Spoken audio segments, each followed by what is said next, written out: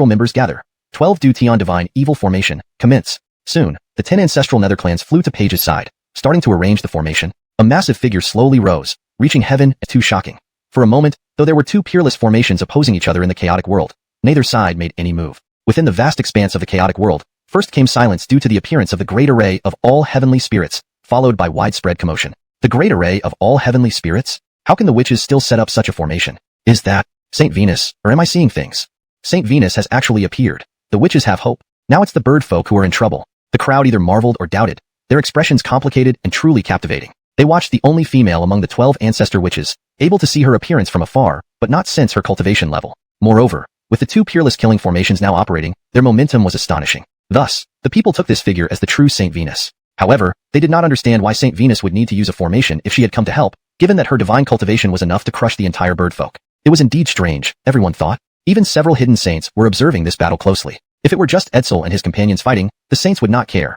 But now that these two great formations had reappeared, it was worth their attention. One must know that when such formations operated, they could unleash power comparable to a saint. Find it with unfathomable power to artificially create another ancestor which in the image of Noemi. It was an act born out of necessity. However, despite this, Andon still had confidence. Recalling the last war, when the 12 great arrays of all heavenly spirits showed their might, even the bird folk's array of all heavenly stars could not resist. Had not XuanHuan intervened, the bird folk might have already perished. Thus, even if the current great array of all heavenly spirits was less powerful, it remained formidable, and Andon was confident in blocking the heavenly court's assault. As the conversation unfolded, the 12 great arrays of all heavenly spirits had already formed, the true body of Mark emerging with an overwhelming aura that spread throughout the heavens and earth. From then on, the two supreme formations faced off completely. On one side, countless star flags were waved by the elite troops of the bird folk, fluttering fiercely and densely without end. The stars revolved, reflecting off each other and emitting endless light. On the other side, the 12 ancestor witches each used the heavenly skill of manifesting the earth's features, their gigantic figures spreading out yet subtly connected. Each witch summoned Mark's essence from within their bodies, gathering it above the 12 ancestors to form the true body of Mark. Though not the first time witnessing such a sight, the crowd still regarded the enormous male figure with infinite reverence and enthusiasm. Countless stars exploded into fragments scattered across the chaotic world. Despite the scattering, they still carried immense force, causing the crowd to turn pale. As the fragments fell, they formed numerous large craters on the ground, instantly annihilating slower cultivators, leaving nothing but death and disappearance without even a scream. This was merely a ripple of the battle, already possessing such destructive power. The true center of the battlefield must be incredibly perilous. The crowd hastily turned their gazes to the sky, paying close attention to the falling stars to avoid being killed by the star fragments. The situation is not good for the witches. At this moment, the crowd realized that despite the witches forcing the great array of all heavenly spirits, its power was far weaker than before, and they were gradually retreating. Chapter 137. Who dares? The power of the demon clan's heavenly stellar array is simply too formidable. Although the witch clan has managed to force together the 12 primordial witches, they are not the true Tabitha, leading to a drastic reduction in the might of the supreme heaven's divine killing formation. Today, they cannot match the demons at all. Sigh, could the heavenly court truly unify the entire Cooper chaos without any resistance? The crowd was in an uproar, everyone talking animatedly. At this moment, even though the 12 primordial witches were trying their best to resist, the overall situation did not look optimistic. Rock Jamie was using the He Tu and Luo Shu as the chance for retaliation. This day, the witch clan will surely perish. Decree it so. As Rock Jamie's order rang out, immense pressure surged upon the witch clan. Stars, as if endowed with intelligence, accurately struck towards Digby's true body. Digby swung his giant axe, the rumbling sound echoing endlessly. The sheer sound of impact caused the powerful beings observing the battle to bleed from their 7 orifices, their faces contorted in agony. The crowd hastily retreated millions of miles away to find some relief. But when they lifted their heads to observe again, they were greatly shocked. They saw that one swing of Digby's axe had formed a colossal axe shadow in the sky, which shattered the void, colliding with countless stars in a visually stunning clash. Star fragments erupted everywhere, covering millions of miles, making it impossible to hide. Even the powerful dared not confront such force with their physical bodies, thus they continued retreating. They finally stopped at the edge of the Cooper chaos, billions of miles away. Yet, despite the great distance, hundreds of powerful beings still perished due to the intensity of the event. Everyone felt a lingering fear. Even the few sages of Cooper chaos who watched covertly used their supreme power to create sturdy barriers around their Taoist strongholds, protecting their disciples from the disaster. This was the power of a great calamity. When it erupted, no one could remain uninvolved, each facing the risk of in fierce combat, their cries shaking the heavens. Occasionally, members from either side would fall, exploding into blood rain mixed with star fragments, blurring the line between heaven and earth. Days passed swiftly amidst the constant battles, never ceasing, leaving everyone trembling in fear. In a simple village on the land of Cooper chaos, a young child tightly covered his ears, terrified by the continuous explosions above. Grandfather, when will the celestial battle end? The child looked curiously at the Andre beside him with watery eyes. The Andre sighed deeply, looking at the chaos around the village where residents had perished under star fragments, full of horror and helplessness. After a long pause, he said sadly, maybe after 100 years, maybe 1,000. perhaps even longer.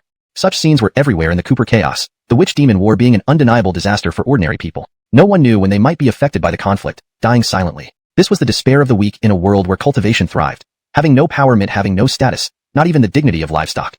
On this day, Jamie's stern face finally showed some change. He sensed that the pressure from Digby's true body had become unstable and was gradually weakening. This indicated that the witch clan was running out of strength and could no longer maintain Digby terrified, fleeing in disarray. Ah!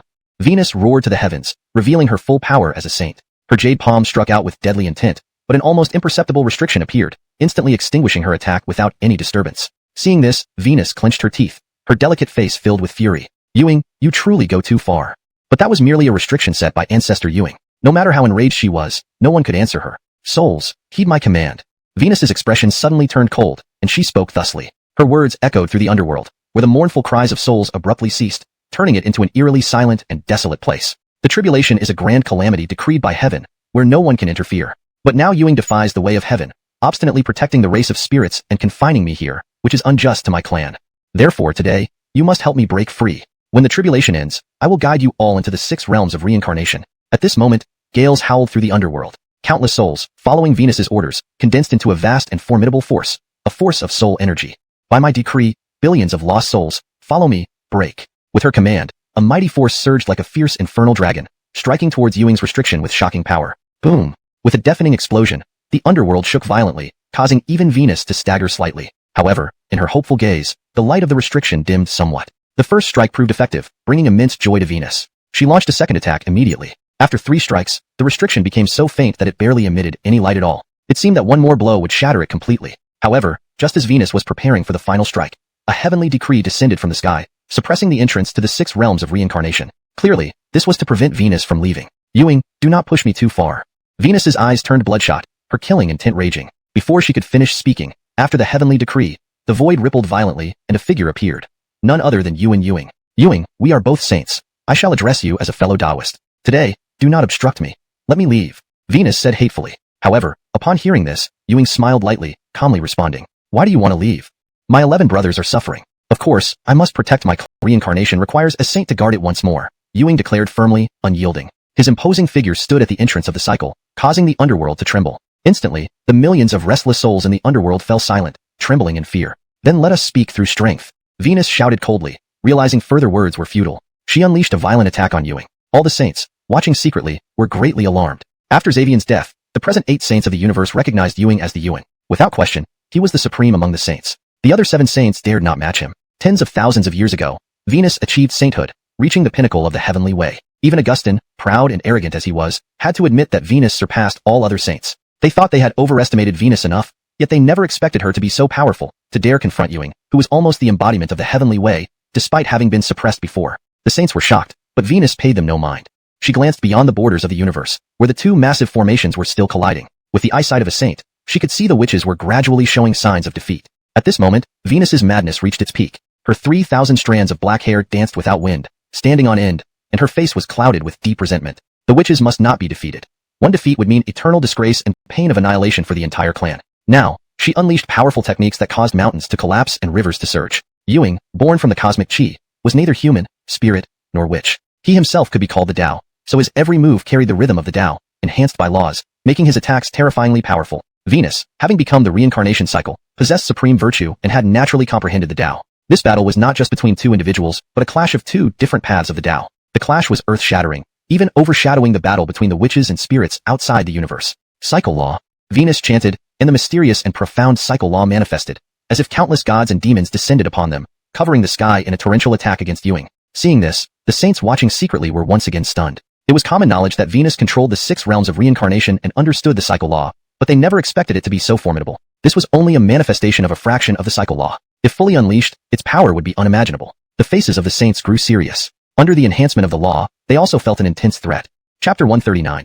Are you perhaps insane? As Venus's light reprimand fell, the heavens and earth abruptly changed color, a chilling aura spreading through the air, causing all living beings to feel an involuntary chill. Ewing was the embodiment of the heavenly Tao, while Venus, as the incarnation of reincarnation, was undoubtedly the Mother Earth. The collision between heaven and earth shook the universe, with its power reaching up to the 9 heavens. Seeing the laws of reincarnation constantly evolving into bizarre scenes, Ewing did not dare to be careless. His cultivation, renowned for shaking ancient times, was fully unleashed. In a moment, the heavens were in turmoil, and the expressions of all living beings drastically changed. Prior to this, they were focused on the battle between the two races of witches and demons above the 9 heavens. Now, such significant movement naturally caught the attention of more than just the sages. Countless powerful figures and sages of the primordial chaos were anxiously observing the more intense battles erupting from the underworld. Though this battle involved only 2 people, White Rock Golden Sovereign / Ewing coldly snorted, unleashing his divine skill. If Landon were here again, he would surely be shocked. This, White Rock Golden Sovereign / ranked among the top few divine skills in the Book of Creation, one move within the 5 Rocks Great Demon skills. However, Ewing perhaps feared that using the true 5 Rocks Great Demon skills might destroy the entire primordial chaos. Thus, he only used one move, though it barely contained a fraction of the complete skill's power. Under the drive of Ewing's sage-level cultivation, it still far surpassed ordinary sage attacks. Remember, Ewing was truly the #1 figure in the present world. The White Rock Golden Sovereign / a killing move within the 5 Rocks Great Demon skills, was razor-sharp and extremely fast. Instantly, it seemed like countless weapons rained from the sky, shimmering with a cold metallic sheen. The scene was incredibly bizarre. Sometimes a giant axe appeared in the void, then quickly transformed into a sharp sword. Focusing further, one would find the sword disappearing and being replaced by a broad saber. Venus's expression was grave. She knew everything before her was not an illusion. This was the power of a sage. With a wave of her hand, there was immense might capable of evoking changes in the heavens and earth. Her cultivation fully unfolded, stopping the White Rock Golden Sovereign / from coming within 100 meters, preventing any close combat. What, do you think this can kill me?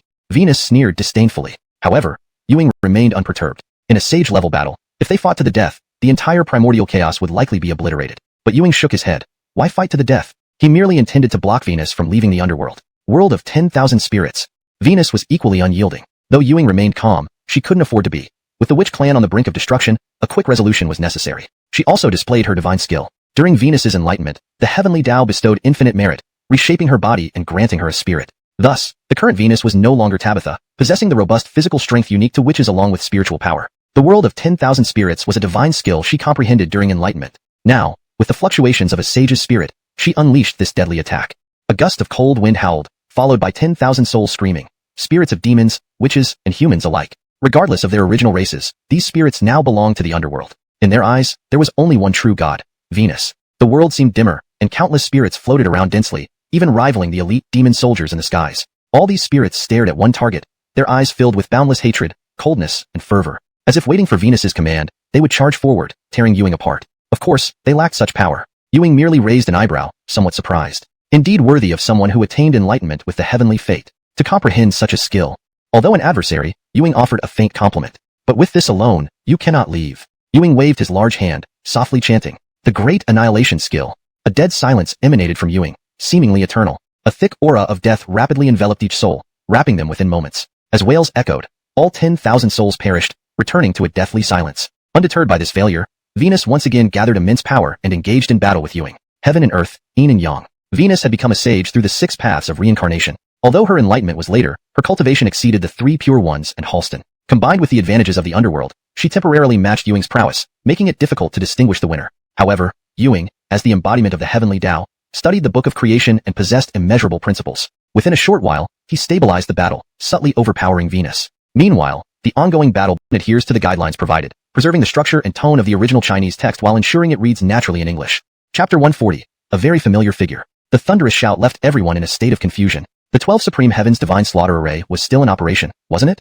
Everyone followed the direction of the sound and looked with doubt, only for their expressions to drastically change upon seeing what was there. A profound sense of disbelief settled over everyone's face. There, on the other side of the sky, another towering figure appeared, standing between heaven and earth, overwhelmingly powerful. Its terrifying pressure collapsed the void, shaking the heavens and the earth. Is this the true form of Xavian? Someone exclaimed in shock, rubbing their eyes vigorously as if doubting their own senses, only to confirm that the figure was real and the overwhelming pressure genuine. How can there be another true form of Xavian? Could it be that someone besides the witch tribe can also perform the Supreme Heavens Divine Slaughter Array? Everyone murmured in confusion, utterly perplexed. Conversations erupted among them, yet without exception, all faces were filled with deep bewilderment and astonishment. They glanced at the 12 Supreme Heavens Divine Slaughter Array formed by the 12 primordial witches of the witch tribe, then turned to look at the second true form of Xavian. For a moment, everyone felt dizzy. This situation was truly beyond their comprehension. No wonder everyone was so shocked. In the primordial chaos, it was well known that the 12 primordial witches of the witch tribe were born from Xavian's essence and blood. Because of this, they could harness their bloodline to perform the Supreme Heavens Divine Slaughter Array and manifest the true form of Xavian. This might have been a compensation for them focusing solely on cultivating their physical bodies rather than their innate spirits. But now, 2 instances of the Supreme Heavens Divine Slaughter Array appeared in the world, surpassing all knowledge and understanding that had accumulated over countless ages. Even those at the center of the conflict wore varied expressions of incomprehensible shock. Brother, could it be that others can also perform the Supreme Heaven's Divine Slaughter Array? Hewitt, who had a fiery temper, burst out first. The Supreme Heaven's Divine Slaughter Array was the Witch Tribe's ultimate trump card. Seeing someone else casually use it not only astonished but deeply worried the members of the Witch Tribe. It's impossible. Only our Witch Tribe can perform it. It is Franklin's blessing to our people, Paige replied firmly. But what is this then? Could the Supreme Heaven's Divine Slaughter Array have leaked out? One suggested, sending a jolt through the crowd. However, after some thought, they dismissed this possibility.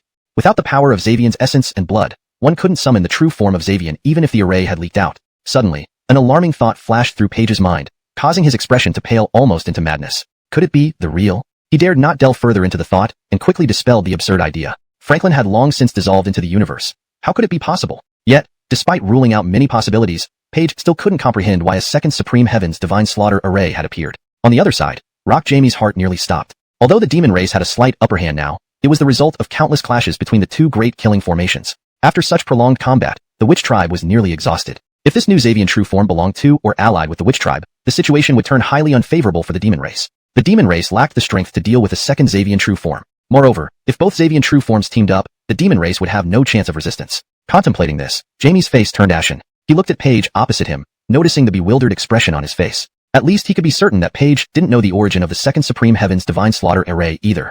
Seems like this later appearing Xavian true form is even more formidable. Several great powers in the primordial chaos stared intently at the second Xavian true form, finally murmuring in disbelief after a long while. Everyone was startled when they heard this, sensing the second Xavian true form indeed had a stronger aura, unmatched throughout the ages. Even at its peak, the first Xavian true form seemed inferior in comparison. That feeling gave off the impression that this second Xavian true form might be Xavian reborn. His appearance seems somewhat familiar too. Another person shouted in shock, focusing on the face of the Xavian true form, which caught the attention of several powerful figures. Upon closer inspection, they too looked puzzled, sensing a familiarity, as if they had seen him somewhere before. However, they were sure this was not someone's heaven's image technique. The supreme pressure leaking from within sent shivers down the spines of even the great powers. This was indeed the true form of Xavian. It wasn't actually the face of the Xavian true form that seemed familiar, but rather the aura emanating from the second Xavian true form that evoked a sense of recognition among the masses. Jamie naturally heard the whispers of the masses and scrutinized closely, gradually recognizing a familiar face in his mind. Landon. Despite immediately dismissing the thought, Jamie recalled Landon, knowing full well that he was not of the Witch Tribe and couldn't perform the Supreme Heaven's Divine Slaughter Array. The battlefield, which was previously in intense combat, came to a standstill due to the appearance of the second Xavian true form. Both sides stared at it in stupefaction, momentarily forgetting to attack each other. They were all aware that this sudden occurrence would significantly alter the entire battle's outcome. Thus, they wanted to determine the identity of the second Xavian true form and its intentions. After pondering for a long time, Jamie couldn't come to any conclusions. Bowing slightly, he politely asked, "This fellow Taoist, may I ask?" However, before he finished speaking, a deafening voice interrupted him. The immense Xavian true form spoke. "Demon race, prepare to die." "Haha, Jamie, don't you recognize me?" The voice carried boundless mockery and disdain, but hearing it caused Jamie's expression to darken abruptly, because this voice belonged to none other than Landon. Chapter 141. I will definitely kill you. At this moment, there was a great commotion in the vast primordial world. Numerous powerful beings suddenly realized why they had felt a sense of familiarity. For tens of thousands of years, Landon had been the leader among the younger generation, carving his name deeply into the hearts of all living beings through his relentless battles. The earlier battle between Landon, Jamie, and Faxon had already left the crowd in awe. No one could have imagined that he would now reveal even greater trump cards, leaving everyone speechless. Note: I have maintained the names Jamie and Faxon as they appear to be proper nouns. If these need to be translated or explained further, please let me know. Meanwhile, at the entrance to the netherworld, Ewing, who had been battling Venus, was now filled with uncertainty and surprise. If before, the 12 supreme heavenly gods formation by the Witch Tribe was not enough to catch his attention, now, an inexplicable aura emerged, causing Ewing to be slightly shaken. Ewing's divine eyes gazed far, immediately seeing the scene of the battle between the witches and demons. When he saw the second true form of Xavian manifest, a faint look of reverence appeared on his otherwise unperturbed face. A creator god, yes, Ewing sensed the fluctuations of the creator god within that manifestation of Xavian. As is well known, Ewing is the undisputed first among the sages of the current universe, the supreme being. The only one capable of evoking such a reverent emotion from him was none other than the great god Xavian. On the other side, Venus also felt that aura and her expression brightened with joy. Earlier, she had almost lost hope. Ewing's power was ancient and profound, leaving her unable to break free. She could only watch helplessly as the Witch Tribe faced defeat. Thinking about the extinction of her people made her blood boil.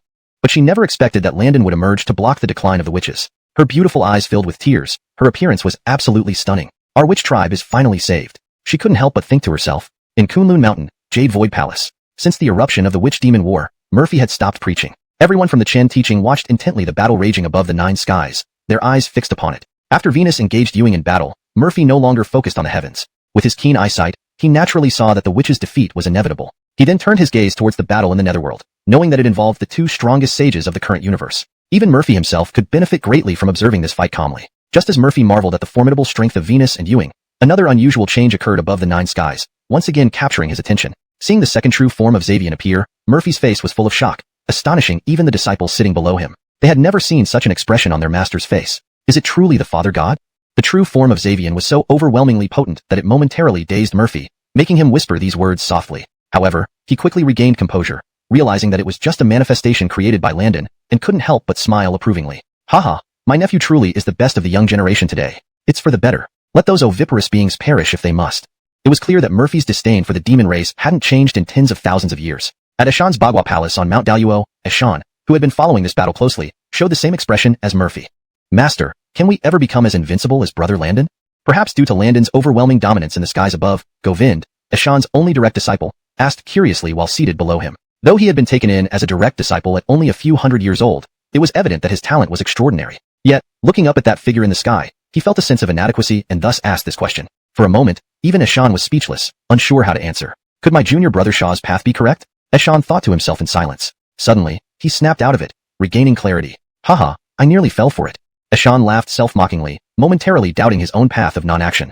Knowing that a sage's enlightenment required absolute precision, or risk eternal calamity, Ashan felt a slight aftertaste of fear as he recovered. Now, back to the battlefield. The reactions of the witch and demon tribes were markedly different. Among the witches, confusion gave way to immense joy upon hearing Landon's voice. Haha, the witch tribe shall never be defeated. At this moment, Rock Jiang laughed heartily, knowing that the witches wouldn't lose today now that Landon had shown himself. The 10 other ancestor witches were overjoyed as well. Their initially pale faces flushed red with excitement, and they joined Rock Jiang in shouting, "The witch tribe shall never be defeated. The witch tribe shall never be defeated." The warriors from both sides noticed this change. All the witch offspring roared together, creating a thunderous roar. On the other side, the demons' faces were iron gray. How dare you? How could you possibly perform the 12 supreme heavenly gods formation? Jamie, choked with anger, asked this question, but immediately realized that it was pointless. Landon would never tell him. Looking up, Jamie indeed saw a hint of mockery in the true form of Xavian's face, further enraging him. Landon, Jamie gritted his teeth. Tens of thousands of years ago, Landon was merely an ant he could crush effortlessly. Yet, he stormed the celestial palace alone, destroying part of the palace, a huge humiliation for the heavenly court. Later, after Lee's death and the emergence of the purple vapor of chaos, Jamie aimed himself towards Landon. At this point, Landon also moved. Transforming into the true form of Xavian, the colossal giant stretched his hand into the void. Come, spear. Note asterisk I've used which tribe for consistency in translating the term for the shamanistic/ancient humanoids, often referred to in Chinese mythology. Additionally, demon race or fiend race could also work depending on the context preferred. Chapter 142.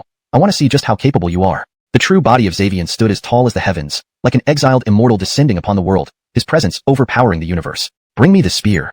As Landon spoke, his words were followed by divine power. A peerless divine spear seemed to descend from the heavens, and Landon extended his hand, grasping it firmly. It was unmistakably the god-slaying spear. At this moment, the god-slaying spear was colossal, akin to a sky-supporting pillar between two poles. Yet, everyone watching felt no sense of incongruity.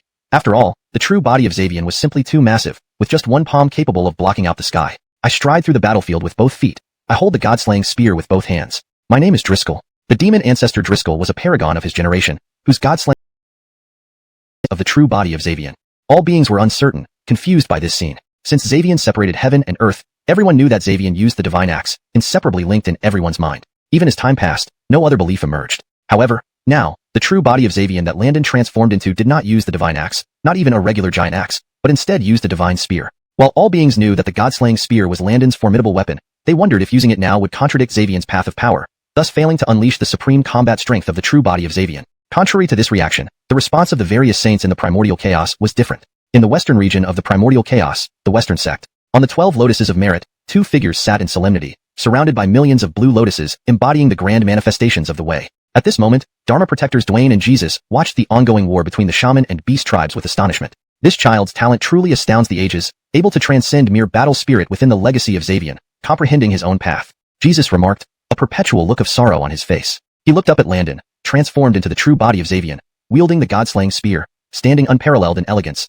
transcending time itself. Dwayne also wore a grave expression, inscrutable to others. After a while, he finally spoke. Not bringing this child into our Western sect is a significant loss for us. Yet, Dwayne still found some solace. He glanced towards the grand hall of the Western sect where another figure sat in meditation, Teddy. Although unable to convert Landon, at least they had found Teddy, who possessed remarkable talent, Dwayne thought to himself.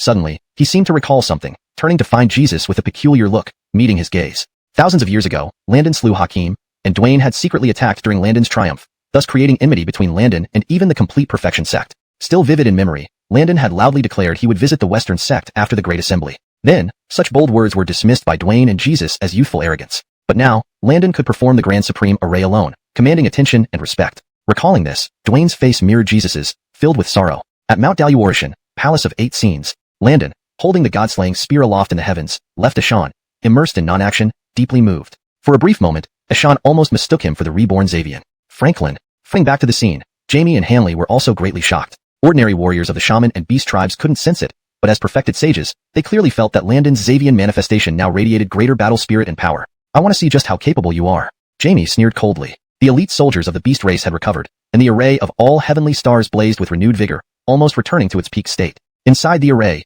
countless stars rotated endlessly, shocking all witnesses. The previous war against the shaman race had scattered star fragments across the primordial chaos. Another such conflict would have unimaginable consequences. Seeing the beasts once again activate the array of all heavenly stars, Landon's Xavian manifestation sneered, the sound shaking the 9 heavens. This move is what I have comprehended, called Heaven, Pierced, 9, Spears. Landon spoke each word distinctly. Upon finishing the 4 words, a visible wave of immense power shook the sky, accompanied by surging battle spirit. Chapter 143. Observe the spear. 9 heavens opening spears. As Landon's words echoed, boundless battle intent filled the heavens, shocking the ancient primordial world. Words became law as the gods combat power so low now. Someone exclaimed in shock, disbelieving what they saw. Even when he fought 2 opponents earlier, Landon had clearly been on top. It was unimaginable that he was struggling now, unable to withstand the first strike of the Zhou star formation. In that instant, Landon's god-slaying spear only exerted late-stage Great Luohan level power. A powerful entity remarked in astonishment. Their cultivation levels were higher than most, allowing them to sense more details of the battle. Fighting against a force comparable to a saint at a late-stage Great Luohan level could hardly be achieved by anyone else. Indeed, by switching from axe to spear, Landon's combat power has significantly decreased, and he can't unleash the full might of Xavian. The masses felt a wave of sorrow, realizing that even with Landon deploying the Great Supreme killing array, it wasn't enough to reverse the tide. Unexpectedly, Landon's face remained calm without a trace of despair, instead carrying a faint smile, seemingly having gained much insight from his failed spear thrust. Without a word, Landon stood proudly again, slowly raising the god-slaying spear. Second spear move. They collided violently, shattering thousands of stars. Landon retreated another 10,000 miles, a trace of blood appearing at the corner of his mouth. Despite the setback, his smile widened. Meanwhile, the great entities in the Cooper world noticed that Landon's second spear move had reached the realm of late-stage Great Luohan. Third spear. Tens of thousands of stars shattered, but this time Landon did not retreat. Fourth spear. All the stars within the Zhou star formation exploded, accompanied by countless screams and endless showers of blood, spreading a thick scent of gore across the land, making people feel sick. Limbs scattered everywhere, turning the earth into a gruesome spectacle. Jamie's pupils constricted. Although he didn't know why Landon's power was increasing, it clearly wasn't a positive trend. Jamie ordered the expansion of the Zhou star formation, which enveloped the entire Cooper world beneath a new expanse of sky. People watched in disbelief, a bad premonition rising in their hearts. On the other side, Landon's aura was undiminished. His clear eyes flickered with lightning, emanating a soul-chilling presence. Seeing this, Landon wielded the 5th spear without hesitation, imbued with spatial laws. The spear shot out, striking the Zhou star formation, causing it to tremble but not break. Not surprised, Landon knew the Zhou star formation was the most powerful killing array of the demon race. It wouldn't be weak enough to break so easily. 6th spear. Landon unleashed the 6th spear of the 9 heavens opening spears. Instantly, the skies darkened, sand and rocks flew, obscuring the battle in the heavens. However, as the 6th spear emerged, Jamie's pupils contracted sharply. Millions upon millions of elite demon soldiers, sacrifice yourselves to the array. Jamie roared. All demon clansmen slapped their chests, spewing out torrents of blood that hovered midair, forming a vast cloud above the Zhou star formation, adding a sinister aura. Infuse the array. Jamie formed complex seals, waving his hand to send the blood mist swirling with eerie light. Its crimson glow caused unease among the masses, sensing something terrifying about to emerge. Knowing that the Zhou star formation used the Ho-Tu and Luo Shu as its core, these artifacts contain the primal principles of Hemlock Nyang, the 5 elements, and could manifest all things, including stars, mountains, rivers, beasts, and plants. Now, the demon race's blood sacrifice allowed the formation to conjure countless divine beasts to aid in attacking Landon. Suddenly, a roar resounded as a chaotic divine dragon emerged from the formation, roaring through the sky, its massive tail swinging towards Landon. Everyone gasped, shocked that the demon race was driven to this extreme. Looking up at the radiant golden dragon, they were astounded. It was a real, physical manifestation of the chaotic divine dragon. Observing Landon, his face remained unchanged, only a hint of surprise briefly crossing his eyes. I never thought the Zhou star formation could be used like this. Muttering under his breath, Landon swung the god-slaying spear, piercing the divine dragon's massive tail with the force of the 6th spear move. Covered in golden scales, the chaotic divine dragon was impervious to ordinary attacks, the recoil likely to severely wound anyone striking it. But in this moment, those impenetrable scales seemed fragile, splitting with a sound that made everyone hold their breath. The sound wasn't loud, but to everyone present, it was like a thunderclap, leaving them stunned and rooted to the spot. Chapter 144, Truly Annoying. SHI. A sound rang out, causing everyone to catch their breath. They hurriedly used their far-sighted abilities to observe the battlefield. This strike had everyone on tenterhooks. It's well known that regardless of cultivation or race, the strength of the bodies of ancient gods and demons was far superior to that of current great cultivators. This gift was bestowed by the chaotic era to all races. Moreover, when the divine dragon emerged, everyone clearly sensed the emanations from its body, comparable to a near-saint powerhouse, with a body as hard as gold and iron. Combined with near-saint cultivation, such a divine dragon would be a fearsome beast in today's world. Some greats secretly grimaced. If they encountered such an ancient chaos deity, they might have been obliterated by its tail alone. Therefore, everyone watched intently, curious if Landon could withstand this divine dragon. In the arena, the god-slaying spear clashed with the divine dragon, and a shocking scene unfolded. The spear, unstoppable, pierced through the dragon's several thousand zhang-long tail in an instant, releasing golden blood that formed light spots floating down. The divine dragon roared in pain, its eyes like small stars, filled with rage. It swung its massive body, not hindered by its size, and lunged at Landon with sharp claws ready to crush him. Landon remained calm, looking past the dragon. The spear, undeterred, flipped mid-air as the dragon turned, and its tip, now stained with golden blood, stabbed towards the dragon's head. All this happened in an instant. Before everyone could react, another SHI sounded. The dragon froze hundreds of zhang away from Landon, motionless as if petrified. Dead silence spread across the world. After a while, golden light filled the sky, bringing everyone back to their senses. A massive hole appeared on the dragon's head, golden blood flowing out. Moments later, it exploded into golden sparks, oddly beautiful. Rock Jun was greatly shocked. He never imagined that this spear strike could be so powerful.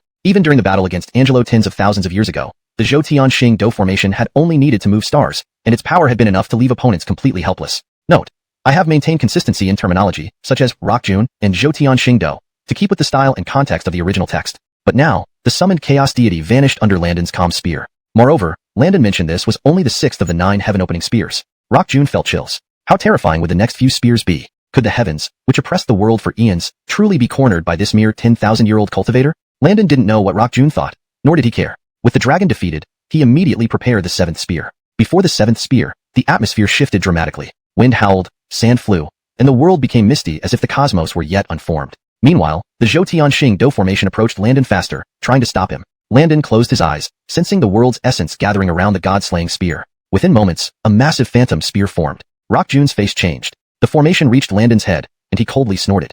Ancient deities rushed from the formation, attacking Landon. Landon remained unmoved. Opening his lips slightly, he said, "Cut." Instantly, the spear obeyed, collapsing the void and piercing through the sky, landing rapidly. Anything in its path, beasts or gods, exploded. Bang bang. The sound echoed endlessly. Everyone watched in shock, speechless. Each deity from the formation was at least a Luo realm, countless nearing saint, but none survived the spear.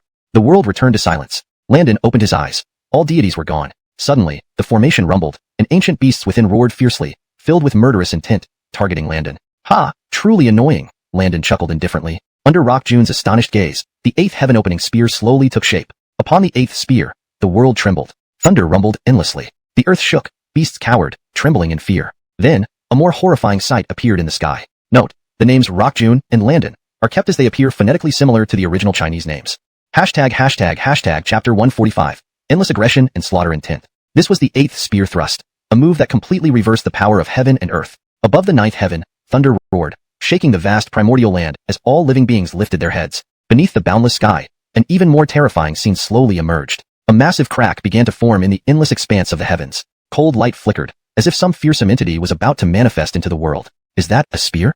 Descending from the heavens, it's a divine spear illusion. The crowd was stunned. At this moment, Landon's god-slaying spear glowed brightly, emitting an overwhelming aura of slaughter. On the other side, the god-slaying spear's illusory form descended from the sky. Though it was an illusion, it seemed tangible, with a metallic luster that caused awe and fear. Decree.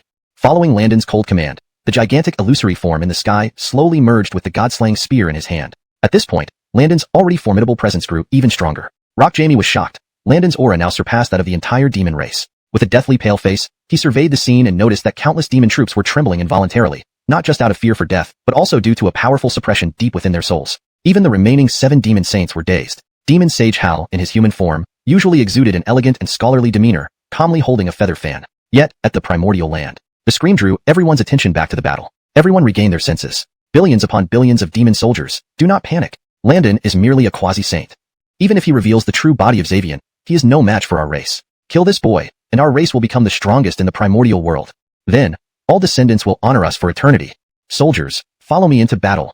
As the sole emperor of the heavenly court for countless eons, Jaime naturally commanded unparalleled prestige among the demons. With just a few words, panic vanished from their faces, replaced by fierce combat spirit and boundless excitement. Jaime turned his gaze back to Landon and said, "Boy Landon, no matter what tricks you play, you are still just one person. How can you fight against billions upon billions of demon soldiers united?"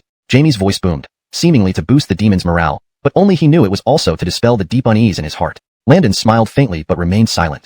He clearly saw through Jaime's show of bravado. At this moment, the god-slaying spear had truly merged with its descending illusory form. The void around it rippled continuously, and if one looked closely, one could see ethereal souls drifting around it. The god-slaying spear was the most shook incessantly. Jaime watched in shock, sensing instability and signs of destruction in the all-heaven star formation. He urgently shouted, "Abel!" East Rock Abel exchanged glances with Jaime, immediately understanding the urgency in his call. With a thought, the Cooper bell floated upwards, coming to a stop above the all-heaven star formation. It emitted a dense chaotic energy, lending additional power to the formation. The originally unstable formation steadied under this influence, momentarily holding its ground against the god-slaying spear. The originally unstable formation stabilized momentarily, forming a standoff with the god-slaying spear. However, the eighth spear thrust of the 9 spears that split the heavens was not so easily countered. Moments later, another thunderous boom echoed, and the all-heaven star formation's infinite roars ceased, the stars stopping in their tracks. A deathly silence ensued, as if both forces had vanished into nothingness. Just as everyone was baffled, Jaime spewed a jet of blood and recoiled rapidly. Simultaneously, the all-heaven star formation, unable to withstand the god-slaying spear's might, shook uncontrollably as Jaime retreated. Within moments, it lost all its power and fell silent. Chapter 146. You are already exhausted. Await this rock slashing. 9 heavens-piercing spears. The all-heaven constellation array. A world-shattering collision occurred in a manner that left all beings astonished. This time, even Jaime and Faxon felt the breath of death. Xavian's true body once again tightened its grip on the god-slaying spear, as if preparing to unleash another deadly move. 9 heavens-piercing spear. Jaime's pupils constricted, and his face turned grim. The previous 8 spears had already been awe-inspiring, especially the 8th spear which diminished the power of the all-heaven constellation array. Jaime was already astounded by such power. Now, everyone could see that Landon's 9 heavens-piercing spears increased in strength with each successive strike, sometimes by 1,000-fold. Therefore, although Landon had yet to unleash the 9th spear, just the gesture of holding the spear was enough to cause Jaime's expression to change dramatically. Sure enough, under Jaime's horrified gaze, the god-slaying spear was slowly raised again, accompanied by Landon's shout, 9 heavens-piercing spear. To everyone's surprise, there was no burst of light this time. However, a wave that made everyone's hearts tremble gradually spread out. He is absorbing the power of the earth. Quick, look, the heavens are raining down thunder. The masses cried out in shock. Landon's 9th spear actually absorbed the power of heaven and earth, transforming it into his own. In this way, did Landon not possess infinite mana? Thinking of this, everyone showed various expressions, envy, gratification, and also resentment. They looked at each other, eagerly awaiting Landon's 9th spear, curious about the unprecedented power it would unleash. On Kunlun Mountain, at Jade Void Palace, Cooper was greatly startled, staring dumbfounded at the scene. He waved his hand, enveloping the entire Jade Void Palace in a faint light. This protective barrier was formed by Cooper using supreme magic. "Master, is it necessary?" Below, one of Cooper's disciples asked. Although he could also sense the tremendous power contained in Landon's final spear from above, he knew that Jade Void Palace was Cooper's stronghold. With a sage guarding it, this place would automatically be protected by heavenly fortune. But now, Cooper used more magical power to form another protection, causing great alarm among the disciples of the Pure Heaven sect. At this point, Cooper spoke. Landon's strength today is indeed astounding. If this 9th spear is truly unleashed, it will likely be a catastrophe for the entire primordial chaos. After saying this, Cooper looked up again at the sky, leaving behind a group of stunned disciples who remained silent. On Mount Daluo, at the 8 scenic palaces, Xian, pursuing the way of inaction, clearly felt the raging energy within the heavens and earth. The speed of Landon's growth is truly beyond our expectations. Xian sighed. He thought that even with outstanding talent, it would take at least 4 or 5 Grand Culpas to reach Landon's level. But Landon shortened this period several times over. Tens of thousands of years ago, the 3 purities taught Landon supernatural abilities, during which Xian saw Landon's extraordinary talent. Yet, he realized that even then, he had underestimated him. "Master, I will definitely surpass Brother Landon in cultivation someday." Holden, Xian's only disciple, declared resolutely. In response, Xian merely smiled faintly. Only someone at Xian's sage level could truly understand the monstrous talent of Landon. At this moment, even at the entrance to the underworld reincarnation cycle, Ewing watched the scene in the sky with a look of astonishment, momentarily forgetting that they were still engaged in battle. "Ewing, do you feel uneasy now?" Venus jeered. Previously, when the Witch Clan weakened, Venus was extremely anxious, thinking that the Witch Clan would soon perish. But now, Landon emerged and continuously unveiled his trump cards, forcing the Demon Clan to retreat step by step. Even the most relied upon all-heaven constellation array was now useless. Venus was no longer eager to fight Ewing, instead taunting him. Ewing said nothing, watching the 9th spear Landon was gathering with a grave expression. Since Xavian's demise, Ewing had been considered the strongest being in the primordial chaos. Had he ever felt like this? However, at this moment, Ewing's expression eased. With this boy's current strength, he cannot unleash this ninth spear. After speaking, a faint smile appeared on Ewing's face. Upon hearing this, Venus sensed something, and her expression changed slightly, but ultimately said nothing. At this moment, the scene changed again. As Ewing said, all the momentum built up by Landon suddenly dissipated. Even the Xavian true body that Landon had transformed into began to shrink until it eventually became Landon's original form. Landon laughed bitterly. The ninth spear required terrifying magical power that far exceeded what he currently possessed. Perhaps I need to wait until I become a true sage to use this last spear. Landon muttered to himself. Seeing Landon like this, the demon clan, whose faces had been pale as death, suddenly rejoiced. Haha, Landon, you are exhausted. Await this emperor's killing blow. Jamie laughed and ordered the demon clan to reactivate the all-heaven constellation array to slay Landon. However, another loud laugh interrupted Jamie. Haha, fellow Taoist Landon, our witch clan is willing to join forces with you to resist the enemy. Upon hearing this, Landon immediately cast the great heaven-killing formation. In an instant, 2 sets of 12 formations took shape in the sky, with 2 Xavian true bodies standing tall, causing Jamie's smile to freeze and turn iron gray. Chapter 147, Desolate Power. Rock Jiang laughed heartily. The battle between the demon race and Landon had given the witch tribe ample time to adjust the state of the 12 ancestral witches. Now, the witch tribe once again activated the 12 heavenly spirits array, its power astonishing as if Xavian's true form had become tangible. In comparison, Landon's recondensing Xavian true form appeared somewhat ethereal. Although he hadn't been injured while fighting against the demon race's all-heaven stars array alone, he had expended a great deal of magic power. Moreover, even though he did not unleash the 9 heaven-splitting spears at the end, it caused his internal chi and blood to continuously churn. Landon now exchanged a glance with Rock Jiang, both knowing that this battle would be one of life and death. In the name of the 12 ancestral witches, summon Franklin Xavian to protect our witch lineage. Seeming to understand that the current 12 heavenly spirits array was not as powerful as before, Rock Jiang shouted these words and then began murmuring softly, his expression devout as if chanting an ancient spell. As Rock Jiang's voice continued, the Xavian true form above the 9 heavens slowly transformed, no longer appearing so lifeless. In its eyes, a human-like expression emerged. Seeing this, the witch tribe rejoiced. It actually worked. Rock Jiang exclaimed softly. Indeed, what he was chanting was an ancient spell passed down by Franklin, never used in countless ages by the witch tribe. The reason? The price of chanting this spell made even Rock Jiang wary. However, after continuous battles, although Landon aided them, everyone could see that Landon was gradually showing signs of fatigue from multiple fierce battles. At this moment, only if the witch tribe played their final cards could they compete with the demon race. The already towering Xavian true form, under the influence of the ancient spell, began to grow larger, its aura soaring. Brother, stop it quickly. At this moment, Leandro, one of the 12 ancestral witches, who had 8 faces and a tiger body with 10 tails, spoke up, his many tails swaying ominously. Turning his gaze, they saw Rock Jiang, who had just finished chanting the spell, already pale. Clearly, despite merely reciting a spell, it still consumed much of his magic power. I used the ancient spell to awaken the divine power within Franklin's body, Rock Jiang declared, and immediately an inexplicable energy pervaded the chaotic world, causing all living beings to feel perplexed and sense it closely. This is desolate power? All powerful figures who sensed this energy were shocked, losing composure and exclaiming aloud. Desolate power was the most peculiar and domineering force in the chaotic world. Xavian's act of creating the world embodied vitality. Desolate power, however, was the most domineering dead force. Legend had it that this power originated from a mysterious race during the era of ancient deities and demons. After Xavian created the world, those ancient races vanished, causing this power to be lost and never appear again. The terrifying aspect of this power was that regardless of what force encountered desolate power, it would be homogenized into dead energy, becoming devoid of any offensive capability. Unexpectedly, today it had been summoned by the witch tribe. Immediately, all the watching powerful figures urgently mobilized all their inner magic power to form a faint protective barrier around themselves. Hmph, pretentious nonsense. Upon seeing this scene, Jamie coldly snorted. The all-heaven stars array rapidly revolved without holding back, hurling endless stars towards the witch tribe. This time, Jamie didn't activate the strongest version of the all-heaven stars array. Hence there were no godly or demonic manifestations. Clearly, he believed in the sky full of stars to explode continuously. By the end, Landon's illusory strike shattered tens of thousands of stars. Clearly, this was a sword skill Landon had learned tens of thousands of years ago. With mere thought, he could condense invincible sword intent, dealing unseen damage with terrifying power. This battle shook the chaotic world and sent reverberations throughout. Destruction skills, array skills, great way of force, law of reincarnation. Endless high-level skills were displayed, and none of the combatants seemed to tire. This battle lasted for 100 years. For a century, the intense battles never ceased, growing fiercer by the day. Living beings could only watch in fear. Even those who wished to seclude themselves to seek enlightenment couldn't, as the endless ripples emanating from the battlefield disturbed their hearts profoundly, making it impossible to focus on their spiritual path. With the calamity unfolding, apart from the sages, no one could remain uninvolved. Chapter 148, The Ultimate Killing Formation. The Great War has been ongoing for a century, with countless cries of agony echoing across the vast expanse of the Cooper world. Powerful beings looked on with sorrowful expressions, hoping that the war between the WYRM and feathered tribes would end soon. Otherwise, it might delay their cultivation further. However, this war between the WYRMS and feathers was part of the Cooper tribulation and could not easily be concluded. Even the holy ones in the Cooper world could only watch attentively, unable to interfere. In the western regions of the Cooper world, at the Western Teaching Sect, two figures sat atop the 12-petaled merit golden lotus, surrounded by tens of thousands of extraordinary lotuses, an extremely miraculous sight. Holy One Cody observed the 100-year-old battle in the upper heavens with a calm expression, his eyes flickering unpredictably, revealing unfathomable thoughts. These two races, descendants of Xavian's legacy, truly possess profound backgrounds, a century-long battle without any resolution.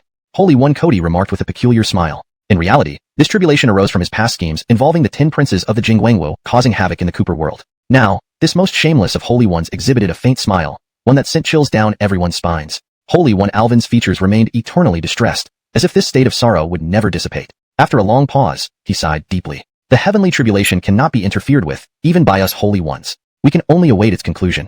At Mount Dalo, Bagwang Palace fully operational, what unimaginable power would it unleash?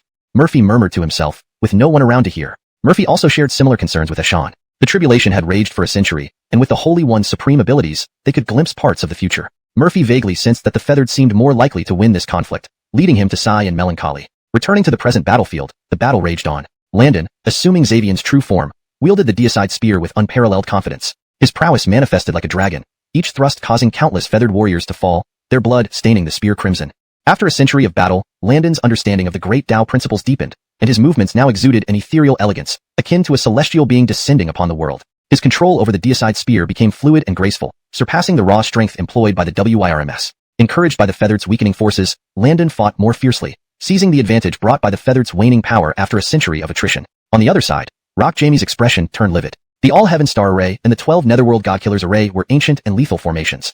In a one-on-one contest, the outcome might have been balanced. However, the All-Heaven Star Array now faced two 12 Netherworld Godkillers arrays simultaneously, intensifying pressure on the Feathered side. Over the past century, nearly half of the Feathered elite had fallen. Though their remaining numbers were still vast, Jamie resented the immense sacrifices, leading to his anger.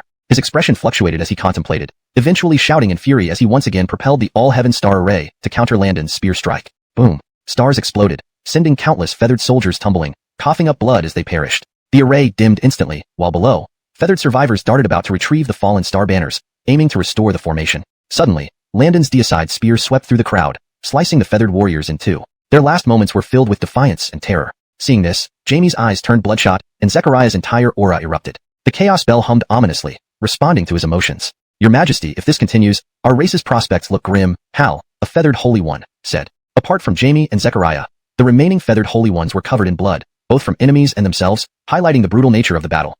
Jamie, hearing this, steeled himself and declared, "Deploy the complete All-Heaven Star Array." With the 7 feathered Holy Ones watching anxiously, Jamie extended his hand beyond the 9 heavens, grasping the Sun Star where the 10 Jingguangwu had once resided. He then hurled it into the All-Heaven Star Array, causing a surge of scorching energy to emanate from within, significantly enhancing the array's power. This wasn't all. Jamie reached out again, capturing another star and hurling it into the array.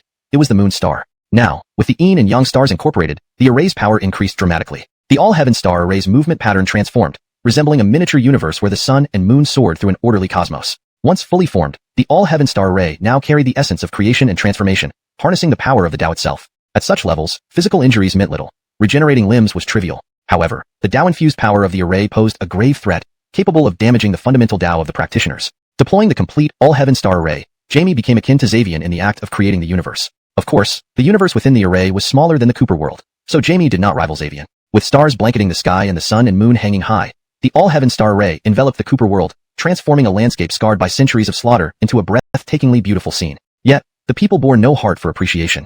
The chilling dread instilled by this spectacle intensified manifold times, more than ever before. Chapter 149, Bloodlust. The complete Zhoutian star formation array took shape. Unlike before, at this moment, everyone felt as though they were no longer in the world of chaos, but inside the great array. The most terrifying aspect was that within the array, everyone sensed an omnipotent aura, as if it were the supreme god of this realm, holding all life in the balance of a single thought. And this god was Rock Jamie. Landon, you've pushed this emperor and the heavenly court to such extremes. After I exterminate the witch clan, I'll make you feel a pain worse than death.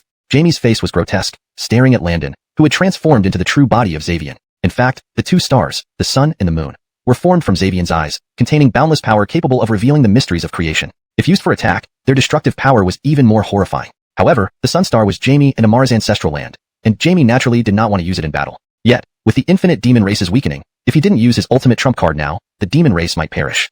Reluctantly, Jamie summoned the Hemlock and Yang stars, deploying the complete Zhoutian star formation array. At this moment, the Hemlock and Yang stars joined the formation, representing dual forces, one scorching hot, the other icy cold. Thus, the power of creation, The 5 elements laws and the Tao of Hemlock Nyang converged here. Hearing this, Landon sneered silently. With the situation now at odds with the demon race, he would not be intimidated by Jamie's words. Yet, the current fluctuations of the array startled Landon. The god-killing spear stabbed out with tremendous force, but everyone could see that Landon was only probing the array, testing its power. The god-killing spear plunged fiercely into the Zhou Tian star formation array, yet it seemed like a stone sinking into the sea, causing no ripple. Both Landon and Jamie's pupils contracted. Although Landon hadn't exerted his full strength, the god-killing spear was itself a primordial weapon, carrying formidable might. It was unimaginable that the present Zhou Tian star formation array had become so formidable, showing no reaction to such a strike.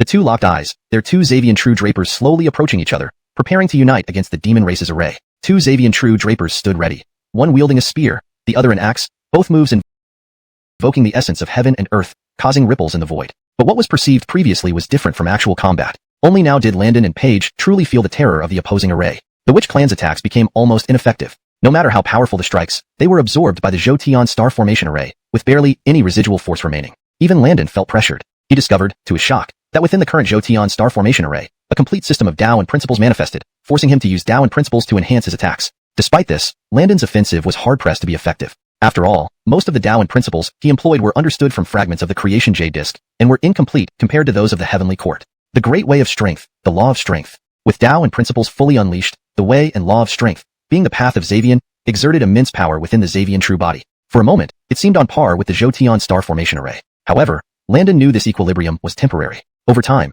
he'd tire easily. After all, Tao was the most mysterious force in the universe. Driving it with personal effort versus using an array clearly favored the latter. Besides, achieving this level in just the late stage of the Deluo realm demonstrated the sheer terror of the Way of Strength. Jamie seemed to have lost all patience. Seeing the situation, he ceased battling Landon and instead attacked the Witch Clan's Xavian true body. The greatest enemy of the Heavenly Court was the Witch Clan. Once the Witch Clan was annihilated, there would be time to deal with Landon later. Suddenly, pressure surged over the Witch Clan. The 12 ancestor witches' faces turned red, each feeling as if a mountain weighed upon their shoulders. Even their mana circulation slowed. Boom!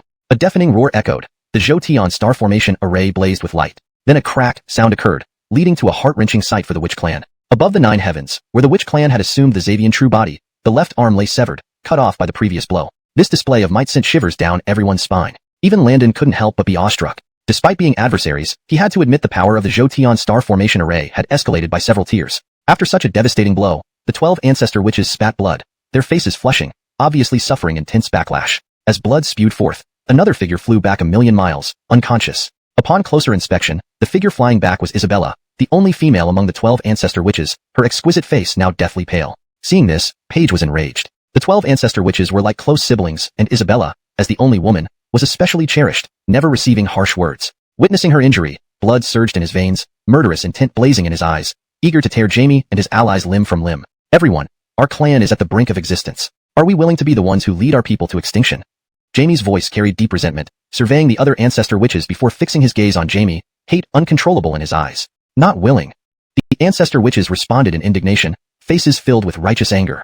Combust our essence blood. Fully activate the 12 supreme demon formation array. As Jamie spoke, his form trembled, surrounded by green flames seemingly burning from within. The ancestor witches looked mournful, bodies quivering. 11 more streams of green flames emerged, swirling with essence blood. This was the method of essence blood combustion, drawing out one's essence blood and roasting it with the Tao flame to unleash ancient powers hidden in the bloodline, endowing the Xavian true body with unprecedented combat strength. However, know that essence blood is the foundation of cultivation. Losing even a little can cause severe damage to a cultivator, let alone such a blood under sainthood, felt a profound shock internally. Prior to this, with the addition of Zechariah and Taiyang stars to the astral stars array, it seemed like no further opposition from the Witch Clan was possible. Yet, no one could have predicted that the injury of the ancestral shaman Isabella would incite such a desperate counter from the Witch Clan's ancestral shamans, who were willing to burn their essence blood rather than submit to defeat. Everyone knew that burning essence blood was one of the most malevolent methods in the universe, its cost unimaginable. Even just a thread of burned essence took tens of thousands of years to heal, and some might even be completely drained, leading to certain death even for those with sage-level cultivation.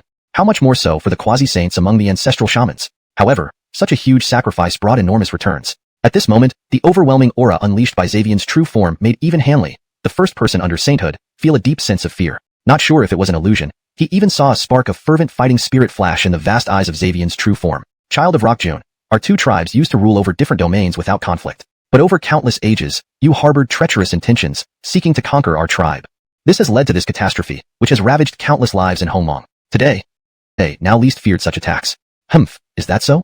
Paige smiled eerily, causing a premonition of misfortune in Rockjune's heart. Then, Paige's voice reverberated thunderously, revealing an ancient secret. When chaos first opened, two beings were born with the essence of heaven and earth, immortal and indestructible. Yet, these two are both interdependent and opposing. One symbolizes the evolution of all things, the creator deity, great deity Xavian. All living beings heard this and were greatly startled, their hearts trembling. Everyone knew that the great deity Xavian was born from chaos, battling countless races of ancient gods and demons, ultimately becoming enlightened through power. With a divine axe, he cleaved heaven and earth, creating the present Hongmong. Therefore, Xavian has always been revered as the creator god and father of all spirits. But according to Page, there was another being born alongside Xavian? This suggested another ancient deity, not inferior to Xavian. However, how could this be? If such a person truly existed, there would have been rumors about them. Moreover, since Xavian transformed into heaven and earth upon death, the latter shouldn't have perished. If such a great deity were alive, how could Ewing, Shaw, and others claim dominance over the heavens? Page ignored the confused masses and spoke again loudly. The other being emerged from the earth. Upon birth, within 1 billion miles around, grass withered, and beasts fell dead. For this being inherently possessed boundless desolation energy, turning all of heaven and earth into barren wastelands where nothing grew. Upon hearing this, all living beings were greatly alarmed. They recalled that previously, the 12 heavenly divine slaughter formation had summoned a trace of desolation energy, though it was too weak for everyone to notice. Did Page still have such a trump card? Without hesitation, Page formed mystical seals. Behind the giant Xavian true form, a colossal shadow slowly materialized. A primordial beast with a dragon-like body, stretching millions of feet long, covered in black scales shimmering with a cold luster. Most uniquely, the beast had only one eye in the center of its forehead, tightly shut, making it seem incredibly eerie. As Page continued forming seals, the lone eye began to slowly open. Instantly, starting from the center of the battlefield, visible changes rapidly spread outwards, startling everyone, including the hidden sages, whose pupils constricted. In 1 million miles of Hongmong, verdant plants turned yellow, and this area continued to expand. This was the desolation energy. Everything it touched turned desolate, truly terrifying beyond measure. Not good. My magical power seems to be slowly dissipating. Even a great immortal would find it impossible to escape death. However, at this moment, Taj's expression was Daichu Rusur, his body frozen in midair, devoid of all movement. He had already met his demise with bitter resentment. Edit. However, at this moment, Taj's face was as Daichu as stone, his body frozen midair without any movement, having already met his demise with bitter resentment. Further improvement. However, at this moment, Taj's face was stone-like and unresponsive, his body frozen midair without any movement, having already met his demise with bitter resentment. Enraged, Jamie remembered that tens of thousands of years ago, 3 of the 10 great demon sages had fallen to Landon, leaving the celestial court severely weakened. Each demon sage possessed power unparalleled by millions of elite troops of the demon race. Losing even one was a tremendous blow. And today, another demon sage had been eliminated here. How could Jamie not be heartbroken? At this moment, Rock Page unleashed his full strength. As the seals continuously formed, the enormous divine beast in the sky opened its single eye completely. Instantly, the power of desolation erupted, enveloping the world in a desolate silence and a bleak atmosphere. Even Jamie felt his magical power being drained, so he immediately employed a mysterious technique to protect himself. Before Jamie could react, another agonizing cry sounded. Recognizing the voice instantly, Jamie was taken aback, his body shaking before disappearing from his spot. For the voice belonged to Hal. In an instant, Jamie appeared beside Hal, only to realize he was too late. Like Taj, Hal's vitality had been completely drained away, leaving another lifeless corpse. Aha! Jamie roared to the heavens, filled with uncontrollable fury. Hal was undoubtedly the demon sage who had contributed the most to the celestial court. Over countless eons, Hal had always led the charge into battles, fighting valiantly and dedicating his entire being to the celestial court and Jamie. Jamie suddenly recalled how, tens of millions of years ago, Hal was a formidable pillar. Desiring to subdue him, Jamie had said, "Surrender to the celestial court, and once I unify the universe, you shall share in eternal glory." It was because of this promise that Hal pledged his loyalty to the celestial court, battling fiercely on their behalf. Thinking of this, an overwhelming wave of sorrow washed over Jamie. "My brother, I never thought you would not see the day when our demon race unites everything under the heavens. Very well, I shall avenge your death." Each other. A scene of mutual slaughter unfolded. Yes, has Jamie gone mad? It's too bizarre. The ancient gods and demons are not targeting the 12-day sky god-slaying formation, but fighting among themselves. People hiding in the shadows, avoiding the power of desolation, watched in shock and confusion. But there was no time to ponder deeply. They quickly understood Jamie's intention. The slaughter within the formation had already reached its climax. Only one entity remained from the numerous fallen gods and demons, a massive celestial wolf. Its eyes glowed ominously, emitting a chilling howl that shook the earth. Drenched in blood, its sharp fangs still clung to pieces of flesh from its last prey, an ancient divine beast. The crowd now realized that while the witch clan's summoned desolation beast was unstoppable, Jamie had crafted a slaughter beast through bloody combat to counter it. The celestial wolf leaped out of the array, roaring fiercely. Dark clouds gathered in the sky, lightning flashing. Boom! Lightning struck the desolation beast's massive head directly, reducing its power slightly. However, the desolation beast's single eye widened. The desolation power inflicted significant damage on the slaughter wolf. As the slaughter wolf's power waned, every roar drew another thunderbolt, weakening the desolation beast continuously. Thunder seemed endless, striking repeatedly. Soon, Jonathan, someone sneered, remarking how while Hal, Taj, and others, as demon sages, fought tirelessly for the demon race and killed countless witch tribesmen, Jonathan chose this moment to take away the He-Tu Luo Shu, a critical component of the formation. This act was truly despicable. Recall that tens of thousands of years ago, Jonathan secretly vied for the primordial purple gas. Now, he goes further by stealing the He-Tu Luo Shu. Such behavior, as a demon sage, practically condemns Rock Jamie to death. Haha, this person can be compared to the shameless one, Saint Dirk? All laughed sarcastically, equating Jonathan to Saint Dirk. Though Jonathan stole the most precious treasure of the heavenly court, everyone knew such holy artifacts were beyond their reach, so most did not consider chasing him. Only a few quasi-saints quietly departed, intending to seize the He-Tu Luo Shu. While there was secret resentment against the heavenly court's domineering actions, Jonathan's behavior made them feel even more contemptuous. Such comments naturally reached Jamie's ears, making his expression turn even uglier. Looking up, he saw that the He-Tu Luo Shu, once the erased core, was now gone. Had it not been for the substitution of Hemlock and Yang stars as the new cores, the all-heaven star formation would have collapsed already. Jonathan, I will surely kill you. Jamie roared, his eyes bloodshot, clearly infuriated to the point of madness. With a flash, he intended to pursue Jonathan. However, at this moment, the witch clans would not let him go. Seeing this sudden change, Paige initially paused, then rejoiced. While also feeling some disgust towards Jonathan's actions, this move greatly helped the witch clans, weakening the power of the all-heaven star formation. Paige issued orders, invoking Digby's true form. A palm swatted towards Jamie, blotting out the sky. You dare challenge death? Jamie, having lost all patience, cursed fiercely. Before his voice fell, he unleashed tremendous power, blocking Digby's true form's palm. Digby's true form moved again, cleaving down with a giant axe, attacking Jamie with a lethal force. Jamie grew desperate.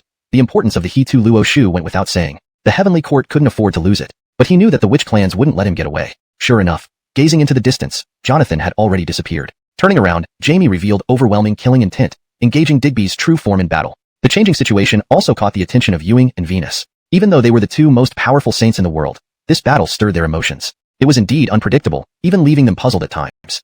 At their level of saintly realm, they occasionally glimpsed moments of the past and future. Ewing once saw a corner of the future, where demon emperors, led by Jamie, unified the vast wilderness. However, the current situation left him momentarily bewildered. The way of heaven is the greatest variable, Ewing sighed deeply. On the other side, Venus was surprised when she saw Jamie and Hanley transform into array cores, thinking that the witch clan's slight advantage might vanish. Unexpectedly, the demon sage stole the crucial He-Tu Luo Shu, causing her relief. Why don't you act to retrieve the He-Tu Luo Shu? That's Rock Jamie's greatest support, Venus taunted. In truth, with their saint-level prowess, they could deploy supreme attacks wherever their thoughts wandered. If Ewing acted, he could certainly stop Jonathan. Therefore, despite her words, Venus's face was grim, her powers ready. If Ewing intervened, she would block him, ensuring Jonathan escaped. Since Ewing could aid the demon clans, Venus would do her best to help the witch clans, hoping to reduce the demons' combat strength, thereby sparing countless witch warriors from suffering or even death. Ultimately, Ewing did not intervene. Instead, watching Jonathan disappear, he pondered for a while before saying, Heaven's creation has its destined path. Let him go. However, no one noticed that Landon had already vanished from the scene, following Jonathan's direction. Indeed, Landon was heading straight for the He-Tu Luo Shu. Recalling the incident where Daoistan died, and the primordial purple gas chose Landon as its master, Jonathan had attacked Landon in secret back then. Landon had not forgotten this deep enmity. A faint smirk appeared on his face. Jonathan, if you had stayed within the all-heaven star formation, you might have survived. But now that you've come out, you're asking for death. Moreover, Landon saw that Jonathan was utterly despicable. If allowed to escape today, he might cause trouble later. So why not take this chance to eliminate him now? Of course, the main reason was still the He-Tu Luo Shu. As Jamie's innate spiritual treasure, it was a true primordial treasure. With the end of the witch demon war looming, the demons' defeat seemed inevitable. Jonathan's betrayal only worsened their plight, sealing their fate. After the demons' downfall, the He-Tu Luo Shu would inevitably spark competition. Better to seize it now to avoid unnecessary troubles. With these thoughts, Landon moved even faster. Chapter 153. The capable shall obtain it. The Wu Yao races now revealed all their hidden cards, even burning their essence blood, resulting in a significant increase in combat power, turning the sky. After this battle, the demon race will no longer exist. Keeping such a supreme treasure in the heavenly court is meaningless. Note, the term Yaoju can be translated as demon race or race of demons to better fit the context and read more naturally in English. Atlas muttered to himself, quite smug. After all, the He-Tu Luo Shu contained the creative power of heaven and earth and the principles of star movements, possessing extraordinary divine powers. No matter who possessed it, it would unleash immense might, serving as a formidable trump card. Indeed, keeping it in the heavenly court is useless, but can you retain it? Suddenly, a cold laughter rang out, shocking Atlas. He was a perfected sage, second only to Dijuan and Hanley, superior to billions of the demon bird race. Yet someone had stealthily approached him without his notice. How could he not be alarmed? Note, I've translated Yaoju as demon bird race, here based on context from earlier parts of the text which suggest this is referring to a specific race or kindred group associated with Atlas and others like him. If Yaoju has been consistently translated differently in the rest of your document, you may want to adjust this part to fit that translation. Who dares challenge Grandmaster Atlas? But after a brief moment of surprise, Atlas's face turned calm. With no sages appearing in the world and all strong entities engaged in the Wormkin War, he naturally felt unafraid, believing no one could oppose him. Note, Wu Yao is translated as wormkin to maintain narrative consistency and readability in English. If this translation does not fit the broader context of your work, please let me know so I can adjust it accordingly. As he spoke, a ripple appeared 100 paces ahead of Atlas, and over a dozen figures emerged from the spatial fluctuation. Leading them was a figure radiating immense magical energy and astonishing aura. Upon closer inspection, this person was at the peak of the perfected sage realm. Haha, Daylon, do you want to contend with this old master for the Hichu Luoshu? Atlas sneered. The arrival was none other than Daylon, the first peacock to achieve enlightenment in countless eons of Hongwang, transformed into human form.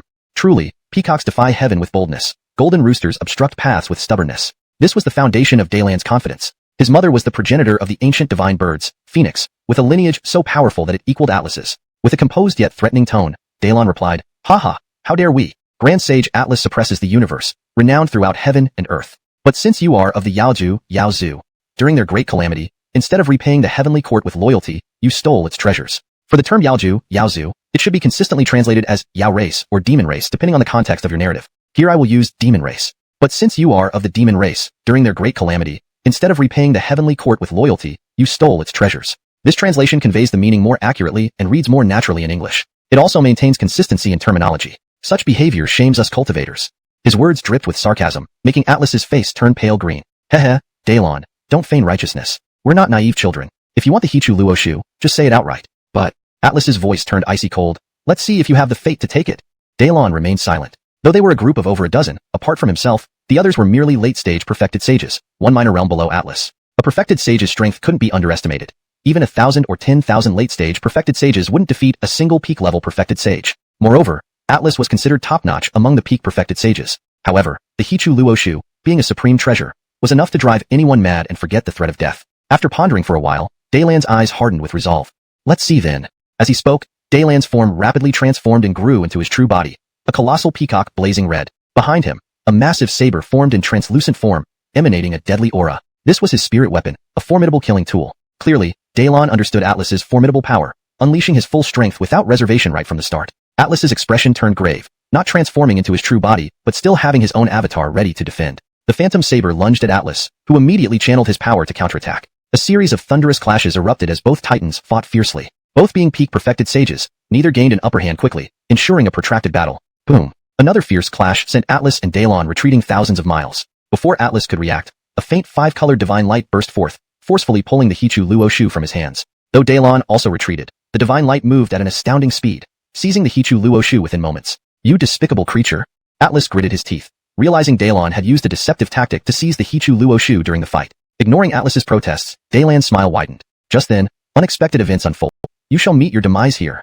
Chapter 154, A Stroke of Two Birds. Landon appeared and performed the divine art, shortening the distance, moving forward with a peculiar gait that made it seem as though he was walking leisurely. Indeed, he moved so slowly, exuding an air of calmness and grace, fully embodying the demeanor of a grandmaster. Yet every mighty figure present knew that this was a profound divine technique. It appeared slow, but felt like space itself was bending to his will. His every move exuded power, treating all the great figures of the primordial world around him as insignificant, much like trees and grass. He regarded the powerful ones as non-existent. Emmanuel had just obtained the Hichu Luoshu when someone snatched it away. He thought to himself, who was this short-sighted fool daring to snatch his belongings? Nowadays, the sages were inactive, and all top-ranking powers in the Cooper world were detained by the war between the witches and feathered tribes. Even someone as powerful as Master Jonathan fell into his trap. Just when he was gloating over his success, someone dared to snatch food from his mouth. If not for Hanley's possession of the supreme treasure, Donghuang Bell, the first sage under the heaven should be him, Emmanuel. No one understood better than him the power of his five-colored divine light. The whole Cooper world underestimated him. Of course, excluding Hanley, now there was also the young Landon. Emmanuel, being prideful, would never place a junior in high regard. Over these past few thousand years, although he heard of major events concerning this junior, he did not take them seriously, believing him to be a braggart under Saint Shaw's protection. But having witnessed Landon's overwhelming might, no doubts lingered. Single-handedly battling Rock Tianjing and Hanley while remaining graceful and composed. These were things he saw with his own eyes. How could they be false?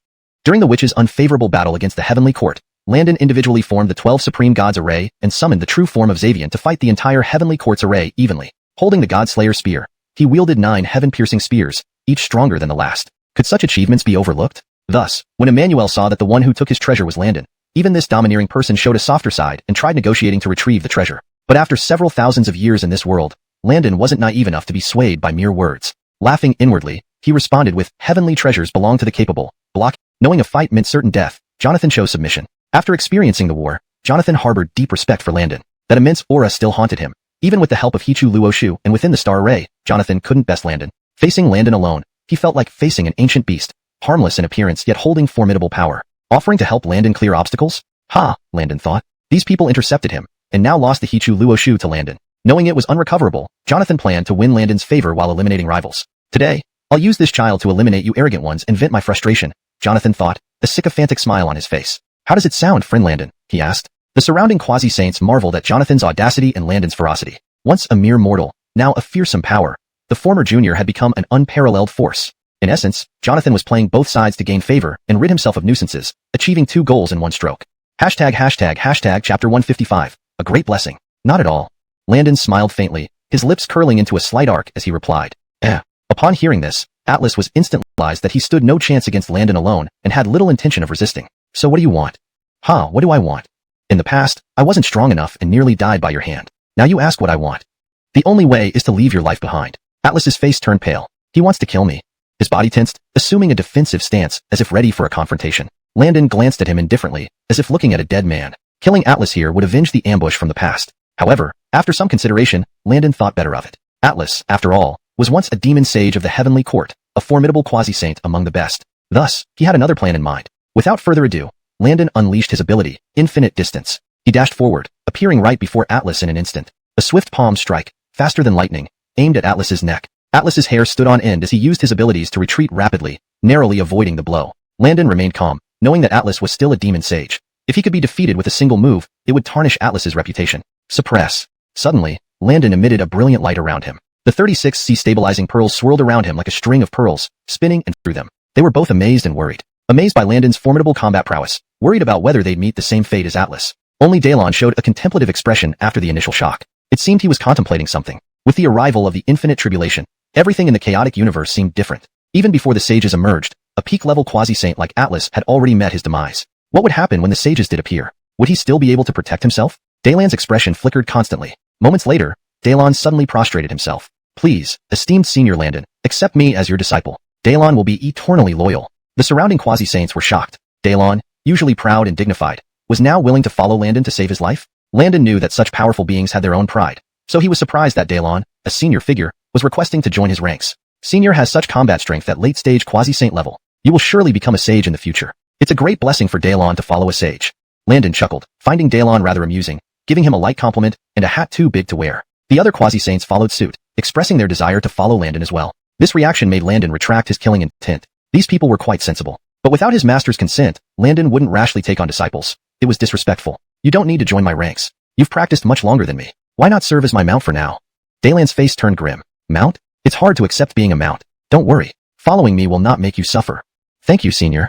With that, Dalon had no choice but to bite the bullet and accept. As for the others, Landon ignored them. Not killing them was already merciful. They didn't deserve to join his ranks. Little did Dalon know, he would one day be incredibly grateful for this decision. Hashtag chapter 156. He is the master of this world. Very well, let me see your true form. Landon smiled calmly, quite satisfied with Amrit's voluntary submission. Yes, master. Amrit's mentality changed quickly. Since he had already made his choice, there was no other way but to accept it. When Landon eventually becomes a sage, it wouldn't tarnish Amrit's reputation either. Furthermore, by following Landon, he would indirectly follow through with the wishes of Shaw, gaining an extremely powerful protector. After all, this great calamity had taught everyone how important power truly is. When Landon attained sainthood, the whole Jia teaching and its disciples.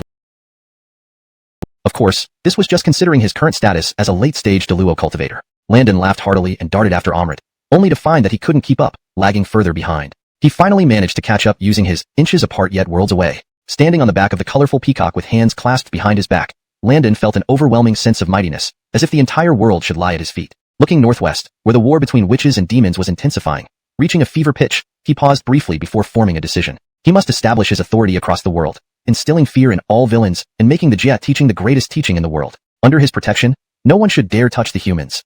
As the first disciple of the Jia teaching, it was his duty to glorify the teachings. As a student of Shaw, it was his duty to secure the position of a sage for his master, to break the future predicament of the Feng Shan list when his master was isolated and weak. As the supreme ruler of the humans, he must protect the safety and honor of the human race, preventing them from being bullied by others. Without becoming a sage, they were merely ants. Landon felt time pressing more urgently upon him. Only by attaining sainthood could he protect those he wanted to, do what he wanted without constraints. Moreover, achieving sainthood required steadfast faith in his path, forging ahead despite all odds, proving himself by sheer force. Considering Venus, a sage descended from one of the 12 witch ancestors Tabitha, though she attained sainthood, she couldn't protect her own people, trapped in Netherworld, unable to aid the witches. That feeling of helplessness was something Landon didn't want to experience. Therefore, to achieve sainthood, he needed to become the strongest sage, powerful enough to act freely and remain unbound by anyone else. With this conviction firmly set, he had one last task before heading to the battle center. A final battle to forge his path to sainthood. First, he needed to assert his dominance over Atlas.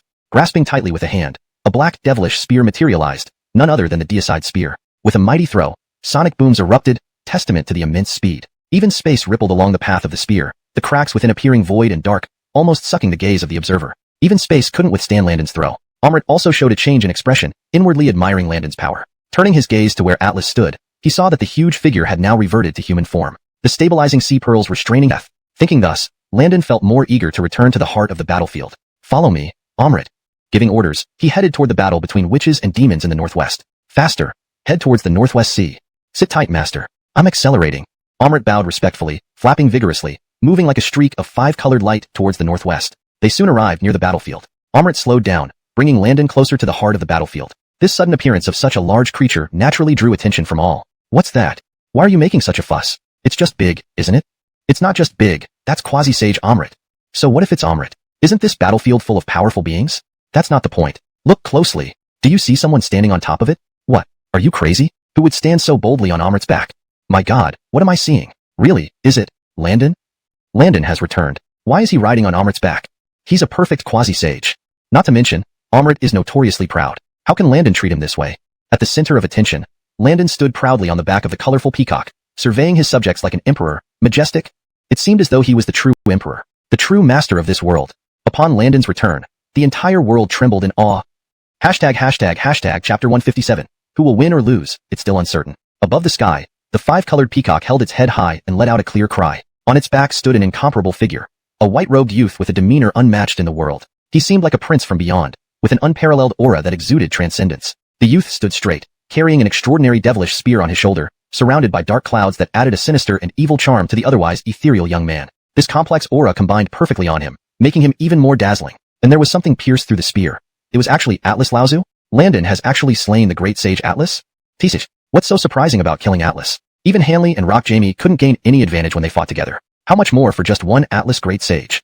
A voice sneered nearby. For a moment, no one refuted these words. Indeed, Landon was no longer the inexperienced young man of the past. One could not judge him by normal standards. Could an ordinary person slay a quasi-saint at the level of a great? Ashan's expression remained emotionless, neither happy nor sad, as if meditating. His eyes were calm like water. But if his two junior masters were here, they would surely see that Ashan's heart was not as calm as it appeared. Numerous cultivators were buzzing with discussions, all centered around Landon. All were amazed at Landon's talent and strength, which surpassed even the most prodigious. Rock Jamie. A thunderous voice echoed across the entire realm of Hongmong. Jamie's face flushed red, rage burning inside him. The human descendant he once crushed effortlessly now dared to shame him repeatedly. As the heavenly rock, he had never endured such humiliation. But now the demon race was already at a disadvantage. With Landon's return to the battlefield, he did not dare to be distracted in the slightest, thus could only secretly curse. Rock Jamie, look who's here. Atlas? Jamie activated the incomplete array of the 33 stars with all his might, pushing back the witches, hurriedly retreating and looking towards Landon. To his shock, he saw Atlas's corpse impaled by the god-slaying spear, carried on Landon's shoulder, while Landon stood atop the five-colored peacock. This visually impactful scene stunned him profoundly. Landon, quickly return my river map and book of changes. If you do, our grievances will be settled. If not, I will mobilize the entire heavenly court to suppress you here. Jamie's furious voice echoed. All demons were like frightened birds.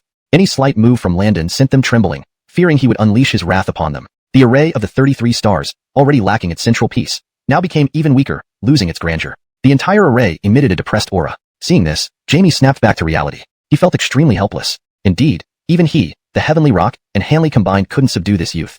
Would the demon race's fortune be cut off here? Will we lose today? Jamie pondered, losing his previous invincible momentum. His people feared Landon, and as the heavenly rock, he couldn't even shatter their fears. Because, even he couldn't, defeat would not diminish the glory of our heavenly court. With this thought, Jamie's eyes lit up again. Demon children, burn your essence blood for the honor of the heavenly court. In this battle, retreat is not an option. The other demons were inspired by the heavenly rock's renewed vigor. Their voices hoarse, eyes red. Protect our honor. The demon race swears not to retreat. Protect our honor. The demon race swears not to retreat. Protect our honor. The demon race swears not to retreat. Countless demons shouted in unison, shaking the heavens. The will of the demon cultivators soared to the skies, merging into a colossal demonic will. It hinted at a trace of the way. This was no longer just a battle of cultivators and demons. It was the Gale, Karina, Leandro, Rhonda, Xianming, Hewitt, Arnie, and compelled themselves to burn their essence blood to boost short-term combat power, preparing for that final desperate battle. Victory would lead to a competition for dominance over the primordial chaos. Defeat would mean the extinction of the witch race. By now, Xin Ming, who had previously fainted, had already regained consciousness. Hearing Page's call, she looked solemn, focused her mind, and maintained the 12 heavenly spirit formation with full effort. The witches' fighting spirit was high. Whether it was the primordial witches within the formation, or the other witches who were engaged in fierce combat, each face bore a savage expression. Clearly, the intense battle had fully roused the aggression of both sides. It would only end when one side fell. The true form of Xiavian, manifested by the witches, grew increasingly solid, surrounded by an ancient aura that seemed unchanging through eternity. His rugged face framed by hair like a waterfall, holding the divine axe used to cleave heaven from earth, his majestic stature standing at the forefront of the witches seemed capable of shouldering all responsibilities. Even under the sky, his presence soared towards the heavens, piercing through the cosmos. May our Franklin help us break the demon clan and vanquish the great foe. May our Franklin help us break the demon clan and vanquish the great foe. May our Franklin help us break the demon clan and vanquish the great foe. The spirits of the witches soared, bolstered by the towering figure before them, giving everyone a profound sense of peace. It was as if their Franklin was leading them into battle. Thus, each witch flushed with excitement, shouting loudly to express their warlike intentions. This surge of morale was unprecedented.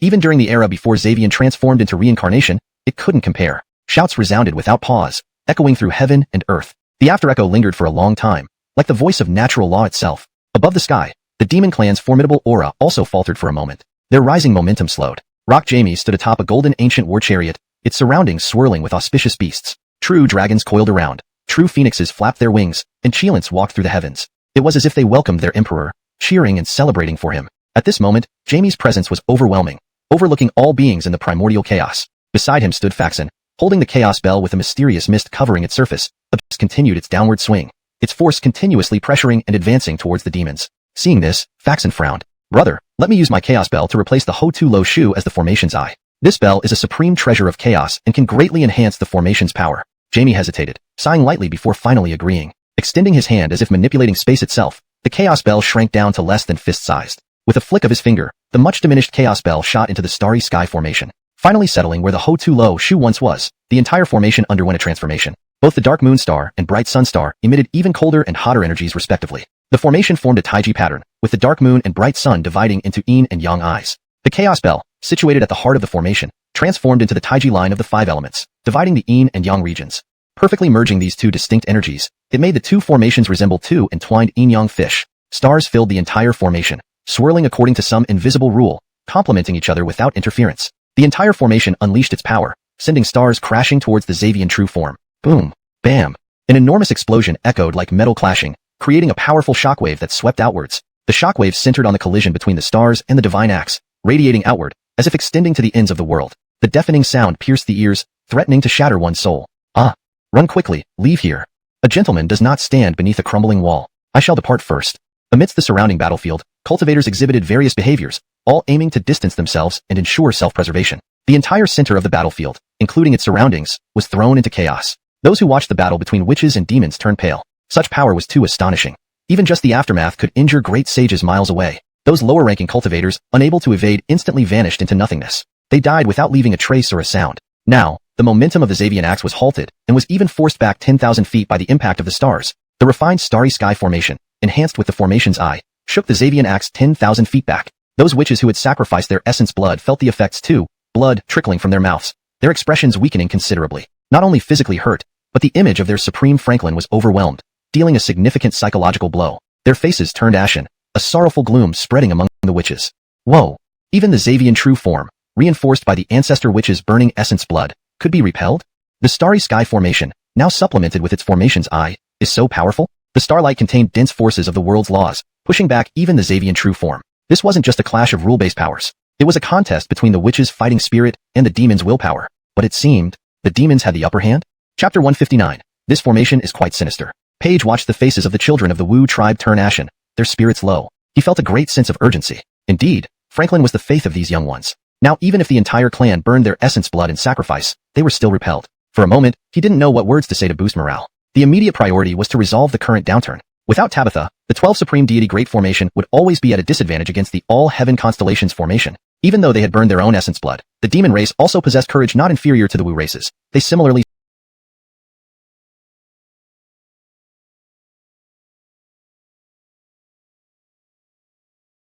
sacrificed essence blood to empower the all-heaven constellations formation. Even one of the 3 supreme innate treasures, the Donghuang Bell, was cast into the formation to act as its eye. At this point, using formations for combat would undoubtedly play to their weaknesses and the enemy's strengths. Since formations could not win, they had to seek alternative paths. On the battlefield, things changed in an instant. As long as the power gap was not enormous, grasping the battle situation was also extremely important. Exchanging glances with Ilium and other ancestor witches, Paige seemed to understand each other's intentions. Leaving his essence blood within the formation to continue empowering the Xavian true body, his main body stealthily infiltrated the demon rear. Ilium and Braden quickly expelled their essence blood and followed Paige towards the demons. With 4 wings unfurled and 6 feet stepping forward, Paige unleashed spatial power, instantly intruding into the all-heaven constellations formation. He aimed to dismantle it from within to relieve the Wu clan's crisis, as continuing this battle would lead to the inevitable defeat of the Wu clan. Meanwhile, Jamie and Zechariah were exerting all efforts to control the all-heaven constellations formation to attack the Xavian true body, intending to completely shatter it. Once the 12 supreme deity formation was broken, these ancestor witches would pose no threat to the all-heaven constellations formation. However, upon seeing Paige and the others covertly approaching, Jamie smiled eerily. As the heavenly rock, how could Jamie not know their intentions? But this suited him well. If the fighting continued, the demon race would indeed achieve final victory but would inevitably lose too much essence blood. By then, even if they won, it would only be a Pyrrhic victory. So he wanted to seize this opportunity. Taking advantage of Paige's group attempting to sneak up, he aimed to first shatter the Xavian true body being controlled by fewer ancestor witches. Time was of the essence, each trying to disrupt the other's strategy first. As Paige penetrated space, his large hand charged with spatial force moved directly toward Jamie and Zechariah, seeming to try to kill them while they controlled the formation, taking their lives. This unexpected development caused an uproar. The cultivators who had run far away stared wide-eyed. This is a real fight now, starting to wager their lives. The head ancestor witch, Paige, attacks the heavenly rock alone, clearly determined to eliminate the demon race's leadership. This century-long war will soon come to a decisive conclusion. One cultivator sighed in amazement. While many cultivators in XuanHuan discussed enthusiastically, Paige, at the center of the battlefield, did not hear anything, his spirit more focused than ever before. Just a little more, just a little more. If I can seriously injure those two, the Wu clan will surely win. The killing intent was almost tangible, making Paige look invincible. Just as he was about to unleash the spatial power in his palm, an unexpected change occurred. Quentin, you dare to block me? A Taoist with a snake body and human head, arms crossed, back arched, resisted this fatal strike. Paige roared angrily, more anxious. If he couldn't disrupt this all-heaven constellations formation, these fine warriors of the Wu clan would ultimately die. Seeing Ilium and Braden finally arrive, a feeling arose.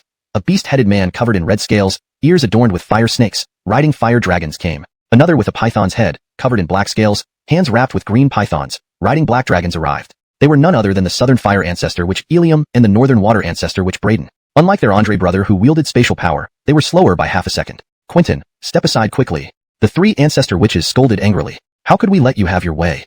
Quentin, esteemed in the heavenly court, would never watch idly as the demon race failed. Determinately resisting, he bought time for Jamie and Zechariah, aiming to break the Wu clan's 12 supreme deity formation as soon as possible. His overwhelming aura burst out, not inferior to the 3 ancestors within this 8-trigram array, as if Quentin were invincible here, evoking an uncontrollable feeling of helplessness. Haha, why don't the 3 of you stay here? Don't disturb the heavenly rock. Quentin chuckled, saying this with a smile. Nonsense. Absurd. You think you can keep us 3 here? The 3 ancestor witches shouted together. Impetuous Ilium wanted to engage Quentin in a life-and-death struggle but was stopped by cautious Braden. Even Paige advised. Be careful, brother. This formation is quite sinister. Don't fall for it. Seeing this, Quentin laughed softly, his eyes flashing with regret. My 8-trigram formation contains 8 gates. Life gate, rest gate, birth gate as the auspicious gates, death gate, shock gate, wound gate as the inauspicious gates, do gate, and Jing gate as neutral. I hope the 3 of you don't enter the inauspicious gates. With that, he dissolved into a wisp of blue smoke within the 8-trigram formation. Chapter 160.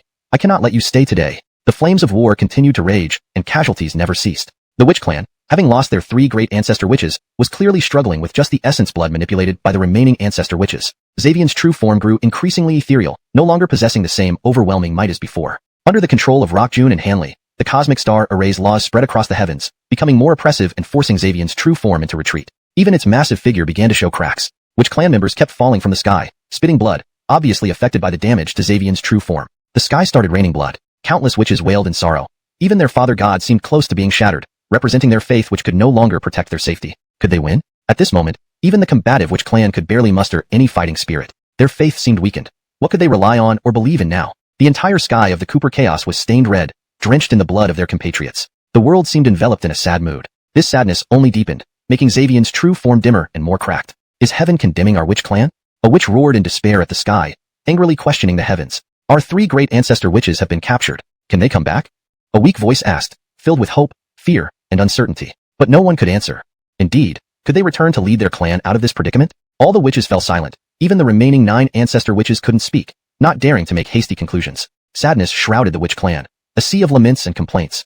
To think or moving his hands, seemingly deducing something. Bing, bing, do, jie, jie, zhan, lai, zai, qian. Several hours passed quickly. Brothers, I found the way out. Great, let's break through. Our clansmen are waiting for us. Let's go and slay that Elmer.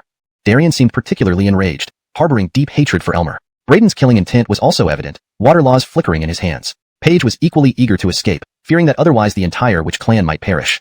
After considerable effort, the 3 burst out from the portal. Elmer, still celebrating his victory, hadn't paid attention to what happened inside the array since it wasn't broken. Paige, Darien, and Braden exited through the portal without disrupting the array. Elmer scoundrel, die. Darien's roar preceded him. The power of an ancestor which is formidable. His hands wielding the law of fire aimed directly at Elmer. Thanks to Darien's warning cry, Elmer managed to avoid critical injuries. Elmer retreated rapidly, wounds scorched black, severely injured by Darien's fire. Just as he breathed a sigh of relief, space behind him warped and shattered. Paige and Braden had used spatial other ambush and quickly retreated using spatial laws back to the witch clan camp. At Marina Palace, Marina abruptly opened her eyes, ending her seclusion. Tears rolled down her cheeks. Brother, why wouldn't you leave the heavenly court? Marina whispered softly. She reopened her eyes, calm, and left the palace she hadn't departed from in thousands of years. Hashtag chapter 161. Sorrow and resolve. Ancestral Witch Lord. So great. The Ancestral Witch Lord has returned. I knew that even Elmer couldn't harm the 3 Ancestral Witch Lords. The witch tribe camp was filled with joy, and the gloom from witnessing cracks appearing in Xavian's true body was somewhat alleviated. Elmer has been killed by the Ancestral Witch Lords. We are not without a chance. Most voices were filled with excitement. On the other side, the Netherclan saw this scene and seethed with rage, wishing to immediately charge forward and spill their blood into rivers. Heavenly Stars formation. Rock June did not want to pay too much of a price again.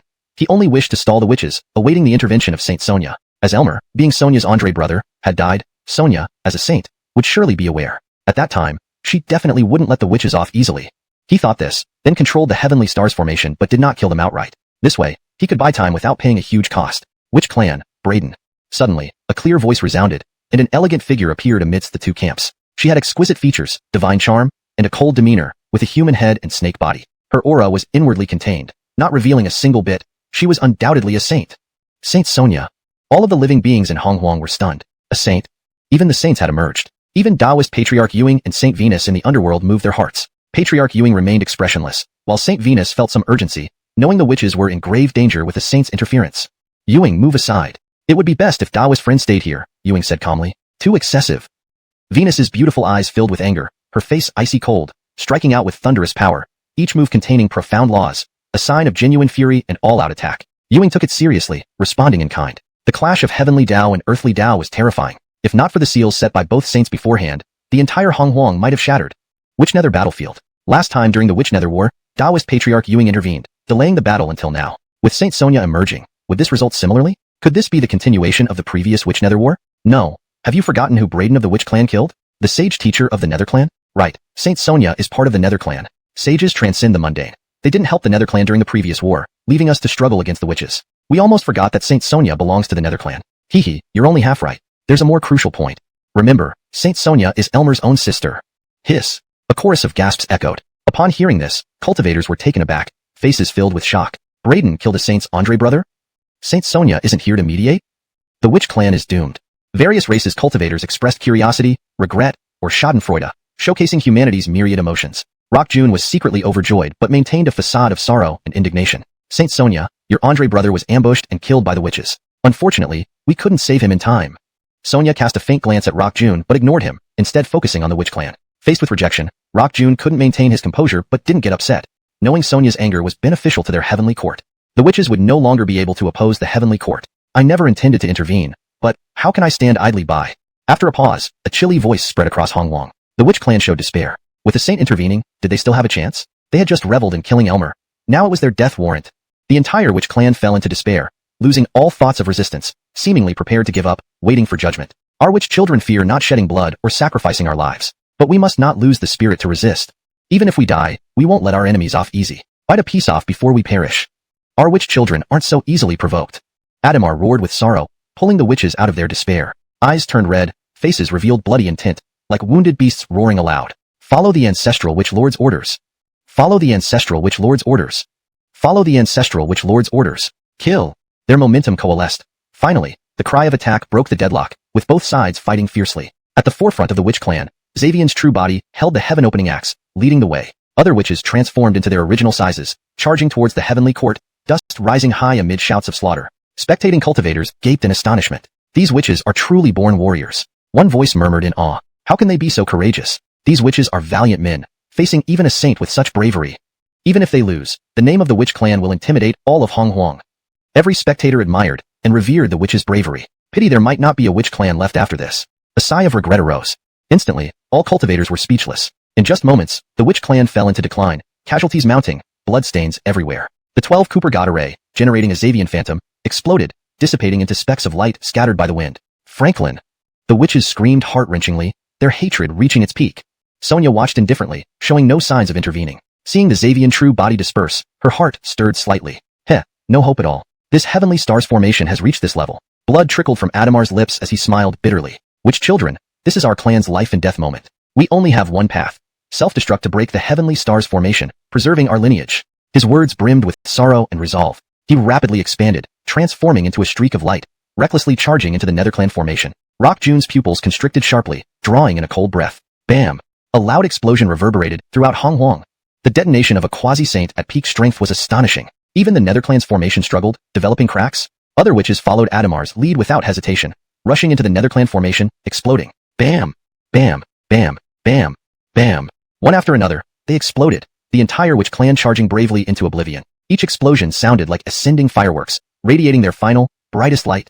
After reaching their zenith, they turned to dust, falling silently into darkness, radiant yet desolate. As the brilliance faded, it seemed to announce to the world that nothingness was the ultimate destination. Chapter 162. Die. All of you, die. Taoist brother Landon, please take the remaining bloodline of our Wu clan and escape this calamity. This was Rockjong's telepathic message before his self-destruction, filled with pleading. Senior Landon, please help preserve the bloodline of the Wu clan. Leaf, tears and blood streaming down his face, transmitted this plea. He then resolutely detonated himself, attempting to break the supreme star array. Boom. Another deafening explosion shook the heavens. Landon was deeply shaken, feeling some regret for the straightforward Leaf. However, the war between the Wu and Yao clans had reached its final stages. Even with his current cultivation, if he were attacked by the supreme star array or affected by the high-level Wu clan member's self-destruction, he would not fare well. With Marina, the sage, watching from the side, potentially ready to intervene, Landon didn't want to get involved. But having promised Ping Xian to help preserve the Wu clan's bloodline, Landon intended to honor his word. According to what Landon knew, the Wu clan wouldn't be entirely wiped out. After all, Jace, a great Wu ancestor, still appeared in future times. Countless Wu clan members detonated themselves, creating an overwhelmingly majestic scene that left everyone in awe. The supreme star array struggled to hold, on the brink of collapse. Rock June's eyes were bloodshot as he clenched his teeth, desperately maintaining the array. These damned Wu people, they cause trouble even in death. Brother, we can't hold it. If this continues, the entire array will explode, and we will die here. Even Zechariah, the Eastern Rock, was anxious, seeing the weakening supreme star array. But we are trapped inside the array now. Rock June knew the array was nearly beyond sustaining, yet he had no idea how to solve their predicament. If we leave now, we will be gravely injured or killed by the countless Wu clan members detonating outside. But staying means we'll perish when the array eventually collapses. Leaving now means almost certain death, but holding on might give us a slim chance of survival. We never thought we would be trapped by our own array. Life is unpredictable. Why doesn't Sage Marina intervene? Does she wish to see the Yao clan destroyed? Zechariah said with hatred. At this point, we can only rely on ourselves. Perhaps there are reasons the sages have which we don't understand. Rock June was helpless. Despite being a celestial rock, he couldn't force Marina, a fellow member of the Yao clan, who showed little emotion and acted independently. If not for Elmer's death, Marina wouldn't even bother to glance at this situation. Boom. Another colossal explosion rang out, like an incredibly bright firework. Blood-colored flames exploded across the sky, originating from the self-destruction of a primordial Wu ancestor. This blast immediately obliterated millions of Yao soldiers into mist, disappearing into nothingness. The Supreme Star Array became increasingly fragile, barely hanging in midair, swaying precariously. Many cultivators watched in anguish. Inside the array, the heavenly warriors and generals of the Yao clan trembled with fear, dreading the next moment when the Wu clan's self-destructive attacks would trigger the array's destruction. The hearts of the Yao clan members grew colder with fear. Each one worked harder to strengthen the Supreme Star Array. Under the combined efforts of billions of soldiers, the array temporarily held against the Wu clan's onslaught. Despite over half the Wu clan dead or wounded, the Supreme Star Array remained unbroken. The Wu clan grew more desperate, detonating themselves more frequently, charging toward the heavenly court's formation like moths to a flame.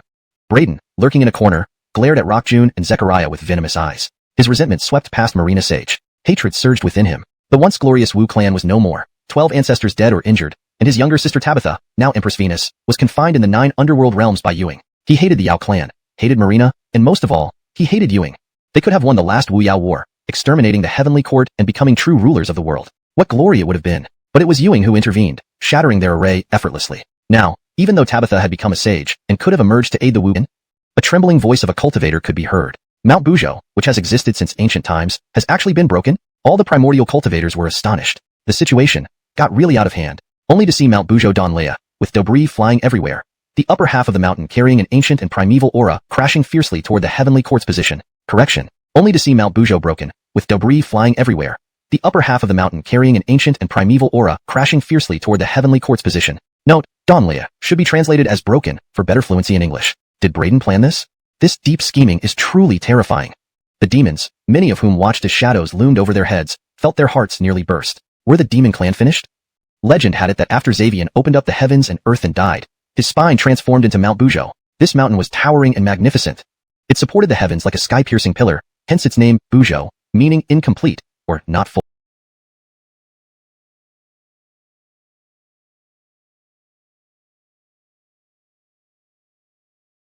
Outward in a frenzy. Jamie and Zechariah's expressions turned grim, brows furrowed. They clearly saw what others couldn't.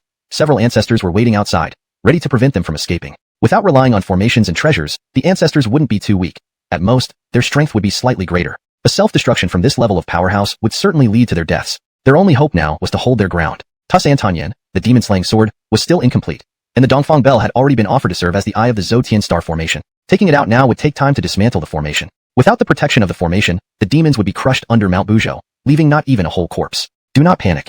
Calm your minds and concentrate fully on enhancing the formation. Whoever disobeys the order will die right here.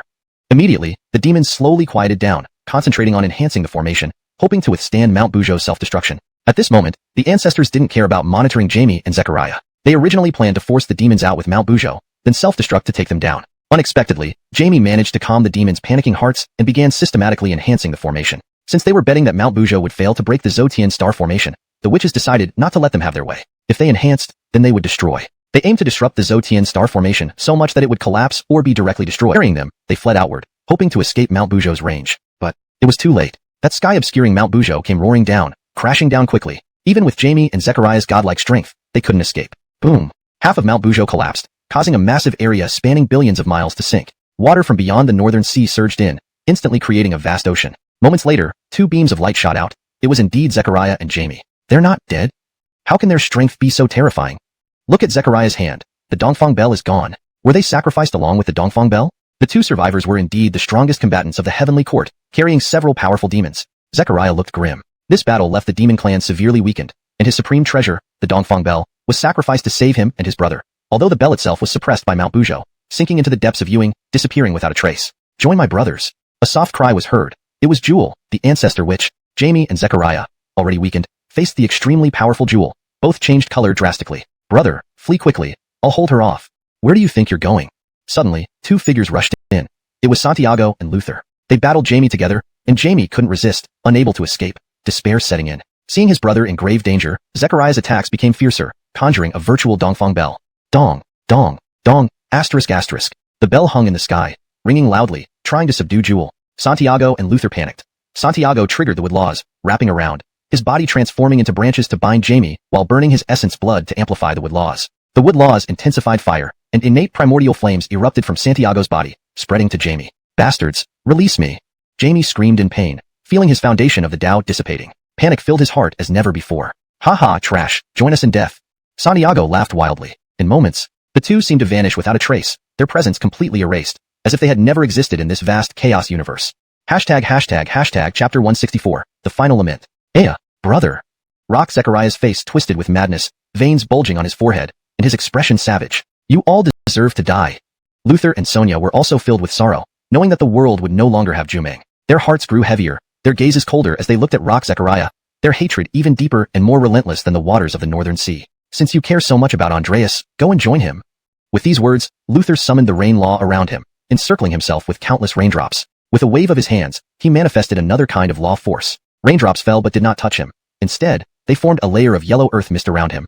Earth law force. After Kala transformed into the wheel of reincarnation, the 11 ancestor witches forcefully used their essence blood to cultivate another ancestor witch, precisely Sonia. Sonia looked just like Kala and had learned some of her earth law force. However, Sonia's earth law was different from Kala's heaviness. Because it was integrated with the rain law, it became less heavy but instead produced an unusual and enduring effect, one that could stretch infinitely without losing power. Luther, half human with a tiger's head, held 2 yellow snakes in his hands. The snakes suddenly stretched straight and crossed each other, producing a sizzling sound of lightning. SSSHH. The sound made everyone's scalp tingle and their hairs stand on end.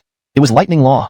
2 powerful ancestor witches moved in tandem, striking rock Zechariah from both sides. Appearance, lacking the chaotic supreme treasure's true power. Manifested laws were mere simulations, incomparable to the real thing. If the Donghuang bell were in hand, even in his injured state, that single chime would have been enough to suppress Luther. There was no time for deep thought. A figure rushed at him, wielding a wet soil sword conjured from rain and earth laws. If this sword struck him, even his innate divine golden body would be unable to resist the erosion of these 2 law forces. Rock Zechariah remained serious and alert. The sword approached rapidly, and Rock Zechariah conjured a phantom Donghuang bell to block it. The blade's tip pierced the bell's image, producing a metallic clinking sound.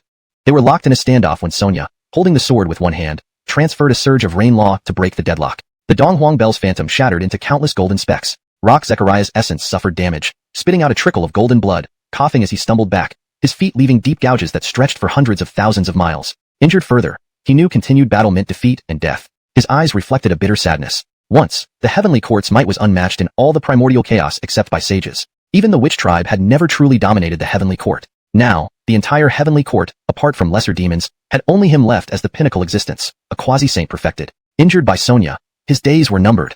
Haha, why has my heavenly court come to this? Rock Zechariah roared to the heavens, questioning fate and the Tao of heaven. Heaven shows no mercy, treating all things as straw dogs. Saints show no compassion, treating lives as ants. Is this what you call the Tao of heaven? Since the Tao seeks to destroy our demon race, today I defy it.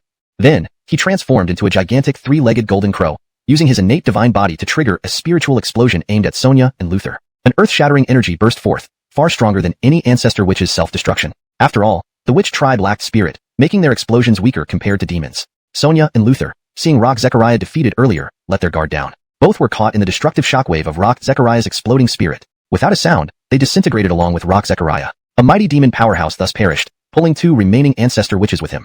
Thus ended the Great Witch-Demon War, both sides suffering grievous losses, ending this final battle with mutual destruction. But the consequences of the Witch-Demon War were far from over. Countless ancient demons perished. Buzhou Mountain fractured, creating a massive black hole, causing the 4 celestial pillars to collapse, splitting the 9 regions of the primordial chaos. The sky collapsed. Meteorites rained down, fires spread from the void, engulfing the primordial chaos. The sky could no longer cover the earth, and the earth could no longer bear all things. Heavenly fire spread everywhere, floods devastated the land, beasts ran rampant, attacking terrified commoners / souls in chaos. This heavenly fire seemed to carry law force, terrifying even many powerful beings. Only those with high cultivation could protect themselves. Even then, they could not help others. Weaker cultivators fared little better than mortals in such disasters. In summary, the entire primordial chaos plunged into chaos, heaven and earth torn asunder, the people suffering immeasurably. Both sides of the witch-demon war lost heavily. The hole in the sky created a powerful suction, pulling the remaining demons into it, disappearing into the unknown. Landon did not forget his promise to Sage Venus. Taking advantage of the chaos, he used the supernatural skill, close distance, stepping into the witch camp. He disappeared with the remaining witches, vanishing from this world. Chapter 165. I want to learn from you. In a remote corner of the Cooper chaos, a group raced at great speed, causing the earth to shake and dust to fly as if they were nearing the end of the Cooper world. Suddenly, they stopped here, seemingly needing a moment to rest and adjust. This was Landon's party. The surviving members of the witch clan appeared dejected. Their clan had practically vanished, with all 12 great ancestor witches fallen, and even the great witches nearly wiped out entirely. It had been more than half a month since the end of the Grand Array. The entire world of Cooper chaos lay in ruins. The war between the witches and fiends brought nothing but pain and devastation to this land. Although Landon knew Marina, the sage, would mend the sky eventually, her brother Elmer was killed by the witch clan's ancestor Braden. There was no assurance that she wouldn't blame the entire witch clan. Thus, for these past half-month, Landon used his skill, Endless Distance, to lead these survivors far away from the battlefield, then guided them all the way here, near the previous Blood Sea. Landon planned to bring the remaining members of the witch clan to the underworld where Isaiah could protect them. Even though he knew the witch clan's bloodline would certainly continue, he felt obligated to keep his promise. Since he promised Sage Isaiah, he naturally wouldn't take the matter lightly. Moreover, Sage Isaiah was compassionate and incarnated into the cycle of reincarnation, which greatly impressed Landon. Hence, he took his tasks seriously. Also, as an earthly sage, Isaiah's strength was top tier among sages, perhaps second only to Ewing. Furthermore, being fellow Taoist with Isaiah, Landon gained considerable merit during the incarnation process. He achieved heavenly recognition as Aiden, Heavenly Benevolent Holy Rock, and broke through to Quasi-Saint mid-stage using the merit. Following battles with Mysterious River's Elder, Tiandi, Rock, and Hanley of the Heavenly Court, he advanced to Quasi-Saint late stage. This series of events can be attributed to Landon's fortune, but also because of Isaiah. Besides, tens of thousands of years ago, Landon, under Master Shaw's influence, borrowed the Blood Sea from Mysterious River, knowing Louisa would later become the incarnation of reincarnation, waiting 10,000 years earlier, calculating Louisa. Hence, he felt somewhat guilty towards Isaiah and the Witch Clan. Before death, Hemlock and others begged him to preserve the Witch Clan's bloodline. Despite not verbally responding, he had already decided to help. Lost in thought, Landon sighed softly. Devin, don't run around wildly, don't disturb Senior Landon, came a woman's voice, pulling Landon's wandering mind back. Devin? A flicker of surprise flashed across his eyes. This is our savior, do not offend him. The child obediently trotted over, curious eyes inspecting Landon. Are you the human senior who saved our witch clan, Landon? He asked in a childlike voice, full of innocence, lacking the reverence displayed by other witches. Landon chuckled, then nodded, observing Devin carefully. They stared at each other for a long time, large eyes meeting small ones. Senior Landon, can you teach me skills? Little Devin asked earnestly. What skills do you want to learn? Landon asked curiously. I want to learn all of Senior Landon's skills. I heard Senior possesses incredible abilities. I wish to become as powerful as you. His words were filled with naivety. The nearby witch woman was startled by her child's boldness, while others resting near Landon felt their hearts leap. They thought Devin was too spoiled and daring. In the Cooper world, one's roots signify potential and capabilities. Better roots mean quicker advancement. Even Landon benefited from downloading his Master Sha's supreme innate divine root. Without it, reaching his current realm might have taken eons longer. Possibly, starting from the lowest level, he might never achieve this stage. Such is the advantage of having good roots. Skills and magical treasures are equally important for cultivation. A cultivator without skills is akin to hitting a stone with an egg. Simple and straightforward nature, very much to my liking. Furthermore, my relationship with the witch tribe isn't new. No need for such restraint. Pausing for a moment, Landon continued. He noticed that the witches were warmer than during his first visit, but not as naturally friendly as they were thousands of years ago. Devin made him feel strangely close. This world ultimately revered strength above all else. With his current power far exceeding the past, it was inevitable that others viewed him with awe. Feeling somewhat helpless, Landon hoped they could change their attitude. Then, looking at young Devin, he felt intrigued. According to legend, after Nora transformed into the cycle of rebirth, she left behind 3 drops of essence blood, one of which Devin absorbed. However, this only happened thousands of years ago, when Landon witnessed Nora transform into the cycle of rebirth, attaining sainthood and officially recognized as Saint Venus. Her body no longer contained the essence blood, as if it vanished. Witches lacked Cooper spirit, yet Devin possessed one? This puzzled Landon slightly, but he dismissed it. Smiling at Devin, he said gently, learning abilities is extremely difficult. You can only start with one. Once you've mastered it, I'll teach you others.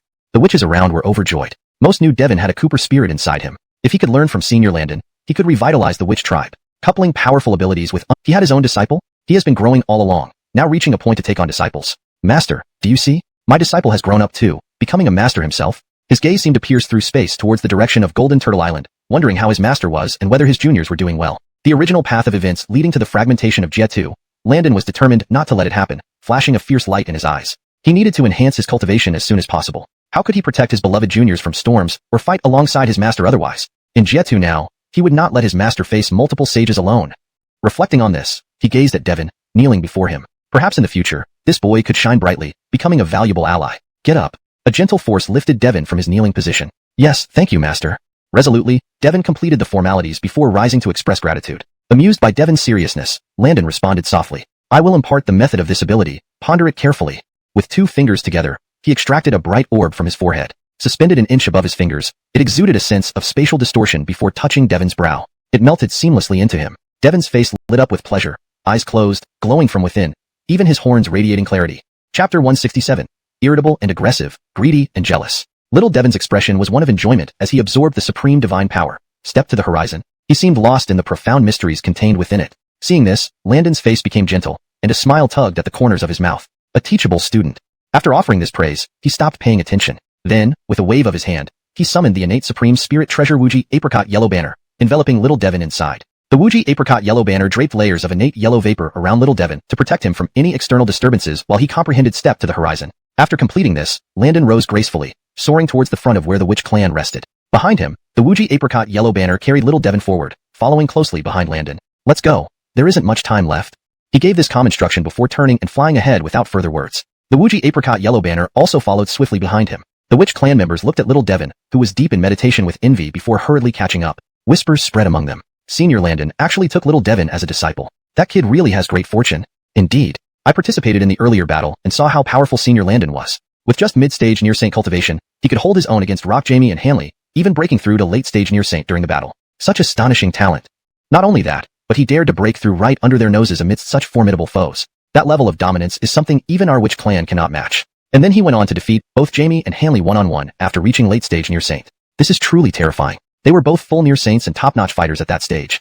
Yes. Senior Landon is indeed an unparalleled genius with unmatched demeanor. Back when he first came to our witch clan, I foresaw he would eventually dominate the chaotic primordial world. That's enough hindsight now. When he first visited, you wanted to challenge him yourself. You're lucky you didn't run into him, or you'd have humiliated yourself, someone scoffed. I don't know what you're talking about. I just wanted more chances to communicate with Senior. The person blushed, embarrassed but still unwilling to admit defeat. Amidst the ongoing arguments below, the sorrowful atmosphere from the battle half a month ago had considerably dissipated. Landon paid no heed to these exchanges, focused only on getting the Witch Clan to Sage Venus as soon as possible. If it weren't for the large number of people, making continuous use of Step to the Horizon would be too draining. Otherwise, Landon would have taken them straight to the Netherworld already. Fortunately, they were not far from the Blood Sea, though their speed still caused him to frown. The remaining Witch Clan members were incredibly weak, especially the younger ones. Many Andres, women, and children survived the disaster. The strongest among them now had only Grand Ether Golden Immortal power, without a single Great Law Golden Immortal among them. Those who did possess such strength perished in the final battles of the Witch and Bird Wars. The Witch Clan had truly fallen. His emotions fluctuated. He then turned and commanded them. Do not lose focus. Travel at full speed. We obey Senior's orders. They all responded respectfully, faces serious. Without further hesitation, they raced across the broken land, several times faster than before. Clearly, the Witch Clan members trusted Landon deeply. Another rushed half-month passed. The Blood Sea. It's the Blood Sea. Is this the place guarded by Lord Tabitha? Wonderful. We've finally arrived. These Witch Clan members recognized it after hearing descriptions from other ancestor witches and noting its distinct deeply again and spoke. Greetings, Taoist friend. Since I promised, I must do my best to fulfill it. Landon reciprocated her gesture with respect. Lord Tabitha. Ancestor Witch. Cheers erupted. The Witch Clan members, extremely excited, fell to their knees, performing the highest level ritual. Venus stood silent for a moment, eyes filled with sorrow. Please, stand up. Chapter 168. Kinship by Blood? My name is Venus. There's no need to mention my previous name. From today onward, our people of the Witch Clan will flourish and thrive here. Venus said softly. Many thanks to Saint Venus. Many thanks to Saint Venus. Voices of gratitude filled the air, and no one cared about the issue of names. As long as Lord Tabitha was still concerned for the Witch Clan, what difference did a name make? Only now did the Witch Clan truly feel at ease. Although Landon had also been a figure of supreme power, he was never considered one of them in the eyes of the witches. Therefore, there was always an underlying worry. Furthermore, having traveled non-stop for a month without a settled place had not been easy on them. Though this new environment was also strange and unfamiliar, it gave them a sense of stability. And with their great ancestors staying with them, they felt infinitely at peace. If that's the case, then Landon could only console him thusly. Once, Landon had downloaded Digby's essence from the 12 ancestral witches. Now that all these witches were deceased, the download process had been cut off. Back when Landon met Digby at Mount Buzhou, he had already received an immense boon, enabling him alone to form the 12 supreme heavenly gods array, which normally required the combined efforts of 12 great witches. Thus, these essences were of little use to Landon now but were invaluable to the witches, especially little Devon. Forcefully terminating the download, Landon extracted the incomplete witch essences from his body. Golden light emanated from his surroundings, and a drop of blood seeped out from his forehead. The essence contained immense power, causing the witches watching to gape in astonishment. How could Senior Landon possess their ancestors' bloodline? Coupled with the earlier display of deploying the 12 supreme heavenly gods array single-handedly, transforming into Digby's true form, terrifying suspicions formed in their minds. Could it be that Senior Landon shares kinship with our Witch Clan?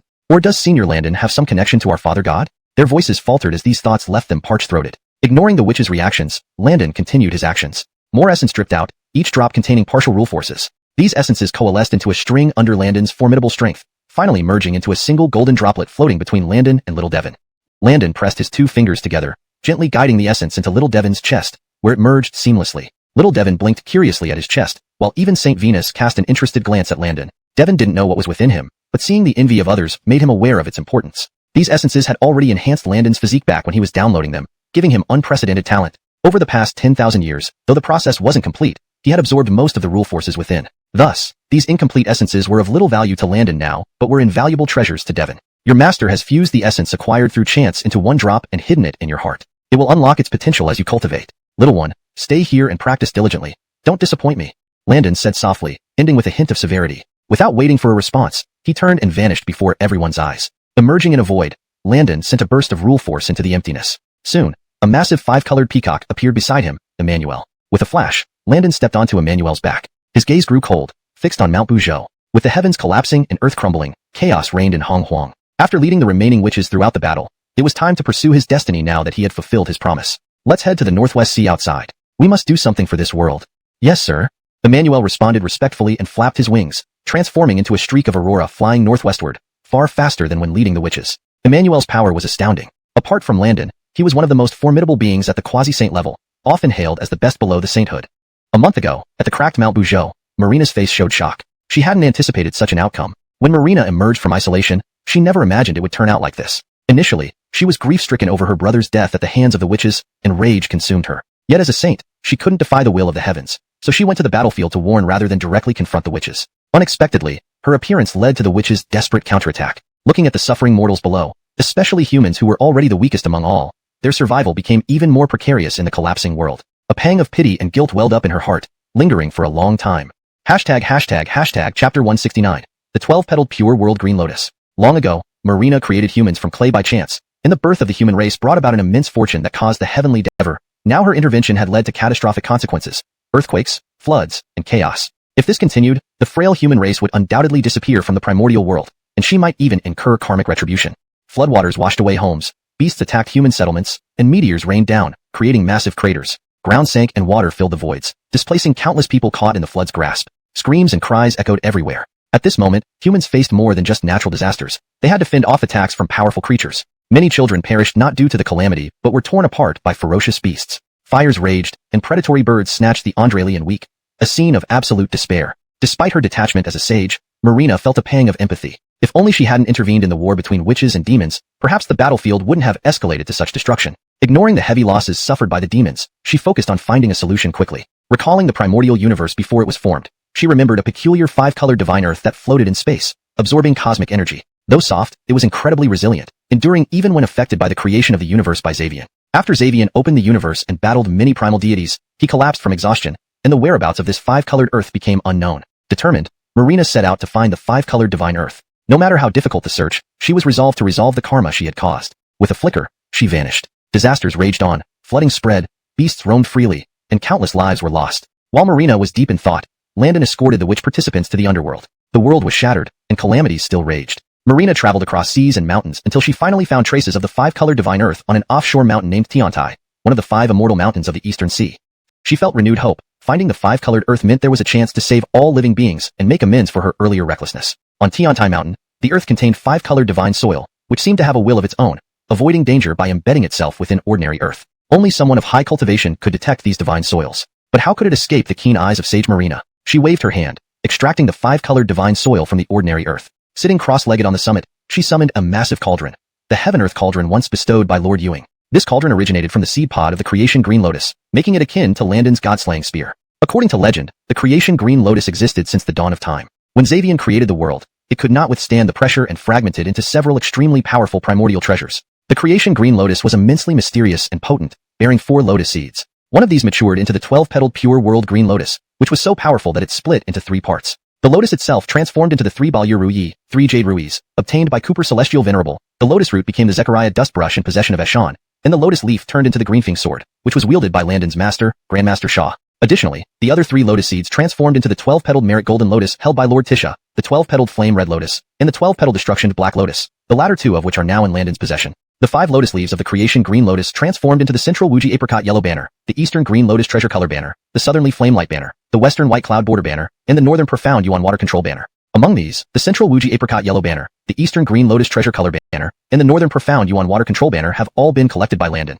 Each of these items derived from the pure world green lotus is a supreme primordial treasure, none being ordinary. Another seed turned into the 12-petaled Virtue Golden Lotus under guide deity Reginald, and the remaining 2 became the 12-petaled Hellfire Red Lotus and the 12-petaled Doom Black Lotus, both in Landon's possession. The 5 leaves of the creation green lotus transformed into the central Earth Yellow Flag, the eastern Blue Lotus Treasure Flag, the southern Flamelight Flag, the western Plain Cloud Banner, and the northern Dark Water Control Flag. Among these, the central Earth Yellow Flag, the eastern Blue Lotus Treasure Flag, and the northern Dark Water Control Flag were collected by Landon. Each artifact derived from the pure world green lotus was a supreme primordial treasure, unmatched in quality. Especially the Heaven-Earth Cauldron, renowned throughout the primordial world. Marina placed the 5-colored divine soil into the cauldron and tried to melt it with flames. Despite being a sage, she found it impervious to heat. Raising her arm, she summoned the sun's divine fire, refining the soil for a day and night. With a sage catalyzing the process, the 5-colored soil finally melted into a vibrant liquid. 7 days and nights of tireless forging followed, culminating in the creation of a massive 12-zhang thick, 24-zhang wide 5-colored stone. Untouched by floods. Once dry lands turned to desolation within just 4 years. Marina's expression shifted. She cast the furnace ashes and residues collected from the mountain, which grew with the wind until they landed on the ground, transforming into fertile soil and vegetation, halting the floods. Like filling an ocean, this act flattened the flooded continent. After stabilizing the earth, she flew upwards, holding a 5-colored stone to plug the sky's hole. A flash of multicolored light, and the stone merged into the rift, shrinking it slightly. It worked. Effective. Surprised joy filled Marina's heart, easing her worries. She raised another stone, merging it into the rift, making it shrink further. She accelerated, sending one stone after another into the rift, watching it visibly diminish. Meanwhile, Landon stood on the back of XuanHuan, hands behind his back, facing a gigantic AO turtle in confrontation. Landon had searched for this turtle for 4 years, finally coaxing it out of hiding by filling the northwestern sea with Earth's rule force. I've sought you for 4 years, Landon exclaimed, nearly losing patience. Why does Taoist friend seek me? The turtle, intimidated by Landon's aura, dared not offend him. After all, just his mount is a supreme being of quasi-saint perfection, rivaling my strength.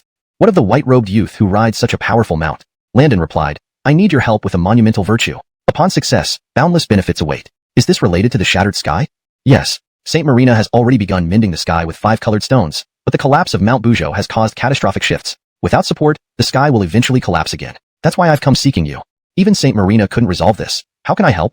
Landon's expression softened. You only need to transform into your true form and support the sky in place of Mount Buzhou. Pointing upward, he saw the turtle's face change dramatically. Do you really want me to trap myself like this? Are you mocking me? Anger laced his voice, thinking Landon was toying with him. Marina will surely know the sky will collapse without support. If she comes, might she cut off your limbs to prevent the collapse? Hearing this, the turtle felt fear. Am I to lose my freedom forever? There's always a way around it, Taoist friend. Landon promised, fear not, for supporting the sky is supreme virtue. Once achieved, you may advance beyond quasi-saint.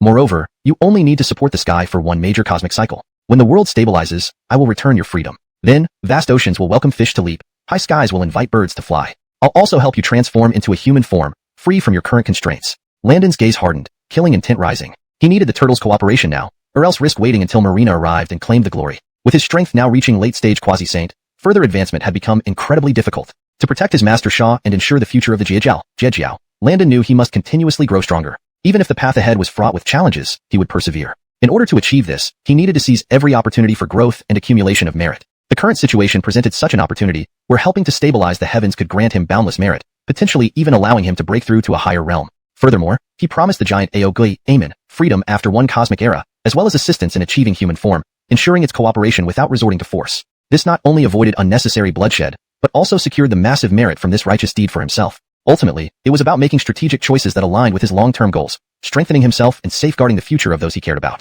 Despite the hardships, Landon remained resolute, driven by his sense of duty and determination. Hashtag Chapter 171. Heavenly Benevolent Sage Rock. If this can be done, then I thank you, Taoist friend. I hope you do not deceive me. After contemplating for a moment, Eamon responded with a bitter laugh. Despite living for countless years, he understood the situation clearly and knew that he could not afford to hesitate or evade. The white-robed youth had clearly harbored murderous intent just now, and Eamon had no confidence in escaping from both the youth and his mount. Even if he could escape, it would come at an enormous cost. Moreover, the youth had mentioned that Abriel, the sage, would arrive soon, which would only worsen his fate. It was better to agree promptly and gain the benefits of transformation, even if unsure of its authenticity, for this temptation was too great for Eamon to resist, having waited countless ages for such an opportunity. Landon said, if so, then this humble seat thanks you on behalf of all life in the world. Eamon inwardly cursed but became increasingly wary of Landon. This young man controlled his emotions masterfully, and his tactics were beyond what ordinary people could achieve. He exchanged polite words with Landon, though somewhat awkwardly. Can Taoist friend set out today? After all, any delay adds uncertainty. Landon said calmly, phrasing it as a question, but his tone carried an unquestionable authority. How could Eamon dare to object? He could only agree. Taoist friend speaks truly. Your concern for all beings is admirable indeed.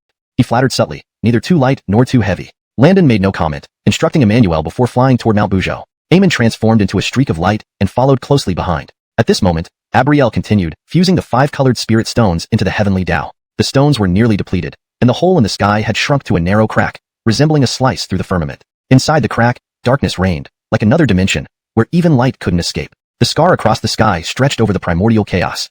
In no time, the last gigantic crack began to shrink, and the entire sky looked brand new. If not for the desolation of the earth, one might think the sky had always been intact. But Abriel remained unsatisfied.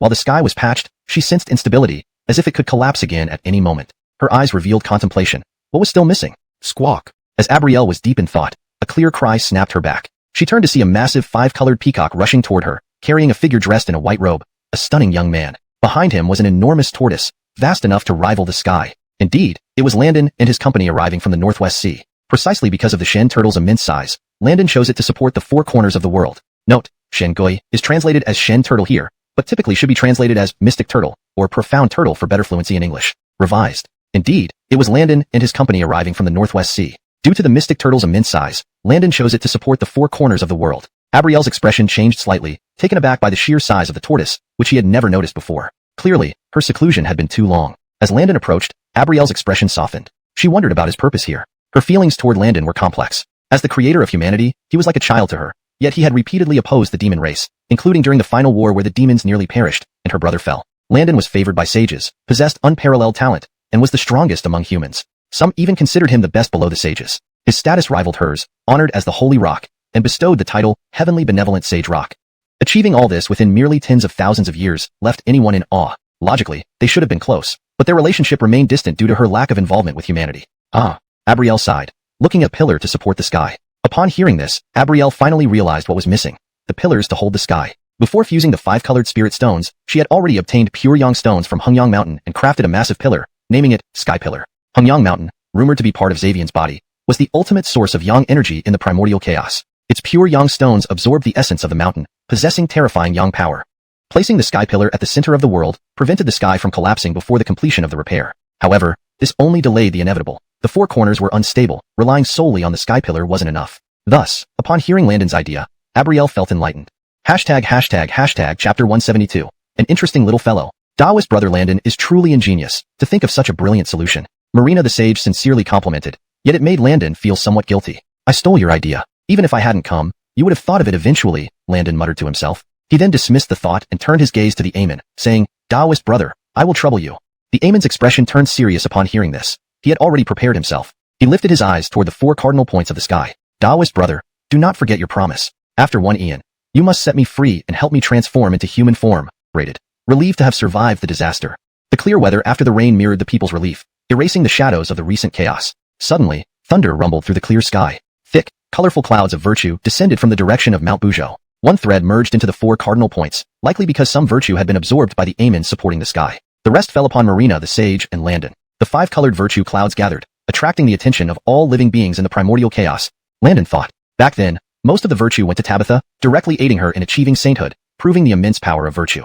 Now, this act of mending and supporting the sky was a monumental deed, especially since Landon played a direct role in saving future generations and ensuring the stability of the primordial world. It was indeed a grand deed of virtue. Therefore, this was the greatest virtue Landon had ever received. Even when he created writing for humanity, the virtue he received back then paled in comparison to now. The overflowing virtue engraved Tao patterns within his body. These patterns resembled a miniature version of Landon, lifelike and awe-inspiring, radiating the dignity of innate deities and the authority of the Tao. It seemed as if Landon had merged with the Tao, forming a faint connection. The intense surge of vitality within him likely stemmed from this connection, representing the life force of the Tao. Although unsure why such a force appeared within him, Landon believed it was a benefit from the virtue clouds and decided not to dwell on it. For now, he had gained powerful vitality, providing a robust safeguard. In a chaotic space, Ewing abruptly woke from meditation, opening his eyes with surprise. He sensed a surge of vitality from the heavenly Tao flowing into someone else. Closing his eyes, he traced it and saw 5-colored virtue clouds descending upon a young man in white robes. An interesting little fellow. He can absorb the heavenly Tao's vitality, the first to do so before achieving sainthood. Feeling the surge of vitality and the Tao pattern within him, Landon was satisfied with the outcome. He sensed there was more to this virtue, something beyond comprehension, requiring a quiet place for contemplation. Here was too noisy. So, he stood up to leave. Just as he rose, he noticed Marina staring at him with astonishment. Is there anything, Marina the sage?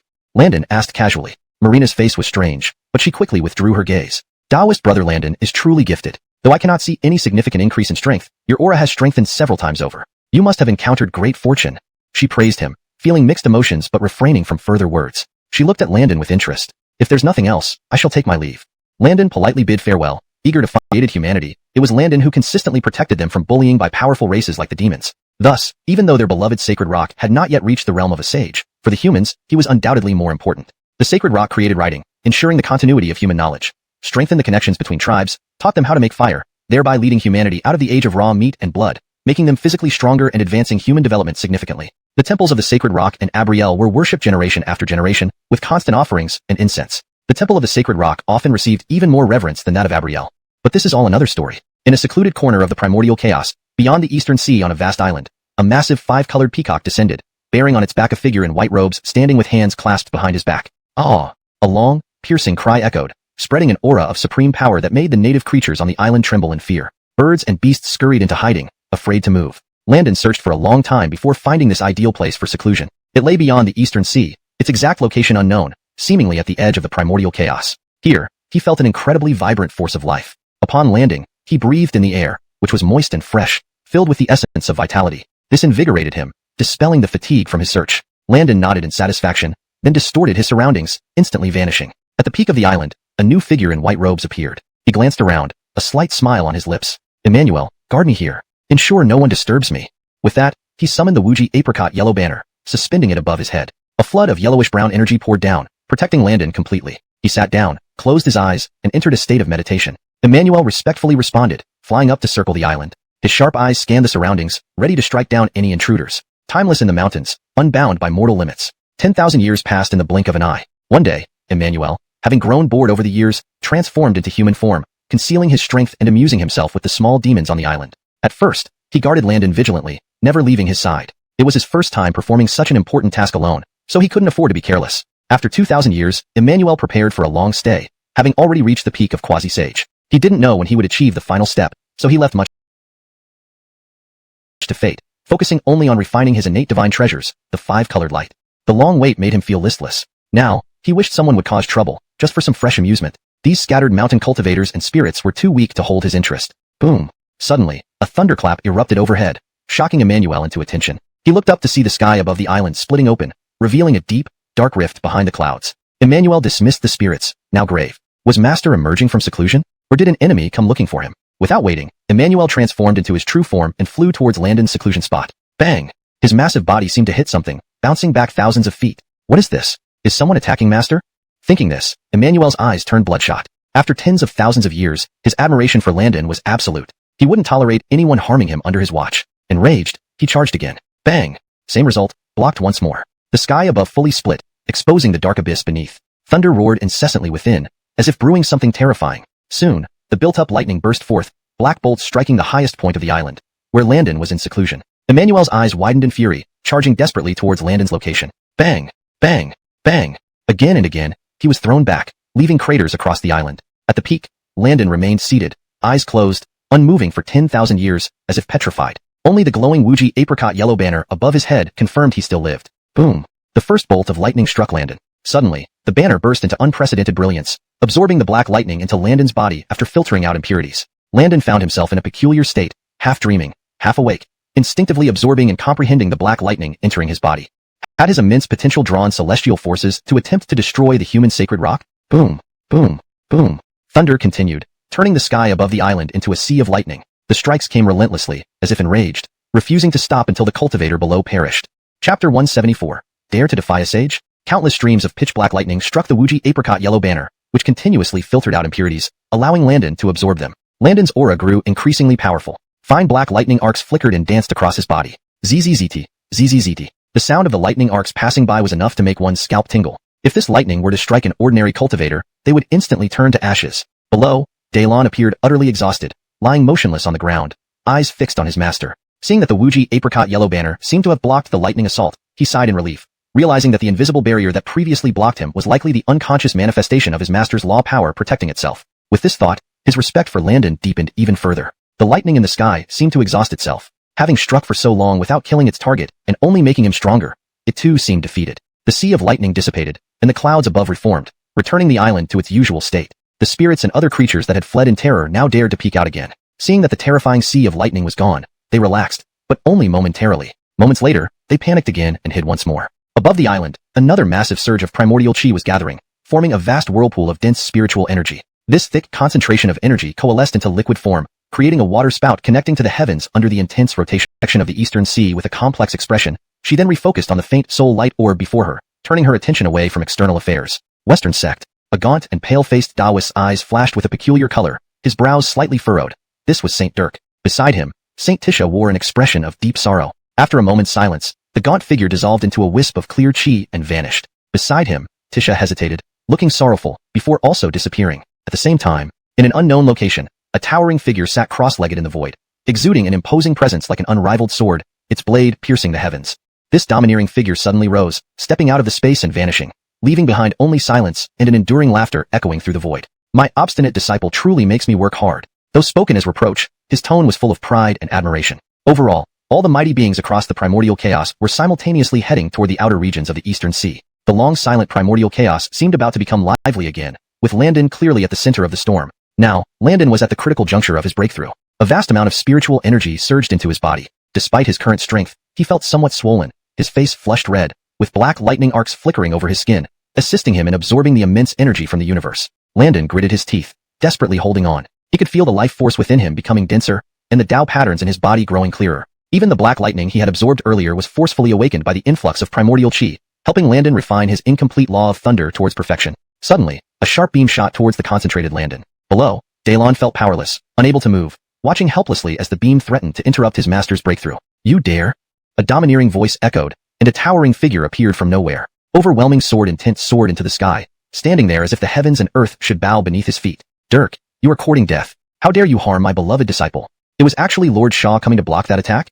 The powerful beings rushing to this place were all astonished. This Landon is truly favored by Sage Shaw. After tens of thousands of years in seclusion, Sage Shaw has the attack. He heard his master Shaw's voice and immediately calmed down. All his concerns vanished, and he closed his eyes, focusing entirely on breaking through. "Drew, get out here!" Master Shaw roared. The roar echoed profoundly, startling many powerful beings of the primordial chaos into momentary instability. Hee, it turns out that little friend Landon is attempting a breakthrough. I saw the dragon of spiritual energy charging at him and thought he was in danger. A gaunt yellow-faced Taoist emerged from nowhere, smiling and explaining. "I acted out of concern for little friend Landon. My good intentions backfired, but thankfully, no harm has befallen him. Otherwise, I would have been guilty beyond words." His words were eloquent, but his expression lacked any sign of remorse. Even Grandmaster Shaw was speechless by these words, never expecting Drew Dowran to be so shameless. This Drew Sage. A silent mutter echoed, left unfinished, yet understood by all present, causing general speechlessness. He truly disregards the face of a sage, they added silently in their hearts. Some daring ones chuckled at Drew Sage's audacity, but quickly silenced when glared at by their friends, warning them to keep quiet. Secretly using telepathy, one whispered, "No matter how shameless he is, he still has the power of a sage. It won't be wise if he holds a grudge." This caution spread, leading to an eerie silence. Only the roaring of the spiritual energy dragon beside Landon could be heard. Boom. Crack. Suddenly, amidst the silence, a powerful wave surged, followed by continuous sonic booms. Everyone turned to see. Was it Landon? The white-robed youth in the center now radiated a stable aura, floating as he absorbed the last bit of energy into his body. Then, he opened his eyes, revealing a piercing gaze that seemed invincible. What kind of strength is this? Judging by his aura, he should be at the peak of near saint, but this presence? Something's off, very off. Why do I feel like facing a sage? The surrounding observers sucked in cold breaths upon feeling Landon's current aura. Murmurs arose. Is Landon already a sage? One astonished voice asked. Facing him at my peak near saint level feels like facing divine wrath. This child is truly terrifying. Who can compete for the 9th sage position with him? Silence fell as everyone pondered, wondering if they stood a chance in a one-on-one battle against Landon. Perhaps only surviving a few moves in his hands, the thought made them uneasy.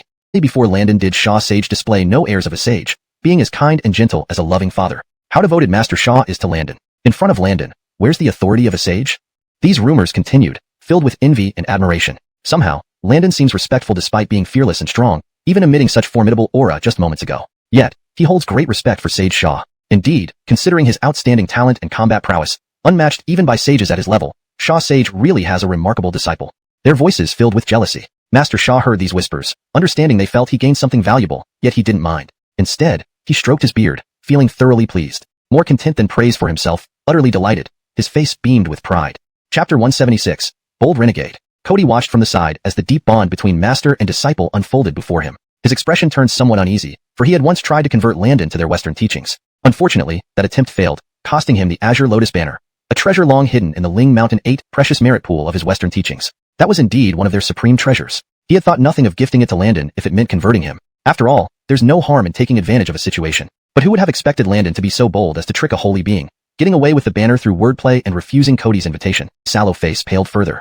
He considered slipping away unnoticed while Bryant was distracted, feeling out of place staying longer. His expression fluctuated, thoughts swirling endlessly. Bryant reveled in self-pride, forgetting Cody's presence. Yet Landon did not forget. Previously, Cody attempted a heavy-handed strike, interrupting Landon's breakthrough. If it weren't for Master's arrival, Landon might have failed the breakthrough or worse, damaged his foundation, stunting his growth indefinitely. How could Landon let such actions go unpunished? His gaze hardened, emanating an air of invincibility. Like a tyrant staring down prey, he exuded unmatched arrogance. Feeling his disciple's intent to kill, Bryant's eyes sharpened.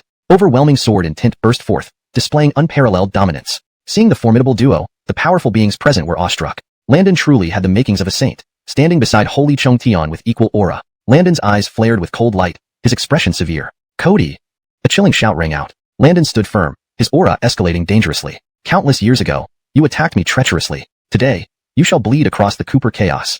The crowd was speechless at Landon's audacious declaration. What arrogance! Is he really that strong? Gasps filled the air, filled with disbelief. Even Cody, usually unflappable, showed anger. Bold renegade.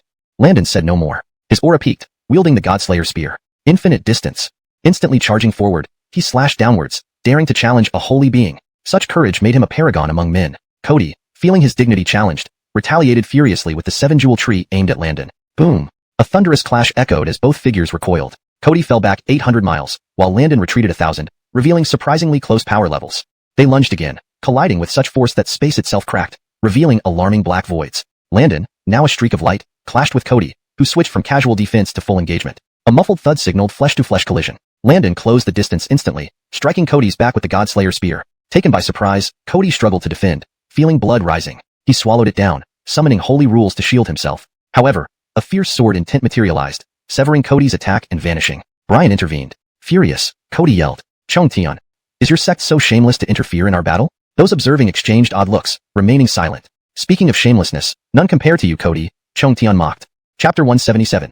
It was truly too unreal.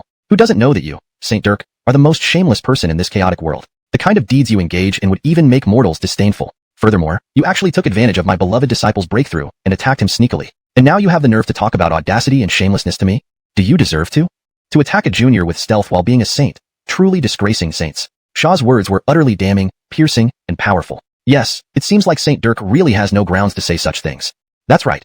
Landon was completely unguarded during his breakthrough, and launching a surprise attack is indeed less than honorable. Below, numerous powerful beings whispered among themselves, sneering inwardly at Dirk, their disdain for his character evident. Dirk's impatience got the better of him earlier. Now he regretted it and had no clue what to say. I only meant well, worried about danger befalling your disciple, given how overwhelmingly powerful the spiritual energy was at that moment. Dirk tried to rationalize, but before he could catch his breath, Landon attacked again. Having already suffered once, Dirk did not dare take it lightly, immediately countering. They exchanged hundreds of blows within moments. Shaw enveloped the battleground with an aura of sainthood, preventing any destruction to the universe. Just as Dirk saw an opening to severely injure Landon and lunged forward, another sharp sword she interrupted his fatal strike. Shaw, you've overstepped the line.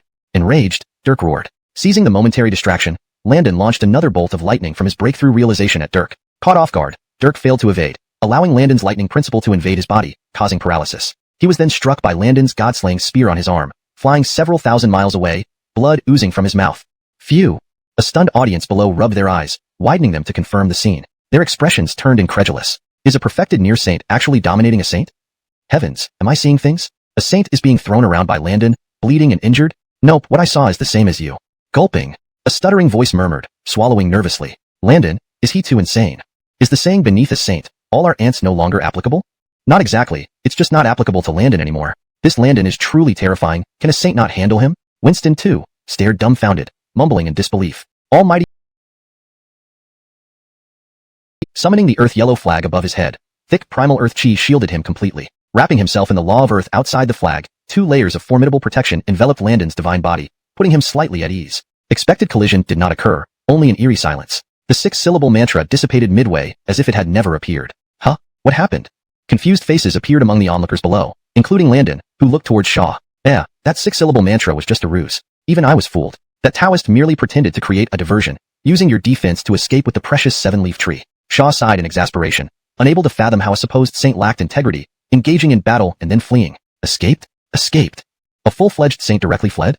The onlookers were speechless, more in shock than words. Is Landon already this powerful? While they understood it was partly due to Shaw's presence that Dirk fled, Landon's newfound strength could genuinely challenge a saint, not just resisting but truly battling one. Landon is unstoppable now, driving a saint into retreat. Such an accomplishment is simply too surreal to believe. In the eyes of Landon, there are no limitations beneath a saint. Indeed, since the time of Xavian, no one has displayed such astonishing combat prowess. The powerful beings marveled aloud. Narrowing his eyes, Landon remained indifferent to these exclamations, feeling an unprecedented surge of murderous intent towards Dirk. Chapter 178. Perhaps not even worth a hair of the eldest senior brother. Master, this disciple wishes to head for the Western Sect. Landon's eyes brimmed with murderous intent as he coldly bid farewell to Lord Shaw. Directly to that Kinney's den? Lord Shaw also cast a surprised glance at Landon. The sharpness and boldness in his words were unexpected. It seemed this Kinney had truly offended someone significant. But this kid certainly attracted trouble wherever he went, a natural troublemaker. Then Lord Shaw laughed heartily and boomed, "Good, good." Lord Shaw repeatedly voiced his approval, clearly very satisfied with Landon's audacity. Since this disciple could muster such courage, how could the master be outdone by his own disciple? Since you've said so much, I will accompany you. Let us visit the Western Sect, and see what they can do to both of us. The laughter echoed, stunning those below into silence. Only Shaw and Landon dared utter such words. After all, 2 saints presided over the Western Sect. If anyone else spoke like this, they would surely be ridiculed. But Lord Shaw had every right to say these things. Speaking of the most formidable figure in the Cooper Chaos, none rivaled Lord Shaw, and Landon had perfectly inherited his master's unparalleled dominance. That look down, and everything attitude, that disdain for even saints, truly left everyone astonished. Combined with his unprecedented and perhaps unsurpassable talent, such power indeed warranted such arrogance. Thus, upon hearing Landon and Shaw's conversation, these powerful figures from the Cooper Chaos, though greatly shocked, couldn't find any grounds to refute it. They remained speechless, their dry mouths unable to voice any opposition. Landon and Shaw paid no interest in these thoughts. Once the decision was made, they immediately stepped forward and vanished into nothingness, leaving behind the astonished beings. Before departing, Landon swept his hand and carried along the injured and immobile Daylon. Moments later, atop an immortal mountain above the eastern sea, Landon and his master Shaw stopped. Landon felt a familiar presence here, hence he arrived on this mountain. Shaw followed because Landon came here. The mountain was teeming with life. Trees thrived lushly in dense forests, where many ordinary creatures roamed yet radiated extraordinary wisdom and spirituality, even before turning into spirits. A mist surrounded the sky above, resembling a earthly paradise. Excluding the acquired means, even Master Shaw's Golden Tortoise Island might fall short compared to this place. Landon was also intrigued by this unnamed immortal mountain. The two did not use supernatural powers, but walked up the mountain like common folk, a new experience for both of them. They exchanged glances, smiling warmly, enjoying the peaceful moment, forgetting the intrigues of the Cooper Chaos and returning to their purest selves. They strolled through the mountain, pushing aside obstructing brambles or taking detours, savoring the simplicity of being human. Upon reaching the peak, even with their immense prowess, a peculiar pleasure arose within them. However, their feeling didn't last long as a huge, 5-colored divine stone near the edge caught their attention. This isn't one of the stones Sonia used for the sky mending? Landon was also surprised. No wonder he felt familiar earlier. It was the 5-colored divine stone. When Landon passed by before, he was seeking the turtle, then rushed off with the tribe to the remnants of the unbroken mountain. At that time, Sonia was nearly done mending the sky. Though Landon didn't see the stone back then, its aura was unmistakable, leading to this discovery. So, this legend is true. Landon murmured softly. It's the leftover stone from Sonia's sky mending, Shaw explained. Landon nodded. Disciple understands. He stood silently, deep in thought, wondering about the stone's significance. According to later legends, it might be related to someone's origin, but after thorough observation, there was no sign of life, just a dead object. Unable to resolve his curiosity, frustration crept in, and he prepared to leave. Just before going, he hesitated, finally placing his hand on the stone, infusing a sliver of divine consciousness, before leaving with Shaw. After they departed, the 5-colored divine stone emitted a faint light, slightly trembling. On Golden Tortoise Island, the sea above. Welcome, Master, eldest senior brother. Welcome, Master, eldest senior brother. Cheers filled the island as thousands of Jiajiao disciples kneeled to greet Lord Shaw and Landon. Note, Jia teaching has been corrected to Jiajiao, which means Truncation Sect. But since the instruction requires using only English, I will provide an appropriate English translation. Cheers filled the island as thousands of Truncation Sect disciples kneeled to greet Lord Shaw and Landon. Shaw smiled, stroked his beard, dismissed formalities, and vanished. Excited disciples swarmed Landon, bombarding him with questions. Brother, did you really injure Daoist Kenny, making him flee hastily? How amazing are you, brother? When can I reach your level? Forget it, with your talent, you're not even worth a hair of eldest senior brother. Laughter ensued without malice. Encircled by disciples, Landon watched the younger ones play, a smile on his face, feeling young and carefree again. He greeted each one, offering advice to those who sought guidance on cultivation. Those disciples who asked questions left enlightened, clearly benefiting from Landon's expertise, which rivaled Lord Shaw's. Soon, Landon excused himself, flashing away toward Lord Shaw's residence, the Green Tour Palace. The remaining disciples licked their lips, still craving more. Chapter 179, The Inverted Sky Seal. The ordinary disciples of the Jiejiao were still immersed in the joy of their master and Andre brother's return, thrilled by the glorious victories of their senior brother. A true man should be like their Andre brother, courageous enough to challenge even a sage. Unlike the ordinary disciples who were basking in excitement and joy, Landon felt a sense of oppression that comes before a great battle. If not for his master's presence earlier, his current strength would not be enough to ensure victory over Dirk, especially considering he had only recently ascended to the peak of the virtuous sage realm. But Daoist Dirk had been at this level for countless years, giving him an experiential edge. Furthermore, when they arrive at the Western Teachings territory, it would be fighting on their home ground, which would be disadvantageous for Landon. However, Landon did not regret his previous decision. Dirk had repeatedly ambushed him, but each time concerning the Western Teachings, didn't you? Rest assured. With me here, you can confidently confront them. His words exuded boundless arrogance, demonstrating immense confidence in his own strength. It seemed as though the two sages of the Western Teachings were mere clay figurines, completely beneath his notice. Even Landon was momentarily stunned by his master's overwhelming aura. Then a warm feeling welled up inside him. His master was willing to stand against two sages for his sake. Although his master made it sound easy, everyone knew how formidable sages truly were. Even master's power might find it challenging to subdue them easily. Then master, please just hold off Tisha Daoist, while I will take on Sage Dirk alone. After a brief pause, Landon quietly said. Shaw frowned with worry evident in his expression. Don't underestimate him, disciple. That Daoist is no small matter. After speaking seriously, Shaw looked at Landon, waiting for his reply. Landon shook his head gently. I've never underestimated Dirk. Last time, my battle with him greatly helped consolidate my strength. Moreover, as master's disciple, how can I fear challenges? Caught between praise and reprimand, Shaw couldn't help but chuckle awkwardly. This disciple sure knew how to flatter. Internally amused, Shaw sighed. You clever boy, always trying to persuade. The 12-layered purple lotus of transmigration, the 12-layered crimson lotus of karmic fire, and the 12-layered black lotus of world destruction. All top-grade innate treasures. He also possessed 3 of the 5 directions banners, the Earth Element Yellow Flag, the Blue Lotus Banner, and the Control Water Banner, plus the River Chart and Luo Book obtained during the War of Demons and Immortals. Each one of these items could cause a frenzy among the powerful figures of chaos. Additionally, he owned 36 Sea Stabilizing Pearls, the Ledger of Life and Death, and the Kunlun Seal, among others. Going to the Western teachings required bringing all his trump cards to make Dirk pay a hefty price. Considering everything, he decided to act boldly, crushing the Western teachings openly. With 2 sages in the Western teachings, who claimed to be integrated with the heavenly way, Landon aimed to overturn this heaven. He started searching for materials to forge a new treasure. He took out fragments of the collapsed Buzhou Mountain from the War of Demons and Immortals to create a supreme Yangyin suppressive artifact to awe the entire world of chaos. He even envisioned the shape of the future treasure. It would be a heavy object symbolizing control over heaven and earth, called the Xavian Seal. Unlike these excited ordinary disciples, Landon felt a lingering sense of suppression before the impending battle. If not for Master's support earlier, his current strength would not have been enough to ensure victory over Fagin. After all, he had only recently ascended to the perfected sage realm. However, Taoist Fagin had been at this level for countless years, and Landon was at a disadvantage in experience. Moreover, battling on the Western teachings home turf was highly unfavorable for him. But Landon did not regret his previous decision. Taoist Fagin had attempted to ambush him several times, and only Master's timely intervention saved him. Landon's thoughts filled with murderous intent when he imagined what might have happened if Master hadn't acted in time. Lost in contemplation about strategies, Landon soon arrived at Bixiagong Palace. Disciple Landon pays respect to Master. Landon entered respectfully and greeted, "You, my naughty disciple, are becoming more formal every day. Why so polite?" Tongtian chuckled mockingly. "But your Andre brother is gaining increasing admiration among the disciples," Tongtian said with satisfaction. He had always been extremely pleased with Landon. Recalling how, as an ordinary mortal, Landon dared to question sages right after Tongtian became a sage, he displayed remarkable talent then and there. Now, he could rival a sage. A journey Tongtian watched step by step with awe. "Master?" Noticing Tongtian's silence, Landon softly called out. "Haha, it's nothing. I was just reminiscing, feeling rather nostalgic." Tongtian regained his composure, laughing off his momentary lapse. "Did you come here regarding the Western teachings? Don't worry. With me, you can face them boldly." His words exuded unparalleled confidence and arrogance, making the 2 sages of the Western teachings seem like mere clay figurines. Landon was momentarily stunned by his master's dominance, feeling a warm wave in his heart. His master was willing to confront 2 sages for him. Though Master spoke casually, dealing with sages wasn't easy, not even for someone of Master's caliber. "Then Master, please just hold back Mavis while leaving the task of facing Fagin to me." Landon pondered and said softly. Tongtian frowned, his brows knitting with concern. "Don't underestimate him, my disciple. That Taoist is a true sage."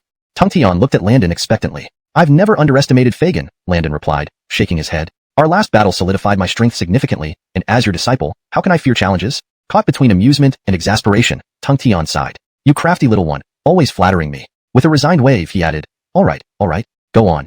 You've never given me a moment's peace." Landon couldn't help but smile, appreciating his master deeply. Despite doing things on instinct, his master always supported him without complaint, treating him like a father. "Master." Landon expressed his gratitude openly, an unusual display of emotion. "That's enough from you, go now, or I'll get annoyed." Tongtian laughed, ushering him out. Landon chuckled, nodding goodbye to Tongtian. Back in his cave residence, Landon's gaze turned sharp. Since he had decided to join the Zhejiao, he needed thorough preparation. Having just advanced to the perfect quasi-saint realm, it was unlikely he could Tsung his strength Ji in a short time. So enhancing combat power would rely on improving his mastery of divine arts, laws, and spirit treasures. Regarding divine arts, he had essentially learned all the arts from the 3 pure ones, but they might not necessarily be effective against the Holy One. As for laws, he possessed the newly acquired complete law of lightning, which had momentarily paralyzed Halston during their last battle. It could serve as a trump card. Lastly, there were the spirit treasures. His collection was truly the envy of all cultivators in Hongmong. Spirit treasures like the Slaughter God Spear formed from Chaos Calamity Root, 3 out of the 6 seeds of the Cooper Lotus, the 12-petal Wheel Purple Lotus, the 12-petal Flame Red Lotus, and the 12-petal End World Black Lotus. Each was a top-grade innate spirit treasure. He also owned 3 out of the 5 directional banners, the Jisoo Yellow Flag, the Green Lotus Treasure Banner, and the Profound Water Control Banner, as well as the River Map and Luo Book obtained during the war between witches and fiends. Any one of these items would cause a frenzy among the powerful figures in Hongmong if revealed. Furthermore, he possessed 36 stabilizing Sea Divine Pearls, the Life and Death Register, the Konglong Seal, and more. For this trip to the Western religion, the more hidden cards he held, the better. He was determined to make Halston pay for his actions. Resolved, Landon decided that if he was going to confront Buddhism, he would do so boldly and openly, aiming to crush the Western religion head-on. With 2 holy ones protecting the Western religion, supposedly merged with the heavenly Tao, he would turn this heaven upside down. With his decision made, he began gathering materials for refinement. He took out fragments of the broken incomplete Zhou Mountain from the war between witches and fiends, intending to refine an object of supreme yang energy and firmness to suppress the entire Hongmong world before everyone's eyes. As he thought about this, Landon even imagined the shape of the treasure he would forge. He immediately began refining it. This would be the first treasure he forged since reaching the perfected quasi-saint realm. Over 10,000 years ago when he first entered Hongmong and joined the Zhejiao under Master Sha, the 3 pure ones were still united. During that time, he had downloaded and mastered countless divine arts and cultivation techniques, including the alchemy art of Murphy Tianzuan, which he had already perfected over 10,000 years ago. If Landon's strength could reach the Holy One realm now, his alchemy skills might surpass even Murphy Tianzuan's. Moreover, Landon had already planned what he wanted to forge, a massive seal capable of suppressing all things in heaven and earth, to be called the Fantian imprint. He had nearly mastered all divine arts taught by the three pure ones, but they might not work effectively against sages. As for rules, he obtained complete lightning rule during breakthrough. During the last battle with Fagin, he paralyzed him briefly with it, a powerful reserve strategy. Lastly, spirit treasures. His collection was any cultivator's dream. The Chaos Divine Slayer Spear, 3 seeds from the 6 lotus seeds of Chaos Green Lotus, the 12-petaled Purple Lotus of Reincarnation, the 12-petaled Crimson Lotus of Inferno, and the 12-petaled Black Lotus of Annihilation, all top-tier innate spirit treasures. 3 of the 5 elemental flags, Earth Flag, Green Lotus Treasure Flag, and Water Controlling Flag, plus the diagrams of the River Map and Book of Luo. Each item alone would incite chaos among powerful figures. And the 36 stabilizing pearls, Death Register, a Drainlight Seal, etc. Going to the Western teachings required maximizing personal assets. This time, Fagin must pay the price. Shape, slowly condensing from its irregular form into a square block. At this point, Landon also slowly opened his eyes. Even with his refining art already perfected, transforming that treasure to this extent had taken him a full century. He marveled inwardly at how profound this refining art was. Even if mastered, it was still incredibly difficult. Looking at the nascent Fantian seal emerging from the Dao fire on his palm, his gaze tightened slightly. It seemed he was somewhat dissatisfied with the crafted treasure. Although the Fantian seal looked imposing and domineering, it lacked a certain smooth and lively feel. Right? Smooth and lively. Landon paused, then closed his eyes again to continue refining. On top of the square object within the Dao fire, half of it slowly melted into a green liquid. Subsequently, the liquid gradually solidified into a spherical shape, with 3/4 of a sphere forming atop the remaining half block, finally solidifying into a delicate green stone seal. This seal was crafted according to the theory of heaven being round and earth being square. The top part was a 3/4 sphere with an ancient copper-green luster, exuding mystery and antiquity, conveying a sense of smoothness and liveliness. The bottom part was a semi-square stone mass, also radiating a mysterious glow similar to the top but differing in that it appeared ancient and grand, as though capable of subduing all things under heaven and earth. Though separately refined and significantly different in shape, circular on top and square below, when combined, there was no discordance. Instead, it filled the concept of heaven being round and earth being square, with Tao principles flowing over it, slowly rotating as if drawing one's mind into it. The intense heaviness seemed to slow down the surrounding heavenly chi circulation. Boom! As soon as the Fantian seal was completed, a thunderclap sounded, followed by incessant peals of thunder. Dark clouds gathered over the Golden Turtle Island, and thousands of Tongtian Sect disciples emerged from their cultivation to look up at the sky. What's going on? Why is the sky clear beyond the East Sea, but over our island it's like this? Is this heading towards Luis's secluded place? Many disciples were astonished and worried, confirming the thunder targeted Luis. Should we inform Master? Is something wrong with Luis? It should be fine. Luis has long transcended any fear of such thunder. The disciples discussed anxiously below, fearing something might happen to their Luis. Before they could report, they saw their master, Erwin, float over, gazing toward Landon's residence. Gathering around, the disciples asked, "Master, will Luis be okay?" Before Erwin could respond, the lightning struck, aimed directly at Landon's cave. A white-robed figure appeared out of nowhere, opening its mouth wide and swallowing the lightning whole. Roar! Landon roared, warning the thunder. How powerful, Luis! Exclamations arose, with newer disciples now holding immense respect for Landon, erasing any doubt about his victories. Boom! Boom! Lightning continued striking, seemingly angered by Landon, yet all were swallowed by him, lightning arcs crackling around him. Below, Tongtian Sect disciples were left speechless, their mouths agape, watching Landon in awe. With the Fantian seal born, thunder descended to destroy this supreme acquired treasure, but Landon emerged from his cave, swallowing all the lightning. Since a century ago when he reached quasi-saint perfection and black lightning reigned, Landon had perfectly comprehended the lightning law, rendering the lightning not only harmless but nourishing. Master! Holding the Fantian seal, Landon flew to Erwin, respectfully greeting him. Erwin smiled and nodded in response. You, naughty disciple, creating such a stir while I wasn't paying attention. Master, please observe this item. This thing has such a heavy aura, as if a mighty mountain looms before me. This is a spiritual treasure I've crafted during my seclusion this century, named the Fantian seal. What do you think, Master? Haha, good, very good. Haha, Fantian seal, it can overturn even the heavens. Clearly, Erwin greatly admired the treasure. You have truly surpassed expectations in your refining arts. I'm thoroughly impressed. I've done this in preparation for the Western sect. I didn't dare to slack off. The master and disciple conversed further, and then Landon bid farewell to Erwin and returned to his cave. Now that the Fantian seal was successfully crafted, the time to visit the Western sect drew near. Recalling past events, it seemed he had other means at his disposal. Years ago, he discovered 6-winged golden cicada and 6-winged blood-winged mosquitoes near emergence in the Blood Sea, granting them opportunities, guiding them, and leaving messages within their bodies. Now seemed the time to use them. 2 divine thoughts immediately went out. Meanwhile, at the Western sect, a monk with a jade-like face sat in the pool of merit, unmoved for what seemed like eons. Suddenly, his eyelids fluttered, slowly opening his eyes, squinting as if adjusting to the world's light. His thin lips parted. Is it you, venerable ancestor? Uncertainty lingered in his tone, for it felt like a long time ago since he'd experienced this sensation upon emerging. No mistake, it must be that venerable ancestor. I won't forget. Are you instructing me so? Simultaneously, in a dark area, a malevolent-looking Taoist suddenly opened his eyes. Is it you, venerable ancestor? Hehe, let's play. Licking his dry lips, he chuckled twice before falling silent again. ##### Chapter 181.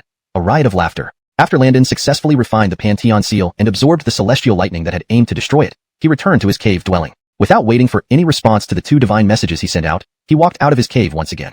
Landon strolled leisurely through Golden Turtle Island. Many disciples, traveling in groups, discussed topics centered around their senior brother's feat of swallowing celestial lightning unscathed. Hearing this, Landon chuckled softly and continued on his way. Senior brother.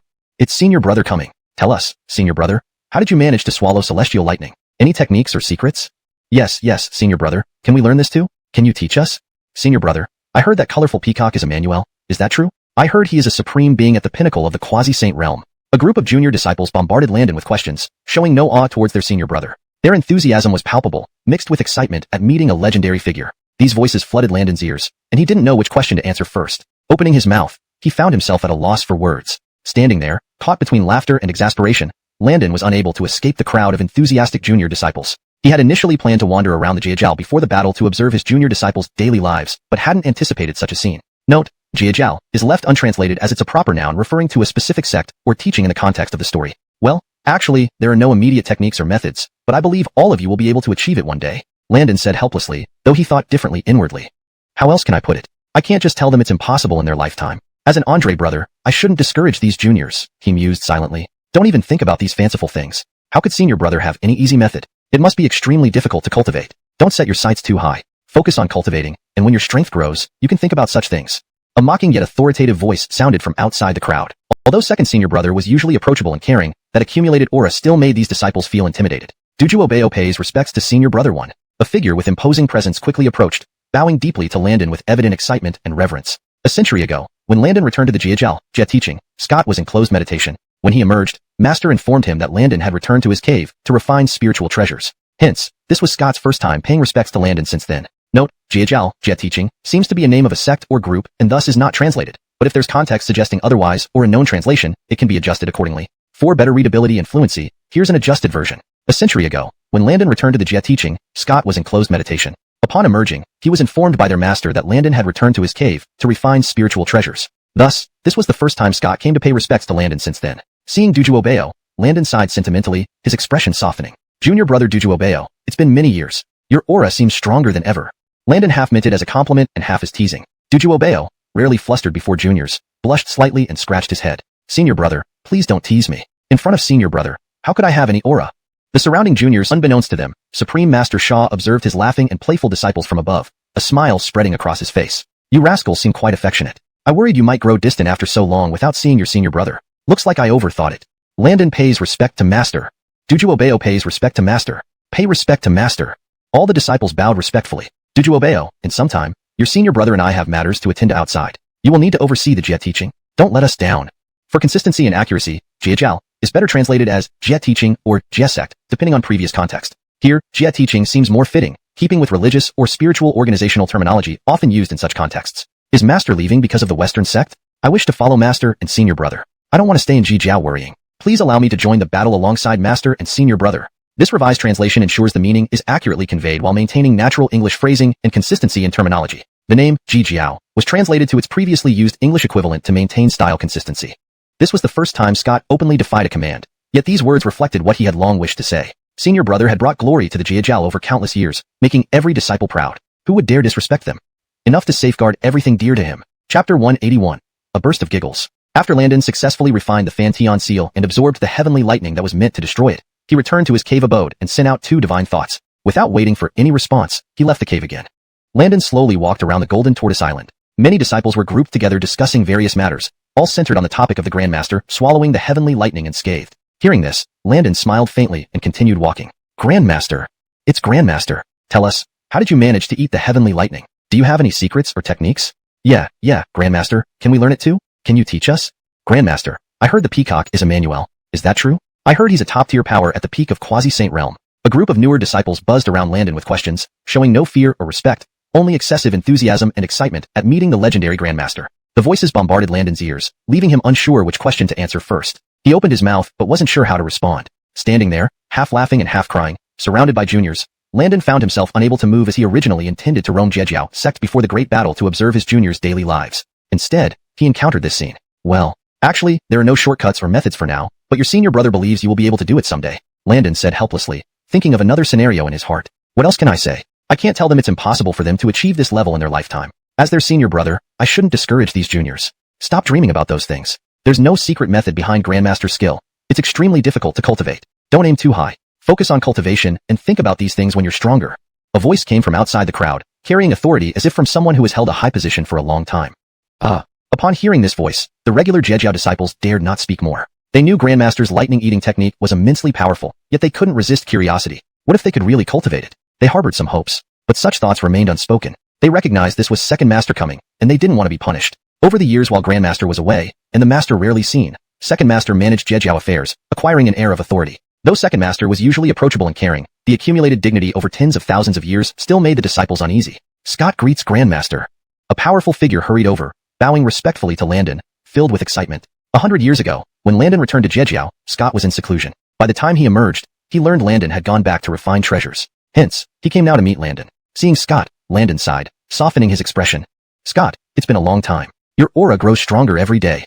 Landon spoke half seriously, half jokingly. Scott blushed, scratching his head. Grandmaster, don't tease me. In front of you, I'm nothing. The surrounding juniors saw second master behave like this for the first time, wide-eyed and mouths agape. Nearby, Turtle Spirit Mother, Gold Spirit Mother, and Apollo, along with the three fairies, approached joyfully to greet Landon. Hee, Grandmaster, don't leave so soon. A graceful and sweet-voiced beauty wrapped her arm around Landon, shaking him. Despite living for so many years, Landon felt overwhelmed by the incredible softness, nearly unsettling his Tao heart. The junior brothers nearby gazed enviously. Neve was known for being strict and aloof, but behaved so affectionately in front of Grandmaster.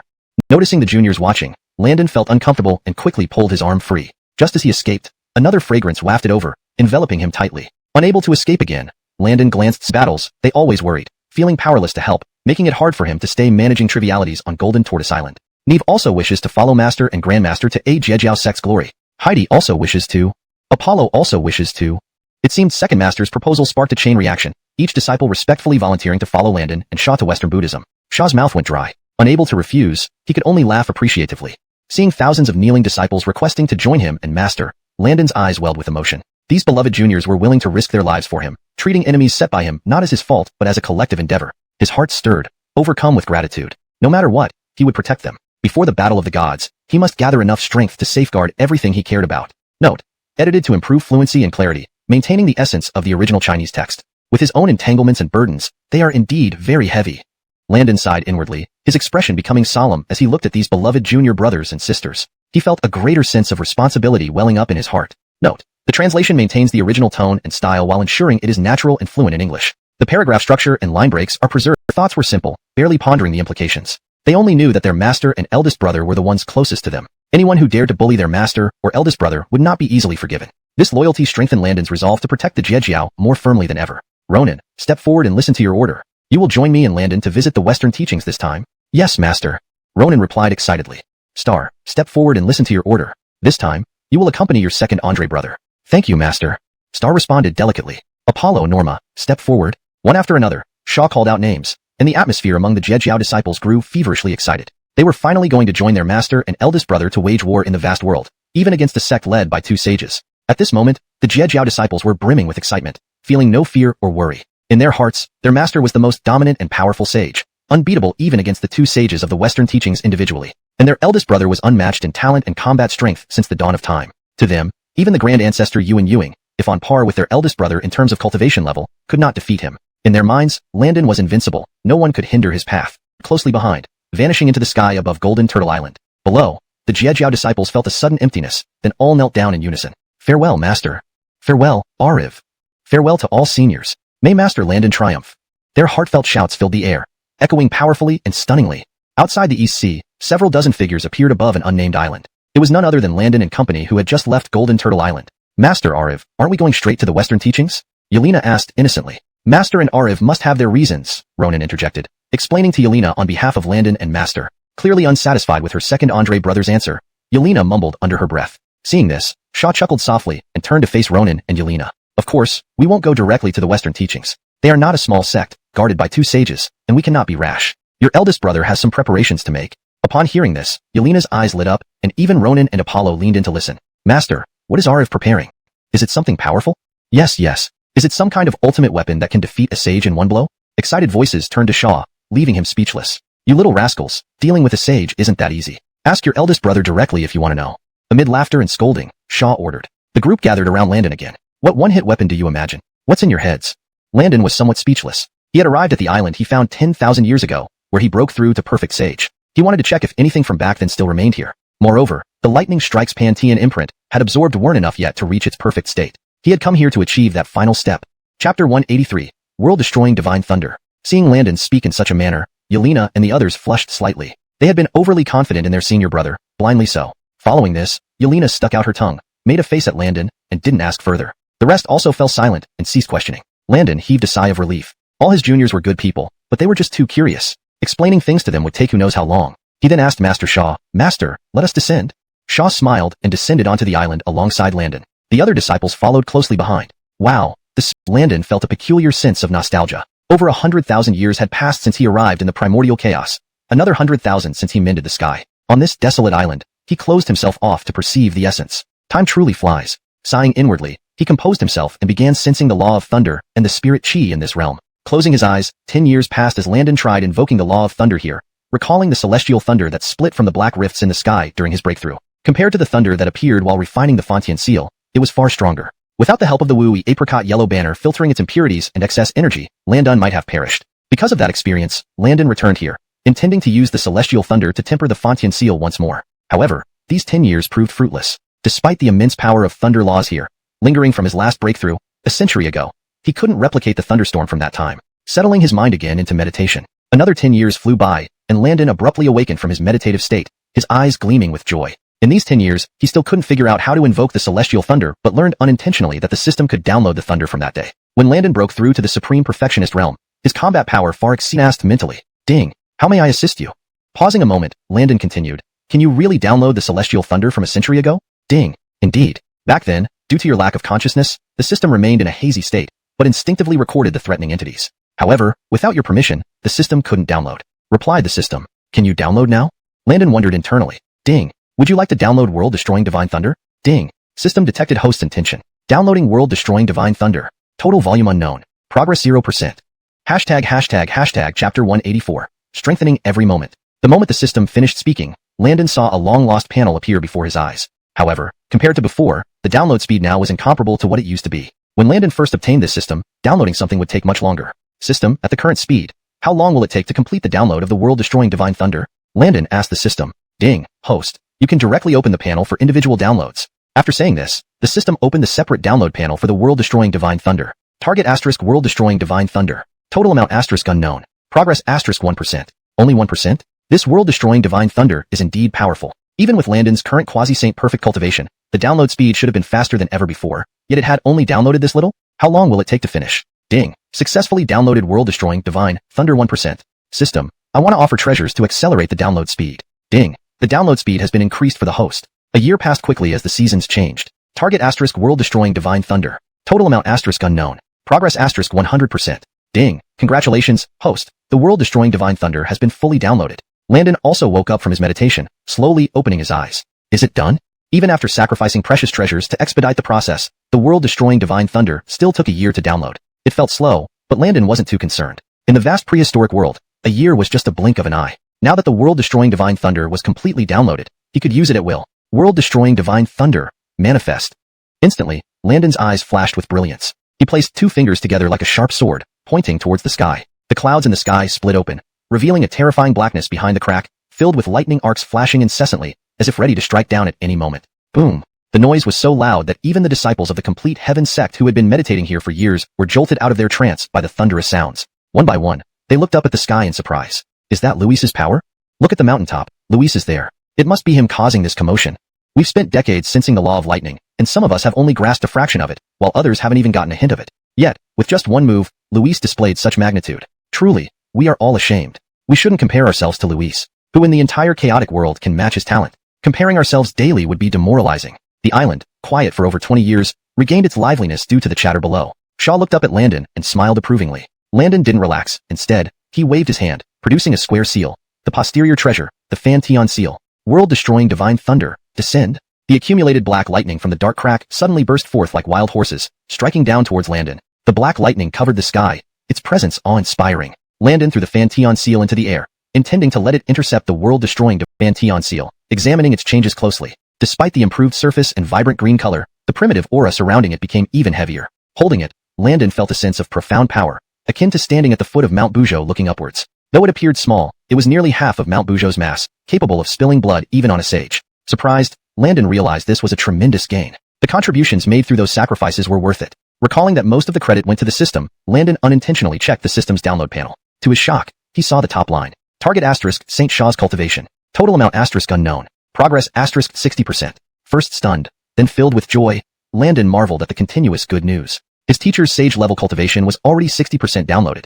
Considering his teacher was among the top sages, rivaled only by the Grandmaster Ewing and Venus, no sage could easily best him in battle. With 60% of his teacher's power, Landon believed he wouldn't be far off from other sages. Moreover, his combat prowess exceeded other cultivators of equal strength, especially given his 9th grade talent and various trump cards. In this state, Landon truly feared no sage. Indeed, Landon was strengthening every moment. Flying to Shaw, he reported. Teacher, everything is ready. Next, we'll go to the Western Sect to settle debts. Shaw looked at Landon with growing satisfaction. With saint-level cultivation, he had concealed their 50-person group's movements from even the Western Sect saints. Therefore, there was no rush. Smiling, Shaw nodded, emitting a formidable sword chi around him. Landon also smiled, his calm gaze turning cold as he looked towards the west. The flame of battle intent in his heart had long been ignited, boiling. Chapter 185. All shall be converted by you. As if sensing Landon's fighting spirit, Scott and the others also felt their emotions surge. The blood in their chests that had been cold for many years began to boil once again. It had been over 100,000 years since they, of the Jiejiao sect, last battled the Heavenly Court.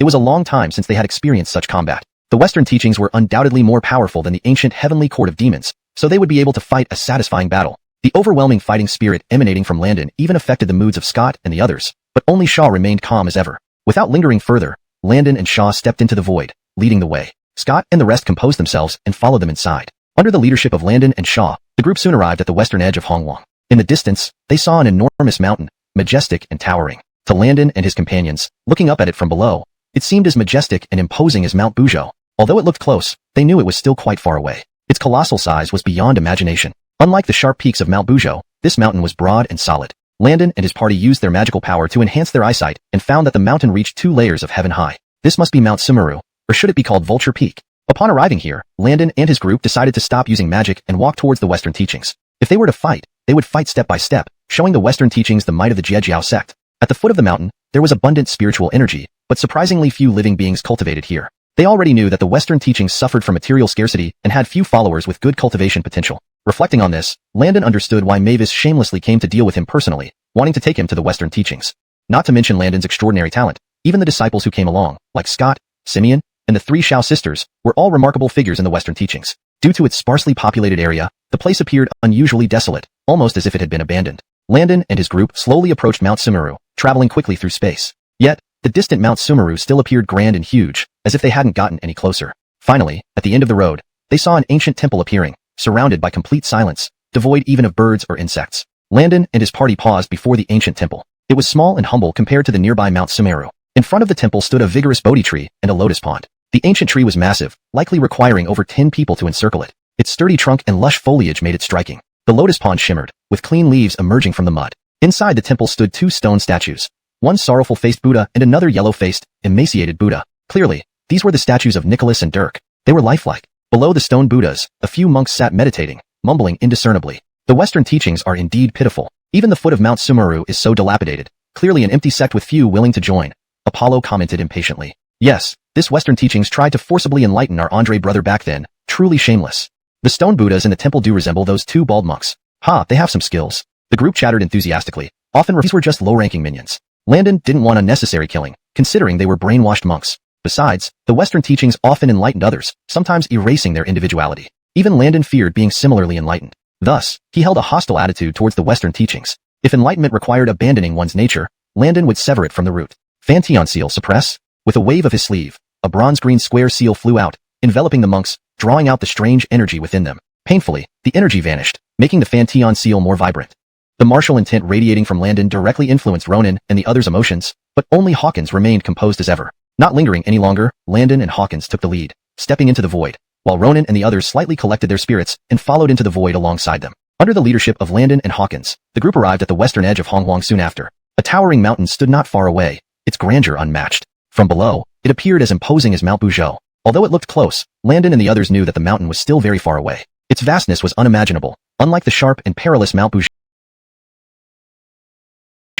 this mountain was broad and thick. Landon and his party channeled their power into their eyes and gazed up, discovering the mountain reaching as high as the second heaven. Surely this must be Mount Sumeru or Spirit Mountain. Having arrived here, Landon's group ceased using their powers and decided to march on foot towards the Western Sect. If they were to fight, they would ascend step by step, making the Western Sect witness the might of the Jiejiao sect. Note, Jiejiao is a sect name that doesn't have a direct English translation and is kept in pinyin for accuracy and consistency. At the base of the mountain, spiritual energy flowed abundantly, yet curiously few living beings cultivated here. They had long known about the Western Sect's scarcity of resources and personnel, with even those qualified for cultivation being few. Reflecting on this, Landon understood why Mavis had shamelessly come to confront him, intending to kidnap him to the Western Sect. Not just Landon with his natural talent, but every disciple following him, Ronan, Apollo, and the three sisters.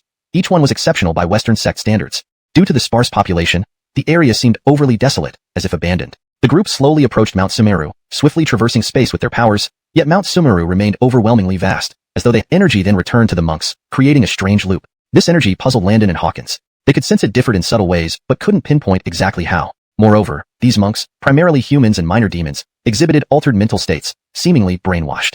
Despite mocking the Western Sect, Landon's disciples caused no harm. Reaching the temple door startled the meditating monks. Anger and fanaticism flared in the monks' eyes when they heard insults against their faith. How dare you insult our sacred Mount Sumeru?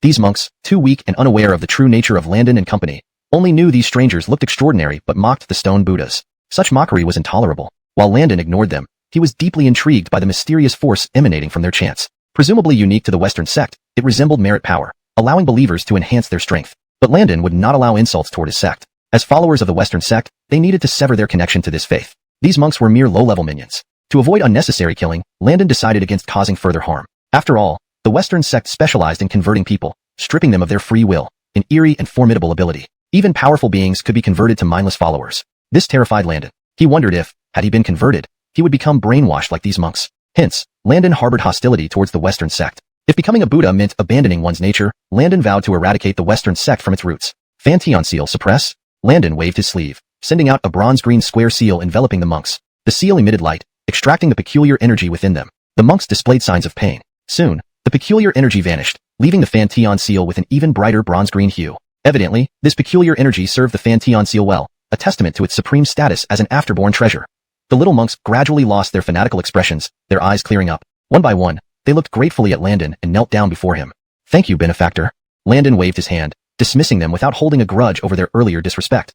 They were merely pitiful souls deceived and converted by the Western teachings. Upon making his first move against the Western teachings, Landon felt his blood begin to boil, a glint of killing intent flashing in his eyes. Dirk, the Western teachings, just wait. This time, I will danfu your Western teachings. You want this strange mental energy, you want these numerous followers? Well, I'll do exactly as you don't wish and convert them all. Revised. Dirk, the Western teachings, just wait. This time, I will overthrow your Western teachings. You want this strange mental energy, and you want these numerous followers? Well, I'll defy your wishes and convert them all. Note, the word danfu can be translated as overthrow or subvert, depending on the context. Here, overthrow seems more fitting to convey the meaning of completely appending or destroying the Western teachings. Landon's thoughts churned, his killing intent fierce. The young monks gradually lost their fanatical expressions, their eyes clearing. One by one, they knelt before Landon with gratitude. Thank you, our benefactor. Landon waved them away, not holding their earlier transgressions against them. They were merely pitiful souls deceived and converted by the Western teachings. Upon his first move against the Western teachings, Landon felt a surge of adrenaline. A glint of menace flashed in his eyes. Wait for me, Fagin. Western teachings. This time, I will upend your Western teachings. You want this peculiar mental force? You want these many followers? Well, I will thwart your plans and convert them all. Landon's thoughts raced, filled with ruthless determination. Hashtag chapter 186, the Buddha with sharp teeth and a clever tongue. Landon's emotions surged, the murderous intent in his heart surging uncontrollably like a raging storm. Even Ronan and others could feel that intense killing aura. Initially filled with worry, they were soon replaced by curiosity after witnessing the miraculous scene. Questions brimmed in their minds. Senior brother, what just happened? Yeah, why did the monks change completely when you showed them the Tongtian seal? That's right, senior brother. At first, those little monks were all aggressive as if they wanted to settle scores with us, but in the end, they thanked you. Why is that? One by one, the Jiejiao disciples transformed into curious children, surrounding Landon with endless questions. Just now, Landon had been radiating murderous intent, but upon seeing his junior brothers and sisters gather around him, he quickly suppressed his aura to avoid harming them. Note: for better fluency and natural reading in English, curious babies is changed to curious children. Their curious gazes made him chuckle slightly. Even the usually steady Ronin had the same look on his face. Taking a deep breath, he calmed his agitated mind and explained to the junior disciples. It's not that showing them the seal caused this change. Rather, my refined Pantheon seal has been tempered by the deception, trapping them within their own world. Precisely. Suffering still exists, and bliss is an illusion. It only severs the 7 emotions and 6 desires of the followers, deceiving the masses. It's merely a petty trick.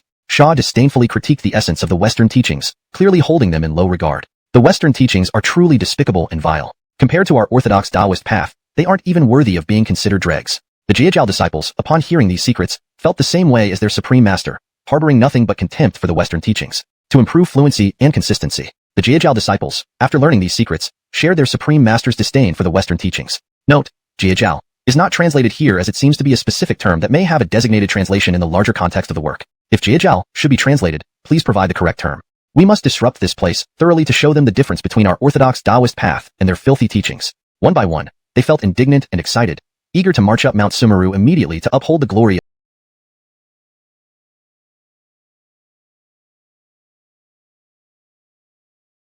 the foot of the mountain. Note: for better readability and coherence, Jiajiao should be translated consistently as Jia sect, or sect of Jia throughout the text. I'll assume it's a proper name for a sect and translate it accordingly in future segments.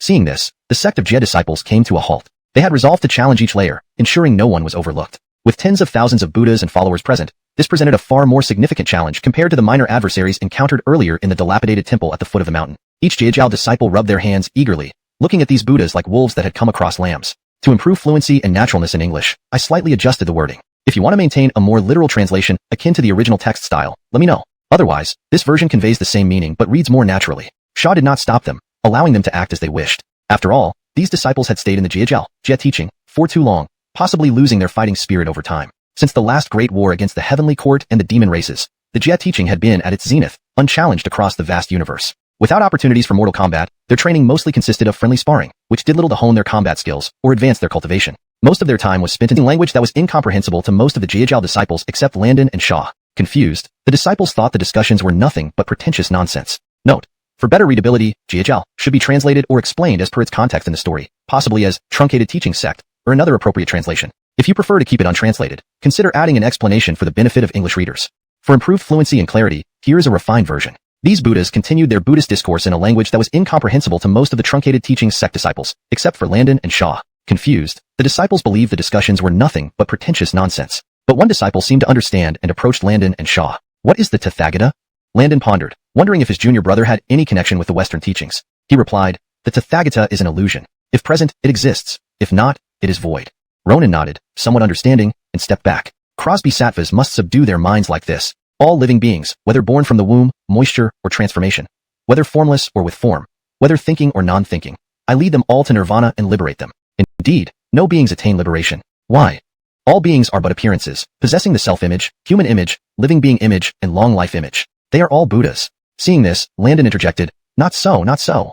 Hashtag chapter 186. The Buddha with sharp teeth and a clever tongue, continued. The crowd of Buddhist followers were in the midst of their profound discussions on Buddhism when an incongruous voice suddenly interrupted. All heads turned towards the source, eyes narrowing in anger. What do you mean by that? The voice carried both irritation and accusation. Landon remained unmoved. He did not even glance at the speaker, as if he found it beneath him to argue.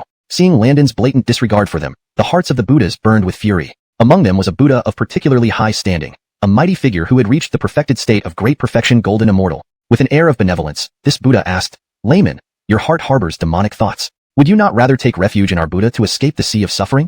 Landon responded with a cold laugh. What are these so-called demonic thoughts? What is this so-called sea of suffering? The Buddha replied, to disrespect the Buddha is to be a demon. A demon harbors demonic thoughts. With demonic thoughts, one's mind cannot reach enlightenment. Without enlightenment, one remains in the sea of suffering. Ha ha ha.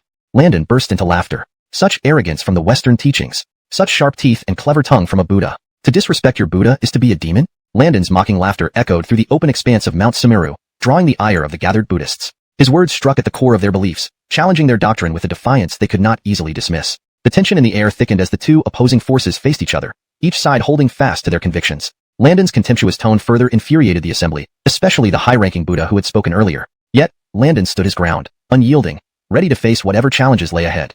This confrontation marked a turning point in the journey of Landon and his fellow disciples of the Jia sect. Their resolve to challenge the Western teachings grew stronger, and the stage was set for a clash of ideologies that would determine the future of both sects. A group of Buddhist devotees were engrossed in discussing the teachings of Buddhism when they suddenly heard a discordant voice. They all turned their heads to look, glaring angrily. "You say it is wrong. What does that mean?"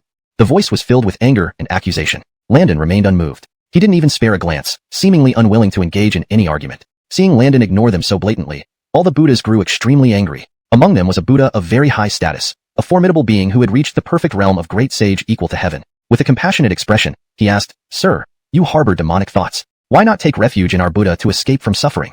Landon sneered. "What are demonic thoughts? What is this sea of suffering?" The Buddha replied, "Not respecting the Buddha is demonic, and if you are demonic, you have demonic thoughts. With demonic thoughts, your mind is obstructed, and an obstructed mind means you are in the sea of suffering." Ha ha ha. Landon laughed loudly. What a presumptuous Western sect, what sharp-tongued Buddhas. Not respecting your Buddha makes one demonic?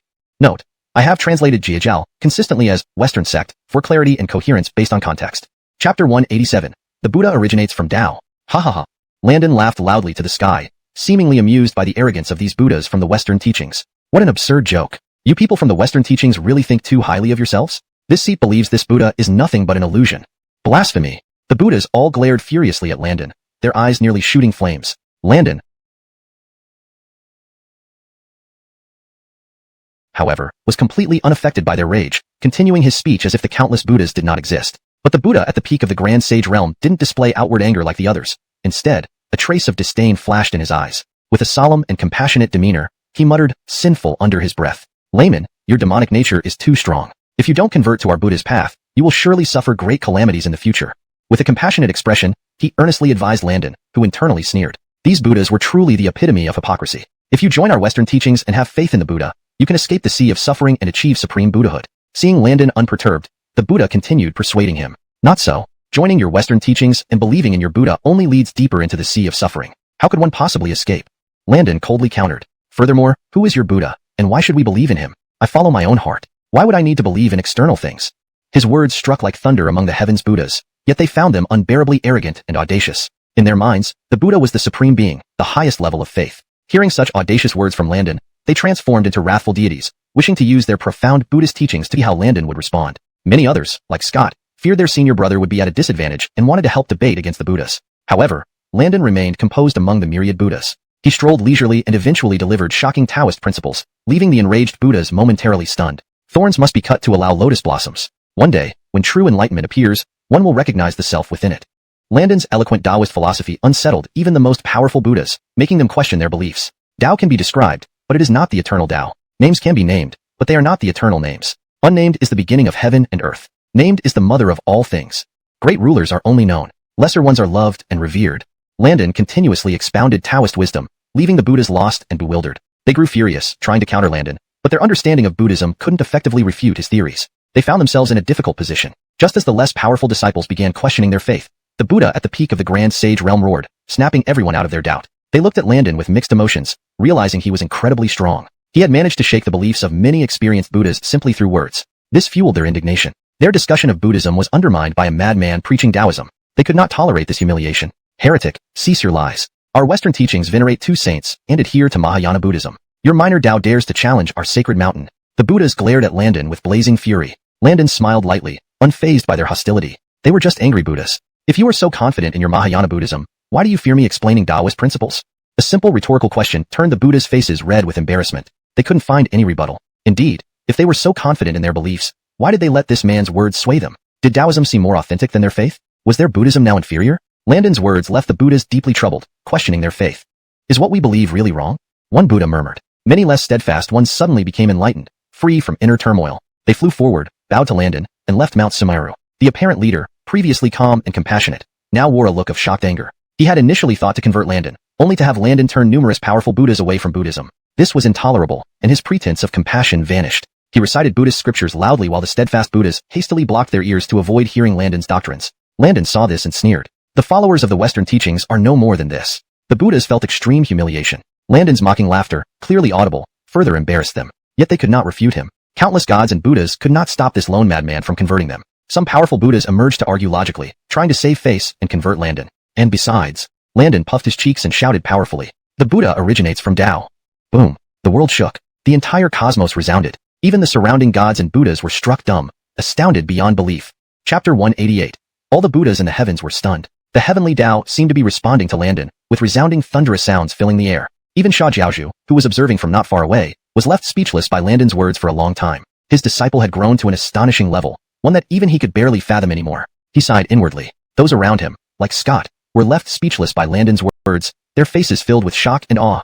In Holden Cave, Bagwangong Palace, Ashan was startled awake from his meditation. Normally calm and unbothered, he suddenly felt a jump in his heart as if something significant was about to happen. Curiously, he tried to deduce what it might be, but nothing came to mind, as though a faint mist obscured everything. Ashan was puzzled. Who could it be? Something big seems to be happening. With a sigh, he closed his eyes and pondered no more. On Kunlun Mountain, Yushu Palace, Murphy Tianzuan was lecturing his disciples, including Michael, when he suddenly stopped mid-sentence, sensing something amiss. He then frowned, closed his eyes, and calculated something, but soon sighed, abandoning the effort. The 12 golden immortals looked surprised. They had never seen their master so unsettled. In Sonia Palace, Sonia Saint continued to observe the fragment of soul light before her, deep in thought about how to handle it. Suddenly, she felt an inexplicable tremor in her heart, furrowing her brows. Has something happened? Why do I feel this way? She whispered softly. She then shook her head and dismissed the feeling. In the netherworld, Venus also furrowed her brows, lost in some thoughts. She had just felt a wave of power emanating from the heavenly Tao, startling even her. At the extreme southern edge of XuanHuan, numerous low-level demons without physical forms cowered on the ground, trembling in fear. Moments ago, they had heard a voice of heavenly authority, scaring them into whimpering pitifully. Many beings in XuanHuan felt an inexplicable shudder. The weaker ones only sensed a powerful resonant force, while the great powers vaguely understood something had occurred, yet couldn't pinpoint what exactly. In Western teachings, halfway up Mount Sumeru, Buddha originates from Tao? Buddha originates from Tao? Buddha originates from Tao. Is Buddha really from Tao? These shocking words stunned all the Buddhas into silence. The old Buddhas who had long followed Western teachings looked bewildered, mumbling to themselves. Haha, now I understand. Now I understand. Buddha originates from Tao. Suddenly, many Buddhas seemed to have an epiphany, bowing deeply to Landon before severing their Buddhist ties and walking away. Do not listen to this madman's nonsense.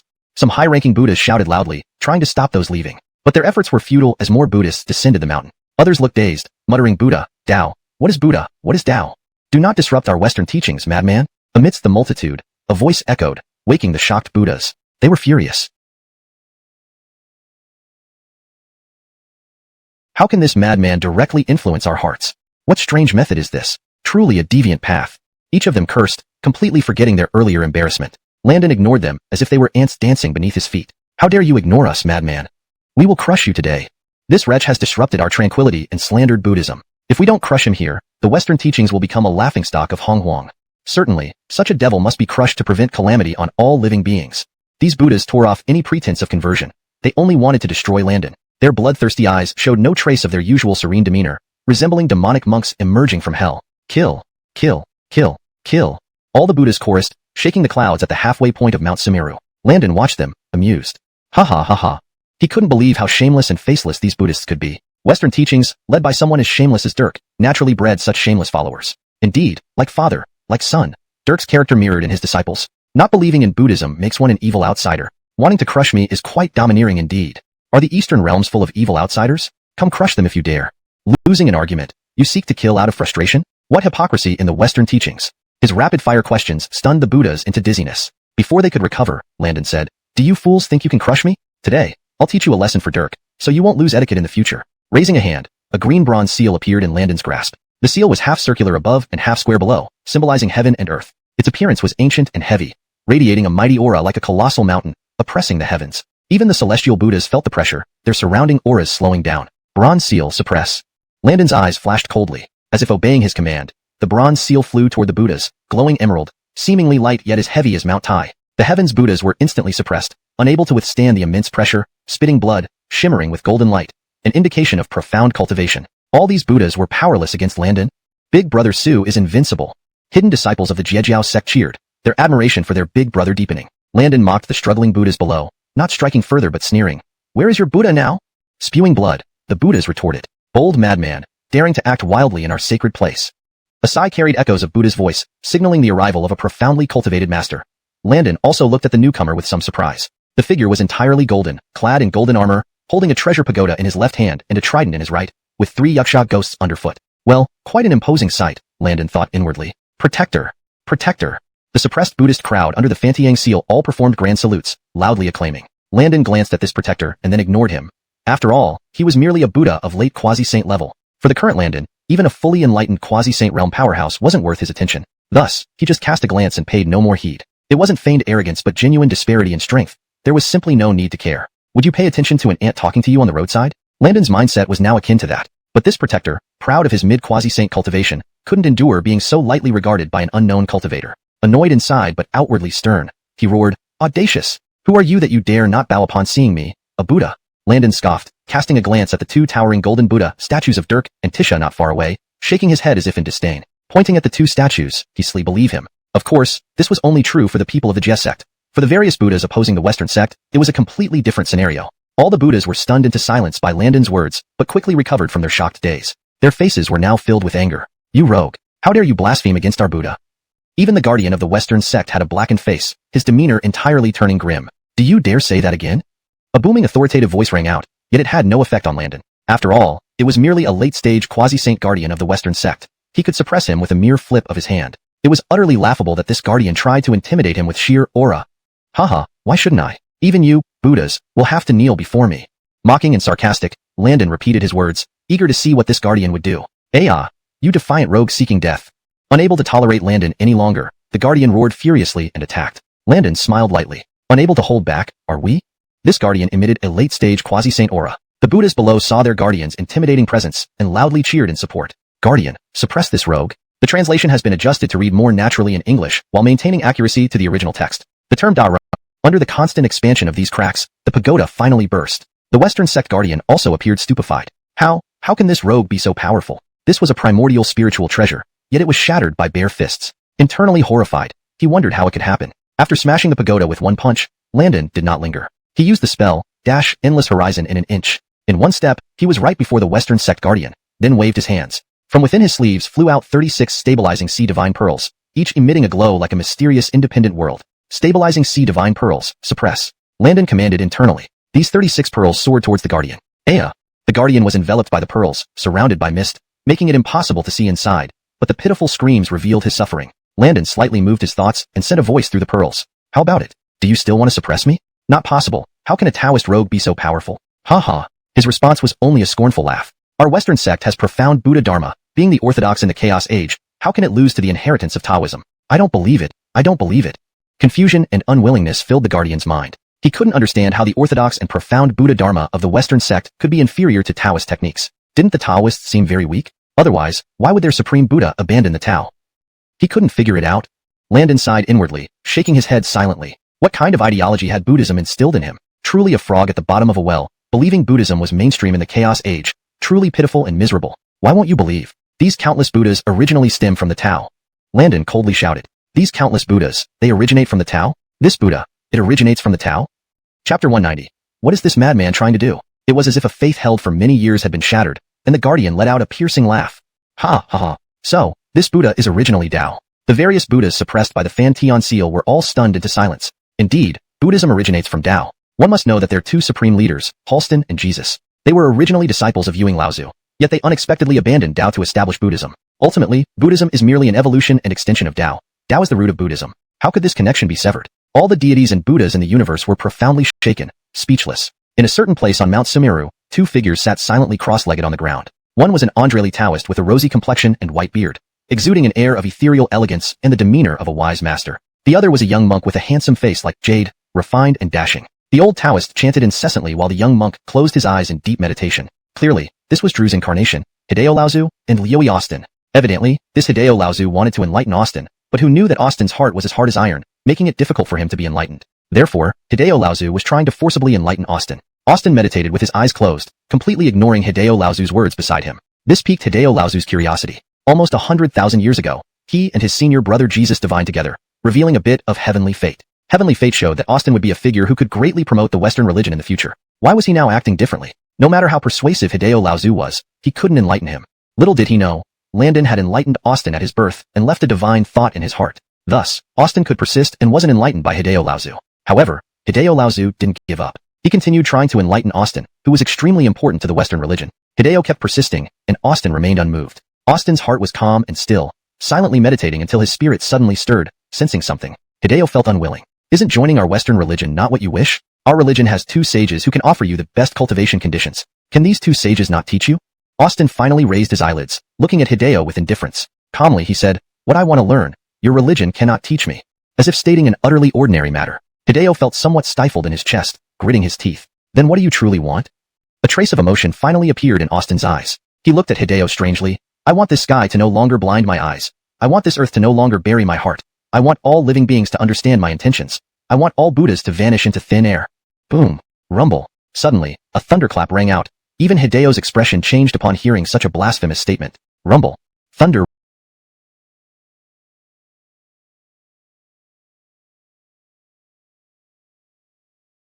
rumbled continuously, as if marveling at Austin's audacious resolve. At the moment Austin spoke those shocking words, thunder resounded endlessly in the sky. Even Landon was somewhat astonished. Why were there rumbling thunders atop Mount Sumeru? The numerous Buddhas didn't know what was happening, assuming it was due to Landon's words displeasing heaven, leading to the descent of celestial punishment. What is going on? Voices filled with suspicion and uncertainty arose, baffled by the sudden change in the heavens and the thunderclaps out of nowhere. Landon's eyes flashed with contemplation, as if understanding something. Ignoring the chaos, he coldly watched the Buddhas who were now plunged into self-doubt. Suddenly, the two Buddha statues standing not far away emitted golden light, exciting the gathered Buddhas. Look, it's the Buddha manifesting. It's actually really. Oh, wonderful. I told you our Western religion will never decline again. No longer retaining their high-minded demeanor, the Buddhas were so moved they wept tears of joy, kneeling down. Even the guardian, previously shouting within Landon's pearl of calming the sea, fell silent and respectfully bowed towards the glowing Buddha statues from within the pearl. Their eyes brimmed with reverence, treating them as the most important thing in their lives, allowing no taint whatsoever. Landon's eyes gleamed strangely. Why were the Buddha statues still effective? He underestimated Halston and Jesus' methods. Just those two statues emitting golden light caused the Buddhas to be too excited to speak. Previously, his Taoist rhetoric had targeted these Buddhas' hearts. Those same Buddhas started doubting their own practices and even questioned the sanctity of the two revered saints. Yet now, just the golden light from two Buddha statues showed signs of pulling them out of their mental quagmire. Even Landon marveled at this mysterious power. Sha Jiaozhu frowned unseen, pondering something. Ronan and others were more bewildered, sensing its power without understanding it fully. Though they didn't know exactly what happened, it felt powerful and bizarre. Landon's gaze grew increasingly cold, fixing on the statue of Halston among the two Buddha statues. The gaunt yellow-faced Taoist became increasingly detestable to Landon. Unable to endure this odd scene any longer, Landon burst toward the nearby two Buddha statues. This madman, what is he trying to do? He's heading for our Buddha, truly impudent.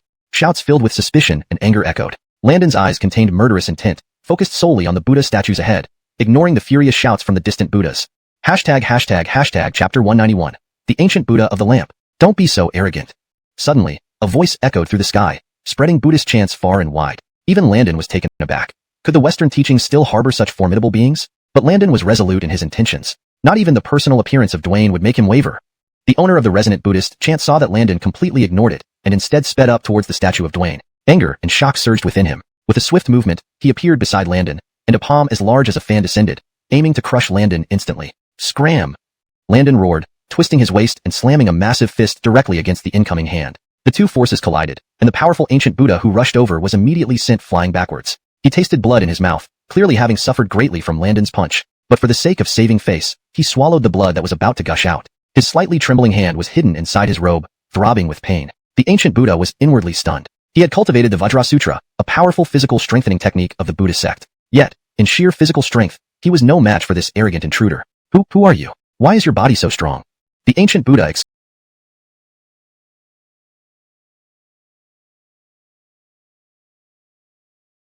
exclaimed in surprise. Landon sneered. I am here to Danfu your Western sect. Note, the word Danfu is not properly translated. It should be translated as overturn, or subvert. Therefore, the sentence should be, I am here to subvert your Western sect. However, considering the context of the whole paragraph, it might be better translated as, I have come to overthrow your Western sect. Suggested translation for the entire passage, while considering consistency and fluency in English.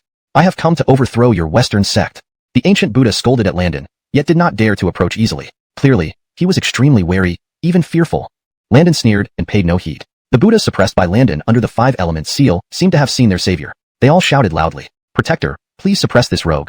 Protector, you were caught off guard when attacking just now, which is why you failed to suppress him immediately. If you attack with full force, this rogue will surely have no way out. Hearing these Buddhas' confident words from below, the ancient Buddha blushed with embarrassment, but soon covered it up. He was somewhat speechless. If I could suppress this rogue, would I wait for you to tell me? One move to suppress. The ancient Buddha was also afraid, his vigilance towards Landon reaching an unprecedented height. He knew himself well. He had ambushed the rogue just now but was unexpectedly repelled by him, suffering a heavy blow. Know yourself and know your enemy, and you can fight 100 battles without disaster. Do not rush to attack, first figure out this rogue's true strength. He convinced himself that this was a reasonable excuse for not daring to block Landon alone. Seeing that the protector only made threats without taking action, Landon looked down on him greatly. Compared to this protector, Landon felt that the one suppressed under the 5 elements seal still had some spirit. Although this protector had reached the perfect quasi-saint realm, he was so cowardly and fearful. It seems all of you in the Western sect are despicable cowards, only capable of sneak attacks. Now that I stand before you, you dare not come forward? Landon mocked with a disdainful smile. Since that's the case, scram to one side. So humiliated, the protector was angry. Rogue, don't be arrogant. Here are only some of our Western sect's weaker disciples. Our 4 protectors and our ancient Buddha Kyler are about to arrive. By then, we'll see if you can still be so arrogant. Landon first sneered upon hearing his words, but then he heard ancient Buddha Kyler, and his eyes flashed with surprise. Wasn't Kyler killed by him back then? Why is there another ancient Buddha Kyler? Is it someone with the same name? Though he was surprised inside, he showed nothing on his face. Then he flashed and flew towards the statue of Lord Fagin, the law of force flowing through his hands, striking out with a punch. Crack. Boom. First came the sound of the statue cracking, then the cracks spread throughout the statue, followed by a loud boom as the statue exploded. Master! Master was destroyed by this rogue? Boy, our Western sect will never reconcile with you. All the Buddhas exclaimed in shock. Landon ignored them, inwardly sneering. Never reconcile? Haven't we been like this all along? Insolence. Do you really think our Western sect has no one? Shocked and angry voices echoed from afar. Numerous Buddhas flew over from far away, led by none other than Landon's old acquaintance. Taoist Kyler? Ancient Buddha Kyler. The protector who dared not act before exclaimed joyfully and greeted respectfully. So, he really didn't die? Landon murmured. Hearing the name Ancient Buddha Kyler earlier, he had suspected it, but seeing someone he had killed appear before him, Landon was still unable to remain calm as usual. As Landon stared at the leading Kyler, now should be called Ancient Buddha Kyler, the ancient Buddha recognized Landon and cried out in alarm. Landon? Hatred surged since they were enemies meeting after being killed by Landon. With enhanced strength, the ancient Buddha wanted to directly suppress Landon. Seeing many powerful opponents appear on the opposite side, the many Jiajao disciples in hiding feared their master would be at a disadvantage, rushing out to help. Seeing the seemingly suddenly appearing Jiajao disciples, these ancients, protectors, and all Buddhas were shocked. When did so many people infiltrate the Western sect without anyone knowing? But seeing the shattered statue of Lord Fagin, shock turned into anger, and they rushed forward. The numerous Jiajao disciples were already boiling with excitement, charging forward excitedly, turning the area into chaos within moments. Landon was still facing off against Kyler and others. The air around them grew tense as the rising battle intent became palpable. Adalberto was converting Pedro but was enraged by his heretical thoughts. Just as he was planning how to convert him, his expression changed drastically, and he disappeared from the spot. Blasphemy, do not be so audacious. Though the ancient Buddha verbally chastised Landon, he dared not approach lightly, clearly wary and even fearful. Landon scoffed, then turned his attention away. To those Buddhas suppressed under the Flip Heaven seal, Landon seemed like a savior. They all shouted loudly, Guardian Dharma Protector, please subdue this arrogant one. If the Guardian Dharma Protector had struck full force just now, this arrogant one would have never returned. Hearing their confident words, the ancient Buddha's old face reddened with embarrassment, but quickly covered it up. He was speechless. If I could subdue this arrogant one, would I need you to tell me? A single strike? He was afraid and on high alert regarding Landon. After all, he had tried to ambush Landon earlier, only to be driven back in disarray, suffering a heavy blow while Landon remained unscathed. Understanding both oneself and the enemy ensures victory in battle. It's better to gather information before making a move. This reasoning justified his hesitation, providing an excuse for not confronting Landon alone. Seeing that the Dharma Protector made empty threats without taking action, Landon looked down on him immensely. Compared to this protector, the one he subdued under the Flip Heaven seal seemed more courageous despite being weaker. This Dharma Protector, though at the peak of quasi-saint level, was overly timid and cowardly. It appears your Western teachings are filled with spineless cowards who resort to ambushes. Now that I stand before you, you dare not come forward? Landon taunted, a smirk playing on his lips. Since that's the case, scram to the side. Insulted thus, the Dharma Protector seethed with anger. Arrogant one, don't be overconfident. These are merely disciples with Lear exclaimed in delight, bowing respectfully. So, you really didn't die? Landon murmured to himself. When he heard the name Ancient Buddha of the Lamp earlier, he had suspected this possibility, but seeing someone he had supposedly slain appear before him left Landon less calm than usual. As Landon stared at the leading figure, now the Ancient Buddha of the Lamp, the Ancient Buddha also recognized Landon, exclaiming in horror. Landon? Hatred burned fiercely as they were enemies once again. Leveraging his enhanced strength, he aimed to crush Landon outright. The disciples of Jia sect, witnessing the arrival of numerous powerful figures, feared their senior brother might be at a disadvantage and rushed out to help. Seeing the sudden appearance of numerous Jia sect disciples, the ancient Buddhas, Dharma Protectors, and celestial Buddhas were startled. How had so many infiltrated the Western teachings without notice? Yet, watching the shattered pieces of the Dwayne statue, their shock turned to fury, and they charged forward. Zeus and other Jia sect disciples, filled with fighting spirit, roared excitedly and rushed into battle. Soon, chaos erupted. Landon continued to confront Luke and others. The air around them grew thick with mounting combat intent. Crosby, who had been attempting to enlighten Xianxia, became add more context on this term? Is it a specific sect name that should remain untranslated? Or does it have an English equivalent? Before arriving here, due to Landon's wish to perfect the heavenly seal stamp, they stayed for decades where Landon broke through to the great sage level. That place was filled with the aura of world-destroying divine thunder. Over the years, Scott and the others had practiced and comprehended there, leading most of the disciples to understand the law of thunder. Thus, this magnificent scene unfolded before them. Above Mount Sumeru, thunderclouds now completely obscured the sky, with thousands of lightning bolts striking down, causing the group of Buddhas to scramble frantically, disoriented. This overwhelming manifestation of heavenly power even frightened the hearts of the Buddhas. 10,000 thunderbolts charged directly from Mount Sumeru. Although Scott and the others' comprehension of the law of thunder was still immature and far from as profound as Landon's, having over 40 people simultaneously draw upon heavenly thunder created an awe-inspiring spectacle that seemed to signal the end of the world. Ah, these disciples of Jia sect are all here? Damn it, how could the power of this thunder be so astonishing? Scatter, quickly scatter, don't stay together. The multitude of Buddhas were struck in all directions and dispersed in confusion. Landon glanced at the battlefield where his junior siblings were fighting and saw that they held the upper hand, which put his mind at ease. After all, he had intercepted Bard Ancient Buddha and the Protectors, leaving the rest of the great venerable golden immortals and lower-ranking Buddhas as perfect adversaries for his junior siblings to hone their skills. Landon, it has been quite a long time. Bard's sinister voice sounded, but Landon smiled nonchalantly in response, not answering. For these tens of thousands of years, I have thought of you endlessly. Seeing the ancient Buddha Bard's increasingly sinister expression, the other protectors of quasi-saint rank were slightly taken aback. Before this white-robed youth, the usually composed Bard Ancient Buddha seemed unable to maintain his usual serene demeanor. In the past, Bard in their Buddhism always maintained a gentle and tranquil demeanor. Today's ferocious appearance was unprecedented. Their hearts grew heavily cautious toward Landon. Though they were esteemed protectors of the Western teachings with unparalleled might, they knew that two of their protectors had already fallen victim to this youth. One was suppressed by the sea-stabilizing pearl, and another suffered a significant defeat, evident from the trembling hand concealed within his sleeve. With guarded eyes, they watched Landon standing nearby, marveling inwardly at his extraordinary courage and composure despite the opposing stance and hostile relationship. Truly a peerless youth. Facing many quasi-saint level powers without changing expression, just this point alone earned Landon a higher regard from the protectors. Landon didn't care about their thoughts and lightly said, "So, do you want me to suppress you again?" These words acted like the last straw, igniting Bard's anger. "Landon, you seek death." He lunged forward, revealing a purple golden alms bowl in his hand. This purple golden alms bowl was a top-tier primordial spirit treasure, equal in quality to any of Landon's own treasures. Holding the purple golden alms bowl, Bard felt boundless confidence. With a gesture, the bowl turned upside down, enveloping Landon. Seeing this, Landon did not take it lightly. This alms bowl was extremely formidable and wouldn't let him off easily. Antony Apricot Yellow Banner, protect this seat's Dharma body. With a shout, a banner appeared above Landon's head, emitting primal yellow energy forming an impregnable barrier around him. The purple golden alms bowl emitted infinite purple light trying to ensnare Landon, but it couldn't budge an inch. Though powerful, the purple golden alms bowl met its match in Landon's Antony Apricot Yellow Banner, one of the finest defensive spirit treasures of the chaotic times, preventing easy capture. Despite this, Landon still felt a powerful suction pulling at him. Without the Antony Apricot Yellow Banner, he would likely have been pulled in. Though he wouldn't fear being captured, pointless risk was unnecessary. Landon's eyes turned cold as he was already reaching through the heavens. He believed that even Hanley would be no better than him today. Unexpectedly, Landon's growth was even more terrifying. Fighting alone against 7 quasi-saints? Who would believe such tales? If he hadn't experienced it personally, he wouldn't have believed it either. Amidst the shock, he noticed Landon charging towards him. This own heavenly ruler is unable to contain Landon.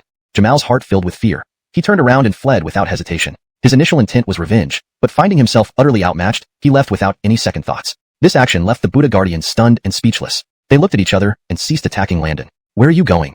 Landon laughed loudly, using Heaven's image skill. His large hand reached out towards Jamal, blocking out the sky and growing wildly with the wind. In the astonished gazes of everyone, Jamal was smashed into bone fragments, spraying several mouthfuls of blood, his eyes somewhat dazed. Landon didn't pay attention to these details. His large hand continued downward and snatched the purple gold begging bowl from Jamal's hand. Jamal's eyes were filled with fear. Seeing his precious item stolen, he hurriedly guarded the heavenly ruler and disappeared in a puff of smoke, leaving only a pool of blood and a broken lamp wick on the ground. Fled rather fast.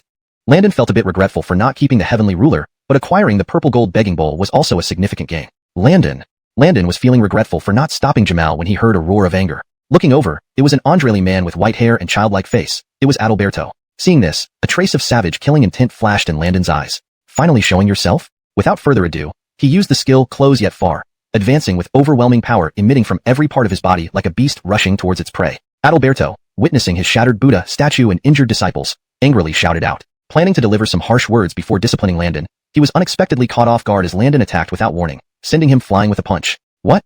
The shocked Buddhist followers saw their leader being punched away by Landon and were completely stunned. The previous fleeing of Jamal had already shocked them speechless. Now, even the leader's clone faced the same fate and was defeated more quickly and fiercely. Adalberto, in shame and fury, attempted to form a defensive posture and attack Landon. However, Landon was faster, appearing next to Adalberto with Close Yet Far before he could steady himself. With a half twist of his waist, a sharp kick flew out. Poor Adalberto was sent flying again by Landon's swift kick before he could stabilize himself. All the celestial Buddhas watched their leader being thrown around like a ragdoll, struck speechless and looking as if they had seen ghosts. Their leader, beaten so brutally in front of countless deities and Buddhas? All the Buddhas stared blankly at the scene in the sky, including Scott, who watched in shock. In hiding, Sha was not surprised but chuckled. He knew Landon's strength very well. When Landon first broke through to the perfected quasi-saint realm, he could match up evenly with Saint Dirk. Back then, Landon had just broken through, with unstable strength and fluctuating aura, yet he could still face Dirk to such a degree. Now, Landon had long stabilized in this realm, and since his opponent was not the true Dirk, but only a manifestation, why should anyone be shocked? However, Sha was extremely satisfied with his disciple's performance. Landon's unparalleled talent and remarkable strength were rare even in the Chaos era. The mastery of combat scenarios and timing control left even the Holy Master Sha admiring. For the umpteenth time, he took pride in his beloved disciple, his pride evident on his face though unseen by others. Landon, do you dare? Adalberto was overwhelmed with shame and anger. Before he could finish speaking, a pair of huge fists appeared before his eyes. Bang! Another muffled sound rang out. Adalberto spat another mouthful of blood, his robes stained red. Adalberto felt he had never been so disheveled before. Since his enlightenment under the Crosby tree, everything had gone smoothly until this day. Boundless rage surged within him. Using a divine ability, he escaped Landon's reach and quickly retreated. Landon, missing his target, did not persist in chasing further. Instead, he stopped, giving Adalberto a scornful look. Not too stupid, I thought I might just kill you outright. Didn't expect you'd have such an escape trick. The mocking voice entered Adalberto's ears, making him feel humiliated. His face flushed red with anger, momentarily speechless in self-defense. Too lazy for verbal disputes. Leaving those words, he charged forward without another word. Chapter 194, The Art of Instant Distance. Huh. The words of the Ashton made Landon chuckle. Nearly 10,000 years ago, Ashton had come to forcibly enlighten him. At that time, Ashton was an insurmountable peak for Landon. Back then, although Landon was beginning to show his prowess, he was ultimately just a low-powered disciple of the Jiejiao. In front of a sage, there was no room for maneuver. Edits made asterisk. 1. Simplified and clarified the phrasing for better fluency. 2. Ensured consistency in terminology and style to match the tone of the original passage. If you have more text to translate or need further adjustments, feel free to share. Back then, despite having various supernatural abilities, Landon was still no match for Ashton, who clearly looked down on him. Even so, Landon barely escaped from Ashton's grasp by fighting with all his might. Landon could vaguely recall relying on the advantage of his transformation skills, yet being systematically dismantled by Ashton's superior strength and power. Ultimately, it was his cunning and powerful abilities that narrowly allowed him to escape that crisis. However, now, thinking up to this point, Landon couldn't help but sneer coldly. All of that is unnecessary now. His growth over time had indeed been astonishing. The once unattainable Ashton was now at his mercy, utterly unable to retaliate. The situation was now a complete reversal from what it was back then. Internally sighing with emotion, Landon didn't show a hint of it on his face. Watching as Fagin lunged towards him, Landon unleashed the law of strength, delivering a punch straight into the fray. Seeing Landon's ferocity, punching without any thought of dodging, Ashton felt an inkling of unease and even entertained the idea of retreating. But the dignity of a sage stopped him from backing down. He gritted his teeth and exchanged blows with Landon. Bang! A deafening sound rang out, reaching the ears of all the Buddhas in the sky. Then, once again, the figure of Ashton flew backward before their eyes. Is he really no match? Even the avatar of the teacher can't withstand that madman named Landon? The multitude of Buddhas felt a chill down their spines, an icy coldness that penetrated even through the protection of their Dharma bodies, causing them to shiver. This single blow shattered the pride Ashton had nurtured for so long. Just now, Landon had treated him like a punching bag, catching him off guard, seizing the upper hand. That was why he hadn't been able to fight back. But now, what excuse could he find? Though both he and Landon were at the peak of the quasi-sage realm, he was an avatar of a sage. His physical constitution, magical power, and innate sage aura and laws were considered supreme. Facing other peak quasi-sages, he could easily crush them. Yet, it was still a crushing defeat. But not for him, but for the one being crushed. This massive psychological gap completely shattered Ashton's pride. Why? He stammered, clearly overwhelmed by shock. Landon's expression was stern. He knew what Ashton was asking. He must be wondering how someone of equal strength could have such a huge disparity in power. Why? My physical body alone can stand against your true self. In another instant, he transformed into an ancient dragon finch, flying above the clouds outside Mount Sumeru. Landon followed, transforming into a hunter, drawing an ancient bow with a divine arrow aimed at the small dragon bird. Ashton glanced behind him, almost losing his soul in panic, hastily transforming into his true form, a color-changing lizard, camouflaging himself among the rocks. Motionless, his body perfectly mimicked the rock's color, hoping to deceive Landon. Landon transformed into a blood-colored ancient serpent, flicking its tongue and opening its maw to bite down on the lizard. Ashton was startled. In terms of transformations, he was far inferior to Landon, always being suppressed. Back then, his higher strength allowed him to suppress Landon. But now, with equal cultivation, how could he win? A Crosby tree sprang up to block Landon. Then he transformed into his true form and attempted to flee. Landon didn't bother anymore, smashing the illusionary Crosby tree with a single punch, and immediately using his ultimate skill, within reach across worlds. In a flash, he appeared before Ashton. His eyes blazed with killing intent, clenching an empty fist where a black demonic spear materialized out of thin air. Then, under Ashton's terrified gaze, he thrust forward violently. Thrust. But now, at this thought, Landon let out a cold laugh. I don't need it anymore. His growth has truly been astonishing. The once untouchable Ashton is now at his mercy, unable to retaliate. The situation has completely reversed. He felt a deep sigh within, but did not show it on his face. Watching Quasi-Sage Dirk charge towards him, Landon unleashed the law of strength, striking with a punch. Seeing Landon react so fiercely without any intention to dodge, Ashton felt a hint of unease and a sudden urge to retreat. However, the dignity of a sage stopped him from retreating. With gritted teeth, he met Landon's punch head-on. Bang! A loud sound echoed through the heavens, heard by all Buddhas. Then, once again, Ashton's figure flew backward in the eyes of the Buddhas. Is he really not a match? Even the Patriarch's avatar couldn't stand up to that madman named Landon. A chill ran down the spines of all the Buddhas. Even protected by their Buddhist powers, they could not resist the fear coursing through them. This single punch shattered Ashton's pride. Being beaten like a sandbag by Landon earlier could be attributed to surprise, allowing Landon the upper hand. But now, what excuse could he give? Although both were at the pinnacle of quasi-saints, he was a sage's avatar. His physical constitution, magical energy, and the holy aura he carried were unparalleled. Against other quasi-saints, he could have crushed them easily. The crushing scenario remained, but not as imagined. Crosby was now the one being crushed. This huge psychological disparity shattered Crosby's pride. Why are you? Stammering with shock, Ashton obviously had many questions. Landon, with a stern expression, understood what he wanted to ask. Why such a large gap existed between them despite equal power? Why? My physical body alone makes me fearless even against your true self. The cold voice sent a shiver through Crosby. He knew Landon had fought his true self before, but attributed his loss to the interference of Shaw. If not for that, his true self would surely have subdued Landon. Now, however, he doubted if even his true self could achieve this. At least now, Landon was beyond his control. Crosby's face changed rapidly, turning into a small snake that burrowed into the ground, seemingly attempting to flee. Astonishing! A wave of astonishment swept across the heavens. Haha, Landon chuckled. How familiar. Didn't he use similar transformation techniques when he fought Crosby back then? Now the hunter and prey roles were reversed. Thinking, Landon chanted, change, and transformed into a massive eagle. Squawk. With a cry, he swooped down toward the small snake. Panic-stricken, the snake shot into Mount Sumeru's rock formation. Smiling, Landon returned to his original form and used the law to transform himself into a figure thousands of feet tall. Holding an enlarged golden bowl, he smashed it like a hammer into the mountain. Mount Sumeru shook violently, reducing part of it to dust. The small snake, losing its hiding place, quickly fled. In a flash, Crosby transformed into an ancient dragon sparrow, hiding in the clouds outside Mount Sumeru. Landon followed suit, becoming a huntsman with a bow and arrow aimed at the small dragon bird. Fleeing in terror, Crosby turned back into his true form, transforming into a prehistoric chameleon dragon lying motionless on a rock, camouflaging himself. Landon transformed into a blood-red ancient python, striking towards the chameleon dragon with its mouth open wide. Crosby's expression turned pale. Despite his superior skills in transformation, he was always suppressed by Landon. In the past, he could overpower Landon using his greater strength, but now they were evenly matched. How could he win? He summoned a Crosby tree to block Landon and then tried to flee. Landon didn't bother further, punching the tree into oblivion and unleashing the supreme skill, instant distance. In a blink, he appeared before Crosby. Eyes looked pained, as if they had been sitting for centuries. Suddenly, both felt a disturbance and opened their eyes wide, revealing a piercing brilliance that left everyone stunned. It was evidently Fagin and Tisha, the two holy beings. Their expressions were grim, especially Fagin, whose sallow face was filled with shock and rage. Even Tisha, normally full of sorrow, showed signs of increasing ruthlessness. The youth held the demonic spear, standing alone and supreme. Shaw, who had not shown himself, saw this scene and opened his mouth in surprise, somewhat taken aback by his disciple's courage and the fact that he had directly shattered Fagin's avatar. It was indeed formidable, though now it seemed like true enmity was inevitable. Nevertheless, Shaw shook his head with a smile. It was himself who became too attached to form. His disciple had been repeatedly ambushed by Fagin, so it was natural for him to harbor resentment, and taking back some interest was reasonable. Since the grudge had already been established, there was no need to worry about how deep or shallow the offense might be. Even without the shattering of Adalberto, with so many disciples of the Zhejiao sect causing turmoil for the Western sect and subduing countless celestial Buddhas, it's clear that Fagin and Tisha would not let this go easily. Considering this, Shaw had no more worries and regarded Landon even higher. By directly spearing Adalberto and forcefully subduing him, Landon eliminated a formidable enemy for the Zhejiao sect. Since conflicts were now inevitable, there was no need to hold back any further. Besides, Adalberto posed little threat to himself or Landon, but was a formidable opponent for his disciples. If left unchecked, attacking them would lead to unimaginable consequences. Landon shared the same attitude.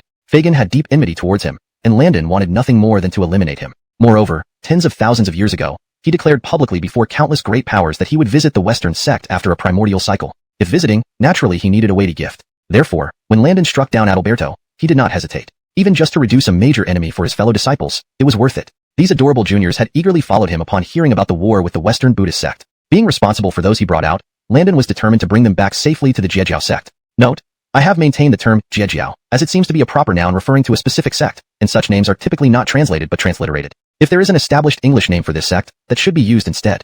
Anyone who threatened them would be suppressed. Looking at the celestial Buddhas silenced by his disciple Landon, Shaw felt a tinge of nostalgia, recalling his first meeting with Landon. Back then, as a mere mortal, Landon dared to question a holy being. Now thinking about it, this disciple truly had heaven-defying courage. And now, having gained strength matching his courage, surpassing himself was within reach for his disciple. The fledgling eagle has long soared into the sky.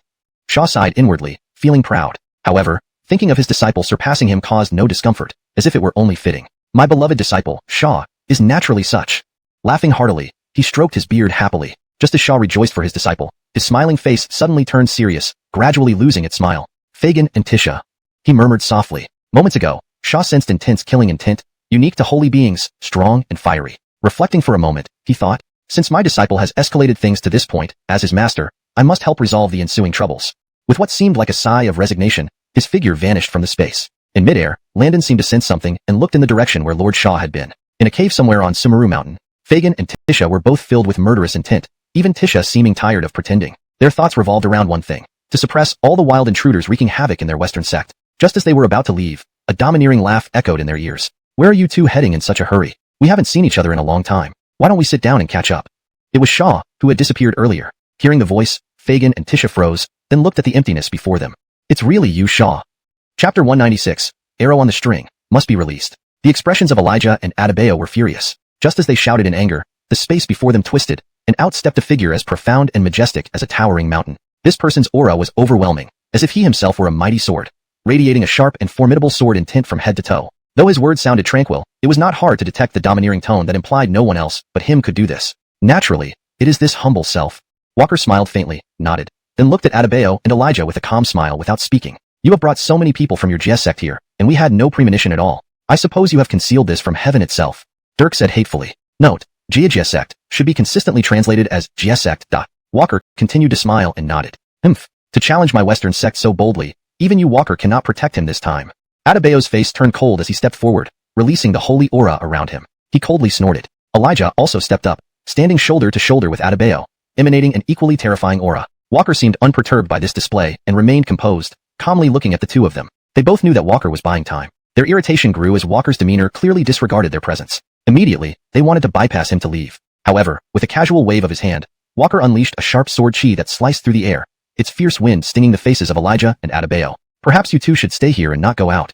This simple statement caused their faces to change drastically. Though phrased as a suggestion, it carried an unmistakable authoritative tone. The word, domineering, was exemplified perfectly by Walker.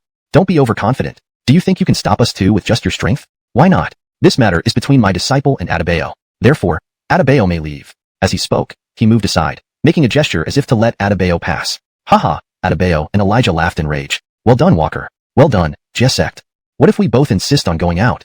Adebayo's expression twisted into a fierce scowl. It had been centuries since they faced such provocation. How dare anyone defy them like this? The Western sect had long established roots in the western part of the world. Although Western cultivators were not as advanced as those in the eastern regions, they were growing steadily. Moreover, as one of the few sects with two saints, who dared to provoke them. Now, someone dared to challenge them directly, blocking two saints from leaving their own territory. This was an unbearable insult. Right in their base of operations, they couldn't even step outside their front door. What humiliation. Walker's actions were not just a challenge but an outright insult, akin to riding on their heads and defiling them. How could they endure this? Hearing this, Walker raised an eyebrow, his lips curling into a defiant grin. Both of you want to leave? Humph, this humble self will not allow it. Then none shall leave.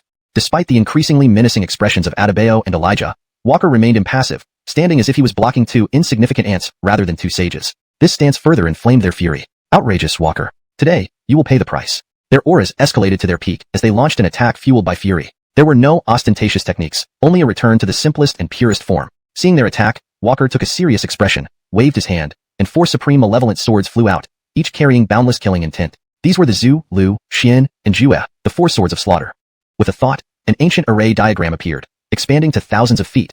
Then the four swords positioned themselves at the corners of the diagram, finally hovering above it, the sword array of slaughter. Above them, the four supreme swords stood on the array, radiating endless killing intent. With the completion of the array, intense white light shone brilliantly, obscuring even the swords within it. The dazzling light illuminated the sky, dimming the sun itself. The entire airspace above Mount Sumeru was enveloped in a world-class sword intent, shaking the mountain as if it trembled under the pressure. The creatures on Mount Sumeru lay prostrate, trembling in fear, fearing any movement would result in being torn apart by the pervasive sword chi. Thousands of low-ranking cultivators cried out in anguish. It's the sword array of slaughter? Elijah and Adebayo's faces turned pale. They hadn't expected Walker to deploy the sword array of slaughter to block them. They knew the power of this array. It was said to be the most potent killing formation in the world. Gradually, their fury faded, replaced by solemnity and seriousness. But now, the arrow was on the string, and it had to be released. Chapter 197. The Execution Sword Formation. Even if the power of this Execution Sword Formation was terrifying, they had no choice but to face it head-on. They charged forward immediately. Xia waved his massive hand, ensnaring Tisha and Dirk into the Execution Sword Formation. Inside the Execution Sword Formation, it seemed like another realm entirely, completely different from the previous environment. Despite Tisha and Dirk being honored as sages, a trace of panic inevitably emerged in their hearts. After all, there were no false reputations among renowned sages, and the Execution Sword Formation's reputation was indeed overwhelming. Even they could not help but be extremely cautious. The two stood side by side, looking into the Execution Sword Formation. All they saw were endless sword shadows, with no sign of Xia. All those sword shadows attacked, their sharp edges exuding an almost tangible aura of slaughter visible to the naked eye. Dirk, relying on his sage's physical body, thrust both palms toward one of the sword shadows, clearly wanting to test its power with a direct confrontation. Shoo! Before Dirk's palms touched the sword shadow, they were cut by the sword chi, leaving a wound on his impervious sage's body, spurting blood. Dirk was startled, hastily pulling back his hands, not daring to block the sword intent with bare hands anymore, helplessly. But how are we going to shake these 4 execution swords to break this execution sword formation? Dirk seemed infected by Tisha's despondency, also looking very troubled, as if deep in thought for a solution. While fending off the endless swords of slaughter with their avatars, they kept thinking about how to break the formation. Soon, a sharp light appeared in Dirk's eyes. It seems we have become overly fixated. They pointed at their brows with their fingers, extracting a thread of divine consciousness. Then they transformed into a lotus leaf and a Bodhi tree, growing branches and leaves. They snapped their fingers and shot the divine consciousness into these new forms. 2 figures identical to Dirk and Tisha appeared out of nowhere. Observing their strength, they seemed to have reached the peak XuanHuan realm, but clearly, they could not sustain themselves for long. Naturally, they weren't as powerful as their previous Bodhi avatars. After all, these avatars were created by splitting themselves, not through time-consuming cultivation, so they could not be compared. But this level of strength should suffice. The two exchanged glances and smiled. Then the 4 transformed into streaks of light, dashing to 4 different directions. Damn, we still can't break it. These peak XuanHuan realm avatars can't even move the execution swords. Even if you and I could shake 2 of the 4 execution swords, it still wouldn't be enough. Yes, I feel that these 4 execution swords, under the formation's influence, share the same essence. If one sword is moved, the others would quickly restore it. Shoo! Whoosh! 2 more sword shadows swooped down, instantly killing their avatars. They transformed into withered lotus leaves and old tree branches, and the divine consciousnesses emitted faint light flying back to Dirk and Tisha. Both looked dispirited, clearly affected by the destruction of their avatars. Dirk and Tisha felt fear and called out loudly, "Xia, are you afraid of us? You enshrined us in this execution sword formation and now dare not show yourself?"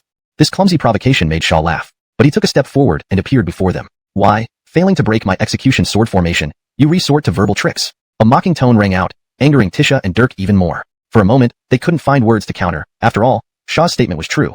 They lacked the ability to break the execution sword formation. They had already tried and discovered in shock that breaking this formation required at least 4 sages. Thinking of this, even Tisha and Dirk's faces paled, feeling defeated. Both were sages, yet why did Xia possess such a deadly weapon? To break the formation, they could only try to defeat Lord Xia. After a moment of silence, they made up their minds. They glanced at each other and stiffened. Dirk opened his mouth, and a green lotus flew out, holding a sharp sword toward Xia.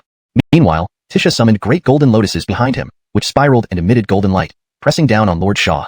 Chapter 198. Directly suppressing and killing the protector of the Western teachings. Xia smiled faintly. How could he not be aware of their thoughts? With a casual motion, he picked up a sword shadow, which instantly drove back the lotus sword and the golden lotus. Upon seeing this, Dirk held out his hands in a gesture, and another white lotus appeared in his palms. Seeing how Dirk's eloquence was like blooming lotuses and another sword-supporting white lotus formed in his palm, Xia felt slightly surprised but didn't take it too seriously. He sent several strands of sword chi forming a blood-red wave towards Dirk. Tisha conjured 12 merit golden lotuses to aid Dirk, resulting in an intense battle that seemed impossible to resolve. As the sages were fiercely battling, the terrifying energy seeping from the Zhu Xian sword formation spread into the outside world. Even the obscured heavenly opportunities around Landon's group that Xia had previously concealed began to dissipate like mist, no longer as difficult to predict as before. At the mid-levels of Mount Sumeru, all the Buddhas in the sky ceased their battles with the disciples of the Zhejiao. The protectors, who had been vigilantly watching Landon, now stared in shock at the depths of Mount Sumeru, where an overwhelming aura emanated, causing everyone's hearts to tremble and making it hard to breathe. Note: I've made slight adjustments for fluency and natural reading flow in English while preserving the original meaning and context.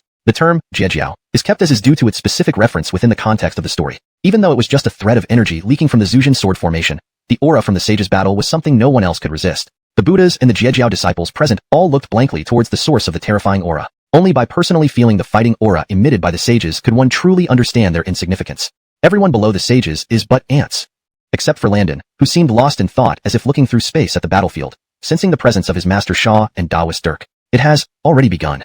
Murmuring these words, he then flew over to join Scott and others, protecting his fellow disciples. The originally terrified Zhejiao disciples suddenly found themselves under the protection of a towering figure, Landon, their eldest brother. Their minds gradually calmed down, as if that figure could hold up the sky, giving them an inexplicable sense of peace. In Sonia Palace, Sonia suddenly gazed westward with her beautiful eyes, filled with surprise and astonishment. Closing her eyes, she began to divine. Is it Landon of the human race again? A low sigh echoed softly. Holding Cave, Bagua Palace. Ashan abruptly opened his eyes, letting out a bitter smile, seemingly helpless. My nephew sure knows how to stir things up. It certainly suits Master Sha's taste. Kunlun Mountain, Yuqing Palace. Agustin Xianxia, while guiding the 12 golden immortals and other disciples in cultivation, suddenly paused, flashing to his meditation spot, divining with a snap of his fingers. He also showed a trace of astonishment. Truly Landon, indeed. In the underworld, a graceful silhouette also gazed westward. Her heart trembled. Friend Landon, are you really going to tear a hole in the sky? Those close to the west of XuanHuan directly sensed the aura of the sage's battle. They were all greatly shocked, standing frozen for a moment before rushing toward the west. For a time, countless immortals gathered for the battle. It has been many years since the sages last battled. I wonder what the reason is. Many powerful beings arrived near the western teachings, gazing at the mid-levels of Mount Sumeru, seeing numerous suppressed Buddhas and Landon's group. Is this Landon leading the Jejiao to attack the western teachings? Do you remember when Landon declared he would visit the western teachings? How could I forget? I didn't think he actually came. All the powerful beings were stunned. Those were details for later. For now, let's set them aside. Standing at the front of the Jejiao disciples, Landon suppressed and killed the protector restrained by the 36 C stabilizing pearls, then retracted the pearls. With a wave of his hand, the 36 C stabilizing pearls whistled over, forming a circle above the Jejiao disciples, emitting radiant light that shielded them from the sage's overwhelming aura leaking from the Zhu Xian sword formation. From afar, many powerful beings of XuanHuan saw that beneath Landon's C stabilizing pearls lay a quasi-sage realm protector of the western teachings, dead. This Landon is really so bold, actually directly suppressing and killing the protector of the western teachings. One of the powerful beings was astonished by Landon's decisive action, stuttering. Tisk, what's the big deal? Since Landon has already attacked the western teachings, whether or not he kills their protector doesn't matter. He has already offended them. A mocking voice laughed at the earlier person's surprise. Friend Taoist, while that's true, if he hadn't killed the protector and just wounded or suppressed him, there might still be room for negotiation, another doubtful voice added. Translation ends here, maintaining the structure and tone. Chapter 199. Such might, truly the first in all of Cooper Chaos. Let me be frank with you. My dojo is near this western teaching sect. I've been paying attention since the sounds of battle started earlier. As he spoke, the man glanced at the others and whispered. Landon had already killed the avatar of Holy Lord Crosby, who was an incarnation of Benson. Hiss, gasps spread through the crowd, echoing persistently without fading. Is what you say true? Did Landon really kill the avatar of Benson, Holy Lord Crosby? Their breaths quickened, voices trembling with shock and disbelief. Of course. Why would I lie to you all? What do you think now that Landon has killed this guardian of Western teachings? The man looked quite smug, taking pleasure from seeing the other powerful beings dumbstruck. He felt a peculiar satisfaction knowing that while everyone else was shocked, he remained calm, having known the truth. Well, looking at it this way, Landon's actions can be understood, one commented. Yes, killing an avatar of a supreme leader seals their enmity completely. There's no room for reconciliation, another agreed, sighing heavily. They marveled at Landon's boldness and extraordinary combat prowess. Seeing the astonished reactions, the cultivator from near Sumeru Mountain chuckled again, then dropped another bombshell. You think that's it? Do you know how Landon defeated Holy Lord Crosby? He smiled without saying more, deliberately leaving the other powerhouses in suspense until they urged him to speak up. Only then did he slowly clear his throat and begin to describe the scene vividly. Landon treated Holy Lord Crosby like a ball, beating him mercilessly with punches and kicks. In transformation skills, Landon utterly outclassed Crosby, finally piercing him with the god-slaying spear and blowing him up. His detailed narration left the surrounding mighty beings speechless. Merciless slaughter? Indeed, there was no doubt in that battle. It was a one-sided fight. Is Landon really this terrifying? Crosby had achieved the full power of a quasi-saint, yet couldn't put up any resistance. Don't forget, although Holy Lord Crosby was at the peak of a quasi-saint, as an incarnation of a sage, he carried the aura of a sage, far beyond ordinary quasi-saints. Another intake of cold breaths filled the air. The mighty beings present were so numbed by the series of shocks that they barely knew how many times they had been surprised. Meanwhile, Landon was torn between wanting to help Master Sha and being worried about leaving the disciples of Cutoff Sect here alone. Concerned that Master Sha might be disadvantaged against two sages, a murderous intent began to rise in him. Looking at the guardians of Western teachings, he struck swiftly. A pinpoint of icy light appeared first. In a flash, Landon emerged among the guardians. Apart from the one already subdued, 7 Buddhist guardians remained, all at the late stage or peak of quasi-saints. Wah! The crowd watching from outside Mount Sumeru was stunned. They never expected Landon to launch an attack against so many powerful quasi-saints. The Western teachings guardians were also alarmed. Despite their profound cultivation, fear had long taken root in their hearts because they had been thoroughly beaten before. Still, coming from the same school, they knew collaborative techniques, allowing them temporary resistance. Holding the god-slaying spear, Landon radiated the might of a peak quasi-saint, overpowering the 7 quasi-saints on his own. The spear split, smashed, stabbed, and slashed, unleashing its full force. The surrounding guardians dared not get close, giving Landon an unstoppable advantage. Witnessing such dominance, the observing cultivators and Buddhas were left awestruck. The guardians saw no hope against this formidable Landon, retreating tens of thousands of miles away, too scared to engage. Silence fell. Landon single-handedly intimidated the Western teachings, truly making him the most formidable in all of Cooper Chaos. Seeing the Guardians retreat, Landon ceased pursuit, thinking about how to force Vairocana to emerge and relieve his master's pressure. Stepping forward, he loudly declared, "Landon of Cutoff Sect visits Buddhism." Though his voice wasn't loud, it echoed like thunder into the heavens. The Cutoff Sect deities affirmed his words by stepping forward one by one, shouting in unison. Scott of Cutoff Sect, accompanying Luis Landon. Aya of Cutoff Sect, accompanying Luis Landon. Simeon of Cutoff Sect, accompanying Luis Landon. Malia of Cutoff Sect. Neve of Cutoff Sect. For a moment, their voices shook the universe, stunning Cooper Chaos. Their unity was unmatched in the world. How about it? Haven't you given up yet? Inside the execution sword formation, you two cannot defeat me. Shaw mocked. Vairocana and Jinyanan wore grim expressions. Despite giving their all, they still couldn't defeat Shaw. It seemed he would wreak havoc in their Western teachings unchecked. Vairocana, have you decided? Continue being trapped here, or go out and debate with my disciple. Fine, let me out. With gritted teeth, Vairocana bowed to Jinyanan. Master, please stay and wait here. I will suppress that Landon.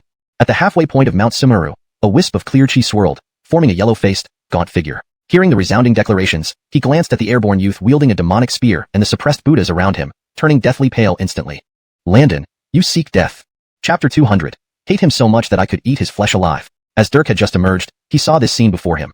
All the Buddhas of his sect were suppressed under the Fantian seal, and one guardian had been killed into nothingness. The remaining guardians had retreated far away, intimidated by Landon and not daring to approach. Even the Buddhas who entered later merely glared angrily at the Zaji sect immortals behind Landon, but dared do no more. If anyone tried to advance, they felt fear and hesitated. The entire Western sect was terrified by Landon and his group, unable to voice their grievances. Even with his well-honed demeanor, Dirk's face flushed in embarrassment. His great Western sect had no one courageous enough. Everyone feared Landon. Being single-handedly subdued like this, how could they maintain their prestige? How would they attract virtuous talents in the future? After today, the reputation of the Western sect would be thoroughly ruined. A sect that could be attacked and intimidated so easily, with its leader trapped inside, needing others to let out even one of the leaders. How could it have any credibility? Dirk felt a surge of anger that wouldn't subside. If he didn't release it, his mood would never calm down. Tisha, shall we both go observe the battlefield? Shaw, arms crossed, spoke leisurely to Tisha. He was also concerned about Landon's safety. Although confident in his disciple's strength, Shaw couldn't ignore that Dirk, a true sage, might be shameless but remained formidable. Why? Is fellow Taoist Shaw worried about his disciple? Seeing Dirk leave, Tisha's expression wasn't as ugly as before. He believed his younger brother could easily deal with Landon. Despite Landon's extraordinary talent, he was only a quasi-sage at peak perfection and still an ant compared to a sage. With a pained look, he replied mockingly. Shaw chuckled, unaffected by Tisha's words. He did worry about Landon's safety but wasn't overly anxious to rush out. Landon had sworn within the Zaji sect to take care of Dirk himself. Interfering now wouldn't help but hinder his growth. Now, only a sage could challenge his disciple further, as shown by Landon slaying Dirk's avatar, Pudu Laolu, who among all the quasi-sages could directly suppress a sage's avatar. So, you want to experience my four-sword formation solo? Shaw didn't mind Tisha's stubbornness. If he stayed, preventing him from checking on his disciple, then let them battle within the four-sword formation. Hearing this, Tisha's expression darkened. Just moments ago, he and Dirk struggled against Shaw's attack within the formation. Alone, he'd surely suffer a loss. Then, fellow Taoist, let's go out and observe the battle.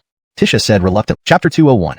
Such heavy machinations? Landon seemed to sense something, his gaze shifting forward as the space before him distorted. Soon, a majestic figure appeared out of thin air in front of the group of Jiejiao members. Then greetings and salutations were made. Landon's followers also bowed one by one. Master. The two figures before them were the pillars of faith for the Jiejiao sect, indispensable and most important figures. Previously, their senior brother's presence gave them infinite reassurance. Now with the arrival of their master, it strengthened their resolve even more. Even if they were asked to follow their master and senior brother into battle across the entire Honghuang world, they would not hesitate or fear. Shaw nodded, smiling at Landon. Can you handle it? Yes. I will not tarnish master's honor, nor the name of Jiejiao. Landon said firmly. Shaw smiled with satisfaction. He was truly pleased with this disciple, whom he had long regarded as his own son, nurtured like his own child. If he couldn't defeat Fagin, he certainly wouldn't let Landon suffer any harm. Fagin's expression froze upon seeing Shaw arrive, harboring deep apprehension towards Shaw. Landon paid no mind to his thoughts. You say I have wronged you greatly, but compared to you, I fall short in many ways. Recalling what he did to Landon earlier, Fagin's face changed. Shaw looked at Fagin coldly, as if staring at a lifeless corpse. Had it not been for Fagin needing to be left for Landon to settle, Shaw would have unleashed the sword formation of doom to splatter blood all over the scene. Though he couldn't act directly, the brutal killing intent overflowed uncontrollably. Landon felt moved, knowing his master cared deeply for him. Suppressing his emotions, he dropped another bombshell. Not only this, back then when you disguised yourself as Crosby, you lured the 10 Prince of Golden Crows from the Sunstar, bringing them away from Rock Jamie's supervision, leading directly to the premature outbreak of the war between sorcerers and demons. I haven't said wrongly, right? Landon questioned coldly, ignoring Fagin's worsening demeanor. Wow. All of Honghuang was in uproar upon hearing this secret. Such an event occurred? This Fagin has indeed heavy machinations. At Abrielle Palace, Abrielle, who had been watching intently, felt shock and anger. Her brother's death could be indirectly attributed to Fagin's actions. killing intent flickered in her eyes. Ashan and Murphy Tianzuan also shifted their gazes, a glint of thoughtfulness in their eyes, unclear what they pondered. Fagin was terrified, realizing even his senior brother Jesus was unaware of these secrets. Who else could possibly know? At this point, Fagin knew further explanation was futile. He wished only to destroy Landon quickly and deny everything posthumously. He immediately commanded the sky filled with Buddhas. Enough talk. Followers of Buddhism, where are you? Follow me to slay the demon. Yes. 1. The Buddhist disciples responded unevenly, having been thoroughly frightened by Landon. Their response lacked confidence and strength. Landon stared coldly at Fagin and shouted, "Disciples of Jiejiao, where are you?" In stark contrast to the Buddhists, thunderous replies echoed. "Report to senior brother, Scott is here. Report to senior brother, Aya is here. Report to senior brother, Simeon is here. Report to senior brother, Gillen is here. Report to senior brother." The shouts resounded, echoing for ages. With their morale steadily climbing, the stalemate was finally broken by the cry of battle. Kill! Chapter 202. Reactions from all parties. Unlike the uneven responses from the Buddhist disciples, although the Jiejiao only brought a mere 48 people, they were united as one, creating an overwhelming momentum. Despite being outnumbered by the countless Buddhas on the opposite side, their morale completely surpassed that of the Western Buddhism. Seeing the united spirit of the Jiejiao disciples and comparing it to the sparse responses from their own side, even someone with the composure of Dirk couldn't help but feel uncomfortable. Just moments ago, they were still immersed in the shock of those secrets. Now they were stunned into silence by the formidable spirit of the Jiejiao disciples. These Jiejiao disciples are really too powerful. Indeed, although there are only 48 people besides the holy sage Shaw and Landon, compared to the tens of thousands of Buddhas, they are not at all inferior. A cultivator who seemed to have evolved from a Black Panther marveled. Taoist brother Abdullahi, you've underestimated them. Not only are they not inferior, they are clearly much stronger than the Western teachings. The great being named Abdullahi was left speechless. After all, everyone here was among the top-tier figures in the world of chaos. How could they not see the difference between the two sides? Although superficially the Western teachings had more numbers, while the Jiejiao seemed to be at a disadvantage, anyone could see that the Jiejiao disciples were full of fighting spirit, fierce and vigorous, all elites of the elite. Despite their small numbers, they were tightly united like a single rope, with a collective resolve that reached the heavens, even dispersing the clouds and mists on Mount Sumeru. On the other hand, looking at the Western Buddhist disciples, apart from the imposing figure of Dirk in his anger, the protectors of the Dharma who dared not advance earlier and the dejected Buddhas lacked any fighting spirit, as if their will and energy had been sucked. She never expected that Taoist friend Landon not only had high ideological awareness and astonishing cultivation talent, but also possessed such outstanding leadership skills. With just a few words, he ignited the fighting spirit and morale of so many Jiejiao disciples, making it impossible not to take him seriously. At Kunlun Mountain, Jaichur Palace, Tianshui Cooper squinted his eyes, his white beard and youthful face adding an air of mysteriousness. He looked into the void, shaken by the morale of the Jiejiao disciples. His gaze shifted to Landon, revealing a peculiar light in his eyes, and his expression carried a strange smile. However, he credited all the achievements to Landon's mind, and did not pay much attention to the other Jiejiao disciples. Although their formidable morale indeed left him impressed, he had no particular fondness for these scaly, horned creatures and wet-born, egg-hatched beings, thus automatically ignoring them. Little brother, your disciple is truly remarkable. With a chuckle, he disappeared from Jaichur Palace, leaving a divine message for his disciples before vanishing. At Raoul Cave, 8 Scenic Palace, Ashan, unusually not in seclusion, was paying attention to the affairs of the Western teachings. His eyes, usually calm and indifferent, flashed with a hint of approval as he looked at the Jiejiao group. Although he seldom took disciples and at its side, their spirit completely overshadowed the Western Buddhism. Seeing the unity and morale of the Jiejiao disciples, and comparing it with the sparse responses from their own Western religion, even someone like Drew felt somewhat embarrassed. He was still in shock from the earlier revelations, but was now stunned into silence by the impressive demeanor of the Jiejiao disciples. The morale of the Jiejiao disciples is too formidable. Indeed, despite there being only 48 of them besides Shaw Saint and Landon, compared to the tens of thousands of Buddhas, they aren't at all weaker. A cultivator who seemed to be a Black Panther remarked in amazement. Taoist brother Jiwei, you're mistaken here. Not only are they not weaker, but they're far stronger than our Western religion. Jiwei was speechless. After all, everyone present was among the top figures in the Cooper world, and how could they fail to see the difference? While the Western religion appeared to have superior numbers and power, anyone could tell that the Jiejiao disciples were filled with vigor, like an elite force. Despite their small number, they were tightly knit and united. Their morale so strong it pierced through the clouds, even dispersing the mist around Mount Sumeru. On the other hand, the Western Buddhism seemed to falter under Drew's frustration. The Buddhist protectors, previously beaten back, now looked defeated, lacking any fighting spirit. They were utterly demoralized, devoid of any skills. With just a few words, he had galvanized the Jiejiao disciples into such high morale and spirit. It was impossible to ignore. On Kunlun Mountain, in the Jade Void Palace, Murphy Heavenly Venerable squinted his eyes, his white beard and youthful face exuding a strange mystique. His gaze swept over the void, moved by the Jiejiao disciples' spirit. His eyes met Landon's, flashing with a peculiar light and a hint of amusement.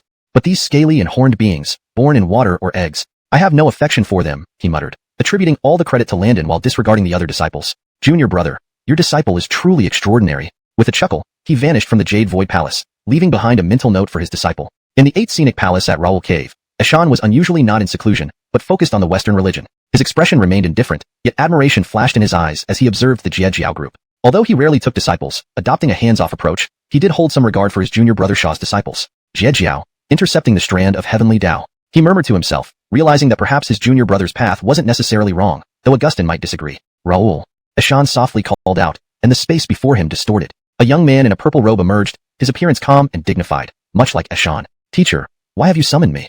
Go assist my Taoist sect in the Western religion, Xian instructed. Yes, I shall proceed immediately.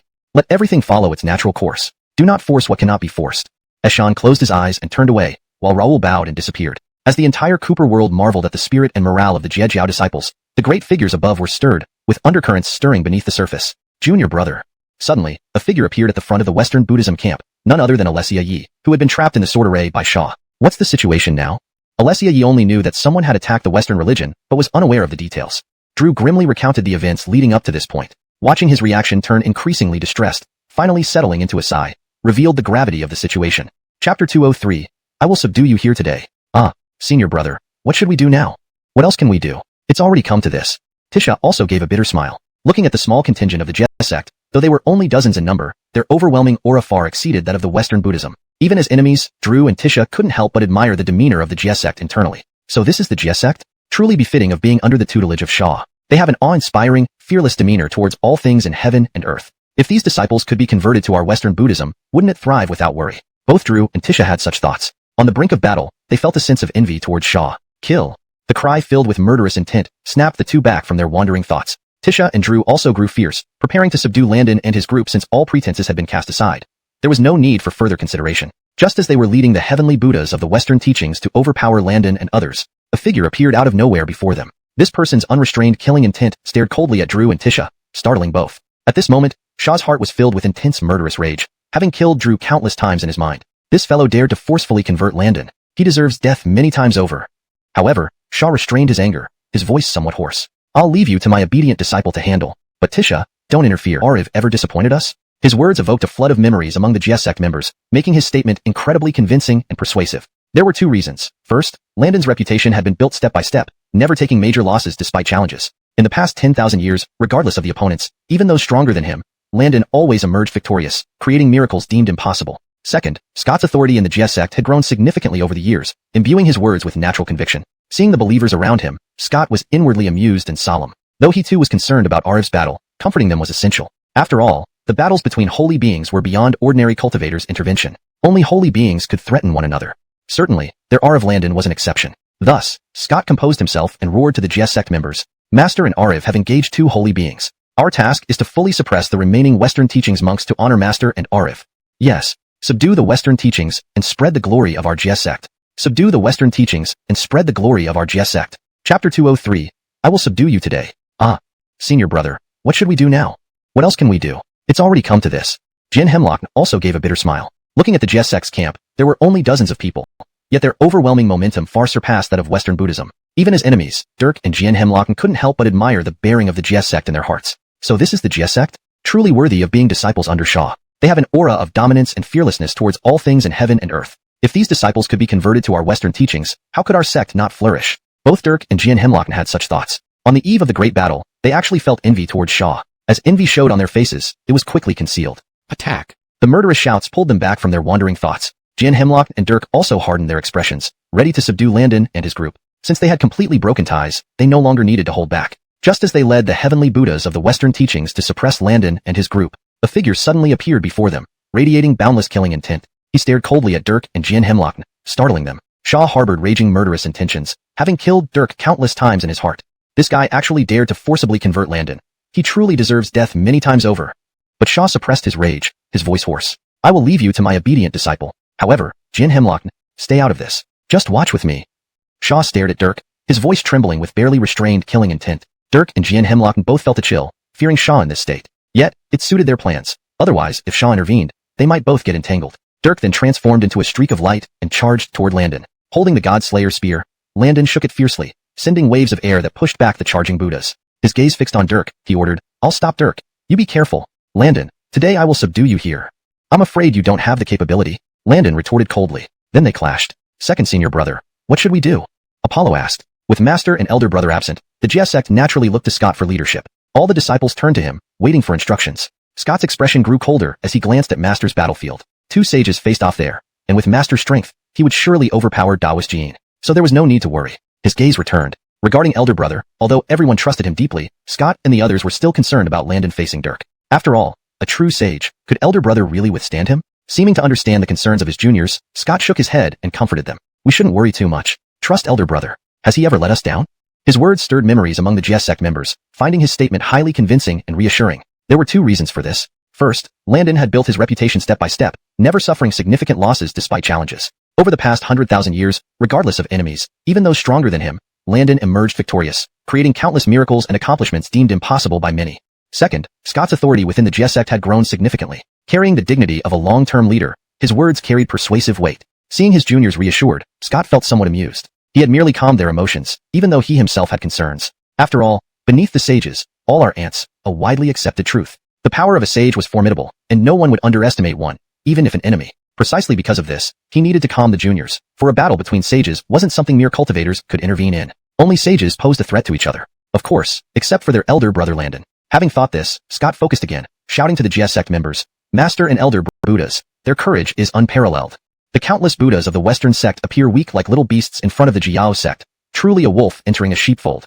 The momentum of the Jiao sect shocks the heavens. They should rise and become the foremost among the Xinmin sects. Even those powerful black leopards expressed admiration, showing deep reverence, with many thinking about joining the Jiao sect. Landon looked at his fellow junior brothers and sisters, charging towards the Western sect camp with indomitable spirits. Feeling reassured, he turned his cold gaze towards Dirk. Feeling Landon's stare, Dirk inexplicably shivered but quickly dismissed it. He was a saint. Landon could not escape his grasp today. It was time for Landon to meet his end. Dirk's murderous intent grew. Deciding to use all his power to eliminate Landon here and now, he didn't care if he offended the Supreme Patriarch Shah. If Landon were not suppressed, chaos would reign within the Western sect indefinitely.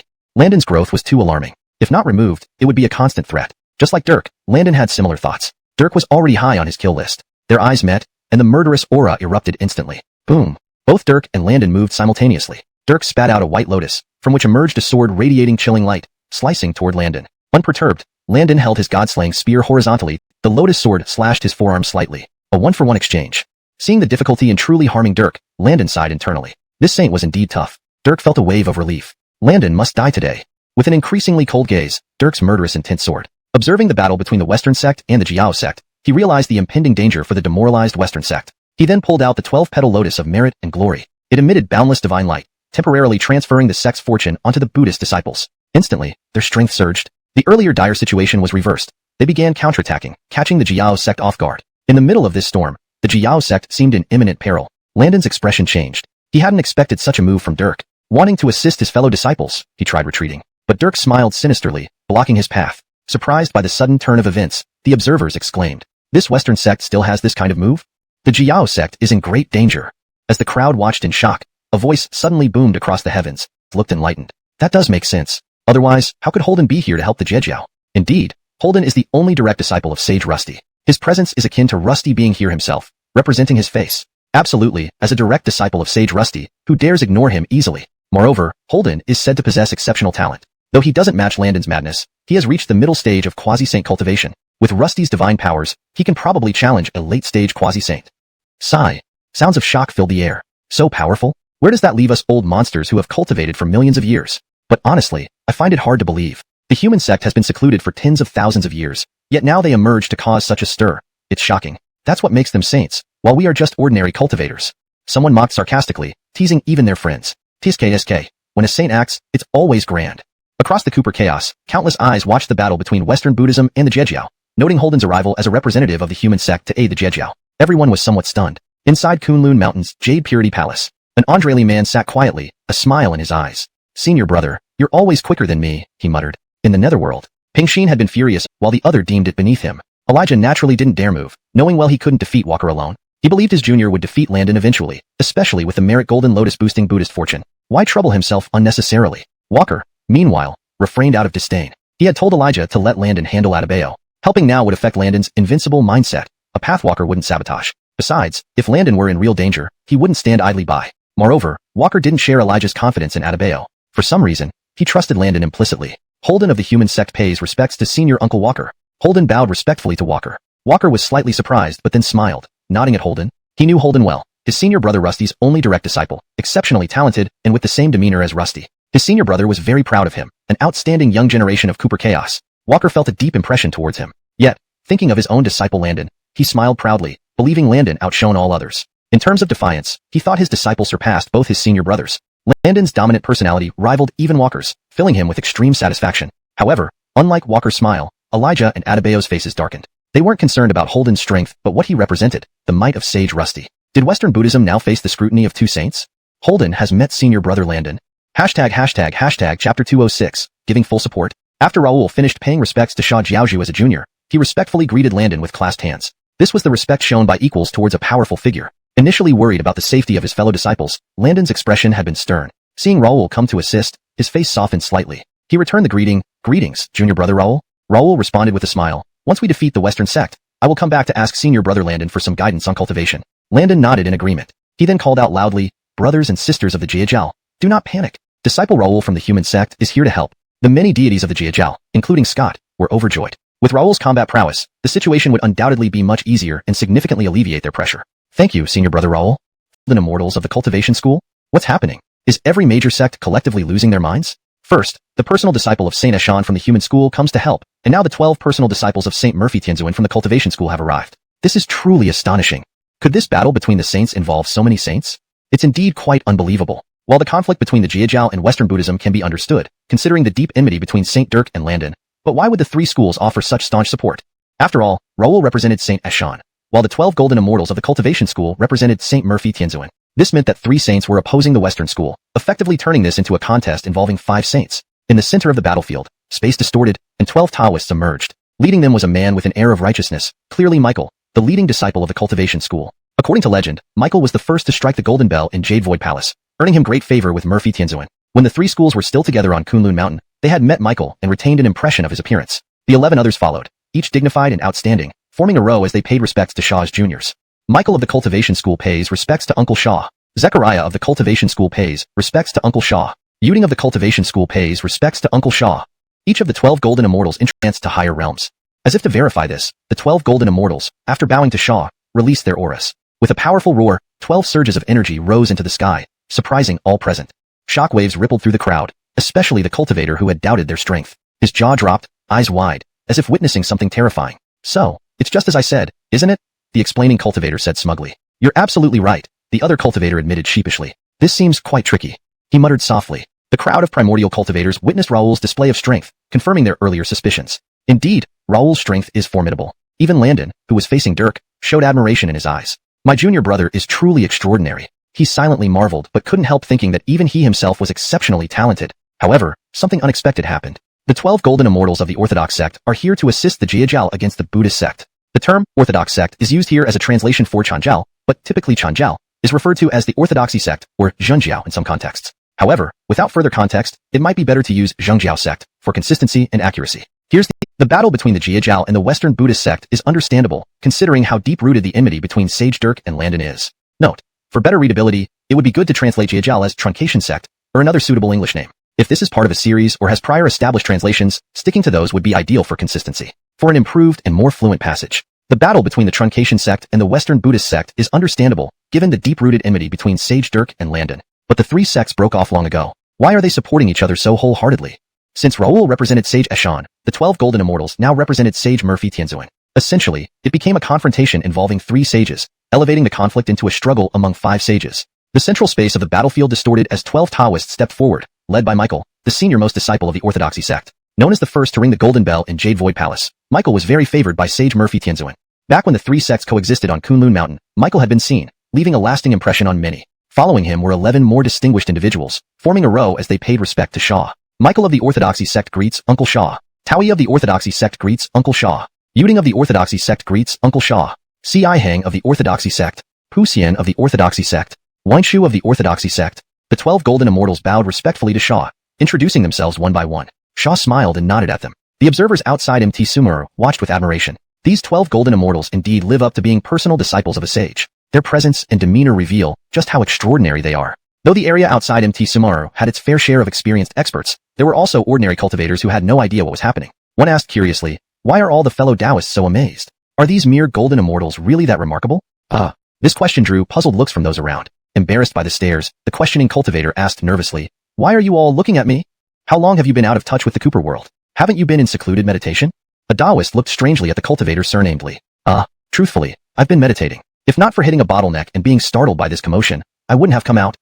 Okay, then let me explain. Please go ahead. I'm all ears," said Li. The Taoist, satisfied with Li's earnestness, explained with a smile. Immortals, a look of disdain flashing across their eyes. In their view, these members of the true orthodox sect were no more than scaled and horned beings, not worthy of mention. This sentiment was partly influenced by their teacher, Cooper Celestial Venerable, who had always held a strong dislike for such creatures, which naturally affected his disciples to some extent. Moreover, they had entered Cooper Celestial Venerable's door through ringing the golden bell, each one gaining this position based on their innate talent and wisdom. But disciples of the true orthodox sect did not require such trials. Anyone could join regardless of background. Therefore, when facing individuals like Scott, the 12 golden immortals naturally exuded a sense of superiority. They harbored some dissatisfaction that such scaled and horned beings should have equal status with them as authentic Taoist followers, even feeling some inner criticism toward Grandmaster Shaw. However, they dared not show any disrespect to their holy uncle, lest it offend him. Scott and other disciples of the true orthodox sect noticed the gazes of the 12 golden immortals, feeling displeased but refraining from outburst so as not to go against their teacher's wishes. Kai, straightforward as always, muttered. Where do these preeminent clarity sect people get their sense of superiority? Their looks suggest they see themselves as superior. Exactly. I wonder if they would still maintain that proud attitude in front of our elder brother.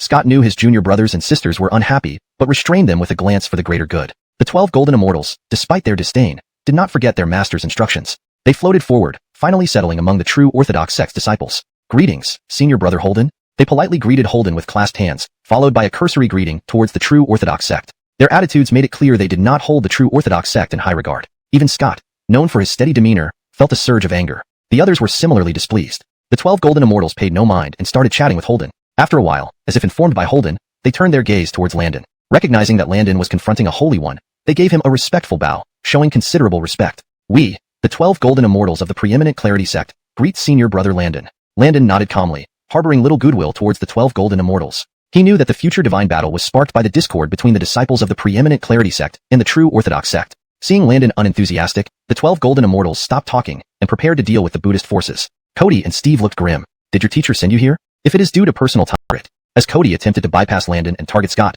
Scott momentarily panicked but quickly regained composure. With elder brother present, what was there to fear? True enough, seeing Cody's audacity, Landon's face darkened. How dare you bully my junior brother, Taoist? Cody launched a saint's law at Scott. Before it reached him, a sharp voice echoed in his ear. Suddenly, Landon casually waved aside the law, simultaneously standing protectively between himself and Scott, clad in a white robe holding a demonic spear, radiating overwhelming power. Witnessing Landon's solid aura and effortless dismantling of the saint's law, Cody's pupils constricted, sensing grave danger. Tao patterns?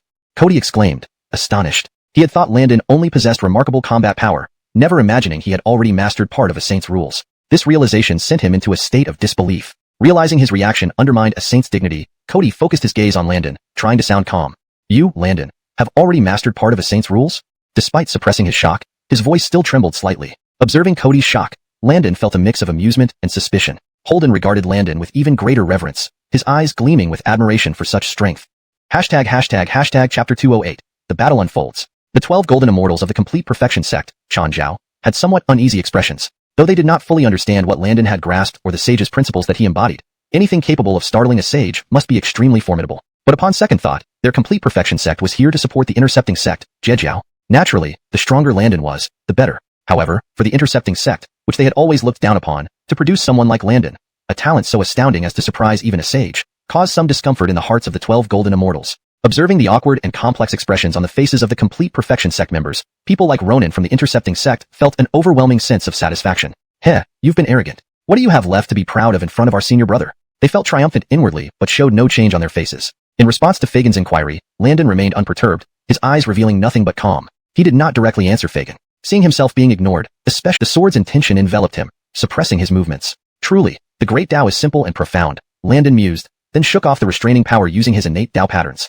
During his breakthrough to the perfected stage of sagehood, Landon had mysteriously sensed a touch of heavenly Tao. This allowed him to imprint its aura within his body, forming Tao patterns unique to him. Unlike the sages who imprinted their life seals into heavenly Tao, Landon perceived the Tao's aura and formed patterns internally. Where others' paths followed heavenly Tao, Landon's path was defined by himself. Breaking free from Fagin's constraint, Landon quickly instructed the disciples of the human, complete perfection, and intercepting sects, then charged at Fagin with his demonic spear. The other sect disciples watched in awe. While the intercepting sect disciples were elated, Raoul and the 12 golden immortals were shocked. Even Raoul, who had long wished to surpass his esteemed senior brother Landon, felt a sense of futility. As a prodigy and Eshan's only direct disciple, Raoul had always harbored pride. He considered himself the top young cultivator in the entire primordial world. During the war between the tribes, seeing both himself and Landon fight, the Heavenly Court's Hanley and Jamie alone had set Landon as his benchmark. He had strived to match Landon's achievements while secretly desiring to surpass him. But now, such thoughts seemed futile. Watching Landon confront Fagin head-on, Raoul realized Landon genuinely matched a sage's strength. His previous unthinkable. With that resolve, they fought fiercely, their golden light and laws of nature colliding in magnificent chaos. The human, complete perfection, and intercepting sects, the three orthodox Taoist sects, truly clashed with the Western teachings in a grand and intense battle. Chapter 209. The Renowned Evil Name. Landon also engaged in battle with this quasi-enlightened saint. With the assistance of the human teachings and the explication teachings, his fellow junior brothers and sisters were no longer at mortal risk. He didn't have to worry about these things anymore, truly fighting against this quasi-enlightened saint. Not only that, he had to prove to the world that all our ants beneath a sage merely constrained others. He, Landon, was an exception. Kill! With a low cry, Landon surged toward Dirk, carrying overwhelming fighting intent. Dirk, die! Dirk's expression turned grim. With a flick of his sleeve, the concealed green lotus sword appeared in his hand. It seemed casual as it swung forward. Again, an aura of sainthood enveloped Landon. Landon sneered. His body's Tao patterns twisted, emitting rule power effortlessly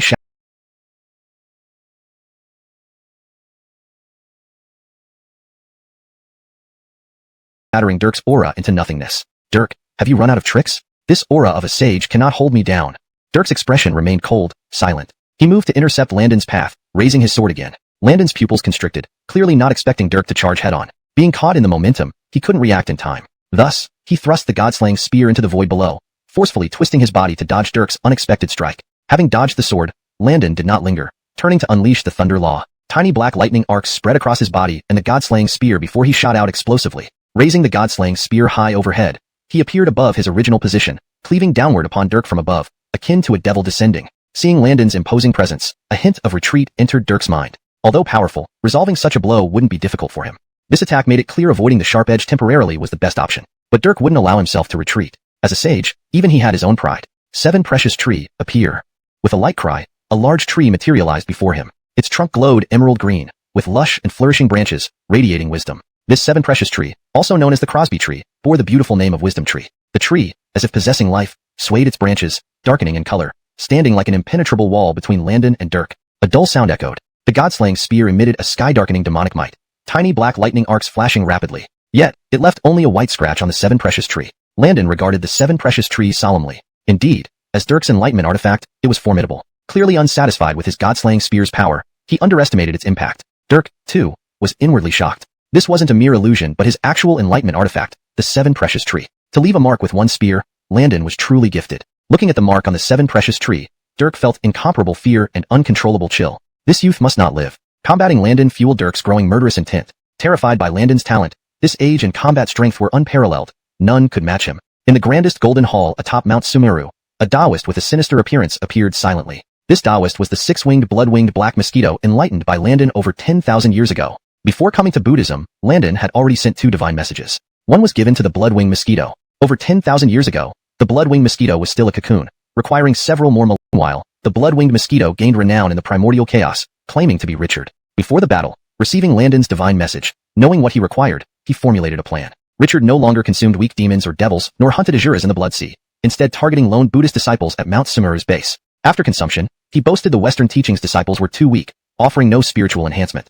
This infuriated the Western teachings, sending protective Dharma warriors after Richard. Knowing they would come, he feigned a flaw, allowing capture, intentionally reverting to original form, imprisoned in a small pouch by a white lotus child. But how could a child confine Richard? Easily breaking the seal multiple times without success, each time returning, resealing perfectly without drawing attention. Primarily because Landon attacked the Western teachings, thinning internal defenses, plus Richard's innate stealth abilities allowed such prolonged concealment. Now, gazing at the grandest golden hall of the Western teachings, Richard's sinister face showed satisfaction. He finally found it.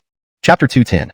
Neither truly Buddhist nor otherwise, indecently out of place. In the golden hall stood a massive 12-tiered golden lotus of merit, radiating supreme merit energy, its golden light flooding and illuminating the entire hall. Suspended at the very center of the great hall, the golden lotus slowly rotated, exuding a sacred aura, clearly the supreme object used by the Western sect to anchor their sect's fortune. If not for the actions of Fagin, who had utilized this 12-tiered golden lotus of merit to temporarily channel the sect's fortune into all Buddhist disciples, it was unlikely that Avon would have ever found this lotus. Avon licked his lips, staring greedily at the rotating golden lotus. With an expansive gape, he swallowed directly towards the lotus. His huge mouth resembled a black pupil, One couldn't see what ultimately happened within, only perceiving complete darkness, as if containing infinite vastness in an infinitesimal space. The gigantic spinning lotus gradually approached Avon, slowly shrinking until, when it reached his mouth, it had become merely the size of a longan fruit, before being ingested by him. Savoring the immense merit power within him with contentment, a flash of greed crossed his eyes before disappearing. This belonged to which senior? Best not entertain additional thoughts. He then dissipated into a wisp of black smoke and vanished. The entire hall seemed to lose its luster without the golden lotus, appearing much dimmer and gloomier.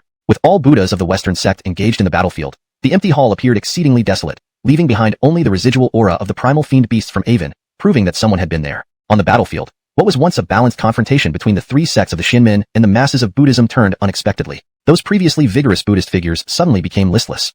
Their surrounding auras plummeted sharply. The previous merit energy disappeared, returning them to their original state prior to receiving any boost. For a moment, the Western sect Buddhas were greatly alarmed, panicking amidst the chaos. Fagin and Tisha, who were confronting Landon and Shaw respectively, also showed signs of astonishment and doubt. Suddenly they were shaken back to their senses by a majestic Buddhist chant. The Western sect is neither truly Tao nor Buddha, indecently out of place, and will never amount to greatness, certainly not destined for supremacy. Today, I, Walt, hereby establish the Hinayana Buddhism, founding the Great Thunderclap Temple. Will any followers of the Western sect join me? The chant resonated beautifully like bells, declaring a pledge or addressing the multitude of Buddhas. With faces filled with shock, all the Buddhas looked up at Walt, standing majestically mid-air. Due to the sudden loss of merit energy, they began to question their faith in the Western sect. Although just a fleeting doubt, it spread rapidly once ignited. Looking at the now protected Walt, even from afar, they felt an overwhelming sense of Buddhism. There arose an immediate feeling to abandon the Western sect and return to the true path under Hinayana Buddhism. Pay homage to the sect leader.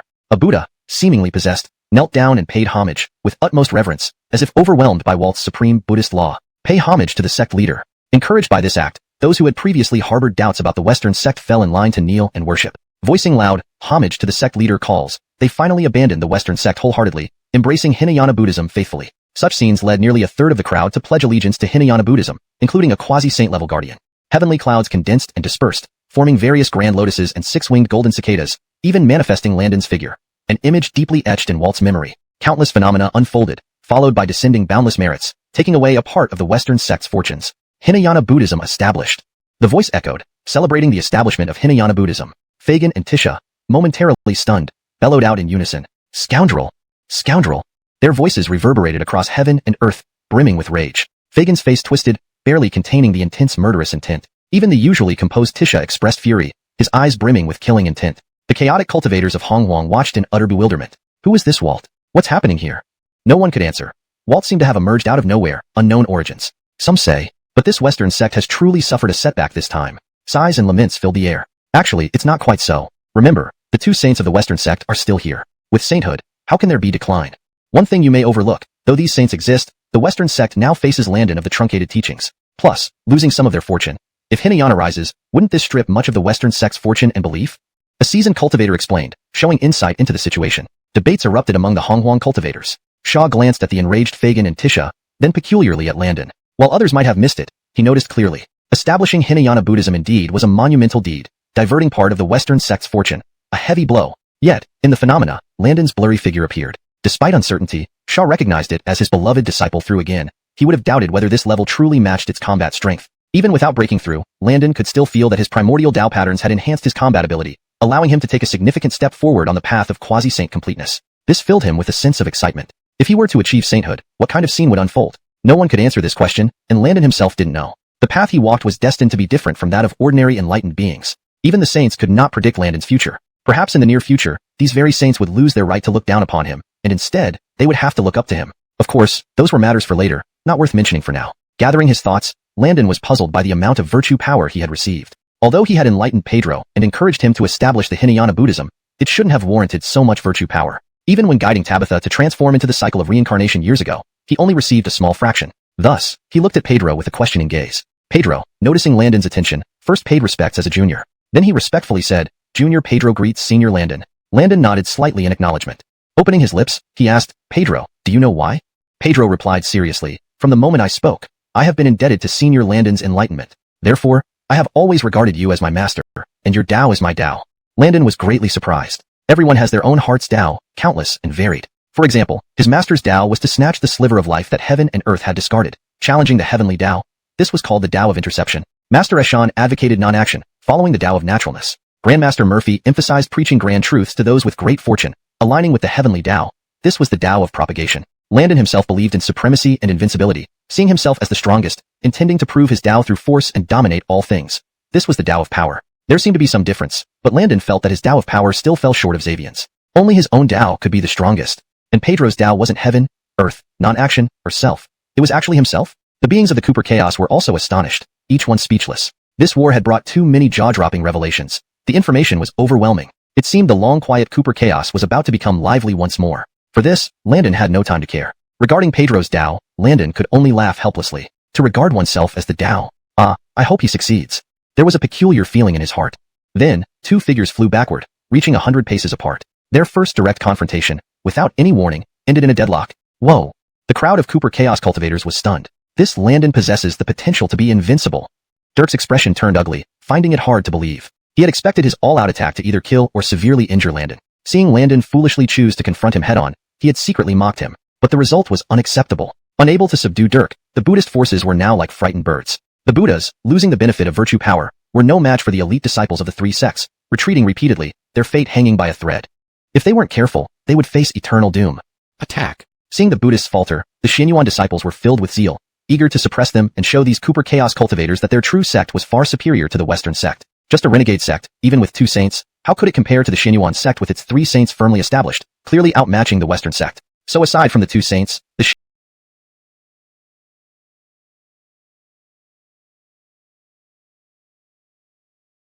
Xian men had come with a mission and couldn't afford to tarnish their teachers' reputations. Moreover, they were currently the stronger side. No matter how fiercely the others resisted, it would be futile. In absolute power, determination was of little significance. After all, this was Hongmong, where everything was ruled by strength. There was no room for luck or miracles.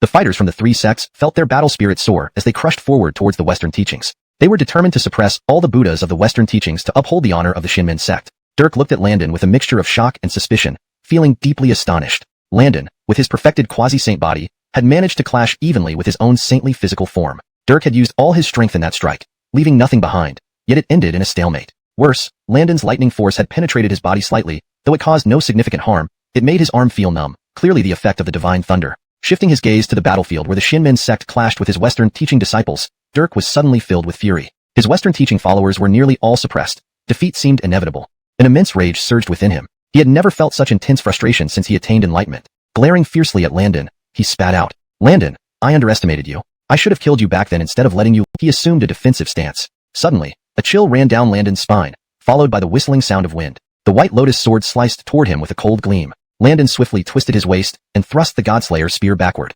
A sharp sound echoed as the air pressure burst, but he missed. Instead, the white lotus sword forced him to retreat step by step. Before Landon could regain his footing, another sword beam shot down from his crown, striking fiercely. Z. The tip of the sword collided with the Wuji apricot yellow banner, dispersing its primordial energy. Landon's pupils narrowed again. Dirk had grown even stronger than before. As Landon marveled at the prowess of a saint, a jade-green divine light emanated, immobilizing him on the spot. Then, Dirk launched the white lotus sword and green lotus sword simultaneously, blocking Landon's escape route and aiming for a fatal blow. Shaw, who was confronting Tisha, saw this and wanted to save Landon, but Tisha, previously feigning weakness, now blocked Shaw's path fiercely. Even Shaw's formidable powers were unable to break free. Shaw's pupils contracted sharply, and he roared, "If Landon is harmed, the Jiejiao, and the Western teachings will feud eternally."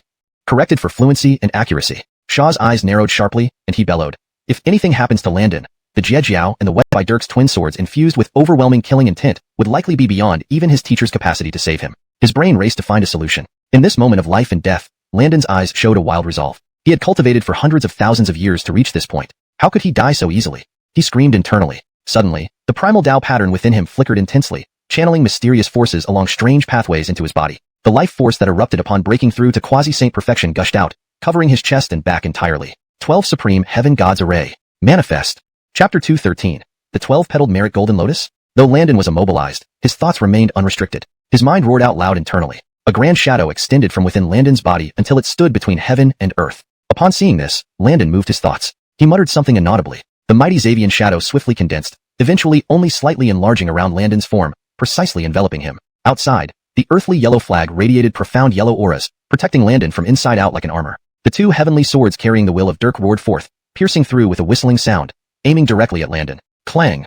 First came a resonant collision, sounding like a heavy object striking a bell. Then, the condensed Xavian shadow could barely withstand it, shattering upon impact. In just one strike, wishing they could take that blow for their senior brother, Holden and the 12 golden immortals of the Orthodoxy sect had complex expressions. Previously, they were already shocked by Landon's ability to fight evenly against a sage. Note, Chanjiao is translated as Orthodoxy sect to maintain consistency and natural fluency in English. In the end, one has to pay a price. Indeed, even the tiger's whiskers cannot be touched. Boom. The chi within Landon's body erupted with a thunderous noise. The power within his Dao marks finally broke free from the Seven Treasures Mal tree's strange restraining force. Note, Mal seems out of place in Seven Treasures Mal tree, and may be a placeholder or typo in the original text. If Mal should not be there, the sentence should read Seven Treasures tree instead. If it is intentional, a more fitting English term for Mal would be needed to ensure it reads naturally in English. For a more polished translation, the chi within Landon's body erupted with a thunderous roar. The power contained within his Dao marks finally broke free from the Seven Treasures tree's strange restraining force. Due to prior defenses slowing the lotus-bearing sword, Landon swiftly utilized the art, close range, far distance, to escape the original position. Clang! The two lotus-bearing swords lost their target and collided with each other, producing a ringing metallic sound. Phew! A collective sigh of relief echoed. The Jiajiao disciples celebrated joyfully. Note, for better readability and fluency, it's better to echo the previous sentence structure while ensuring the meaning is accurately conveyed. Also, Jiajiao is transliterated as Jiejiao, if you prefer to keep the original term, or can be translated based on its context, which seems to be a specific Taoist sect in this literature. If you want me to translate Jiajiao, please provide more context. For improved fluency and context, a collective sigh of relief echoed, and the Jiejiao disciples celebrated joyfully. Or if Jiejiao refers to a specific sect that has an English name, replace Jiejiao with that name. Elder brother is fine, thank goodness. Holden and the 12 golden immortals looked horrified. Too terrifying. Gulp. They swallowed hard, staring in disbelief at the scene before them. And those cultivators from the primordial chaos, watching the battle, struggled for breath, clearly having forgotten to breathe due to the tense moment. How could this be? Impossible. Dirk stared coldly at Landon, unable to fathom his true depth. Landon immediately put some distance between them, deeply wary of Dirk's Seven Treasures tree. This Dirk was no longer someone he could handle. If caught again by the Seven Treasures tree, Landon doubted he could escape so effortlessly. Weighing the feasibility of opening his mouth, a brilliant golden light emitted. A 12-petaled golden lotus floated out. Landon took it into his hands. 12-petaled merit golden lotus? Landon, you did this. Return it now, and I won't take your life. Dirk's face was urgent, shouting fiercely at Landon. Ha, without taking my life, why should I need your mercy? With resolve, Landon sacrificed the merit golden lotus to the system. The saint cultivation level rapidly soared before everyone's eyes. Landon's face was manic. The 12-petaled merit golden lotus was an incomparable treasure. His original plan was to gather the 4 Cooper lotus flowers to see what changes might occur. Unexpected events unfolded when Dirk's combat power surged beyond expectations. Despite absorbing a large amount of merit through lesser vehicle Buddhism, Landon was still at a disadvantage, finding it difficult to pose a threat to Dirk. Feeling pressed, Landon realized he couldn't easily give up now. Dirk must be eliminated. As the speed of advancement increased, Landon's surrounding aura rose relentlessly. Dirk's face showed horror. What was Landon doing? An unsettling feeling gnawed at Dirk. He disliked this sense of unease. As a sage, he needed everything under control. Though unaware of Landon's transformation, it absolutely could not continue. Chapter 214. Trash in front of my disciple. Boom. Landon's aura surged irresistibly, like bamboo shoots after a spring rain, unstoppable and uncontainable. Splash. The great cultivators in the chaotic world were stunned. What was going on with Landon's aura? What is he doing? Isn't he already at the peak of quasi-sage? Why is his aura still growing? Gulp. A powerful cultivator swallowed hard and said, I don't know, but if his peak quasi-sage aura keeps rising, perhaps. The rest was left unsaid, but the surrounding cultivators knew his meaning. Their faces showed confusion, uncertain whether to laugh, cry, or marvel. Each one shook their heads, their expressions complicated. Could he be becoming a sage now? But shouldn't one be fully prepared before achieving enlightenment? Why so sudden? None could answer these questions. Landon, what are you up to? Cody looked at Landon with suspicion as his aura kept climbing, shouting fiercely. But Landon didn't pay any attention to Cody's annoyance. You'll soon know.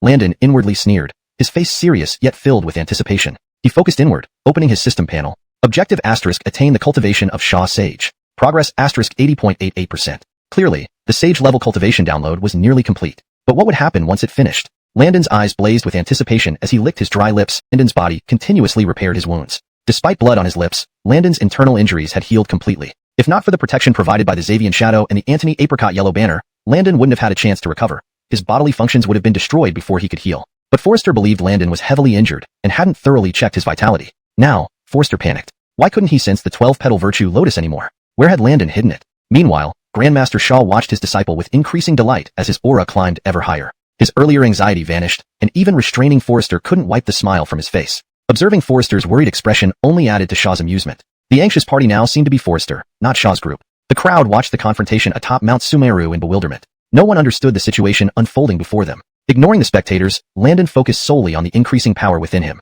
At this moment, Landon exuded the might of a sage, overshadowing even those of the sages themselves. An overwhelming aura rose from Landon's body. With a single stomp, it erupted like a raging dragon, shattering the space beneath his feet into void-like blackness. Standing motionless, Landon's presence engulfed the entire chaotic world, stunning all who witnessed it. The intensity of this aura surprised even the sages. Shaw's smile faded as he turned to Landon with a grave expression. This troublesome disciple. His aura continues to rise. Could he truly be about to attain sagehood here? He felt astonishment. Just reaching peak quasi-sage, Landon was already preparing to break through. It had taken them eons at peak quasi-sage before they could attempt enlightenment. Recalling this, Shaw flushed slightly. This disciple truly treated the sages as nothing. Once he reached this point in cultivation speed, and now having achieved enlightenment, how many have seen someone become a sage from a mortal in over 10,000 years? Soon, Shaw felt immense pride rather than embarrassment. He wanted to shout aloud. In front of my disciple, all other disciples are trash. As Shaw felt pride well up within him, Cody's face turned ashen. He could no longer sense the supreme treasure of Buddhism, the 12-petal virtue lotus. Without its suppression, the karma of Western teachings began to fade. The 12-petal lotus was crucial for suppressing karma, much like the Kongdong seal was for the Jia sect. Both were paramount treasures essential for maintaining their sect's fortune and must not be lost. Realizing this, Cody's eyes turned bloodshot, almost mad. Amidst the various reactions, Landon's face lit up with ecstasy. A notification sounded in his mind. Asterisk ding. Shaw Sage Cultivation download completed. Asterisk ding. Shaw Sage Cultivation download completed. Chapter 215.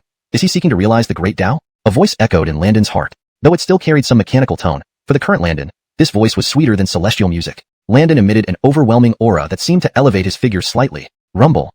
Dwayne's face showed shock at this power. Truly formidable aura. While Landon's combat prowess had been astonishing earlier, his aura hadn't even approached that of a sage. He could only match the sages in terms of combat presence and ability, but if a sage used their full strength, Landon wouldn't have gained much advantage. But now, even Dwayne felt awestruck by Landon's aura. Jesus' face also revealed astonishment. All traces of misery vanished. He stared at Landon with incredulity. How was this possible? However, the most shocked person was Hawkins, who could clearly sense the aura of his disciple. Although Landon hadn't broken through yet, his aura was almost on par with his own. Indeed, it was almost identical to Hawkins's, except for the instability caused by Hemlock Way not having solidified, resulting in fluctuating combat power. Yet, sharing such a powerful aura meant that Landon's aura was now stronger than both Dwayne and Jesus, two sages. The great powers watching from afar were dumbfounded, as if they had seen a ghost. Am I dreaming? Landon is still just a perfected quasi-sage, right? Why does his aura seem stronger than sages Dwayne and Jesus? Someone gaped in shock. Swallow. This can't be a dream. I feel it too, another cultivator managed to say. What do you think is happening with Landon?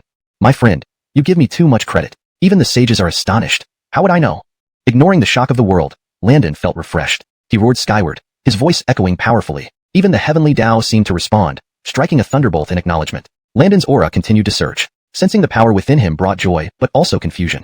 Why hadn't his cultivation level changed? Recalling when he first obtained the system, merely downloading 0.1% of Hawkins's sage-level cultivation instantly advanced him to the Earth Immortal stage. Now, having downloaded Hawkins's cultivation, why hadn't he broken through to become a sage? Realizing it, becoming a sage wasn't easy. There were only 8 sages in the entire universe. Downloading cultivation was different from gaining a sage status.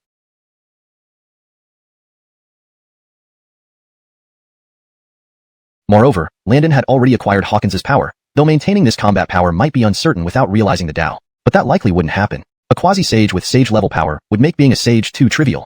Ultimately, Landon's goal was not just to become a heavenly Tao sage, but a great Tao sage. His gaze grew sharper. If anyone met his eyes now, they'd be intimidated by the intense light in his eyes. With a wave of his hand, a green ruler appeared out of nowhere, followed by 36 pearls radiating light, the 36 stabilizing pearls. His aura surged, concentrating the supreme power accumulated from the previous battle. The surrounding space couldn't withstand Landon's pressure and began collapsing. Wearing a white robe, Landon stood amidst the void, while the shattered space allowed chaotic energy to pour in, startling the cultivators. Landon's gaze was arrogant as he looked into the void. Is the heavenly Tao against my existence? Feeling a boldness rise within him, he thought, if heaven wants to destroy me, I will shatter this heaven.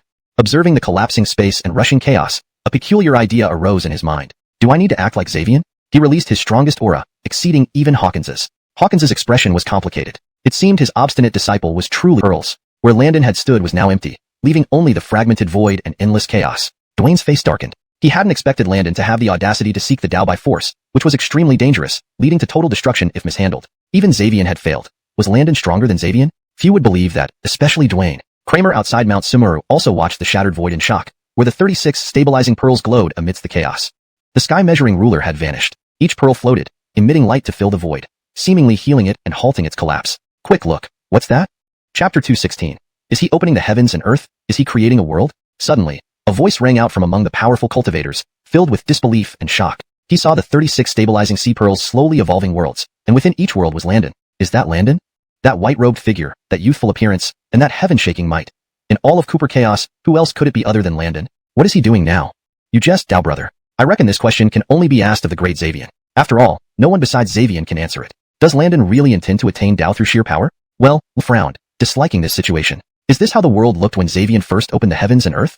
Muttering inwardly, Landon curiously surveyed this world, concentrating his spiritual energy into his eyes, releasing his divine consciousness. Finally penetrating the dense chaos, he clearly saw this world. This world was far smaller compared to the Cooper chaos. Landon slightly sighed in relief. With his current strength, he sensed that if tasked to open a world as large as the Cooper chaos, it would end in failure. But perhaps, this smaller world could succeed. Similarly, this was one of the reasons he chose to prove Dao by force within the stabilizing sea pearls. Landon's eyes grew sharper as he gazed into the chaos. His right palm flipped, revealing a black spear tightly held in hand.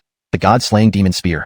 I want to see how this land can possibly stop me. With a cold snort, his right leg retreated as he firmly grasped the god-slaying spear, its body gradually turning red as if gathering immense energy. On the increasingly fiery spear, the endless chaos seemed diluted, with that touch of fire red glowing brightly in the entire chaotic space. 9 spears to open heaven. First spear. Landon roared inwardly. Immediately, his hands sharply thrust diagonally upward, making the surrounding chaos thin out. Simultaneously, as Landon roared, the remaining 35 stabilizing sea pearls began similar transformations. 36 stabilizing sea pearls evolved into 36 chaotic worlds, each containing a white-robed youth. Under the shocked gaze of all beings in Cooper chaos, they witnessed this bizarre and magnificent scene. 36 majestic figures wielded burning spears, delivering their most strenuous attacks towards the chaos. The initial scene of the world's birth and those godlike white-robed figures imprinted themselves in everyone's minds. At this moment, everyone forgot why they came. In their eyes was only one figure, in their minds, only one thought. Landon. He is opening the heavens and earth. He's creating a world? Shaw watched this scene in shock, his Adam's apple bobbing, awkwardly forcing a smile. Meanwhile, Dirk and Tish's faces showed terror. If Landon succeeded, wouldn't he directly become a supreme sage? Then how would their Western teachings survive? Damn it, how is that possible? Impossible to succeed. Even the great Xavian failed in proving the great Dao. This mere human boy also wants to open the heavens and earth to prove Dao by force.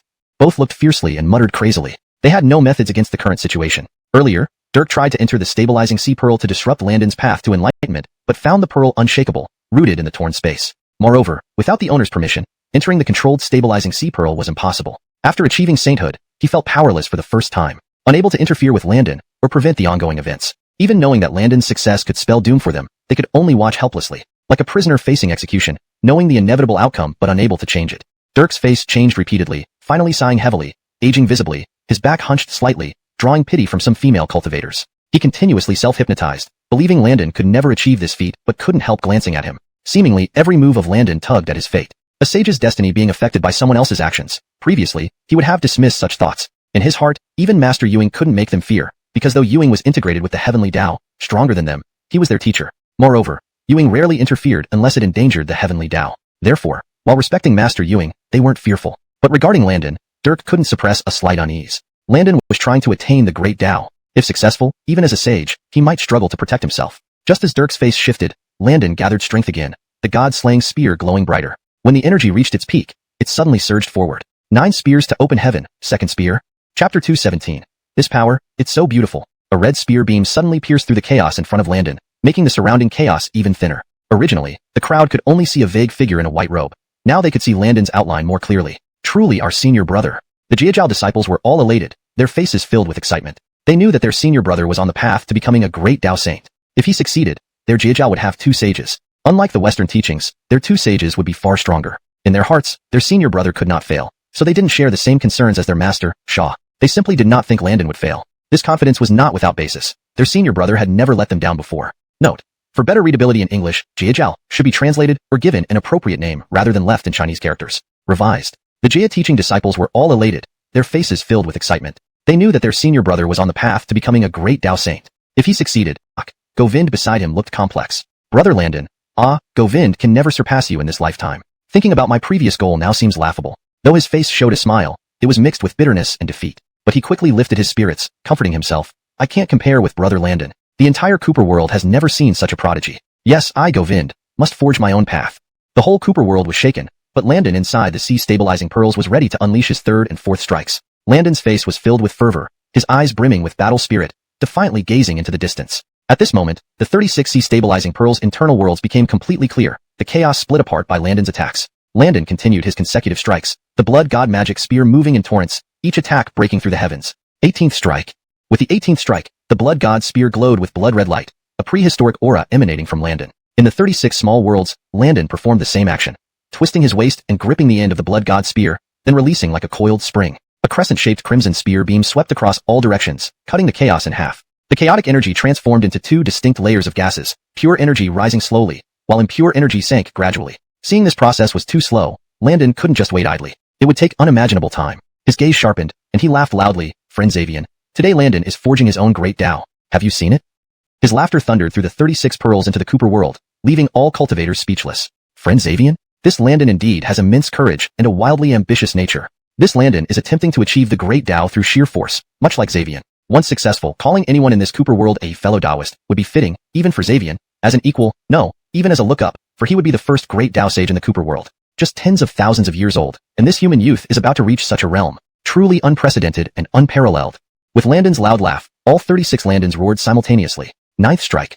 Opening heaven. Landon, under countless watchful eyes, brandished the spear and thrust it skyward. Boom. A bolt of chaos lightning erupted, followed by the pure energy ascending non-stop until it formed a bloody red sky, continuously struck by lightning, spreading across the heavens. Below, it was an ocean, waves surging, volcanic eruptions spewing hot lava, a scene of a newly opened world devoid of life. Landon frowned.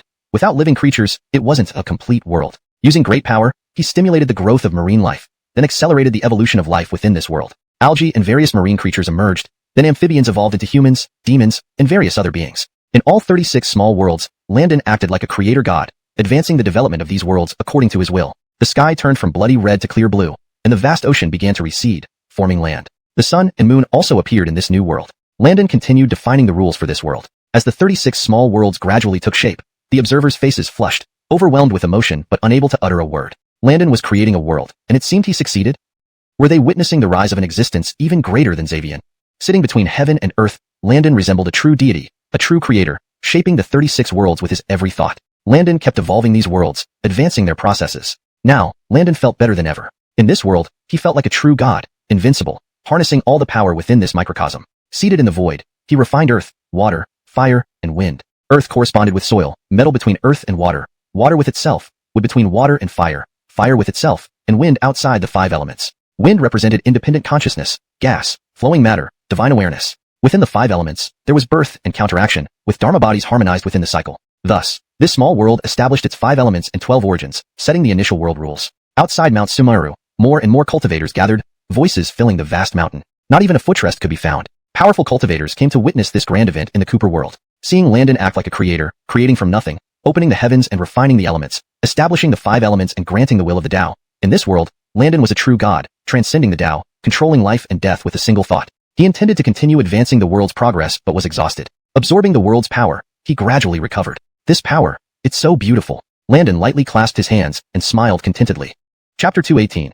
Halfway to Great Tao Saint. Although he had yet to fully attain the Tao and become a true Great Tao Saint, one half step was already within his grasp. The 36 figures in white robes stood up simultaneously, their eyes calmly looking towards beyond the chaos, where the previously shattered space had been completely restored. Amidst the shock of the beings in chaos, they watched as the 36 sea-stabilizing divine pearls all fragmented and became 36 miniature worlds, integrated into the chaos universe but still remaining independent. The measure heaven ruler also transformed into 36 forms, becoming the law of each world. Landon smiled faintly, lightly stepping forward. In a single stride, he transcended the 36 small worlds, with 36 figures stepping out together, appearing quite eerie. Under the astonished gazes of onlookers, those 36 figures merged back into one, as if fused together. As Landon just stepped out of the small worlds and the 36 figures combined into one, the entire chaos world momentarily paused. An abyss-like aura slowly rose from him, emitting an omnipresent presence that swept through the chaos cosmos. Saint. Is this the aura of a saint? Did he really become a saint? This aura, there's no mistake, only saints have such an aura. Even though earlier Landon to resonate in the hearts of all living beings, then abruptly ceased. All creatures of chaos bent over in reverence, the weaker ones finding it difficult even to breathe, not daring to raise their heads. Landon looked at the celestial greetings without any hint of self-satisfaction. He, Landon, sought the great Tao and did not care about these accolades or congratulations from the original heavenly Tao. In time, he would surely surpass the chaos heavenly Tao, just as he dominated the heavenly Tao he created. Landon stood with hands behind his back, overlooking the cosmos with a serene gaze, gazing upon the chaos universe with deep profundity. At Kunlun Mountain, Jade Void Palace. This aura, someone has become a saint. Landon, so powerful, even surpassing us. Master Shaw, you must be envied by many. Murphy felt the power, having not paid attention after dispatching his 12 disciples. But when Landon Force attained the Tao, Murphy sensed a chaotic power and refocused on the Western teachings. He was shocked. Landon had not attained the heavenly Tao Saint like him, but had become a great Tao Saint. In 8 Scenery Palace, Ashan, who had been meditating, was startled awake. Always calm and composed, Ashan's face showed surprise. Great Tao, it's the great Tao.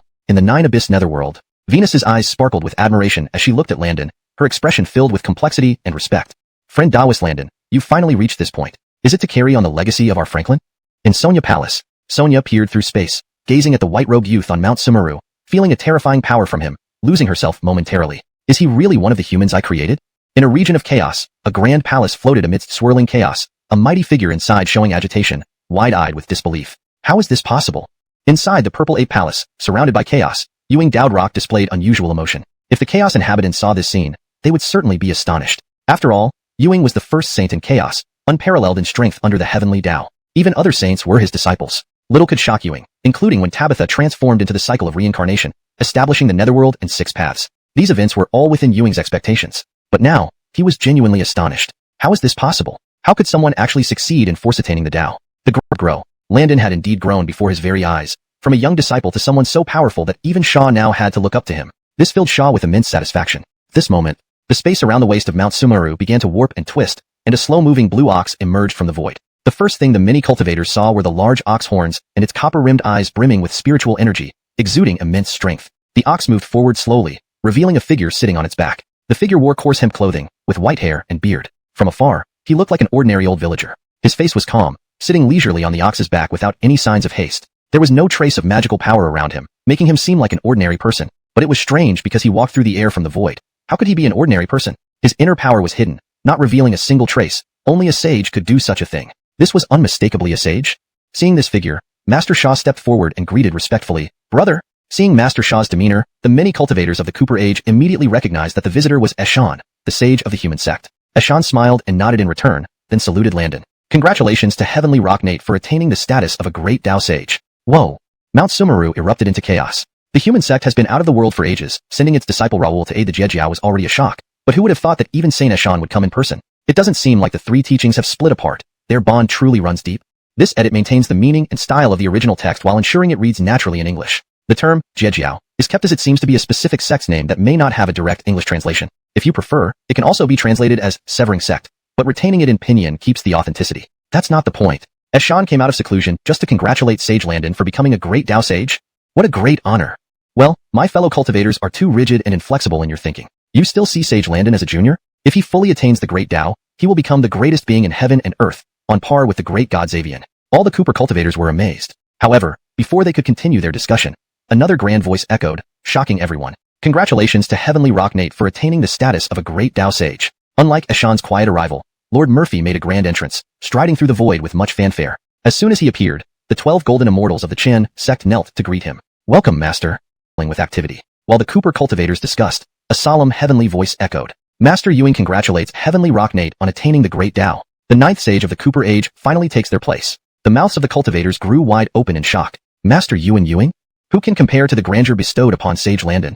This, the sage of humanity, receives the congratulations of all the sages upon attaining the Tao. The ninth sage of the Cooper Age is unparalleled among all sages. Amidst the incredulous gazes, a majestic figure, indiscernible in form, surrounded by chaos, gazed at Landon with curiosity and amazement. Landon responded with a salute, sensing something, and looked back at the chaotic figure, as if seeing Master Ewing's true form. Their eyes met, and the atmosphere grew increasingly strange. Landon remained calm, his eyes devoid of emotion as he gazed at Ewing, standing silently. Ewing also looked at Landon with a curious expression, clearly amazed that this junior could attain the great Tao. Though only half step away from the great Tao sage, it was still the great Tao, a feat even Xavian failed to achieve. How could Ewing not be surprised that Landon succeeded? He felt a strange mix of emotions but maintained composure, as he embodied the Tao of heaven and represented its dignity. However, Ewing was intrigued by Landon's courage to meet his gaze. He knew his own strength, and all the sages revered him deeply, yet Landon displayed such courage. His eyes were so calm, as if looking at an ordinary person, showing no trace of emotion, but Ewing smiled. Though respected, it wasn't possible for everyone to be awed by him. At the very least, when facing him, most people showed fear and respect, not as calmly as Landon. Taoist friend Landon's attainment as the ninth sage of the Cooper Age truly shocks the world. Achieving this after cultivating for tens of thousands of years, you are indeed the first being of the primal chaos era. Ewing's expression remained unchanged, his tone neutral, but his words carried immense authority, praising Landon highly. The cultivators of the Cooper Age were speechless. Landon smiled lightly, responding equally politely, "Thank you, Taoist friend Ewing, for your kind words." The cultivators were dumbfounded. Calling him Taoist friend was a sign of respect, but Landon returned the gesture so casually. Even Marina, Venus, and Shaw were left speechless. However, some discerning individuals thought differently. Landon, at peak quasi-sage level with near-sage combat power, now having attained the great Tao, what was his true strength? Such terrifying combat power must reach unimaginable heights. force-based enlightenment. All these signs linked Landon with Xavian. The more they thought about it, the more plausible it seemed. The Chaos Cultivators stared at Landon as though they had seen a ghost. If not an incarnation of Xavian, how could Landon command the 12 Supreme Elders formation? After all, it required Xavian's essence blood. If not an incarnation of Xavian, how could he wield the 9 heaven-splitting spears? This technique mirrored the power and momentum of the 9 heaven-splitting axes. If not an incarnation of Xavian, why would he achieve enlightenment through force and succeed? Most frighteningly, if not for being an incarnation of Xavian, how could Landon possess such exceptional talent, advancing from a mortal body to his current state in just tens of thousands of years? All this unreasonable evidence seems reasonable now, they murmured. Yes, Sage Landon must be an incarnation of Xavian. How else could he be so powerful? No wonder Sage Landon is so overwhelmingly impressive. An incarnation of Xavian should indeed be so remarkable. No wonder he remains calm even before Ancestor Daoist Yuing, who in this universe could make Xavian solemnly serious? Indeed, one who seeks the Grand Tao must have an indomitable spirit within. Though the multitude whispered among themselves, every sage present, with their immense power, overheard. Ancestor Daoist Yuing's identity. Whether Landon was or wasn't the father god made little difference to her. Marina, meanwhile, wondered if he really was an incarnation of Xavian, creating the first humans despite the large numbers. She sensed his human energy but still questioned if he hid as an incarnation among them. Shaw, who was formed from Xavian's soul, doubted this. If Landon were an incarnation, Shaw would know. Still, he marveled at Landon's prowess and potential. Seeing his master look at him, Landon sighed. Master, I'm not Xavian's incarnation. Years ago, I met Xavian on Buzhou Mountain and received his inheritance. No matter my identity, I remain your disciple, he explained, smiling gently. Tisk, tisk. Observing his humility before Master Shaw, the cultivators sighed in unison. Especially Augustin Tianzuan envied him. What a fine disciple he'd be for the Orthodox sect. Landon's reverence for his master set a perfect example. Even Master Shaw felt a warm pride, appreciating this excellent disciple. Demonstrating their deep bond, both felt a sense of accomplishment. Originally intending to reassure his master, Landon's satisfaction turned into a smile. He looked coldly at the uncomfortable Drew and Tisha. I've just achieved enlightenment. You tried to obstruct me, yet you hesitate to approach now. Why? In translating this chapter, I maintain the structure and tone while ensuring clarity and coherence in English. I harbored such thoughts, but were unwilling to believe in such an outcome. Although there was some debate over whether Supreme Being Landon was stronger than Xavian, there was no doubt among the great cultivators of the Age of Coopers regarding Landon's superiority over Dirk. If Landon, after becoming a Great Way Saint, couldn't match the Heaven Way Saint Dirk, wouldn't it make Xavian's attempt to achieve enlightenment through sheer power seem like a joke? Hearing Landon's words, Dirk seemed momentarily lost for a reply, his eyes hollow as if awed by Landon's aura. The multitudes were shocked. He's a saint and yet lacks the courage to fight? This thought led to a growing contempt for Dirk. On Mount Sumeru, a chorus of dismay arose. Stung by these reactions, Dirk's face darkened with determination as he stared at Landon, looking fierce. Little Landon, don't get too cocky. Both of us are saints. It's not certain who will prevail. Landon's cold gaze met Dirk's, and upon hearing this show of bravado, he chuckled with derision, mocking Dirk's arrogance. Really? Detecting the disdain in Landon's tone, Dirk felt enraged, but also fearful. After all, Landon, even as a perfected near saint, had been a thorn in his side. Now that Landon had achieved the rank of Great Way Saint, victory was unlikely. Yet, his pride wouldn't allow him to back down without a fight. His expression whistled through the air, its ferocious momentum compressing the air into a solid wave. As the sword sped forth, Dirk felt bolstered, moving swiftly like a streak of dark light, almost invisible. Ha, little Landon. Let me see just how strong your renowned genius becomes after enlightenment. Dirk's laughter, amplified by the power of sainthood, echoed across Mount Sumeru, overshadowing the previous noise of the crowds. Leader's divine might. Leader's divine might. Upon hearing Dirk's laughter, the demoralized Western Buddhas regained vigor, shouting enthusiastically. Soon, a wave of fervent chants rose, resonating into the sky. Since you wish it, I have no reason to refuse. Landon didn't pay heed to the Buddha's heightened enthusiasm, dismissing them as insignificant. However, the rousing atmosphere stirred a trace of boldness within him. Defeating the veteran Saint Dirk on his first day as a semi-Great Way Saint would be a remarkable achievement. Laughing coldly, Landon responded and suddenly lunged forward with a thunderous step, narrowly avoiding the White Lotus sword. Transforming into a white blur, he appeared 100 paces away. Dirk, seeing Landon's agile evasion, narrowed his eyes. Then, with a flick of his hand, 2 green lotus swords appeared, enveloping him in a protective green aura. Not bad, not disappointing me at all, Landon commented, noting the unique protective force emanating from Dirk. It was characteristic of saints and could withstand damage far beyond even supreme innate treasures. Chuckling, Landon realized Dirk must consider him a formidable foe. Such cautiousness was unprecedented. This strength likely stemmed from Dirk's original form, possessing a peculiar binding power. Landon had experienced its peculiarity before enlightenment and expected no change now. Chapter 222. Pretending to be dead? Landon no longer harbored any apprehension towards Dirk. Yet, he found some interest in completely shattering the latter's confidence. With a flicker of thought, the end-of-world thunder law force within Landon transformed into arcs of lightning that surged out rapidly. Soon, a layer of black thunder covered Landon's body as if it were the power of a sage, looking identical yet subtly different from Dirk's green protective layer. Upon seeing Landon's power emerge, Dirk felt a heavy heart. It appeared Landon had indeed reached such a realm. This battle would be arduously difficult. Seemingly to bolster his courage, Dirk shouted loudly, "Landon, die!" The moment Dirk finished speaking, both their bodies moved almost simultaneously. Their feet stepped into the void, and they shot forward with extreme speed. Watching the two sages about to collide, numerous cultivators were once again, he could be defeated so easily? Unfortunately for Landon, to truly break through to the Great Tao Sage realm, he needed to perfect the world he created using the 3,000 Great Tao laws. His thoughts flashed like lightning. Then the two figures collided amidst everyone's eager anticipation. The great battle commenced. An epic confrontation between two sages erupted. On Mount Sumeru, Dirk's figure transformed into a flash of light, his black and white robe blurring into a black streak at that speed. In midair, a black figure, Landon, and a green figure, Dirk, collided amidst everyone's anticipation. Each left a long trail of afterimages behind them, as if countless Landons and Dirks existed. Boom! A deafening and oppressive sound resonated as a monstrous wave of energy burst forth from their point of impact. Instantly, the space within 100 feet around them warped and exploded before everyone's shocked eyes. Witnessing how they shattered space with a single strike, many cultivators and experts were greatly shaken. Compared to such power, they felt like insignificant ants. Below the sage realm, all are like ants. These words hold absolute truth. Noticing the fractured space, Marina and other sages rushed to stabilize the area to prevent the combatants from sinking Mount Sumeru. Before others could react further, a green figure flew back. It was clearly injured by the physical collision. It's Sage Dirk. An observant cultivator exclaimed among the crowd. Is this really Sage Dirk? Landon is only a semi-sage. Why did he crumble so utterly in direct combat? A surprised voice sounded. Yeah, Landon Sage is just a newly minted semi-sage, while Dirk Sage has been a sage for years, far ahead on that path. Why this outcome? Another puzzled voice arose. There was silence as everyone awaited an explanation. Heh, it's nothing surprising. Although Landon Sage is only a semi-sage, don't forget, he has proven the Great Tao. Even as a semi-sage, he cannot be measured by ordinary standards. A confident voice explained, clearly knowledgeable. Seeing attentive listeners, he continued. Moreover, Landon Sage defies common logic. Quasi-sage completeness means near-sage combat strength. Who else can match this? Imagine if he fully reaches that realm. His power would be unimaginable. This man spoke enthusiastically. Upon closer inspection, it was the Taoist named Abdullahi from earlier. Everyone listened intently. Once Abdullahi finished, many nodded in understanding. True, Landon Sage has proven the Great Tao. Even as a semi-sage, he defies normal reasoning. Such power makes sense.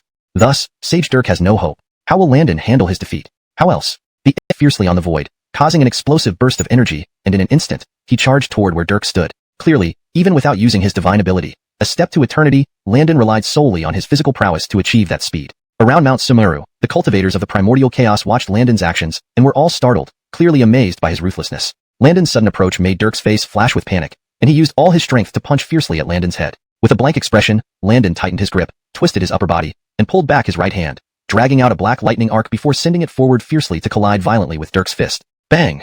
Another loud noise erupted, and Dirk was sent flying backward, his arm visibly distorted, clearly having his holy bones broken by Landon's punch.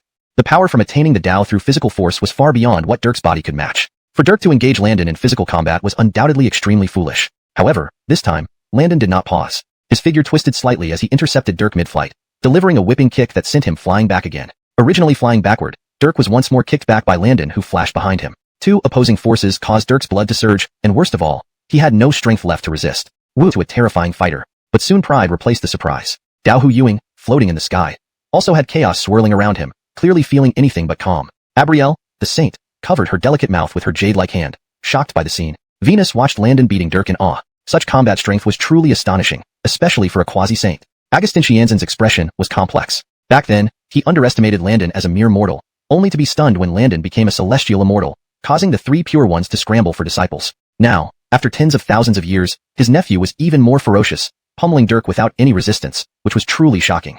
Even someone like Agustin Xianzhen, who valued face, had to admit he couldn't do this. Seeing Shaw's proud face, Agustin Xianzhen envied him greatly. If he had taken this disciple into the Orthodox sect first, he would be basking in glory now. Feeling the envy of the other saints, Shaw felt elated and wanted to laugh aloud, but restrained himself. The corners of his mouth betrayed his joy. Though they admired Landon, the saints took no action. With his current strength, they knew they couldn't gain any advantage over him, let alone fend off his attacks without exerting all their effort. No one except Venus and Ewing felt confident enough to beat Dirk as thoroughly as Landon. Dirk, under constant attack, finally bit his lip and muttered something, utter controlling banner, which spiraled around Landon and settled beneath his feet.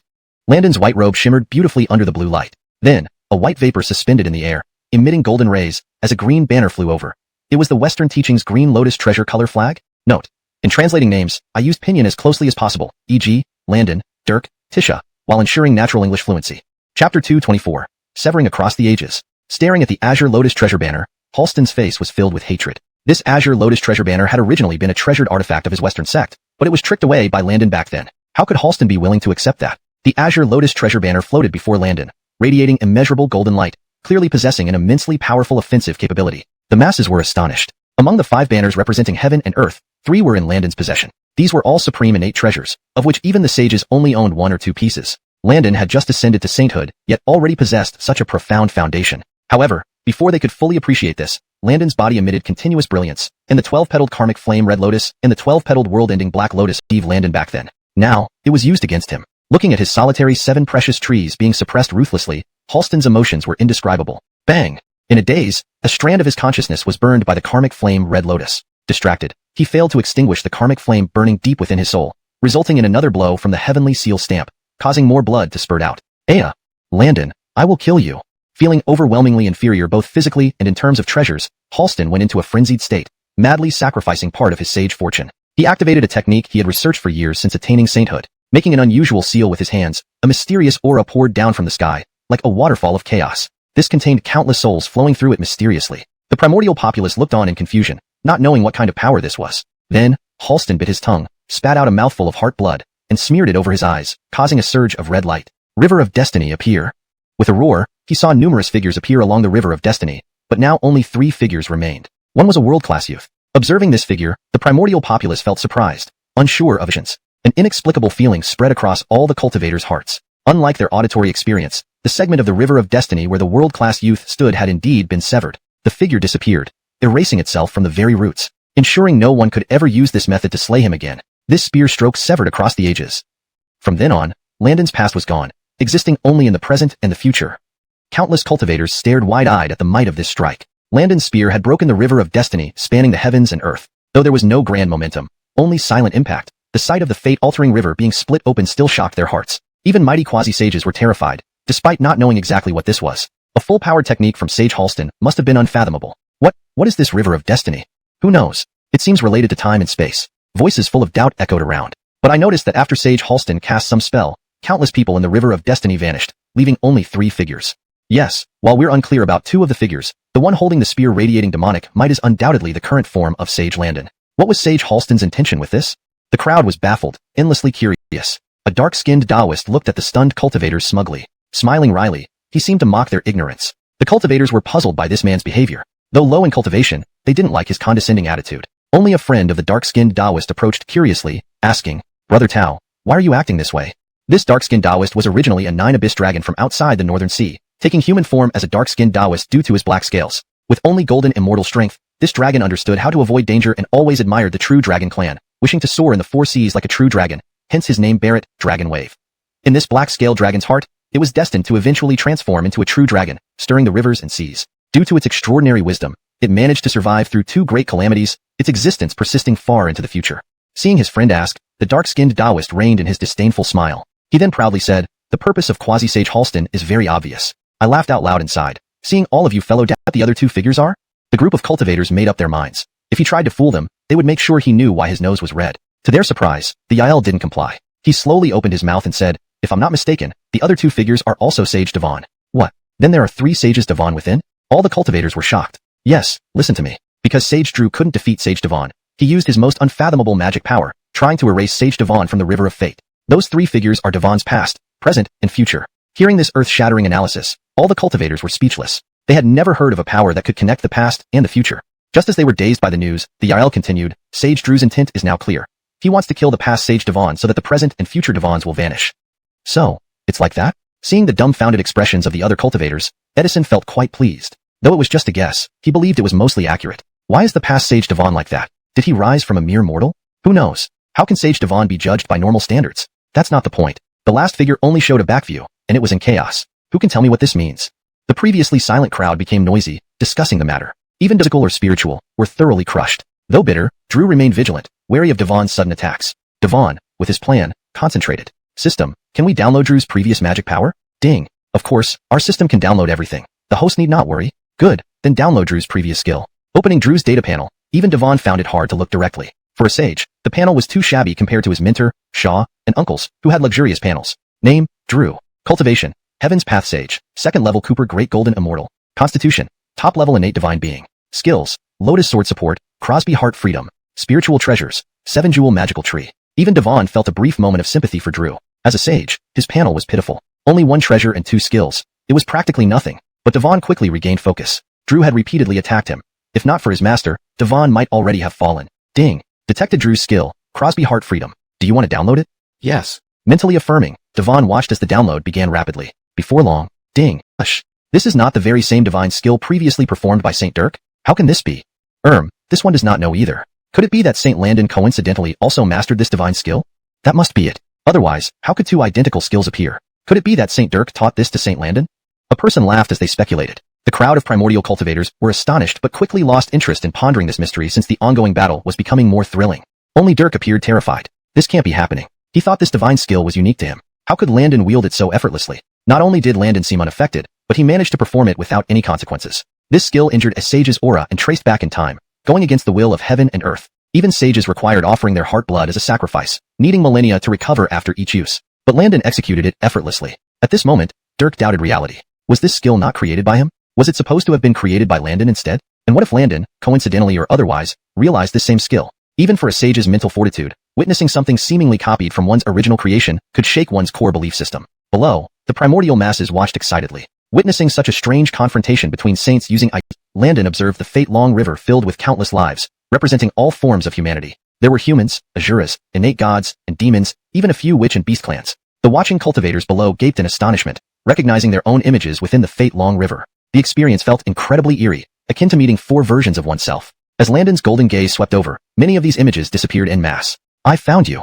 Amidst the disappearing images, three emaciated figures remained. None other than St. Dirk. Landon's eyes sparked cold lightning, black electrical arcs dancing around him as he prepared to strike with thunder. Upon seeing Landon deploy the Crosby Heart Free Will Dharma, Dirk knew what was coming. Awakening from his self-doubt, he stared unwaveringly into the fate-long river, hoping Landon wouldn't find him. But this hope was futile. Seeing his image emerge in the river, Dirk understood immediately. He stomped on the void, creating cracks, propelling himself backward into his past incarnation faster than even Landon. Despite his early preparation, he still arrived just moments ahead of Landon when Landon turned his gaze towards Dirk in the fate-long river. However, Landon was unperturbed.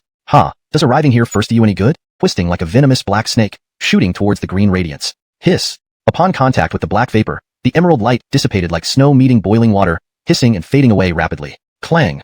A deafening clang echoed as the seven-jeweled marvelous tree clashed with the god-slaying demon spear. The collision produced the sound of metal clashing, followed by a surge of holy energy expanding outward in a circular wave. In the river of fate, this formidable aura couldn't spread beyond its confines. Fagin's expression changed dramatically. Such powerful energy would undoubtedly affect his past self if not contained. Indeed, despite blocking Landon's attack, the residual energy reverberated back, striking Fagin's past self with immense force. Just brushing against the energy, he staggered back thousands of feet, his form visibly weakened, clearly sustaining a Dao injury. With the retreat of Fagin's past self, the present Fagin spat out a mouthful of blood, his complexion turning deathly pale. Clearly, the injuries sustained by his past self affected his present body, causing severe internal harm. The primordial beings watching this strange scene felt a chill run down their spines.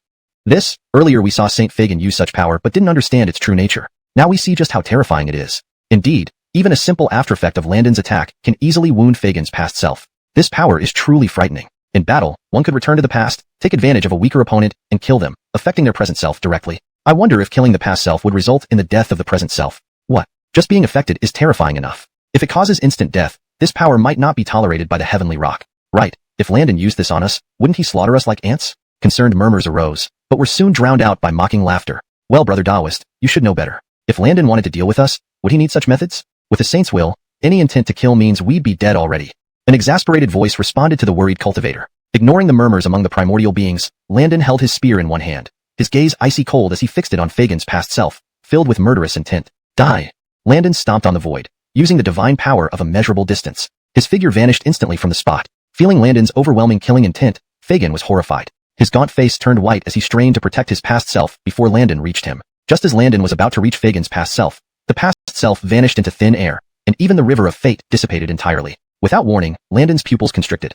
Only one person could achieve this feat under the watchful eyes of all the saints. Ewing could no longer contain himself. The moment the river of fate disappeared, Landon sensed it immediately, knowing it happened even faster than what his eyes could perceive. He glanced at the other saints still stunned from his earlier display of the Crosby Mind Freedom Dharma, confirming his suspicions.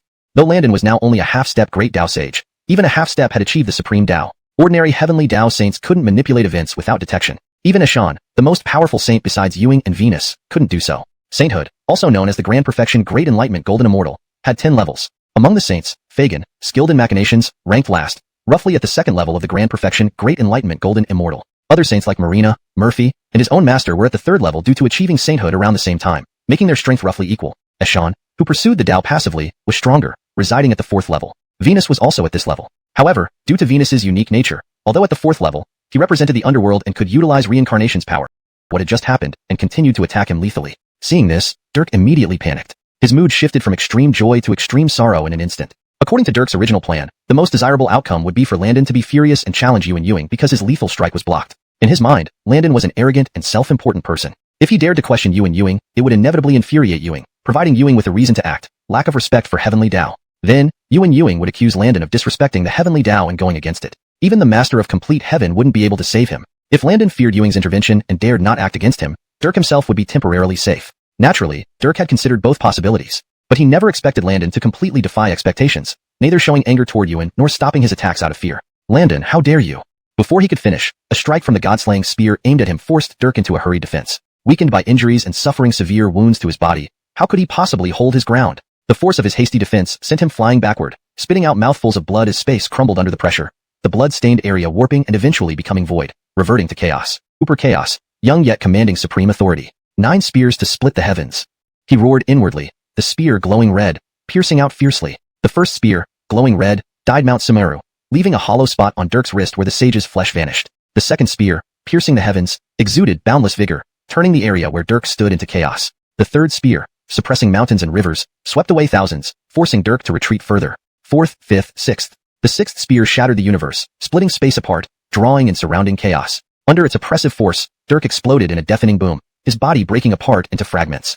The 9 spears to split the heavens, so terrifying. Under 6 spears, the sage bled profusely, his body exploding, transforming into endless showers of blood raining down upon the Cooper chaos. The Heavenly Tao rumbled as if mourning Dirk. The Othway quaked as if bidding farewell to something. Thus, the sage perished, bringing heaven and earth to grieve together. All living beings stared blankly as Landon emerged bathed in sacred blood, wearing white robes, appearing ethereal, holding the god-slaying spear like a black abyss, adding an eerie aura, akin to a demonic overlord. Saintly blood rained from the sky, with Landon standing mid-air. This scene stunned Count, but now, this truth made them uneasy. Sages could be slain too, even at such heights, unable to safeguard their lives if confronted by a stronger sage. Their gaze upon Landon was filled with awe and terror, recognizing his power to slay sages. That seemingly harmless white-robed youth, unleashing full combat prowess, revealed unimaginable horror. It truly sent shivers down everyone's spine. Cultivators watched the youth in the arena with terrified eyes. Those awestruck gazes did not affect Landon, who remained unperturbed, lacking the satisfaction of defeating a formidable foe, rather feeling some inexplicable doubt. However, he still sensed that significant matters remained unresolved.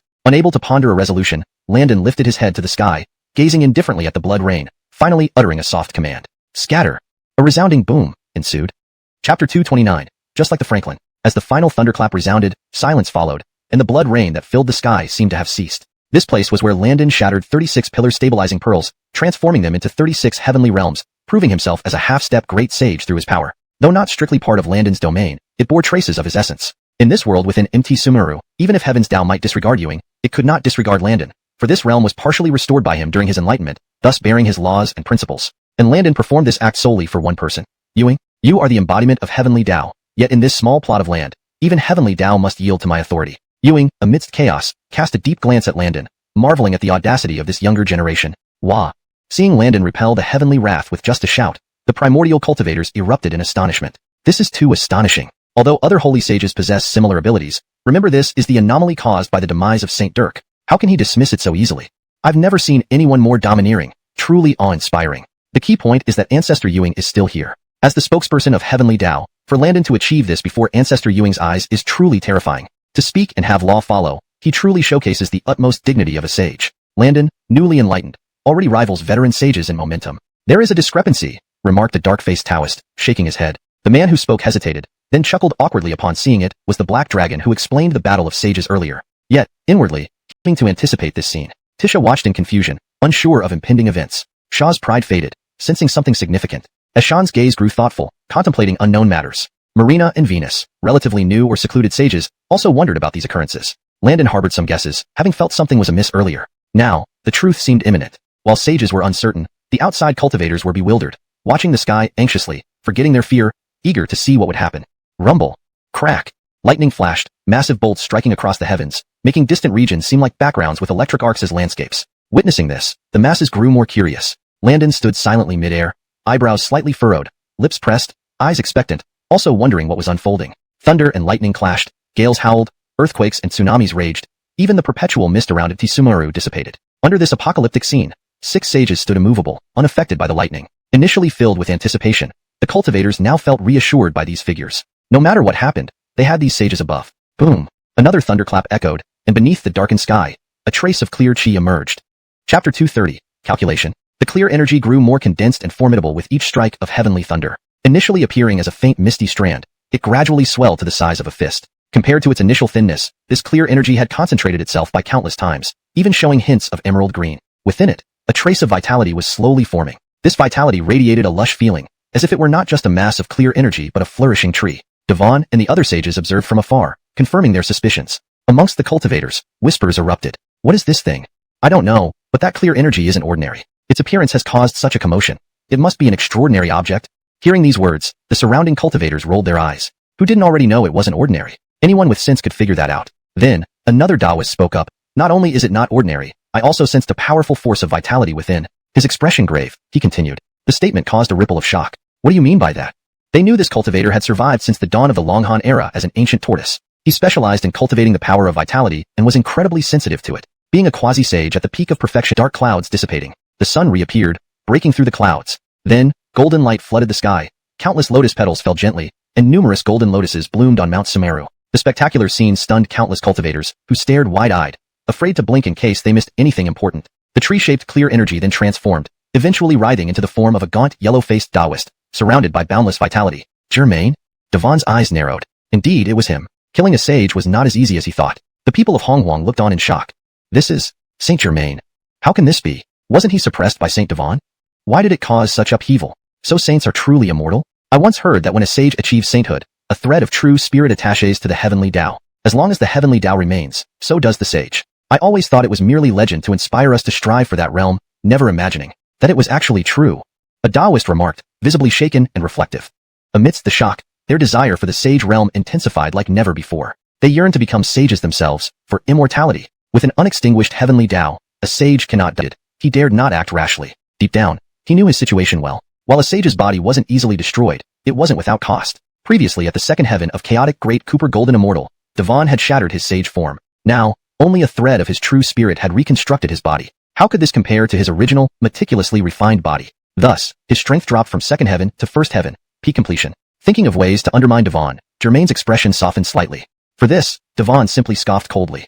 Chapter 231. Fighting two at once? If it weren't for the system, it would be difficult to see through Dirk's subtle intentions. However, such a scenario wouldn't arise since Landon's strength inherently surpasses Dirk's, and the system panel displayed all information about Dirk comprehensively right before him. Name * Dirk. Cultivation level * Heavenly Taoist Immortal. Completion of the first heaven of Vast Yuan Great Golden Immortal. Constitution * Top Grade Cooper Divine Being. Powers * Lotus Sword Support. Crosby Mind at Ease Great Law. Spirit Treasures * 7 Jewel Marvel Tree. Landon contemplated, feeling somewhat contemptuous towards Dirk's forced bravado. His cultivation was clearly weakened, yet he claimed nothing was wrong with him, aiming to corrupt Landon's Tao heart. Such malicious thoughts. Landon's gaze turned icy cold. Not bad. You didn't perish as expected, which is indeed a bit disappointing.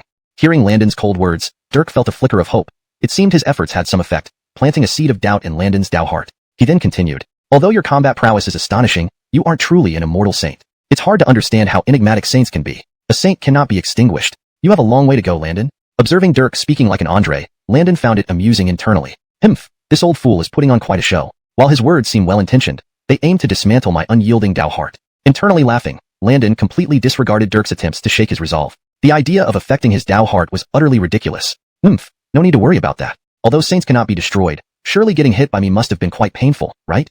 Landon's face twisted into a mocking smile. Dirk's expression froze. How should he respond? Not feeling pain from the beating would make him seem too weak, but admitting pain would negate his earlier statements. Seeing Dirk's hesitation, Landon sneered. It seems saints are indeed very powerful, and I still have a lot to learn. If so, allow me to give you another fortune. His eyes revealed murderous intent, intending to incapacitate Dirk, even if not entirely killing him. Seeing Landon preparing to attack, Dirk panicked. His earlier pretense was merely to confuse Landon's Tao heart, never expecting Landon to be unaffected, and now ready to strike him again. Immediately, Dirk reverted to his original form, devoid of any saintly dignity. Wait. Amidst the Buddhist chants, Tisha appeared with a sorrowful expression. Brother Landon, since you've already defeated my junior brother once, you can see it did little good. Why not cease now?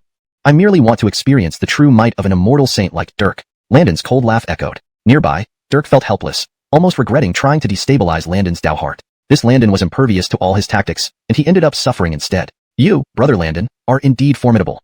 There's no need for such a demonstration, Tisha responded diplomatically. But I recently attained semi-saint status and feel quite itchy. Let Dirk help me practice. Landon, don't push too far. Dirk's face flushed red, looking humiliated. How does bullying you matter? Tisha's pained expression disappeared, his gaze fixed on Landon with murderous intent. Dirk couldn't endure this further humiliation and shouted, "Elder brother, help me." Tisha, who wanted to intervene, took a step forward to stand alongside Dirk against Landon. However, Shaw wouldn't let this happen easily. In a flash, he blocked Tisha's path, smiling. "If you wish to practice, let me be your opponent." Tisha's face turned cold, furious at Shaw's obstruction, though Shaw remained undeterred by Tisha's worsening expression. As tensions escalated between the two, a clear and resonant laugh interrupted them. "Master, rest assured, I've long wanted to challenge these two Western immortal saints. Today, I'll make everyone see that even a saint cannot oppress us of the G sect." Awe-inspiring. All the powerful cultivators stared at the white-robed figure in the sky, momentarily stunned. Is the immortal Saint Landon really planning to fight both of them alone? Understanding the unique nature of saints, Landon's decision to fight two at once was unimaginable. This can't be possible. Despite their shock, the war had begun. Shaw, upon hearing these words, was amazed. His disciple's courage was almost unbelievable. Though skeptical of Landon's ability to defeat two saints, Shaw didn't voice his doubts. Worryingly watching Landon, he allowed Tisha to proceed, resolved to intervene at any sign of danger, even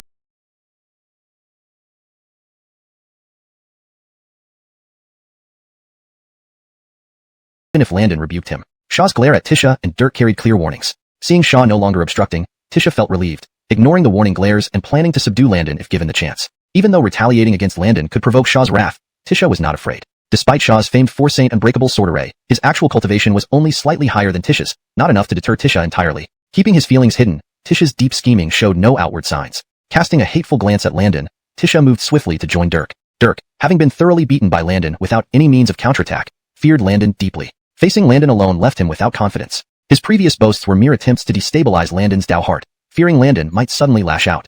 Translation note. I have maintained the structure and style of the original text while ensuring readability and coherence in English. Names like Landon, Dirk, Tisha, and Shaw are kept consistent with their pinyin forms. Chapter 232. Naturally, retreat is not an option. Only war remains. However, his speculation was not wrong. Landon's warning had indeed not been affected by him at all. He was thinking of directly proposing that Landon should use him for practice. While saying it was for practice, how could Dirk possibly believe such nonsense from Landon? Considering the degree of Landon's enmity toward him, once he had the chance, he would undoubtedly edited for fluency and natural reading in English. Miracles do happen. As Landon's arrogant words echoed, Dirk felt a surge of joy within. Landon is incredibly overconfident. I can't match him alone, but my senior brother Nicholas is stronger than me. With the Mo Chi, cohesion and Mo Chi, understanding, forged over countless years, our combined strength will be more than just the sum of two parts. To ensure consistency and terminology, miracles do happen. As Landon's arrogant words echoed, Dirk felt a surge of joy within. Landon is incredibly overconfident. Alone, I am no match for him, but my senior brother Nicholas is stronger. With the cooperation and understanding we've developed over countless years, our combined efforts will yield far more than just 1 + 1 = 2. He thought to himself, finding benefit in Landon's arrogance. However, this time you will surely regret your arrogance. Though he thought maliciously, he dared not show any hint of happiness on his face. If he revealed any relief, what if Landon reconsidered? Despite his internal jubilation, Dirk's sallow face flushed red, quite amusing. As he was deep in thought, Nicholas arrived beside him. Nicholas looked strangely at his junior brother, clearly unaware of Dirk's complex thoughts. But he soon turned away, pretending it was a side effect of reconstituting Dirk's physical body. With a serious expression, Nicholas observed Landon. Unlike Dirk, even with his junior brother's assistance, Nicholas had no confidence in defeating Landon. Despite his cultivation reaching the late third stage of the Grand Supreme Immortal Realm, Nicholas still couldn't gauge Landon's true strength accurately. There were only two possibilities. Either Landon had attained the Great Tao, different from their path and power system, or Landon's strength far surpassed his. If it were the latter, even with his junior brother's help, they might suffer a miserable defeat. What alarmed Nicholas most was that Landon had directly slain Dirk, something he couldn't achieve. Regardless of Landon's actual strength, Nicholas admitted he was inferior. Despite numerous speculations, Nicholas was still concerned for his junior brother as the leader of the Western sect. As its symbol and foundation, he couldn't let Landon act recklessly here. So, despite Landon's overwhelming power, he must fight. Landon stood in midair, his white robe flickering with tiny black lightning arcs, creating an eerie contrast. Observing Dirk's changing expressions and Nicholas's grave face, Landon smiled lightly. Gentlemen, even as sages, are you afraid to make the first move? What are you waiting for? His smile seemed warm and gentle, yet the disdain in his tone was clear. Behind his smiling eyes, coldness prevailed. Hearing this, Dirk and Nicholas stopped hesitating. Since Brother Landon invites us so enthusiastically, we of the Western sect cannot retreat. We must fight. Both sages surged with divine laws, laughing as they rushed towards Landon. Landon's smile vanished, replaced by indomitable spirit. Haha, then let me experience it.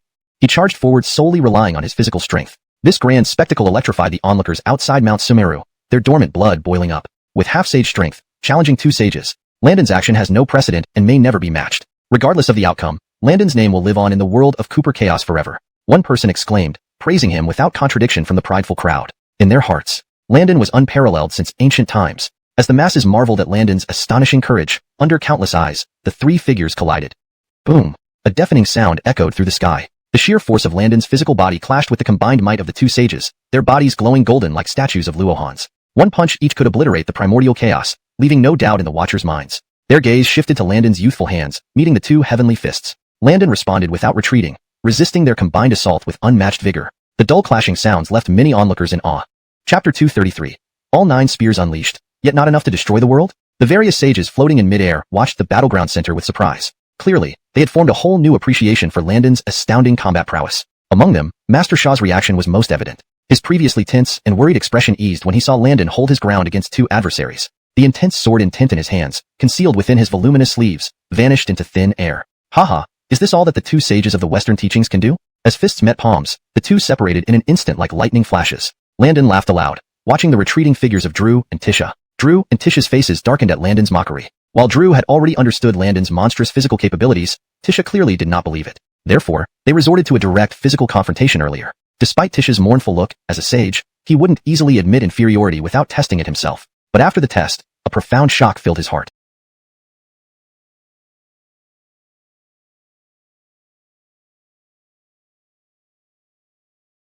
Arena beside her, a man whose slender fingers gracefully plucked at the strings of a zither, immersed in his own world. Yes, the golden liquid in his palms is compressed by law power. How will Landon respond?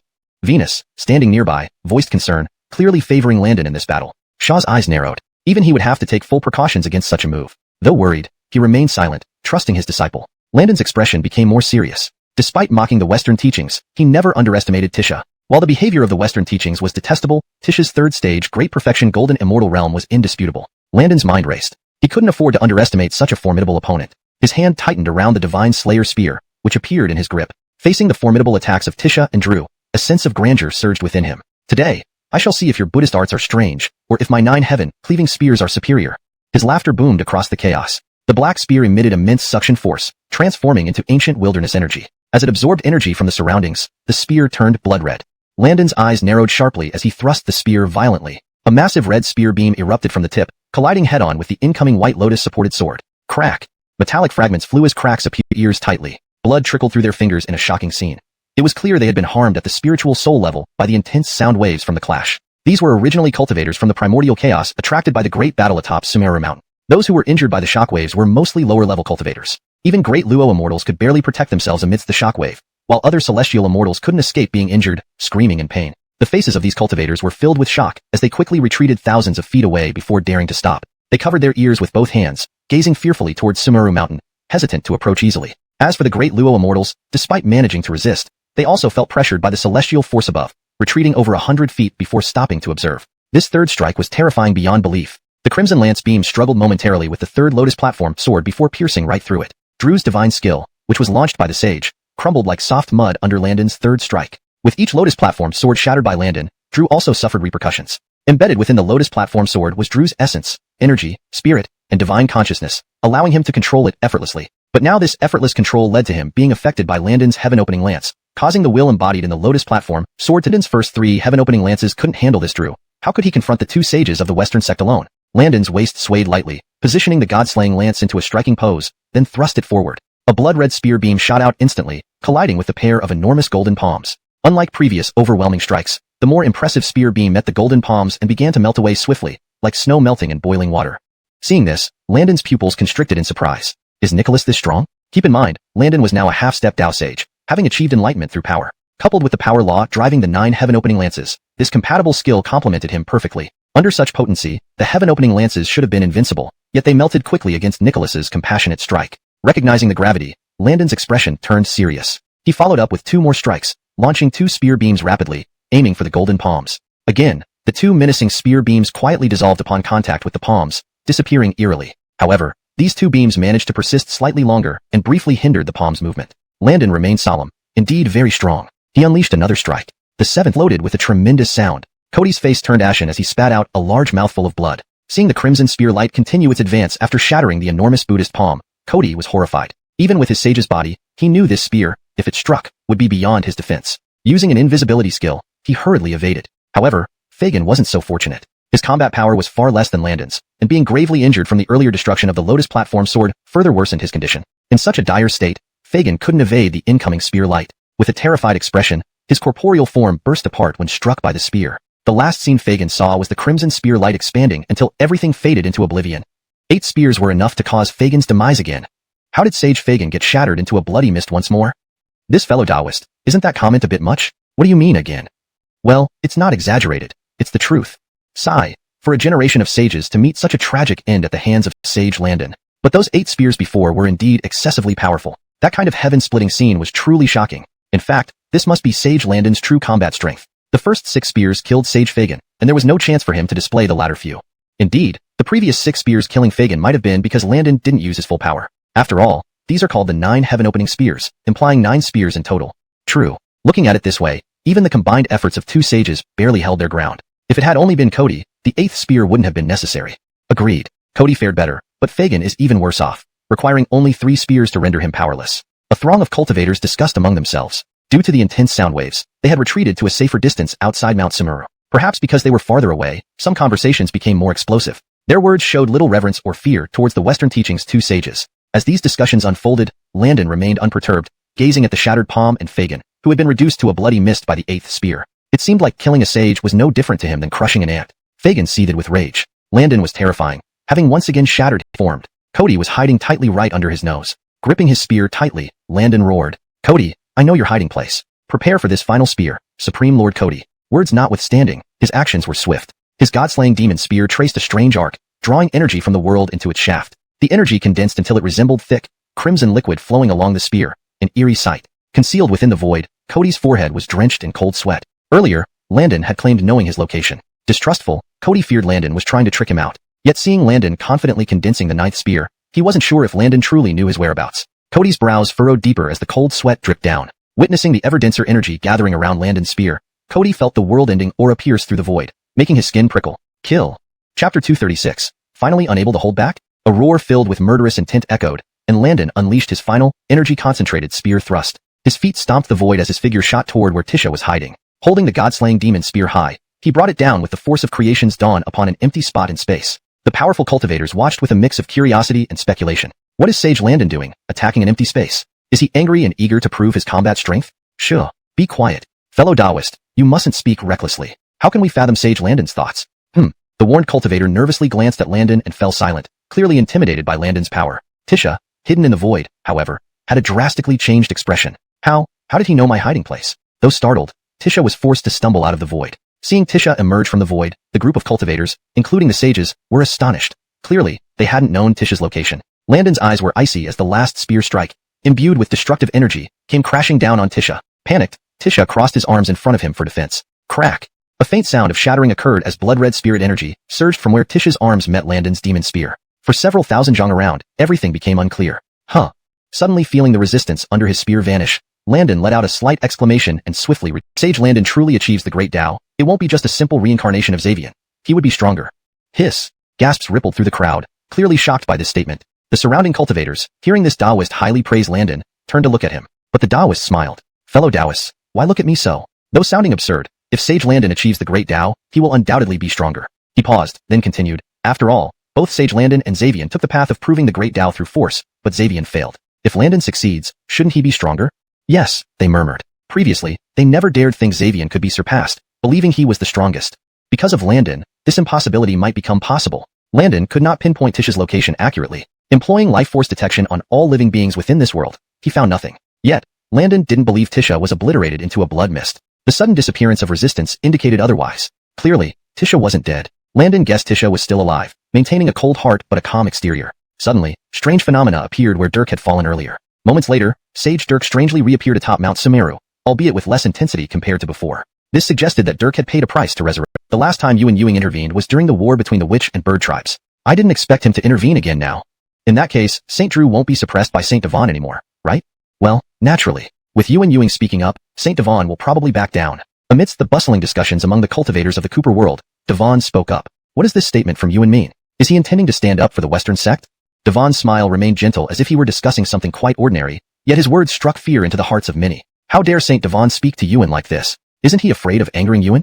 The crowd of cultivators was secretly alarmed. surprised by Devon's audacious response. One must understand that Yuan was the paramount being in the entire Cooper world. To defy Yuan was tantamount to defying the heavenly Tao itself. This was an indisputable truth among all cultivators of the Cooper world. Yet, here was Saint Devon addressing Yuan in such a manner. From within the swirling chaos, it began to disperse, revealing a towering figure. Behind him stood another figure, Saint Tisha. Moreover, Tisha looked rather disheveled, with one arm hanging loosely by his side. Clearly a man of passion, friend Devon. Though you have attained half-step enlightenment and possess awe-inspiring combat prowess, you cannot fully suppress a sage. It would be wise to stop here. Devon was well aware that he could, at most, diminish the power of these two sages somewhat, but could not demote them from their status as sages. After all, they were true sages who had Jitua their true souls upon the heavenly Tao. With his current abilities, Devon could not truly eliminate them. Note, Jitua is used here as it appears in the original text, but it should be translated to entrusted for better English fluency. Revised. Devon was well aware that he could, at most, diminish the power of these two sages somewhat, but could not demote them from their status as sages. After all, they were true sages who had entrusted their true souls to the heavenly Tao.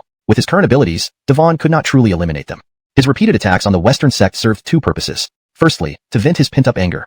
After all, Saint Drew had ambushed him multiple times, fostering a long-standing grudge. Secondly, by severely diminishing the Western sect's strength and reputation, he aimed to ensure they would think twice before troubling his Jia teaching sect in the future, thereby establishing its dominance. Given the approaching calamity of the Sealing Gods event, this also helped bolster the scores. Even Ewing did not refute the support for Landon from the masses. While he was the Grand Ancestor Dao, he couldn't act arbitrarily without reason. Looking at Landon floating in midair, Ewing's expression changed. He recognized Landon's strategy and approved slightly. He asked, "So, how does Brother Landon suggest we proceed?" Landon calmly replied, "Naturally, Saint Drew should apologize to me." Hiss. Is he trying to force a saint to humble himself? Do you think Saint Drew will agree? If he does, he'll have no face left to challenge Landon. But if he refuses, Landon won't back down.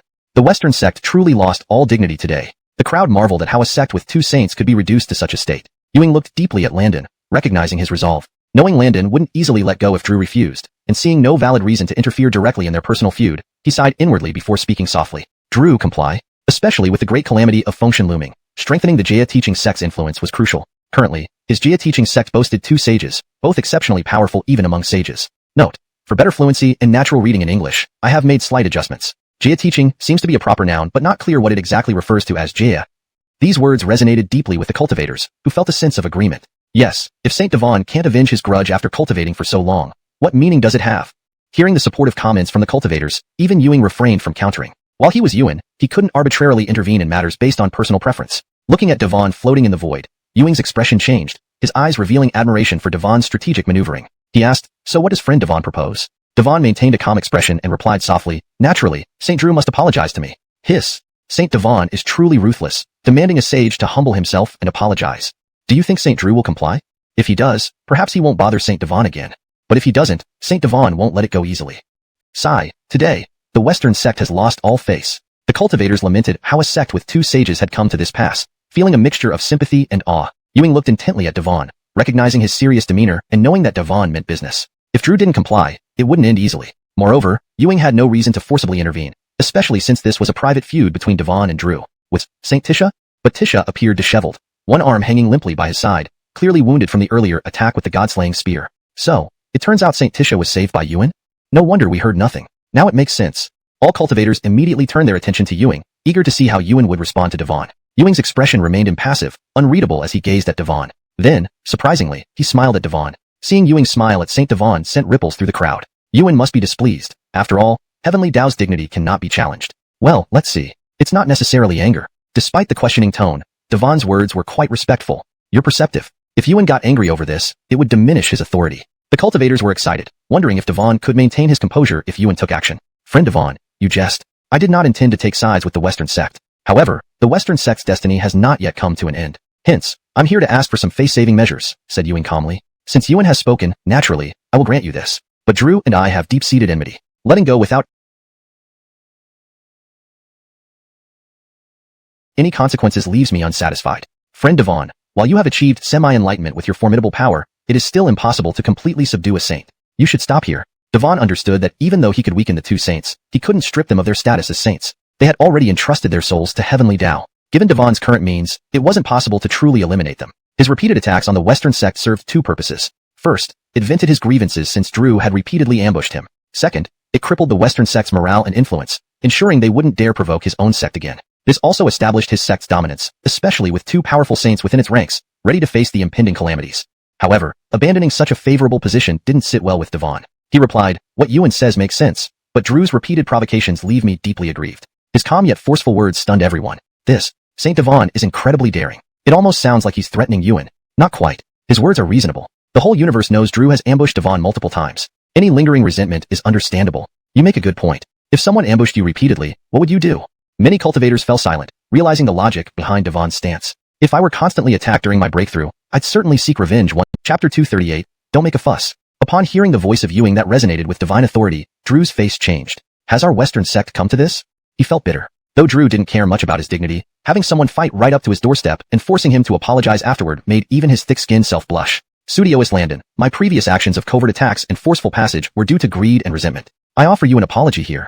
Drew's expression was hard as he stepped forward to bow and apologize in front of so many cultivators, wishing for a hole to swallow him whole. However, on Mount Sumeru resided only those of immense power, and digging a hole was not a feasible solution. Landon lifted his eyelid slightly, giving Drew a cold glance before ignoring him. This encounter had severely damaged Drew's reputation today. One could only hope he would learn from it henceforth. Seeing Landon not deigning to give him a second glance, Drew felt indescribable humiliation. His heart brimmed with unrelenting rage, making his withered face turn bright red. Is Taoist Landon appeased now? Ewing said calmly. Landon nodded with a smile. He then looked toward the most prominent mountain formation on Mount Sumeru. Whoosh. Using the skill, near yet far, he reached the mountain area in a single step. The god-slaying spear appeared in his hand, and he began inscribing on the massive mountain body, ultimately carving a row of characters upon it under the influence of the law of force. The crowd of cultivators watched with curiosity. A line of black, thunder arc inscribed characters appeared before everyone's eyes. This day, I, Landon, discuss doctrines freely with Buddhism, hoping to meet again if we have the opportunity. Hiss. Gasps rippled continuously through Mount Sumeru. The faces of the cultivators turned astonished. This sage Landon actually left such a message. This is utterly embarrassing for the two saints of the Western sect. Not just embarrassing. After insulting them, he salted the wound. TSK, what a ruthless move. From now on, anyone coming to the edge of the Western sect will see this message. Yes, anyone seeing these words will think about the predicament of the Western sect today. Who would willingly join the Western sect? I certainly wouldn't join. Even the saint couldn't protect himself. It's too risky to rely on this sect. Brother Taoist, your comment is truly redundant. If one wants protection from a saint, clearly the Complete Truth sect is the best choice. Haha, exactly. The Complete Truth sect welcomes all, and with two very protective sages, it offers unparalleled security. As the cultivators marveled at Landon's actions and felt sorry for the Western sect, their admiration for the Complete Truth sect grew immensely. Hearing the discussions among the great cultivators, even Aryan and others of the Complete Truth sect stood taller, feeling honored. On the side, the 12 golden immortals of the Explication sect and Raoul looked at the Complete Truth sect members with envy, each feeling complex emotions. After all, Elder Brother Landon was also a disciple of the Mystic Gate, but the huge gap in strength was quite humiliating. Elder Brother 2. Shouldn't Elder Brother 1 be considered a true sage now? Yelena asked Aryan reverently. Aryan thought for a moment and replied, Elder Brother mentioned before that he is only half step away from sainthood. But Elder Brother fought against two saints and defeated them. Yelena insisted, believing her master and Elder Brother Landon were the strongest in all chaos. Having lived tens of thousands of years practicing on Jinfeng Island without venturing out, Yelena's nature was relatively pure. Neve, watching Master Landon's domineering behavior towards the Western sect, felt a ripple in her usually calm heart. Watching Yelena pester Aryan, Neve smiled faintly, blushing and muttering, You little girl, don't be naughty. Seeing even her Andre's sister scold her, Yelena dared not speak further but mumbled to herself, still feeling indignant. Aryan sighed with amusement. But Master has unparalleled talent and achieved the highest path. Calling him a sage is not far-fetched.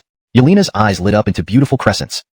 I knew Elder Brother is the strongest. Right, your Elder Brother is the strongest. Seeing Yelena's blind admiration, Neve playfully ruffled her hair, affectionate and helpless. She didn't know how to deal with her younger sister, except maybe letting Elder Brother handle it. Recalling Landon's victorious stance in the battle, Neve shuddered inwardly. Lord Shaw, hovering in the void, looked at Landon with fatherly pride. Stepping forward, he appeared beside Landon. You mischievous disciple, you've surpassed even me. Shaw teased with laughter in his eyes. Landon sighed helplessly. His teacher had always been supportive. Patting his forehead, he responded wryly, It's all because of your teachings. Haha. Seeing the once haughty Landon behave like this before him filled Shaw with unspeakable satisfaction. Few people, not even Ewing, had seen his disciple act thus. After all, Landon had achieved the great way and held invincible belief in his heart. Laughing heartily, Shaw let the conversation carry across to the gathered cultivators. Did I hear correctly? Sage Shaw. Many of the cultivators found it logical. They then wondered how Sage Eshan would compare to Sage Landon, but they quickly shook their heads. While Sage Eshan's power was immense, even he couldn't defeat the two Western sages so easily. Eventually, the cultivators reached a surprising consensus. Apart from Grandmaster Ewing, among all the sages, Sage Landon was considered the most formidable. Realizing this, everyone gazed at Landon in shock. Though Landon did not say a word, he was now acknowledged as the strongest person under the Grandmaster. Amidst the reverent gazes of the cultivators, Landon somehow acquired the title of the first person under the Grandmaster. Landon didn't really care much about this, as titles like these mean little when one possesses true strength. Even without this title, if his strength was enough, he could crush any doubts with a single punch. There was no need to worry too much about such superficial matters. However, Shaw was quite pleased with Landon's newfound prestige. Landon knew this just by looking at his expression. The Jiejiao disciples listened to the discussions and were thrilled to hear that their eldest master brother had been hailed as the first person under the Grandmaster. Note: I have made the sentence more natural in English while keeping the meaning intact. However, Jiejiao is untranslated as it seems to be a specific term or name that should remain in its original form unless an official translation exists. Their faces flushed red with excitement. I told you Luis is the strongest. All those cultivators say he is the first, knowing he was actually easygoing, except when facing enemies. Ahem.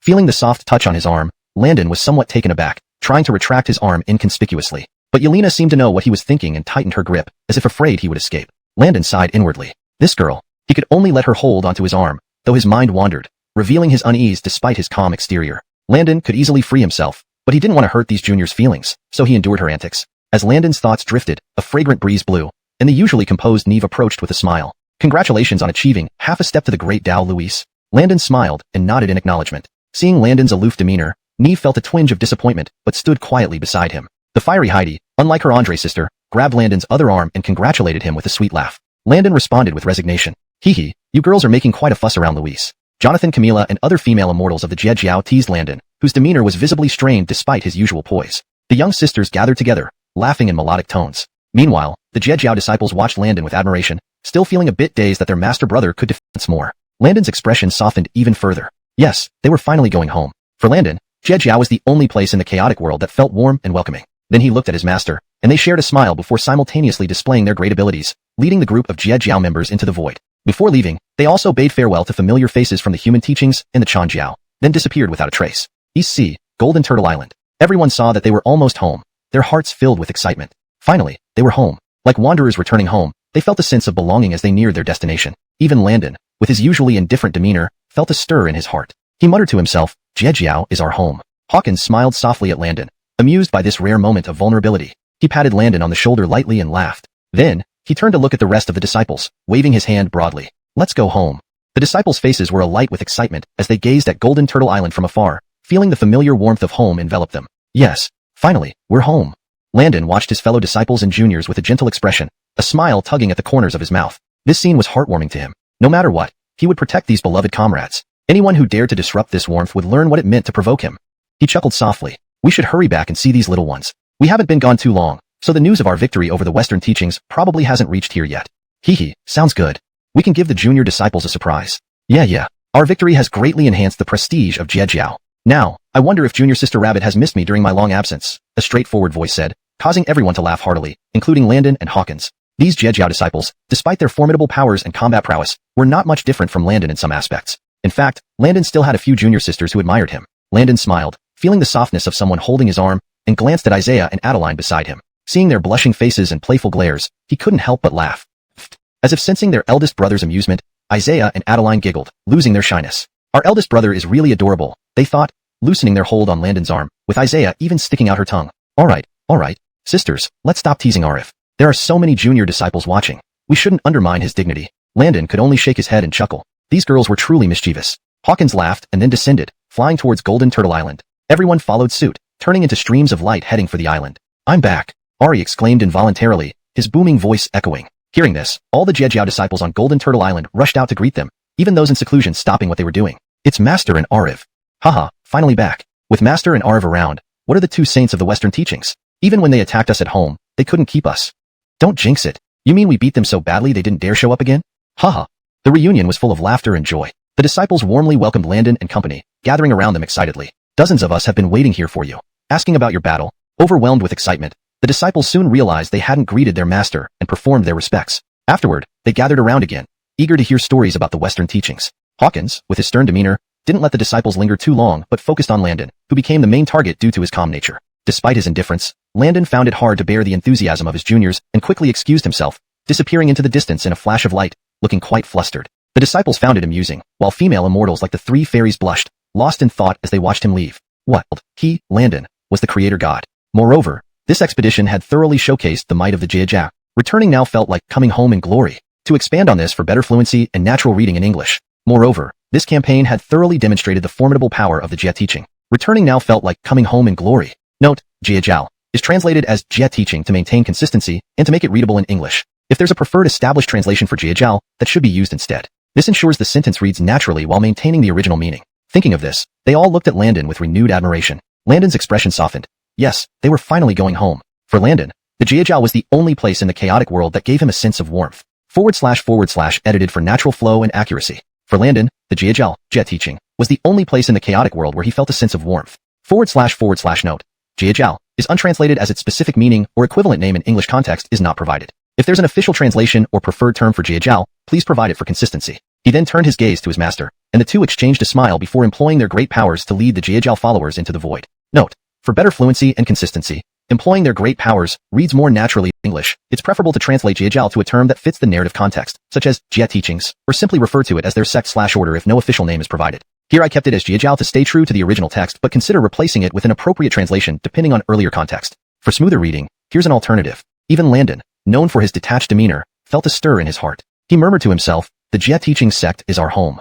Shaw smiled gently at Landon. This was the first time he had seen the stubborn disciple display such a soft side, and he chuckled lightly, patting Landon on the shoulder. He then turned to the other disciples and waved his hand. "Let's go, we're home." The disciples' faces lit up with excitement. From afar, they could already feel the comforting presence of Gold Tortoise Island. Finally, we're home. Landon looked at his fellow disciples with a gentle smile. This scene brought him immense warmth, and he vowed to protect these beloved fellow students no matter what. Anyone who dared to disrupt this peace would face dire consequences. He laughed softly. "Let's go meet these little ones. We didn't stay away for long, so news of our victory hasn't likely reached here yet." Hee, sounds good. We should give our junior brothers and sisters a surprise. Yes, this victory has indeed bolstered the Jiajiao's prestige. To improve this translation and ensure it reads naturally while accurately conveying the meaning. Yes, this victory has indeed greatly enhanced the Jia teaching's reputation. Note: Jiajiao, Jiajiao, seems to be a specific term from the original context, possibly referring to a particular school or sect. Without further context, I've translated it as Jia teaching to maintain its uniqueness. If you have a preferred English term for Jiajiao, please provide it for consistency. I wonder if Rabbit Jr.'s sister misses me after so long. A straightforward voice rang out, making everyone laugh heartily. Even Landon and Shaw couldn't help but chuckle. Though these Jiajiao disciples were powerful and brave in battle, they weren't much different from Landon when it came to romantic matters. In fact, Landon still had some junior sisters who admired him. To improve the translation for natural fluency and clarity, although these Jiajiao disciples were powerful and courageous in battle, they were no different than Landon when it came to matters of the heart. Indeed, Landon still had several junior sisters who looked up to him with admiration. Note: for better readability, Jiajiao should be translated consistently as Jia sect, or another agreed term throughout the text. Revised. Although these Jia sect disciples were powerful and courageous in battle, they were no different than Landon when it came to matters of the heart. Indeed, Landon still had several junior sisters who looked up to him with admiration. Smiling, Landon felt the soft touch on his arm and glanced at Isaiah and Adeline. Seeing their blushing faces, he couldn't help but shake his head slightly.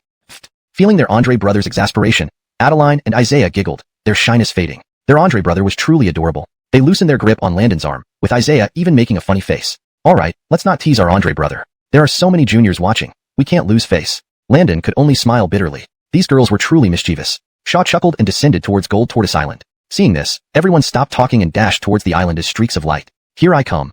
The straightforward Ari couldn't help but shout aloud. Hearing the thunderous call, numerous Jiajiao disciples rushed out of Gold Tortoise Island. Even those in seclusion put aside their practices to joyfully welcome them. Note: for better fluency and natural reading in English, I replaced pause their cultivation with put aside their practices, as the latter is more commonly used in this context. Additionally, joyfully is better placed at the end of the sentence. For maintaining consistency, Jiajiao should be translated to Jia sect, or Truncation sect, depending on how you've been referring to it previously in the text. Here it remains untranslated because it seems a name specific to the fictional universe, but please confirm if you prefer an English equivalent. It's Master and Elder Brother. Finally, they've returned. With Master and Elder Brother around, those so-called flying away swiftly. His hurried escape made the others laugh, especially the female immortals like the three Zioas, whose cheeks flushed red as they watched him leave. Elder Brother achieved half-step, Great Tao? What? Elder Brother defeated the two saints of the Western teachings in single combat, destroying their physical forms? Oh my goodness, Elder Brother must be some kind of demon. How is that even possible?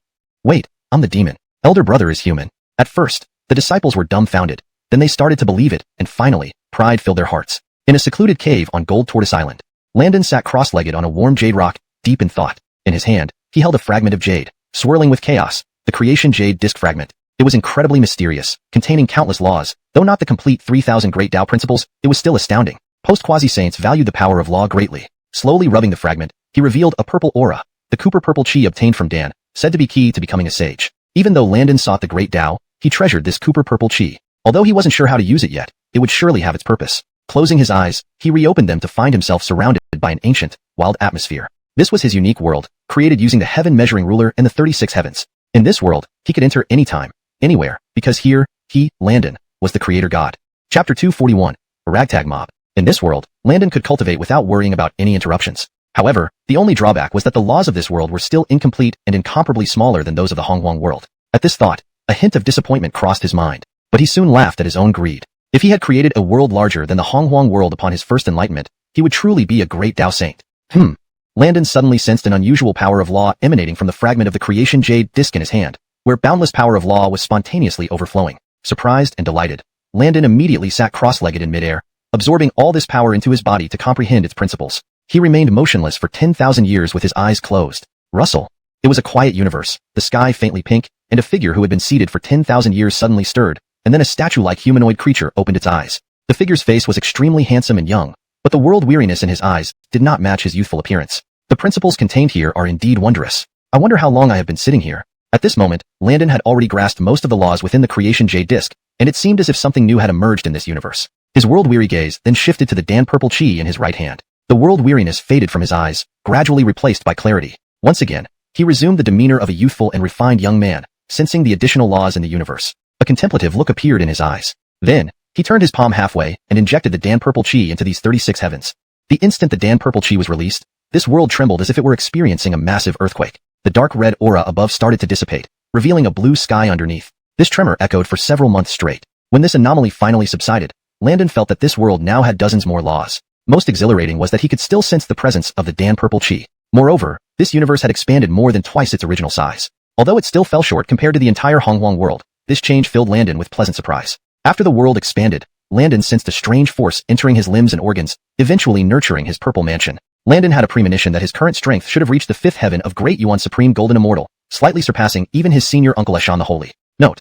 Stared at Landon in shock. Why does your aura feel so much stronger? He asked with furrowed brows. He was extremely surprised. How could he barely comprehend his disciple after merely 10,000 years? Has this disciple far surpassed me? Saints required vast epics just to make minor advancements. They couldn't possibly advance so swiftly. Smiling silently, Landon gave a light nod. Seeing Landon nod, Shaw's heart swelled with waves of emotion, mingling relief and envy. Am I the kind of person to envy my own disciple? Well, this boy is damn enviable. Why do you look at me like this, master? Landon asked softly. Shaw froze momentarily, his expression odd, as if his thoughts were laid bare before him. Embarrassed, he snapped, You rascal, let me see what's wrong with you. Haha, take your time, master. I'll come back later. Shaw.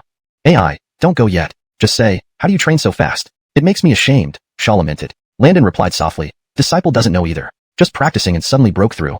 Shaw's face twitched with veins bulging. Listen to that, just practicing and breaking through? Haha, sure, believe you, Shaw grumbled sarcastically. Looking at Landon's serious face, Shaw felt speechless. But considering this disciple's talent, it might actually happen like that. Sigh, forget it, and the greatest number of disciples. This revision ensures the translation reads more naturally in English while accurately conveying the meaning of the original text. It maintains consistency in terminology and style, ensuring a fluent read. So, your worried Taoist ancestor will assign our Zhejiao sect disciples to the heavenly court in the future? Is that necessarily bad?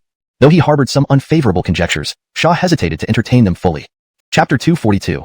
Deep and Unfathomable. Landon sneered, Master, do you think the ancestor Ewing would allow a bunch of wandering immortals to hold positions in the heavenly court while remaining loyal to our Jia teaching? There will certainly be many restrictions and constraints. By then, all my disciples of the Jia teaching will be at their mercy, and our Jia teaching will completely fall apart. Upon hearing Landon's words, Shaw's expression turned grim. Is there any way to resolve this? There isn't any solution right now. The calamity is imminent. At such a time, it's inevitable for Ancestor Ewing to gather orthodox deities for the heavenly court. After all, with our current strength, we can't directly defy him, Landon explained. Shaw frowned deeply.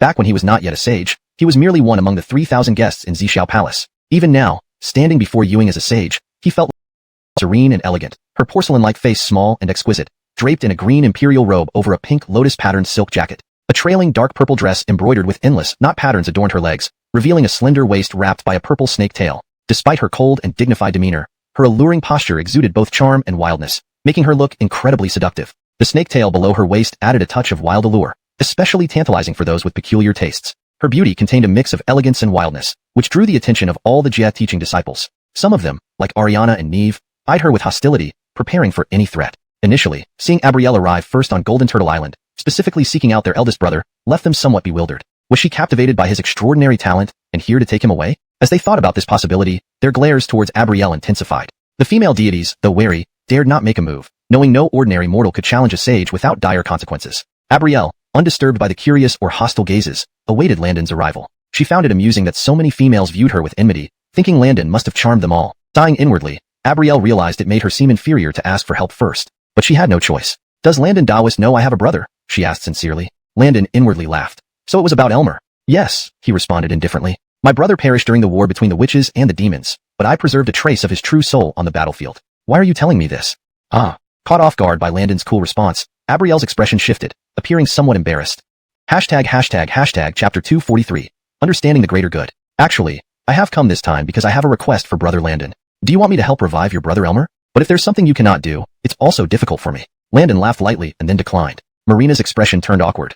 Landon was so cunning, always sidestepping the main issue. How could she not know what her true purpose was in coming here? For some reason, seeing Landon's warm smile made Marina feel like slapping his face askew. Taking a deep breath, she smiled gently. With her usually aloof nature, she rarely acted this way. Brother Landon is joking. However, back when Isaiah Sage transformed into the Wheel of Reincarnation, didn't you play quite a significant role? Landon's heart stirred. How did she know that? Shouldn't she just think he had gained some merit by capitalizing on the situation? But he quickly realized, Marina was already a sage back then, so figuring out some things about him wouldn't be difficult. He replied, so what?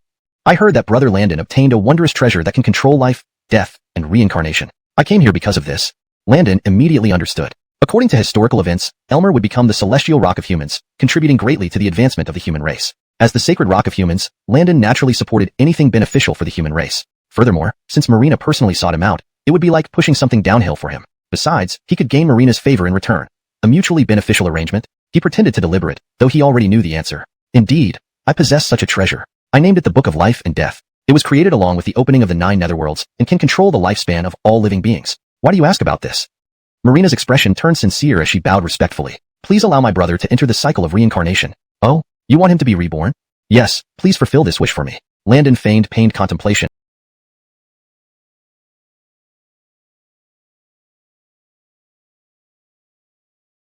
Brother was about to be reincarnated. Why should she feel sad? She nodded. Yes, this is my brother's remnant soul. Landon nodded silently, then said, however, there's one thing I need to clarify. When your brother is reborn, will he retain any memories of his past life? Marina raised her head, looking at Landon, then nodded. Landon's expression turned cold as he continued. If your brother retains memories of his past life, he might harbor resentment against humans and me. What would you do then? What would I do? Hearing Landon's cold tone, Marina grasped his meaning. He wanted her to make a promise or, at least, a warning. In other words, he was setting boundaries up front. If Elmer ever posed a threat to Landon or the human race, Landon would act swiftly and decisively. Understanding this, Marina's expression changed as she gazed deeply at Landon. Softly she said, Brother Landon, rest assured. Marina knows what needs to be done. She then focused and forcibly erased the part of Elmer's soul that contained memories of the demon race. Now, my brother will forget everything. He won't remember his past. From now on, he will only have memories of being with me. In his heart, he will believe we are both humans. He will have no ill feelings toward humans or you. You truly understand the greater good. Landon complimented Marina, bowing respectfully, but inwardly sneered. He had no choice. Already. Why would I have him reincarnate into another race for fun? I am the holy rock of humanity and must consider the circumstances of my people. Abrielle felt embarrassed under Landon's strange gaze. She had been so worried that she forgot her usual poise. As her brother, she was genuinely concerned that Landon might not be earnest in his promise. If he casually threw her brother into hell, or the animal realm, or the hungry ghost realm, who could she complain to? Seeing Abrielle's uneasy expression, Landon stopped staring and smiled. Rest assured, friend Daoist. The matter entrusted to me will be handled with utmost seriousness. Abrielle's face brightened, but then thought it seemed off. Indeed, Landon knew what she was thinking and acted like that just to see her flustered. Looking at Landon's smiling face, Abrielle's lips twitched. Are these really the humans I created? Such antics. Since it's settled, I'll trouble you, Landon, she said, grateful in her heart for Landon's willingness to help, despite her inner grumblings. However, curiosity lingered in her mind. Friend Daoist, I have one question that puzzles me. I hope you can enlighten me. A burden lifted, Abrielle felt more relaxed. Landon has done much for me. Whatever query you have, I shall do my best to answer. Landon inwardly approved of her sincerity, thinking it wasn't in vain helping her. He then asked, I heard you possess the supreme creation skill, the art of creation, which is among the 36 celestial skills. Can this skill create something from nothing? You created humanity with it. Why not use it to revive Elmer? Abrielle responded with a bitter laugh. It's not that simple. When I used it to create humans, it involved infusing them with a thread of divine essence. Moreover, at this point, she glanced oddly at Landon. Moreover, only a few of the first-generation humans resembled you, friend Daoist. Subsequent generations evolved naturally without my interference, expanding to their current numbers, not entirely by my creation. Recalling the first-generation humans, Landon felt quite awkward, knowing he was part of that batch. Should I call her mother?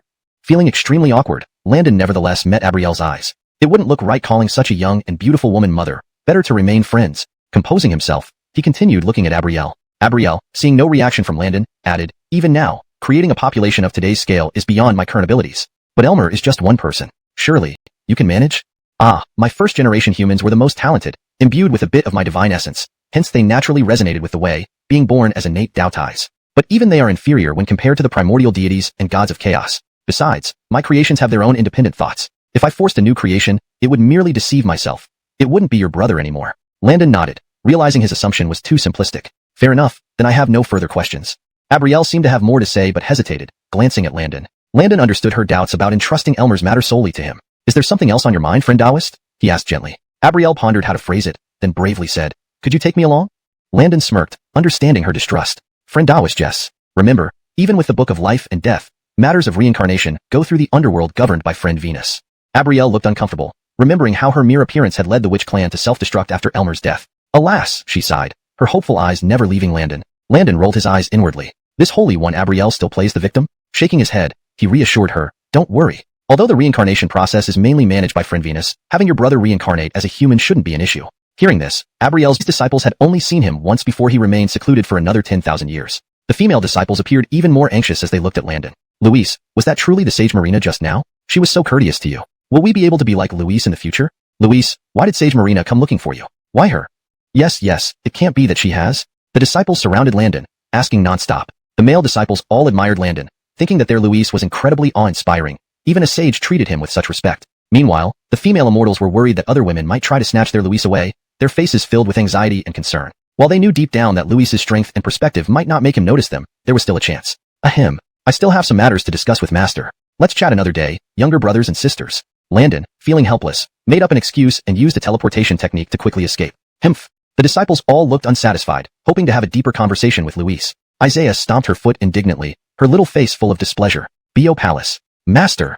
Landon bowed respectfully and said, Have you really decided to help Marina this time? Remember, if Elmer's memories haven't been completely erased, it could be disastrous for humanity, Shaw warned. Landon nodded, acknowledging this. Master, please do not worry. I know what I'm doing. Landon felt relatively assured about Marina since she had partially stripped Elmer's divine soul right under his watchful eyes, and he was fully aware of whether she had tampered with anything. Even if Elmer posed any problems, Landon could handle it easily. In that case, I won't say more. Your current strength is beyond even my comprehension. I'm relieved. Hearing Shaw's words, a warm feeling surged through Landon. Despite his immense power now, Shaw still cared deeply about him. Master, don't forget what I said about Paolo. This person has a rebellious nature. Never fully trust him. Be on guard. Got it. Stop being so nagging. Go deal with your own business. Shaw shooed Landon away with visible impatience, seemingly annoyed by Landon's nagging. Seeing this, Landon smiled bitterly, finding his master's old childlike behavior endearing. He believed his master had taken his words seriously. After bowing solemnly, Landon transformed into a streak of light and shot towards the sky, disappearing into the horizon. Watching Landon leave, Shaw's impatient expression softened into a gratified smile. This brat no longer needs my protection. Amidst his contentment, there was a hint of sadness. Shaking his head self-mockingly, then, grotesque ghosts and beautiful temptresses emerged from the blood sea, clearly a group of Azura clansmen. They stared greedily at the young man in the sky, who radiated an aura of ordinary human insignificance. Clearly, these Azuras hadn't seen fresh prey in ages, and they grew excited upon smelling the scent of the young man in the white robe. Finally, a live one. Time for extra meals today. Don't fight over him later. I prefer the thighs. I want the head. It's the most precious part, bound to be delicious. Don't let us miss out. Let's settle it with skill later. A bloodthirsty voice chimed in. Fight, and you'll see if I fear you. A combat-ready response followed. Oh dear, aren't you all too violent? Such a handsome lad. Let the sisters take care of him first. Several seductive voices echoed, clearly coming from attractive female Azuras. Their gazes oozed with lust as they licked their lips. The male Azuras paused mid-thought, inwardly cursing the females. The white-robed youth, initially intrigued by the numerous Azuras, felt a mix of amusement and frustration when he heard them discussing how to divide his body. In the past, he would have been enraged by such talk, but now, with his advanced cultivation, he felt detached. Why should a dragon care about ants chirping beneath its feet? But does he look weak? Translation provided with natural English fluency, while preserving the original Tamir was around. He had told them that in this primordial world, humans were the weakest beings, leading many demonic clans to prey upon them as food. Such weak humans couldn't possibly have an existence surpassing the level of immortals. Thus, only one possibility remained. This boy's strength was incredibly low, yet he was frightened by the imposing might of their glorious Azura clan. Yes, the boy was trying to feign calmness, perhaps hoping to scare them. Weren't humans always the weakest? And here he is pretending to be composed. If not for their inability to leave the Blood Sea, they would definitely show these weak humans the might of the Azura clan. The Azuras felt surprised at the apparent fearlessness of this human. Soon enough, their minds spun out elaborate conspiracy theories. Several female Azuras gazed at the fearless white-robed youth with even more overt allure. Their eyes brimmed with affection as if they could pour water from them. Oh my, what a delectable young lad. We will pamper you so well later. One of the females giggled behind her hand coyly. The white-robed youth looked at the Azuras indulging themselves, thinking whether he should let them revel longer or snap them back to reality. These Azuras lived in their delusional worlds. Did they truly believe their Azura clan was the most powerful? His indifferent gaze softened, watching the Azura people beneath him like one would watch fools. In a certain area of the Blood Sea, a robust figure sat cross-legged in the air, floating half a foot above the ground. A simple, honest air about his face contrasted sharply with the thick horns on his forehead, adding an air of savagery to his large frame. Just as the white-robed youth appeared in the Blood Sea, this robust man, who had been meditating with closed eyes, abruptly opened them, sensing something significant. His eyes sparkled with boundless joy. He stood up swiftly and transformed into a streak of light vanishing into the distance. The Azura people, sensing the white-robed youth's gaze, were puzzled. Why is he staring at us like that? His look is just asking for a punch. Every Azura gazed at the white-robed youth with murderous intent. Though confused by his gaze, it was clear he viewed them with disdain. They pondered. If this human had heard nothing about their Azura clan due to ignorance, it became increasingly plausible. The weak humans wouldn't fear the Azuras otherwise. The human, do you know who we are? One of the Azuras, seemingly a leader, asked. Hearing this, the youth's eyes twinkled with amusement. These Azuras, living like frogs at the bottom of a well, were indeed amusing. Of course, aren't you the renowned Azura clan of the primordial world? His clear and resonant voice made several female Azura's eyes sparkle brighter. His voice was charming. Female Azuras were naturally inclined towards attractive males, and this white-robed youth, with his handsome face and strong, melodic voice, left them defenseless. Before, they could choose from anyone, but now every male Azura seemed ugly in comparison. Hearing the youth praise the Azura clan, their gazes grew softer. The male Azuras wore proud expressions. Indeed, the name of the Azura clan still spread far and wide. After hearing the youth's words, the previous hostility vanished from their eyes. So, this young brother knows about our Azura clan? Haha, indeed.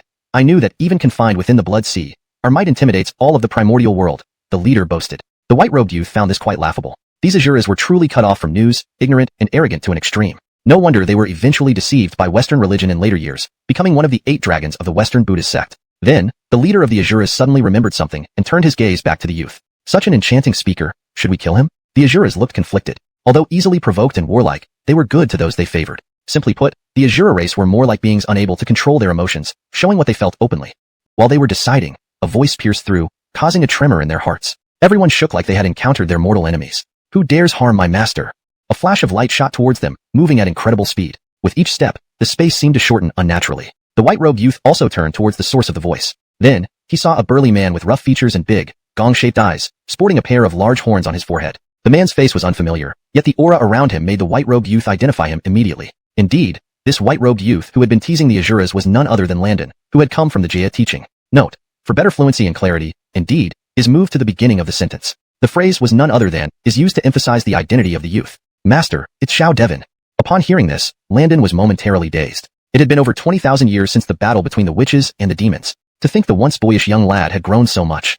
Chapter 247. Finding some amusement for himself, the muscular man then kneeled down before the white-robed youth under numerous shocked gazes. Watching this tall and well-built man kneel, Landon revealed a gentle smile.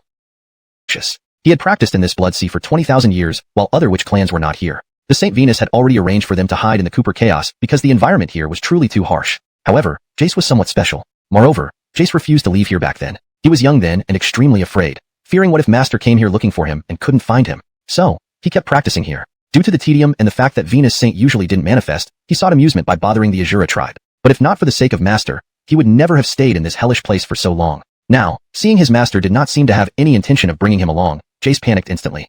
Master, I am very strong now. Landon gazed at him gently and shook his head. Master has an uncertain trail. It would be inconvenient to bring you along. You should practice with peace of mind, preserving your witch clan lineage properly. But Master, the huge man, over 2 meters tall, almost sounded tearful, showing his anxiety. Despite Jace's rugged appearance and robust physique, due to staying in this netherworld for cultivation, his mentality remained childlike. He had been waiting only for his master's arrival for 20,000 years, revealing his loyal heart. However, before he could finish speaking, Landon waved his hand to interrupt. Feeling Jace's ties to me. Cultivating in this place doesn't serve much purpose now. It's time for you to enter the mortal world of Cooper Chaos. Only surviving among the unpredictable hearts in Cooper Chaos can help you better comprehend your path. Do you mean I should go where the clans are? Asked Jace with a hint of disappointment. What he most desired was to stay with his master, aiding and fighting alongside him. But his strength was still too weak. Feeling disheartened but soon filled with determination, he realized he must become strong enough that even Master cannot ignore him. Then, maybe, Master will take him along. For Landon, Jace always had a sense of dependence. Whenever despair loomed, it was as if a celestial figure pulled him out of mire, granting him a new life.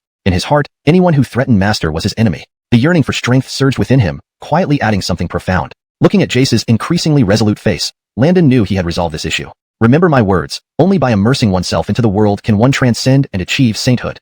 Jace pondered and asked, Master, Can we become a saint once we immerse ourselves into the world? What I mean is not to achieve the rank of a saint, but to fulfill your own path, be it a great sovereign or a quasi-saint. Only by entering the world and experiencing can you gain strength and opportunity to become a saint, replied Landon. Jay still looked puzzled. Immersion into the world allows for stronger cultivation and better comprehension of heaven and earth, leading to a chance for becoming a saint, Landon added with a light laugh, confident Jace would eventually understand.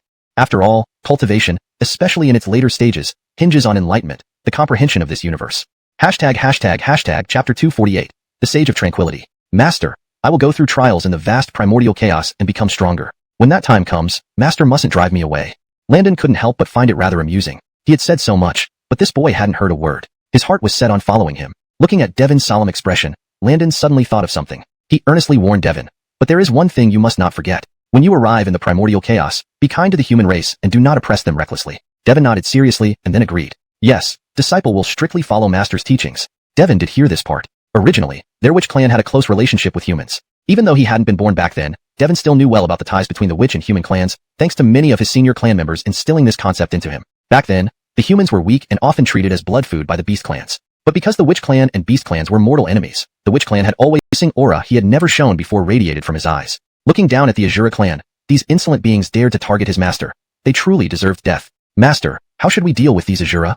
Although Devon usually just played around with them, when it involved Landon, he always became abnormally agitated. Seeing the sudden murderous intent from Devon, Landon couldn't help but smile. Just uncivilized creatures. Leave them be. Landon knew the fate of the Azura clan but had new plans in mind, so he gently restrained Devon. Although Devon was only at the initial stage of the golden immortal realm, the defective and incomplete essence of the ancestor which that Landon gave him, along with the divine power endless distance, would likely make these Azuras no match for him in battle. The Azura clan below were pale with fear. The killing intent they had just felt was unprecedented. Though they used to be beaten up occasionally, it was always playful without any serious intent. But this time, they felt the threat of death. Despite their daily battles, they cherished their lives deeply. They couldn't fight even one of these great lords, let alone the white-robed youth who was their lord's master. Surely he must be even stronger. Prostrate on the sea of blood, trembling with fear, they didn't dare escape, fearing it would displease the master and his disciple. After glaring at the Azuras, Devon turned to Landon respectfully. All right, where are you going now, master? Shouldn't Devon accompany you for a while? Once you finish your business, I can leave later. Landon thought for a moment and nodded. Yes, that's fine. Seeing Master agree, Devon felt delighted. Although he had to leave eventually, spending more time with Master was always better. That's great, thank you, Master. Landon shook his head, feeling a bit perplexed by Devon's temperament. Let's go, don't fool around. He transformed into a streak of light and instantly left the area. Noticing that Landon adjusted his speed to accommodate his cultivation, Devon was delighted. Master hadn't rejected him and had allowed him to accompany him. In no time, Landon and Devon arrived at a place. A grand stone gate loomed ahead. On the stone gate were several large characters, 9 netherworlds. Just as Landon was about to produce Elmer's true spirit, he sensed something. It was none other than the Sage of Tranquility, who had appeared before them. Taoist friend Landon, it has been a long time. Everything well? Hearing the gentle voice of Venus, Landon returned a respectful bow. Taoist friend Venus, all well here. Venus smiled gently and looked at Landon, about to speak when she heard a thunderous voice. Venus, Lord. It was Devon speaking beside her. Venus glanced at Devon with a warm look. Devon, why aren't you practicing in the Sea of Blood? Why have you come here? It is for us. Good, go ahead first. Your master needs to chat with Lord Venus. Aren't you supposed to let me come along? Why do I have to leave first? Devon suddenly panicked. Devon's expression grew stern, his eyes like daggers piercing through Devon. Now, is it that you can't even let me talk privately? Or have you grown so bold as to disobey your master? When Devon exerted his authority, even ordinary sages would feel uneasy. With his current strength, Devon certainly had the power to command respect. Devon's simple heart had never seen such sternness from his master before. He immediately felt flustered. Master mustn't be angry with me. Better to leave now. With a respectful bow, albeit reluctantly, disciple dares not. He then left, looking back every few steps until he disappeared far into the distance as a streak of light. Watching Devon fly off, Devon sighed inwardly. Turning to Venus, who had a rather curious expression on his face, Devon spoke. Fellow Taoist Devon, please speak freely. There is no one else here. With a deep look at Devon, Venus said, there is someone whose fate is crucial to humanity, therefore I wish to reincarnate him into the human race. Oh, who? Venus seemed intrigued by Devon's serious demeanor. Elmer. The name fell lightly, but caused Venus's expression to falter. You mean Elmer? Seeming almost incredulous, Venus's voice sharpened, no longer as gentle as usual. Devon chuckled bitterly, knowing this would be the reaction. He repeated the name, helpless as Venus's expression darkened. Elmer was utterly destroyed. How? Devon explained. So Marina preserved a fragment of his soul, truly divine means. The usually gentle Venus now carried a hint of sarcasm. Devon, feeling a headache, had always maintained a good relationship with Venus, treating him respectfully even when Devon was weaker. He didn't want this to affect their bond over Elmer, but he didn't know how to respond, so he remained silent. Originally, Devon planned to reincarnate Elmer's soul into the mortal world without alarming Venus. After all, countless souls were reborn daily since the founding of the 6 realms. As a guardian of the mortal realm in the underworld, it was within his right. But considering his friendship with Venus, he couldn't simply act recklessly. Devon believed in repaying respect with greater respect, yet also in responding fiercely to those who harmed him. Laughing dryly, he glanced at Venus. So, fellow Taoist Devon has made up his mind. But I suspect aiding Marina is more significant than Elmer's importance to humanity. Thinking this, Venus's gaze turned somewhat melancholic. Devon, how could you help Marina despite my genuine treatment of you? Looking at Devon with a resentful stare, she wondered why. Actually, after Devon exposed the true cause of the war between witches and demons atop Mount Sumeru, the manipulation by Dirk, he had become somewhat more reconciled. Achieving saint status long ago, he viewed these grievances with less weight. However, the centuries-old enmity between witches and demons still lingered. Feeling Venus's gaze, Devon felt uneasy. Sigh, what kind of look is this? It's not entirely so. Though Elmer was a sage teacher of the demon race, he didn't initiate wars against them. He merely followed Rock Jamie's orders. Glancing at Venus, he added, besides, Marina never interfered in the war. Please don't blame us. Venus's emotions gradually settled, and she gave Devon a faint look. So, fellow Taoist Devon will insist on helping? A faint hint of danger tinged her calm tone. Devon, chuckling bitterly, wondered if she might attack him. Sigh. He gazed at Venus, maintaining composure. Venus stared back, their gazes locked in silence for a while. She sighed inwardly, knowing Devon's resolute nature wouldn't change easily despite his mild appearance. Though she could force him, Venus cherished Devon as a confidant and didn't wish to ruin their relationship over this. Well, just give him this favor for now. It's just Elmer. After all, I'll leave it to you then. Her voice carried a hint of loneliness. Devon felt guilty. Thank you for your magnanimity, fellow Taoist Venus. Hearing his sincere gratitude, Venus's expression softened. But you are free to proceed. Managing human reincarnation is within your purview. With a flick of her sleeve, she transformed into a wisp of green smoke and vanished. Seeing Venus depart so decisively, Devon smiled helplessly. Well, consider it a debt owed to her kindness.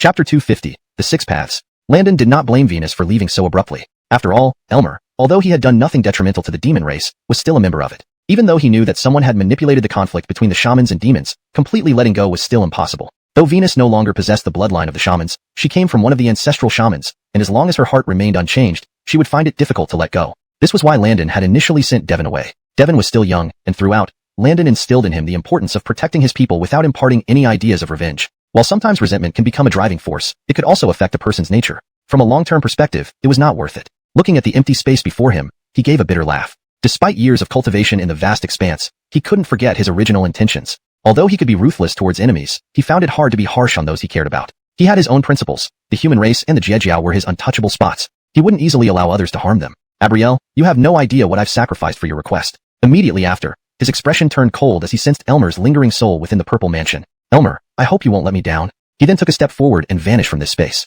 In the pitch-black darkness, this place was within the 9 abysses of the underworld. A figure in white robes stepped out. The young man had a handsome face, his eyes filled with curiosity as he examined this area. This newcomer was Landon, who looked around this space with equal curiosity. The space was immensely vast. Landon felt like an insignificant speck of dust within it. When Tabitha transformed into the cycle of rebirth, he had seen what the 6 realms of rebirth looked like. But after many years, these places had changed considerably, though the only constant was the presence of the force of rebirth permeating this space. At the center of this vast space stood a massive disk, formed by 6 energies of different colors. The disk slowly rotated, but currently, it was empty. Beings in the heavenly realm didn't fall into the cycle of rebirth or follow the 5 elements. Human realm, Rindao, to the right, showed images of 4 crowned humans surrounded by countless soul lights swirling above. Landon marveled at this scene, sensing the rise of humanity.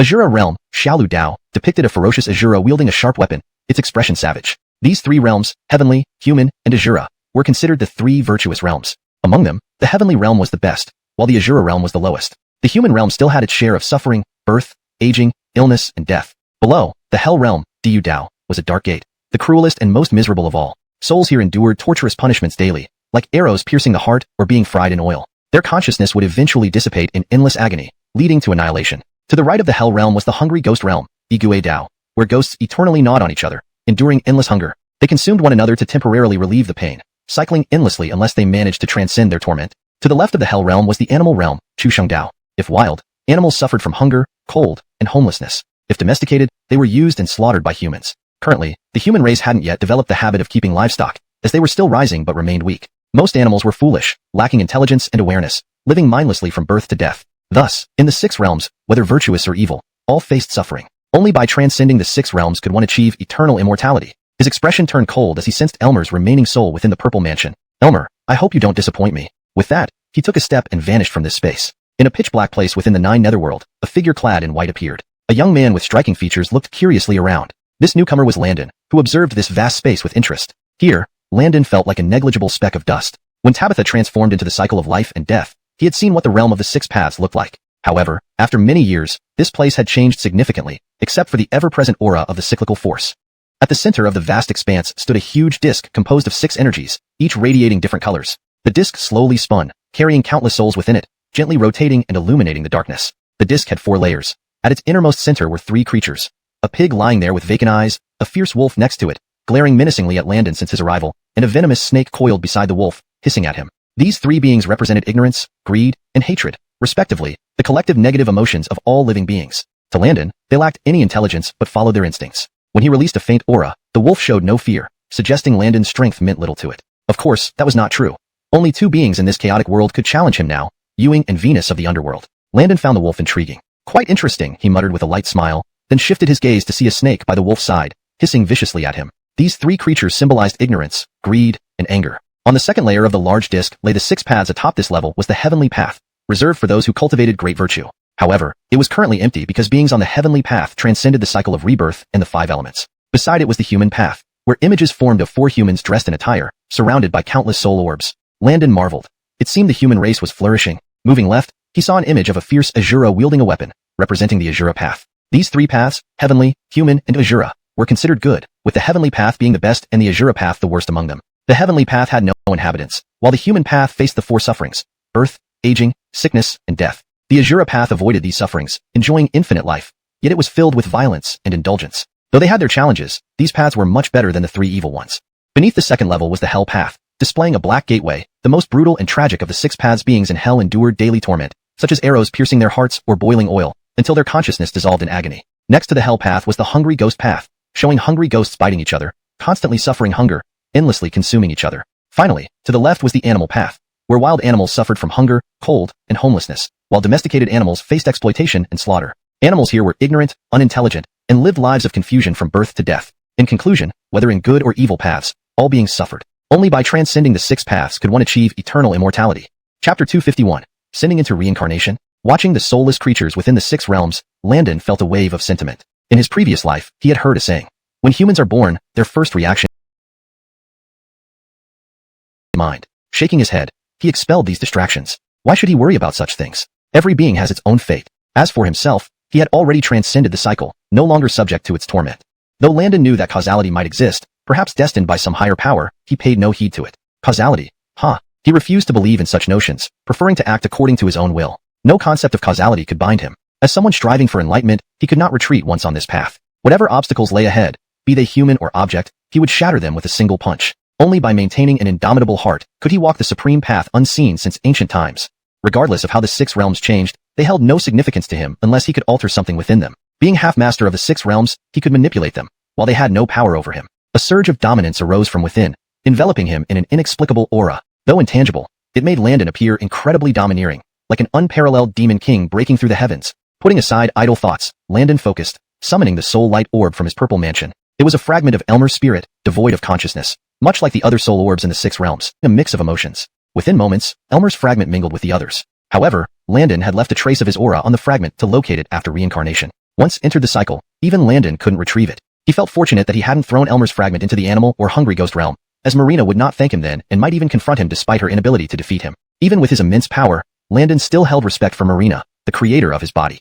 Without necessary reasons, he didn't want to conflict with Marina. Though revered by humans as a holy emperor surpassing even Marina, the people wouldn't wish for contention between their holy emperor and creator. Relieved, Landon thanked his restraint. After sending Elmer's fragment into the human realm, a peculiar sensation rippled through him. Calming his mind, he scanned his purple mansion and discovered that the long-dormant black scroll-like spiritual treasure was emitting a faint glow, as if preparing to reveal something profound.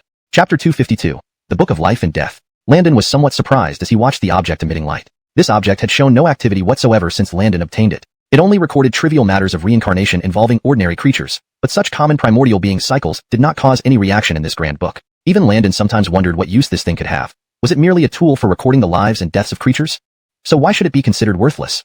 Seeing the damned Book of Life and Death finally showing signs of activity, Landon felt a flutter of anticipation. Could it finally be about to unlock its potential? He had always believed that this supreme innate spiritual treasure must possess more than those minor functions. With a thought, the Book of Life and Death appeared in his hand. Soon after, the remnant soul of Elmer that Landon had thrown into the path of mortals began to slowly materialize. A mysterious aura detached itself from this remnant soul, first breaking free from the path of mortals and circling twice overhead as if searching for something. After 2 rotations, it seemed to find its target and charged towards Landon. Landon was initially startled, unsure what this was. However, he quickly realized that the mysterious black aura swirling around the Book of Life and Death was summoning it. Though Landon was intrigued, after all, the Book of Life and Death had always been neglected by him.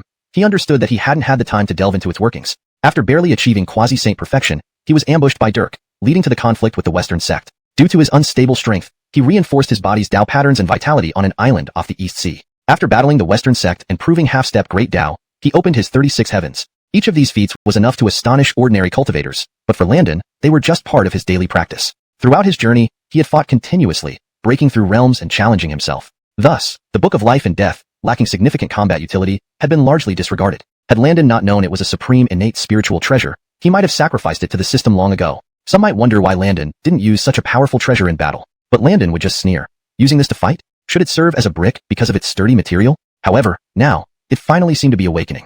Holding the Book of Life and Death, Landon felt a rare excitement. Focusing intently, he discovered countless mysterious energies within it. Perhaps their owners were too weak for him to notice before. What are these things? What use do they have?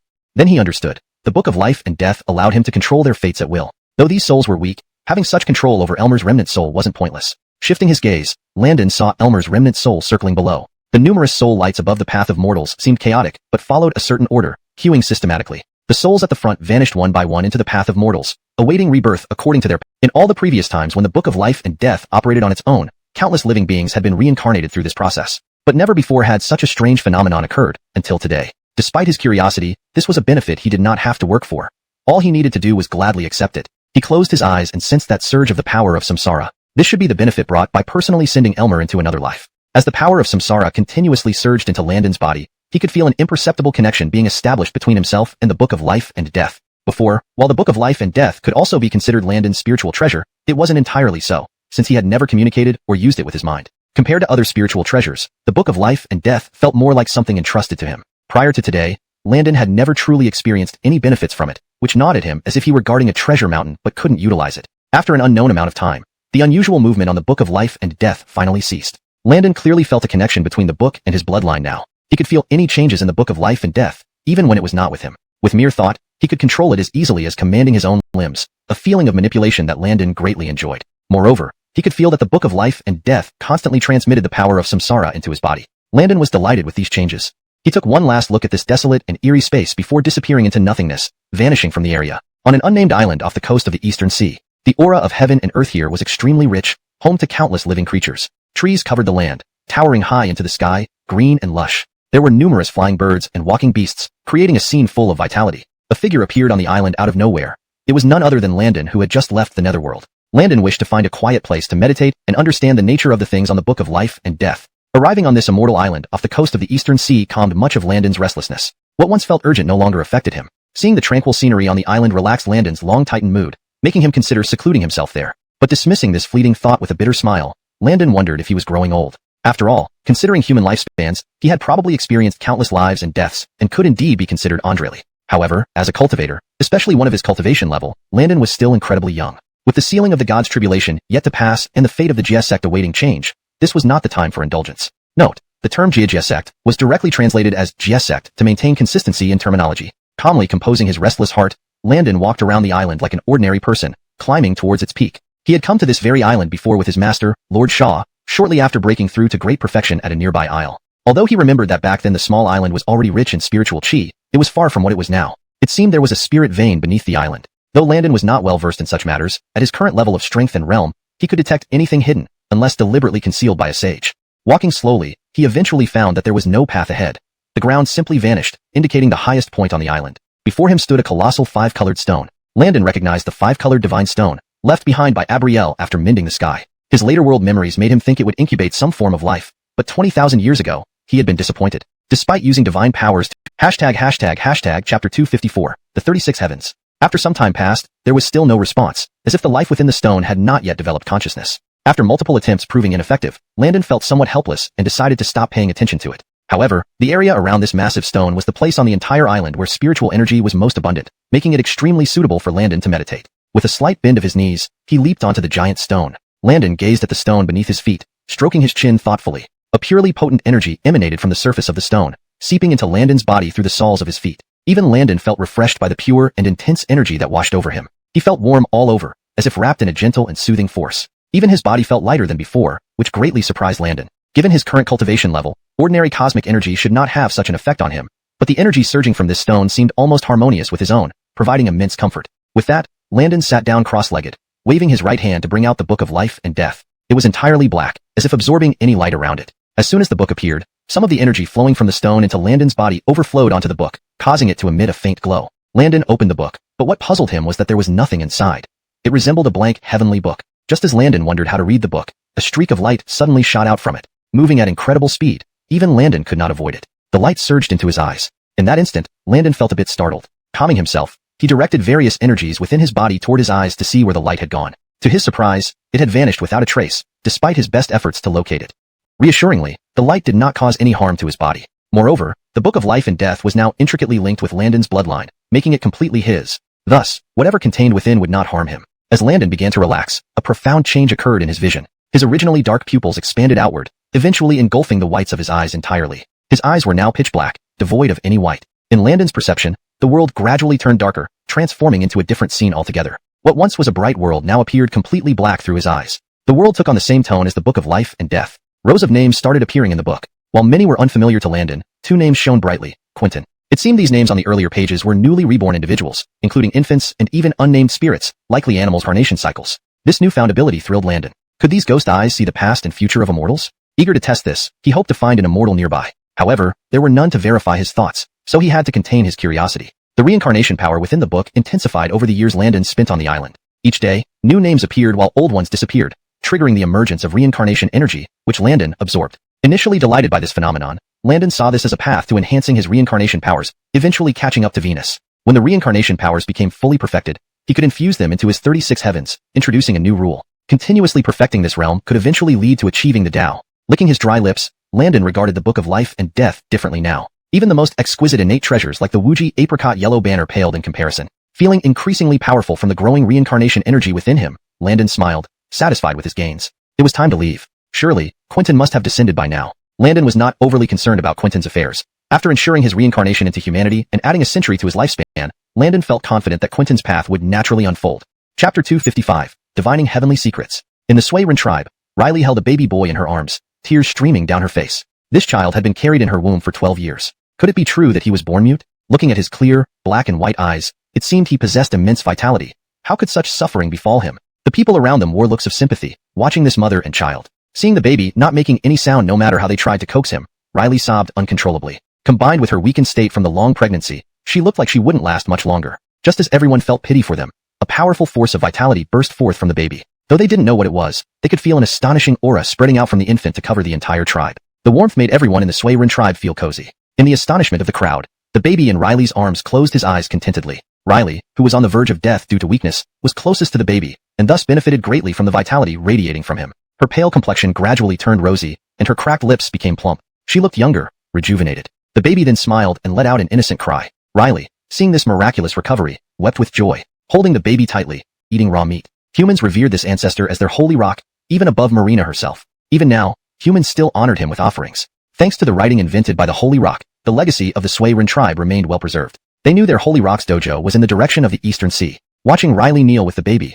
the other humans were filled with hope. Was this the manifestation of their Holy Rock? How else could a silent baby laugh and cry, or a frail mother recover so quickly? One by one, they knelt in devotion, facing the Eastern Sea, calling out, "Holy Rock!" Ah! As Landon was about to leave the island, he felt a strange surge of faith. This power was similar to what he experienced in the Western teachings long ago. Curious, he looked towards the northwest. He sensed this force was related to the reborn Quentin. At the palace of Marina, she sat meditatively in the void. Opening her eyes, she smiled, though no one could witness her beauty. Brother has been reborn. Thanks, Taoist Landon, she thought, grateful for Landon's promise. Over the past 12 years, while appearing to meditate, her mind was always preoccupied with her brother's reincarnation, hoping Landon would not forget. Now, feeling the familiar aura, she teleported immediately, and the space around her fell into silence. Meanwhile, on an island in the Eastern Sea, Landon felt the power of faith within him, faintly aware of the prayers of the tribal humans. He took a step and changed his course toward the northwest. After kneeling for a long time, the people of the XuanHuan tribe finally noticed Marina descending upon them. They bowed deeply, saying, "Greetings, Empress Marina." Translation notes. Character names are transliterated using pinyin. Maintained the original tone and style, ensuring natural English flow. Paragraph structure and line breaks match the original text. Contextual details are preserved for coherence with previous content.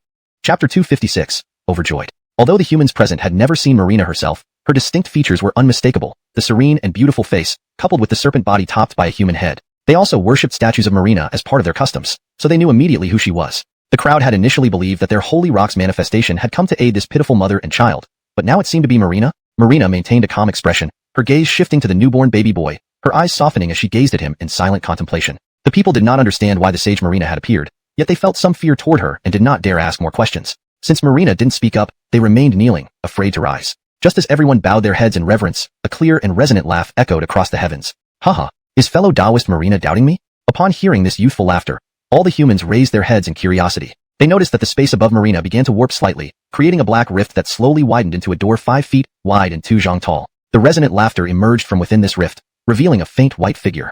The way this person made an entrance, combined with his respectful attitude towards Marina, filled the onlookers with intense curiosity.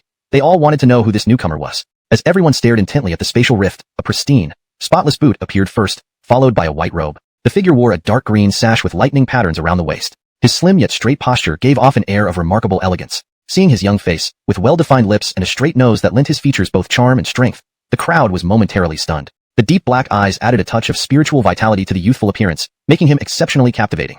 His graceful and handsome presence left many of the women among the crowd blushing profusely. They were lost in thoughts, unable to focus. Their first reaction was astonishment at his youth. Though the clear laughter indicated he wasn't in Khalil, front row in their prostration, he muttered the name Landon, his eyes reflecting confusion and familiarity. After repeating it countless times, the Khalil's face suddenly lit up with shock and joy, tears welling up in his eyes. Rock Landon?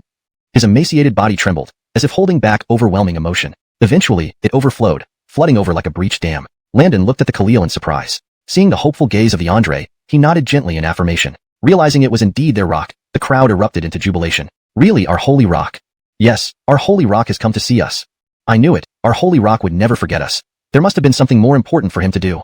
Of course, our holy rock cares deeply for our race. We will soon rise to prominence. The scene brimmed with joy and reverence. Chapter 257, Power of Faith. All the human race members were elated, looking at Landon with joyful expressions. The fervor and reverence in their eyes seemed almost palpable, as if they could spill out. This intense reaction was even more evident than when they saw Marina. Among them, the young women's hearts raced wildly, their eyes sparkling as they surreptitiously observed the sacred rock above. Who would have thought our sacred rock would be so handsome? You've sweet-colored skin, and possessed slender yet explosive physiques like mother leopards, exuding a primal allure. But considering Landon's age, he was literally their ancestor. It was amusing to imagine young girls fantasizing about him. Suppressing a smile, he glanced at Marina and quickly turned away. Despite knowing he was the sacred rock of humans, he hadn't expected people to still remember him after all these years, and his standing among the humans appeared even higher than Marina's. Marina was the creator goddess, essentially the mother of the human race, yet his reputation among humans surpassed hers. This left Landon feeling somewhat surreal and unbelievable. Despite his inner surprise, his face remained calm. Nevertheless, being idolized by such enthusiastic humans was unusual and slightly uncomfortable for him. Although many cultivators treated him this way now because of his strength, weak humans had never done so before, and he detected sincerity in their gazes. Had he done so much for humanity that they remembered him even after so long? He looked at the Andreli man, intending to ask them to rise, but heard him shout loudly, "Welcome back, Sacred Rock." The Andre's words were like the fuse that ignited a powder keg. As soon as his voice faded, everyone behind him cheered vigorously, faces flushed red. "Welcome back, Sacred Rock. Welcome back, Sacred Rock." For a moment, voices rose in unison, creating an atmosphere akin. She looked at Landon with complex emotions. For some reason, she felt Landon was radiating an ethereal glow, dazzlingly bright. Seeing him remain composed amidst the reverent gazes, even Marina's heart stirred. Truly, Landon was a boon to the human race. Though a descendant, his presence exuded regal authority. "Won't you rise? I'm not accustomed to being constantly bowed to." Landon glanced at Marina, then lowered his gaze to the prostrate humans, speaking softly. Simultaneously, he was pleasantly surprised because, during their bowing, he felt an influx of faith energy enter his body. It must have come from the humans before him. Using the Hell Ghost Eye, he saw pure energy rising from atop their heads, like wisps of white smoke converging towards him. He felt rejuvenated, as if his body had undergone a transformation, appearing youthful. Interestingly, Andreli women lacked this phenomenon, instead gazing at him with yearning and blushing shyly whenever he met their eyes. This realization dawned on him. Only those who genuinely revered him could produce such unique faith energy. Chapter 258, A Grand Name. At this thought, Landon couldn't help but think of the fanatical followers of a certain religion in his future life. It seemed that even in his later era, there were still cultivators with mystical powers, or people he felt extremely grateful and shouted, "The Sage Rock cares deeply for humanity. We are overwhelmed with gratitude." Humanity cannot do much to assist the Sage Rock except build more shrines and pray for him every day. Moved by this sincere statement, Landon shook his head and laughed. Who could they pray to for his benefit? Would they want Audrey Mother Marina to bless him? Just as Landon was unsure of what to say next, the Andre spoke again. "The safety of Riley clan's mother and child is all thanks to the Sage Rock's favor. This newborn has yet to be named. Would the Sage Rock please bestow a name upon him?" The Andre gazed at Landon with a feverish expression, and even Riley, who had been keeping her head down out of respect, now raised her head hopefully. She looked at Landon with high hopes, wishing that her child could receive a name from the Sage Rock. To be named by the Sage Rock would bring numerous benefits. It was even possible that the Sage Rock might show extra favor toward her child, leading to great prospects in the future. While she didn't wish for him to become as powerful as the Sage Rock, just a fraction of such blessings would make him outstanding among humanity. The rest of the Sui people also looked at Landon with hopeful expressions, hoping that the Sage Rock would grant a name. Even if they lacked such fortune themselves, the child belonged to their tribe after all. If the Sage Rock bestowed a name, it would create a closer bond. After all, the Sage Rock was one of the first generations of humanity, an ancestor-like figure. Over time, the lineage had weakened and become less connected than it was tens of thousands of years ago. Perhaps this child could be the key to strengthening the relationship. Seeing the eager looks, Landon rubbed his chin. Did this baby really need a new name? Why not use the previous one? However, he chuckled bitterly to himself. These humans had no way of knowing who this infant truly was in his past life. From Landon's observation, the strongest person was still the leading Andre, a mere earth immortal. The others were merely human immortals, or even mortals. These people could never compare to the earliest batch of humans he created. Though not as powerful as the innate gods and demons, the early humans were still prodigies in the future eras. In the past, when Eren attacked the Sui tribe, there were numerous earth immortals, and even heavenly immortals. It was unexpected that with the thinning of the bloodline of the first generation of humans, the entire tribe now had only one earth immortal. Though the human population was thriving, largely due to Landon's growing influence and the retreat of the beast tribes, no race dared to take humans as food. But their cultivation levels certainly could not match the earliest era due to the thinning bloodlines. However, this was inevitable. In this vast chaos, the realm would ultimately belong to humanity, especially after the sealing god's catastrophe, where no sages would emerge. Landon's lips curled into an appealing smile. Caught by several admiring women, they felt a flutter in their hearts. Their faces flushed red as they stared at the white-robed youth with infatuated eyes. Elmer? Elmer. Great. What a wonderful name. Chapter 259. Taking care of their human clan? The Andre at the front murmured the name twice, then couldn't stop praising it. The rest of the humans all wore expressions of joy, although they also didn't quite understand the meaning behind Elmer. But as long as it was a name chosen by His Holiness, what did it matter what it was called? And the reasoning behind the name given by His Holiness made perfect sense. Adding to that, the tribal chiefs all said it was a good name. It should really be a very good name indeed. The Andre muttered a few words before realizing his behavior was inappropriate. Immediately he knelt down and loudly shouted, "Thank you for giving us this name, Your Holiness." The other humans also followed suit, shouting, "Thank you for giving us this name, Your Holiness." Among them, a disheveled woman was particularly excited. In addition to shouting, "Thank you for giving us this name, Your Holiness," she continuously bowed with the baby in her arms. Seeing how moved the woman was, Landon was somewhat taken aback. It's just a name. Does it need such emotion? With a wave of his hand, Landon released a soft force, gently supporting the woman. The woman was very promising. Thinking about this, Landon smiled faintly and said, "I will not stay here. There are still some cultivation matters to attend to." Hearing Landon talk about cultivation, the Andre leading the group stopped urging him further. "Since there are cultivation matters for Your Holiness, this Khalil dares not detain you any longer." This Andre was also someone shrewd. He knew deep down that the humans could only take root in the chaos by relying on the great power of His Holiness. If His Holiness' power wasn't enough to awe the other races, this dream of rising prosperity would collapse in an instant. Therefore, upon hearing Landon say he had to leave because of cultivation matters, the Andre promptly gave up trying to persuade Landon further. Landon nodded with a smile and comforted. "But even though I am not here, isn't there Elmer? I believe Audrey Mother Marina is fond of this infant, considering how much she liked the name." He then cast a, "You know what I mean, look at the Andre." Upon hearing Landon's jealous undertones, the Andre was initially bewildered, but quickly saw through the hidden joy. Was His Holiness implying that Audrey Mother Marina would help care for the human clan if something were to happen? Excitement welled up inside him as he looked hopefully at Marina. The other humans present also picked up on Landon's implication and looked towards Marina. Marina, upon seeing this, shot a slightly exasperated glance at Landon. Among humans, most humans didn't quite understand this sage realm, assuming it meant he was equal to Marina in rank. Yet a half-step sage implied he was still a little inferior to true sages like Marina. For the human crowd, it was thus incredible that Landon could influence Marina. However, while some doubted how Landon accomplished this, they didn't dwell on it too deeply. To them, His Holiness was godlike.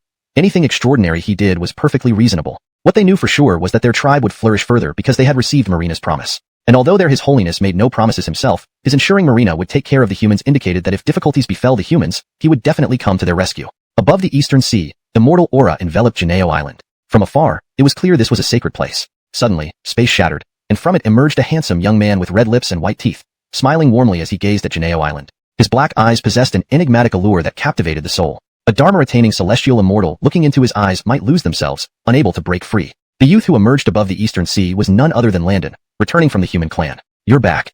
Chapter 259. Taking care of the human race? The Andre at the front muttered the name twice and then couldn't stop praising it. The rest of the humans were all delighted, though they didn't fully understand the significance of the name Elmer. However, since it was chosen by Sage Rock, what did it matter what it was called? Besides, the meaning behind the name made a lot of sense, and their tribal leaders also agreed it was a good name. So, it must truly be a great name. After muttering a few more times, the Andre realized his behavior might not be appropriate. Immediately, he prostrated himself and loudly proclaimed, "Many thanks to Sage Rock for bestowing the name." The rest of the humans also followed suit, shouting in unison, "Many thanks to Sage Rock for bestowing the name." Among them, a disheveled woman was particularly moved, continually bowing while holding a baby boy in her arms.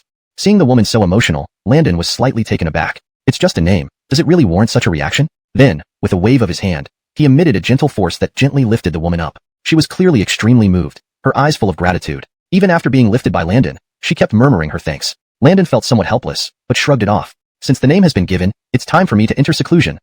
The human race's prosperity would collapse instantly. So, upon realizing Landon needed to cultivate, the Andre immediately backed off, not daring to hold him back. Landon nodded and reassured them. But even if I am not here, isn't there still Elmer? I believe Lady Marina is quite fond of this child. After all, she liked the name very much. He gave the Andre a meaningful look. The Andre, initially puzzled by Landon's words, suddenly understood, his eyes lighting up with joy. Did Sage Rock mean that Lady Marina would help care for the human race if something happened? Excitement filled his heart as he looked hopefully at Marina. The other humans also picked up on Landon's hint and looked at Marina expectantly. Marina sighed, giving Landon a slight glare. Landon sure knew how to make deals, assigning her this task. However, regarding Elmer's birth, Marina always felt some guilt. She wished she had been firmer in persuading her brother to leave the heavenly court earlier. Perhaps if she had been stricter, her brother wouldn't have faced this fate. Maybe because she felt she hadn't paid enough attention to her brother in her past life. This time around, Marina believed she should take better care of the humans. Despite some dissatisfaction with Landon's tactics, she agreed. Landon remained calm under her gaze, pretending not to notice. Marina, seeing no effect, retracted her gaze and nodded at the humans, indicating she would watch over them. Upon receiving Marina's promise, the humans were elated, bowing in gratitude. "Thank you, lady." They then looked at Landon beside them, feeling even more grateful. Although they wondered how Sage Rock persuaded Marina so easily, they didn't dwell on it. In their hearts, Sage Rock was divine, capable of anything. They knew their Sui-Ren tribe would flourish because they had received Marina's promise. Moreover, even without explicit promises, Sage Rock's actions indicated he would always come to their aid in times of need. On the sea east of Donghai, misty clouds swirled around Gold Tortoise Island. A portal opened, revealing a charming young man with rosy lips and pearly teeth. He smiled gently as he gazed at the island before him, his dark eyes holding a mysterious allure that could captivate even high-ranking immortals. This young man was none other than Landon returning from the human settlement. Welcome back. Chapter 260.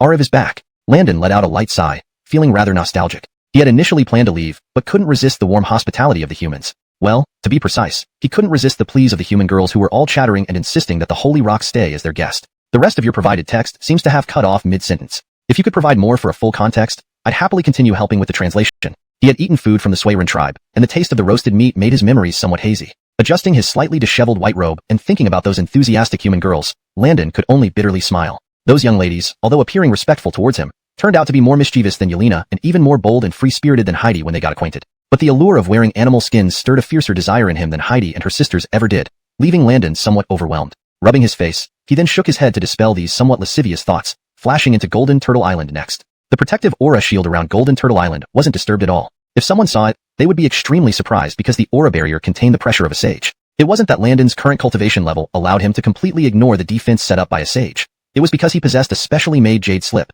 Anyone of high status within the Jia teaching possessed such a jade slip, allowing them to enter and exit freely without needing to report each time. People like Scott Daoist and Neve of the Jia teaching all had this kind of jade slip. This time, upon returning to the Jia teaching, Landon did not alert anyone. He was indeed somewhat frightened by the Daruruching of the humans. After all, his fellow Jia teaching disciples could also become quite enthusiastic. It was Malia, after all, whose race had some peculiarities. Heh. Looking at Landon's strained expression, Mother Malia was somewhat startled. She'd never seen senior brother like this before. Concerned, she came closer to feel Landon's forehead, asking if anything had happened to him recently. Smelling the faint fragrance in the air and seeing Malia's worried gaze, Landon's heart wavered. It was worth remembering this caring junior sister. She knew how to care for her senior brother. Mother Malia inspected Landon up and down, but couldn't find anything wrong. Only when Landon's expression improved slightly did she relax. Sisters, senior brother Landon is back? What? Senior brother is back? Great. Will he leave again this time? But this time isn't like before, where he only returned after a decade or so. Will senior brother stay longer in the Jia teaching this time? Following Mother Malia's shout, dozens of rays of light flew in from all directions. Soon, a group of chirping women surrounded Landon. His initially improving expression immediately dropped again. Mother Malia, being closest to Landon, sensed his change and asked worriedly, "Senior brother, why did your expression change again? Don't scare us." Looking at the concerned Mother Malia, Landon's lips twitched. Do you really not know what's going on? Her normally lovely face seemed so infuriating now. Phew. Taking a senior brother. I can too. Let go, senior brother. I can too. What are you, a male cultivator, doing here? Does it concern you? I can transform. Everyone around couldn't hold back their laughter, imagining the scene. Oh no. Senior brother is supreme. We shouldn't disrespect him like this, even in thought. Hearing the teasing voices, Landon lifted his head in confusion. What? I can? Can what? Where am I? With the scene. Cough. A heavy cough. Then Landon forcibly extricated himself from the bashful Isaiah. I have some matters to attend to. Master will be waiting. Saying this, he used a divine ability, reaching across vast distances, and vanished from everyone's sight in a flash. Why is senior brother acting so strange? So hurried? Is Master looking for him? Now, the rosy blush faded from Isaiah's face, leaving her puzzled. Hearing Isaiah's muttering, the surrounding Jia teaching deities were speechless. This time returning to the Jia teachings, Landon did not disturb anyone. The warmth of the humans had somewhat unnerved him, and he was wary that his fellow disciples might react similarly with overwhelming enthusiasm. Better to be cautious and avoid such encounters. Note, Jia is a proper noun in the original text, representing a specific sect or teaching. It's best left untranslated, unless there's an established English name for it. With this thought in mind, Landon was already on Golden Turtle Island, quickly heading for his cave dwelling. Sometimes, the more you fear something, the more likely it will happen. Just as Landon prepared to return to his cave dwelling, seeing no one around, ready to enjoy some solitude, a crisp and delighted feminine voice rang out. Ariv. Landon's previously smiling face instantly froze, slowly turning his head to look. His heart was in turmoil. I should have been more careful, not noticing anyone here. My growing cultivation seems to have dulled my alertness. When Landon finally turned, the girl spoke again. Really, Ariv? I just saw a figure that looked like you, so I called out. Landon's handsome face twitched, eyebrows rising in surprise. So you just called out randomly? What if I hadn't turned? Feeling awkward and distressed, he couldn't respond. Why does Ariv look so unhappy? Who upset you? Can I help? Came another barrage of rapid-fire questions. Landon forced a smile, glancing back at the source of the voice. Ha, it's you, senior sister Malia. Seeing it was Malia, Landon felt relieved. No wonder he didn't sense any presence nearby. She, belonging to the Turtle Clan, indeed has some peculiar traits. Seeing Landon's handsome face twisted in discomfort, Malia was startled. She had never seen her eldest brother with such an expression. Concerned, she reached up to feel his forehead, asking if anything had happened recently. Breathing in her fragrance and watching her worried face, Landon's heart warmed. No effort was wasted worrying about this sister who cared for him so deeply. After thoroughly examining him, Malia noted Landon's complexion improving, finally relaxing. Sisters, Ariv Landon is back. What? Ariv is back? Wonderful. Will he stay this time? This time, it's different. He returned after just over 10 years. Ariv should be able to stay longer in the Jiajao this time, right? Corrected for accuracy and fluency. Ariv should be able to stay longer in the Jiajao this time, shouldn't he? For better understanding and natural flow in English, it should be, Ariv will be staying longer with us this time, right? Note, Jiajao is a term specific to the context and seems to refer to a specific sect or teaching. It's best to either transliterate it as Jiajiao, using pinyin, or use an explanatory term if one has been established in your translation. Here I've used us, to make it more relatable and fluid in English. Immediately following Malia's call, dozens of glowing figures flew in from all directions. In moments, a cluster of women surrounded Landon. Seeing his improved countenance suddenly darken again, Malia grew concerned. Ariv, why are you looking pale again? Don't scare us. Looking at the worried Malia, Landon sighed. I'm fine, he assured her. But Ariv, your expression is scary. Move aside, move aside. Our eldest brother is back? Where is he? Suddenly, a clear, imperious voice rang out, followed by the arrival of a woman with alabaster skin and flowing black hair radiating vitality. Large, expressive eyes darted around, clearly mischievous. Her appearance was slightly disheveled, having pushed through the crowd. Her gaze immediately locked onto Landon in the center, bursting with surprise. She rushed forward, shoving others aside, tightly clinging to Landon's arm. It was Yelena. Watching the crowd grow and feeling the grip on his arm not loosening, Landon said helplessly. I need to go handle some matters. Please let go, junior sister. No. Unfazed by his words, Yelena held on tight. Then Landon mentioned being summoned by their master. Yelena raised her head suspiciously. Why is your face so red? Hearing no reply, Yelena became unusually bashful. Luis, don't tell me you want. Yelena can do it. Oh? Seeing Yelena's embarrassed demeanor, ability, some minor adjustments in structure and dialogue delivery were made while maintaining the original tone and character interactions. Hashtag chapter 261. The divine soul is watching. At first, no one understood what was wrong with Ariv, but just now it was definitely because you guessed he ran away. Several female disciples came forward to tease Isaiah. Ariv, Isaiah can do it, ha. What can you do, senior sister? Of course I can. Another mischievous woman chimed in teasingly. Her beautiful eyes glanced at Isaiah, whose face had turned bright red again. Oh, you can help Ariv cultivate? What are you all thinking about? Although her face was flushed with embarrassment, she still retorted defiantly. Oh my, what a rare thing. Senior sister Isaiah can help Ariv cultivate. With Ariv's cultivation, how can you help him cultivate? Could it be, hee? As she spoke, the mischievous woman deliberately drew out her words. You brat, asking for a beating.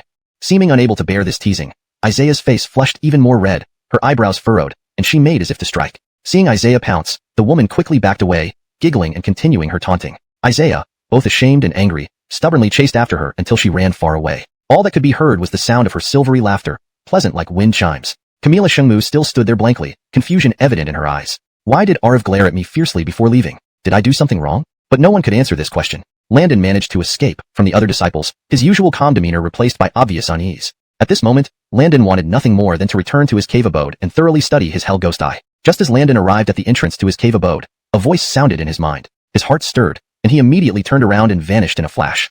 At Bishi Palace, disciple greets master. After bowing, Landon looked at Shaw, as if waiting for something. Shaw gave a satisfied glance at Landon and smiled, saying, "You naughty disciple, have you resolved the matter?" Shaw's gaze swept over Landon, finding it amusing. At this moment, Landon's white robe was crumpled from being grabbed, and his breathing was uneven. This little guy usually acted like an old monster who sought peace. When had he ever been so disheveled? It seems you got along well with those junior brothers and sisters?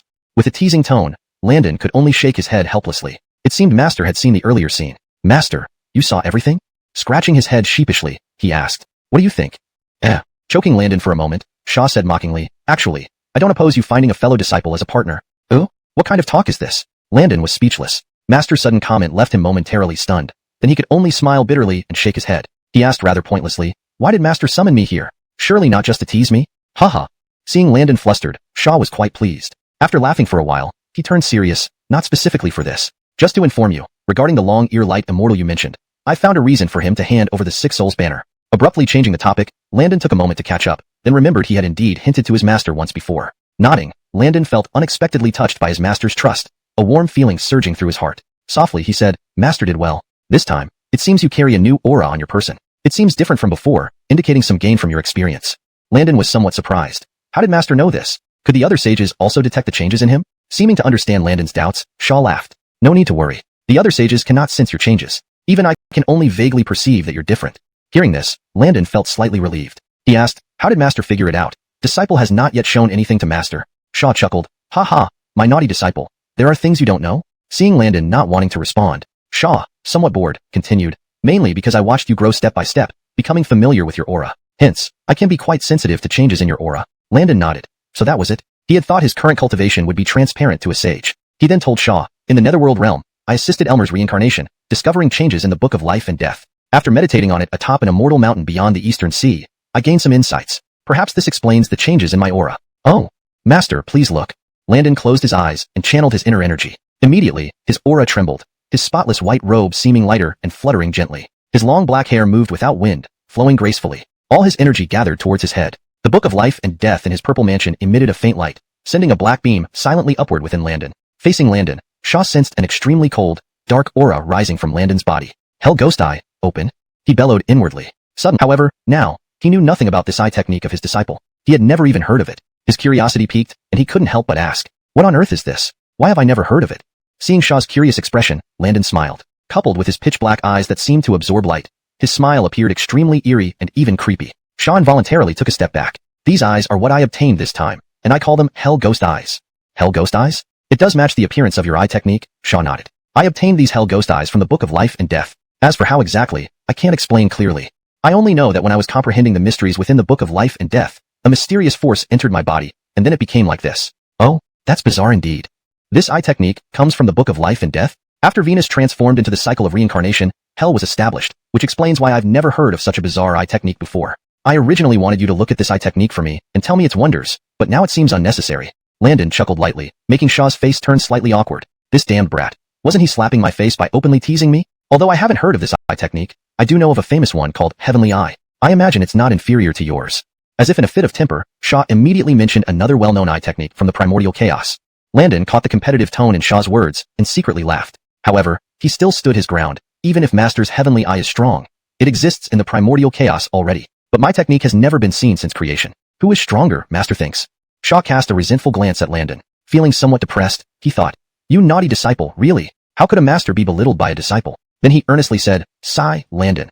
It's not true that something unseen is the best. The Heavenly Eye has such a big reputation in the primordial chaos, and it must have its reasons." "Really? But I still think my Hell Ghost Eyes are superior." Seeing Landon was adamant, Shaw felt secretly competitive. "Today, I'll make you admit that your master's insight is formidable," he thought to himself somewhat arrogantly. "Do you know what abilities the Heavenly Eye possesses?" "My disciple doesn't know," Landon shook his head with a smile. "The Heavenly Eye can see through the essence of things. Even your 72 transformations can be identified at a glance. Clearing illusions and delusions is effortless. I can see one lifetime. But my Hell Ghost Eyes can see several lifetimes, both past and future. Now, Master, who is stronger?"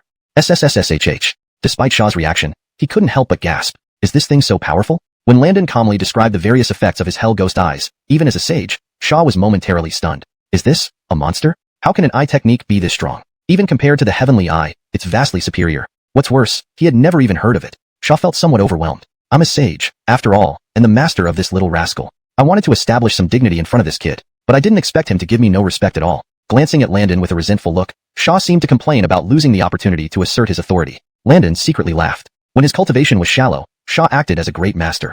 In Landon's heart, Xia was a kind and benevolent master. But since his own cultivation soared, his master seemed to have changed his demeanor significantly. Sometimes he showed petty emotions, just like an old naughty child. Why is master looking at me this way? Have I done anything wrong? Please point it out.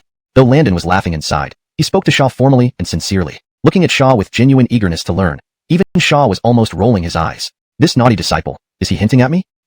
Pretending like this, definitely mocking me. He coughed lightly, trying to cover his embarrassment. Of course not. Seeing you acquire such an eye technique, I'm very pleased. With such an eye technique, you can surely avoid trouble and misfortune. His strange facial expression implied a secret thought. Talking about avoiding trouble, he knew very well that only Yuan posed a threat to his naughty disciple's prowess. No mention of other cultivators, even sages, including himself, would not be a match for him. Although Landon hadn't detailed his sage-level realm, Xia couldn't gauge his depth at all. From this, he knew he had been completely surpassed by this disciple. Before, Landon was always causing problems and leaving him to clean up, a little baby creating hotspots everywhere. Unbeknownst to him, Landon had already outstripped him. Thinking of this, Xia felt a mix of relief and a slight tinge of disappointment. Translation notes. The translation maintains the original structure, style, and coherence. Character names are transliterated correctly using pinyin. Efforts are made to ensure natural and fluent English without grammatical errors.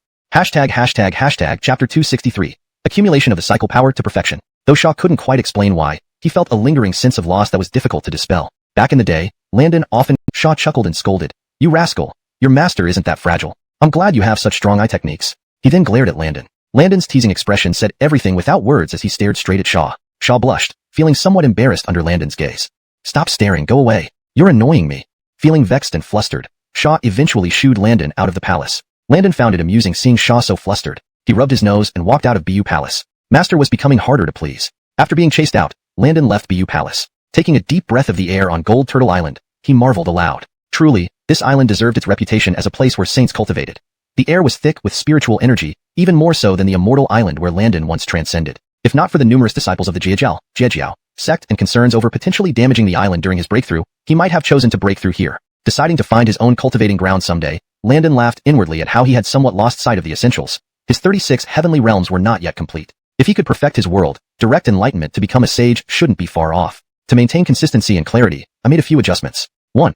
Expanded Jiajiao to the Jiajiao reflected that the Hell Ghost Eye came from the Book of Life and Death. Given the cycle was just beginning, and his master wasn't familiar with the netherworld, it was futile to ask. After all, his knowledge of cycles exceeded his master's. Shaking his head, Landon revealed the Book of Life and Death in his palm. Observing it, the Hell Ghost Eye grew stronger. Sighing, Landon looked away. The book hadn't changed since its initial stirrings. Aside from daily traces of cycle power entering his body, there were no changes. However, except for Elmer, the cycle power was too weak, as the living beings in the six paths were too insignificant to provide much. During the early cycle phase, cultivators needed to reach celestial immortal rank to escape reincarnation, and few managed it in Cooper Chaos. Aware of this issue, Landon knew the book wouldn't provide substantial cycle power anytime soon. But while the quality was poor, the quantity mattered. With this thought, his eyes gleamed with determination. Indeed, accelerating the accumulation of cycle power through sheer numbers was possible. Yet, a dilemma arose. Should he massacre human lives to expedite their reincarnations? Landon couldn't bring himself to do it. While he wasn't overly righteous, he wasn't a villain either. Gratuitous killing went against his principles. Not acting out of fear of cause and effect, despite other sages' concerns, Landon had no such qualms. Chapter 264. Ahem. This little demoness. After all, Landon aimed for the great Tao and should naturally fear nothing, not even if karma was upon him. Anything that obstructed his progress was to be smashed aside with one punch. Landon did not act simply because he couldn't get past his own conscience. Ever since he came to XuanHuan, or more accurately, since Landon left the mountain, he had slain countless enemies. But Landon never felt any guilt. There was always a reason for Landon's killings. He could swear with no regrets that none of the people he killed were innocent. Mass slaughter was not something Landon could carry out. But other than this method, what other way was there to solve the problem? Sighing softly in his heart, Landon then walked out of the cave dwelling. He had always carried out actions with purpose along the way, never taking a moment to rest. It would just be a casual walk this time. As soon as he exited the cave, he saw a girl with a pretty face, blushing cheeks, and a shapely figure. Seeing this person, Landon's face involuntarily stiffened. The visitor was precisely Xianxia. She came forward with an inevitable greeting, chatting politely despite her feelings. Your sister think? Probing a bit, he drew a laugh from Xianxia. Simple. Though quality might not meet standards, quantity can achieve the goal. Hearing Xianxia's cheerful voice, Landon's face turned completely cold. Indeed, those not of our race must have different intentions? Xianxia was extremely pleased to help her senior brother solve his problems. But halfway through her explanation, she felt an intense chill, as if she had fallen into an icy pit. Yet her cultivation shouldn't make her react so strongly to an ice cellar. That bone-chilling aura seemed to come straight from the netherworld, making her tremble. And the source of this cold aura seemed to be her senior brother nearby. Lifting her head in confusion, seeing her cold-faced senior brother, deep inside she felt a wave of fear. Landon was usually very gentle, showing much patience with his juniors. Combined with his handsome young face and charming smile, he exuded warmth. But now, their senior brother appeared terrifying. Senior brother, what's wrong? Did I do something to upset you? At this moment, Isaiah lost her usual playfulness, glancing cautiously at Landon, asking hesitantly. Landon's gaze, devoid of warmth, fell on Isaiah. He hadn't expected the seemingly innocent Isaiah to treat human lives so lightly, recommending achieving goals through quantity. Seeing Landon's cold gaze, Isaiah's eyes reddened. Tears' mental voice, laced with regret, resonated in Isaiah's ears. She looked at him pitiably, lips pouting, clearly still shaken from his earlier pressure. Seeing Isaiah's tear-streaked face, Landon offered a guilty smile. Her cute, childlike appearance stirred a soft spot in him. Involuntarily, he reached out to wipe away the remaining tears from her eyes. Isaiah's wide, watery eyes opened large. Her slightly sulky face was now filled with surprise and bashfulness. Her face blushed charmingly, causing Landon to momentarily lose himself. Ahem, this little demoness. Chiding himself mentally, he nonchalantly withdrew his hand, looking at Isaiah, somewhat at a loss. Are you still angry, junior sister? He asked softly, his eyes still carrying an apologetic tone. Chapter 265, Overwhelming Power. Yelena, who was just blushing coyly with tears glistening in her eyes, couldn't help but burst into laughter. It was quite amusing to see her senior brother act this way, but the thought of him having scolded her moments ago still lingered. She wasn't going to forgive him so easily. She hastily reined in her laughter and said in a stern tone, yes, I'm still angry. Ultimately, Yelena was still just like a little girl and didn't hold grudges for long. She had already forgiven him deep down, yet couldn't let it go without a word or two. Hearing Yelena's response, Landon found it rather amusing. This sounded exactly like a child sulking.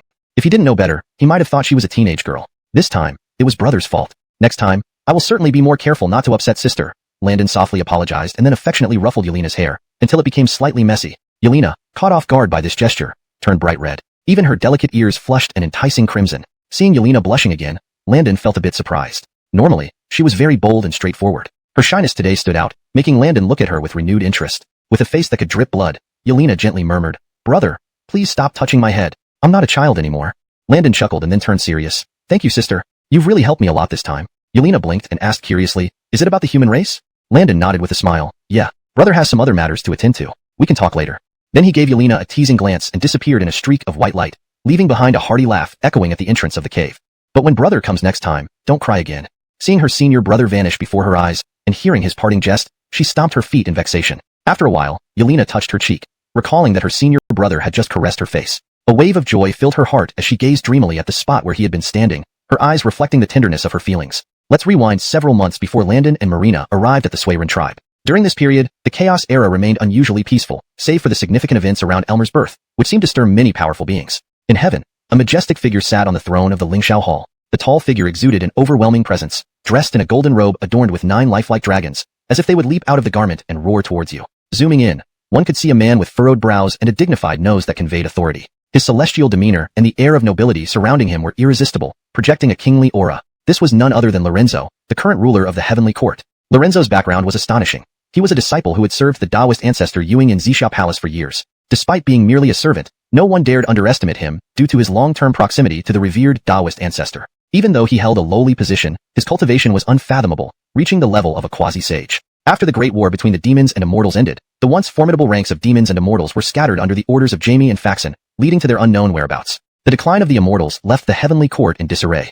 The heavenly court could not remain leaderless, so Taoist ancestor Yuing reinstated the court, appointing his disciple as its new ruler and naming him Lorenzo. Back then, the heavenly court was in ruins and lacked capable personnel. Many great powers had coveted the position, but Taoist ancestor Yuing made the final decision. Initially, the new court faced extreme hardship. Through some means, however, the chaotic era began seeing some independent cultivators joining the court. Though these weren't particularly powerful, the strongest among them was Kristen, a great Luo Jingxian. Though impressive, this strength paled in comparison to the original heavenly court. In those days, even quasi-sages were numerous, and great Luo Jingxian cultivators were abundant. Now, aside from Lorenzo, the most powerful in the heavenly court was only a great Luo Jingxian, a far cry from its former glory. Many deities in the chaotic era surpassed the current heavenly court, and its influence barely held sway. Only the backing of Taoist ancestor Yuing kept it from being usurped. Thus, the current state of the heavenly court was indeed awkward, causing Lorenzo endless concern. Unlike other cultivators, Lorenzo practiced a divine path, relying on worship and faith for his power. But what authority did the current heavenly court have to receive such devotion? Sighing softly, he closed his eyes, worry etched on his face.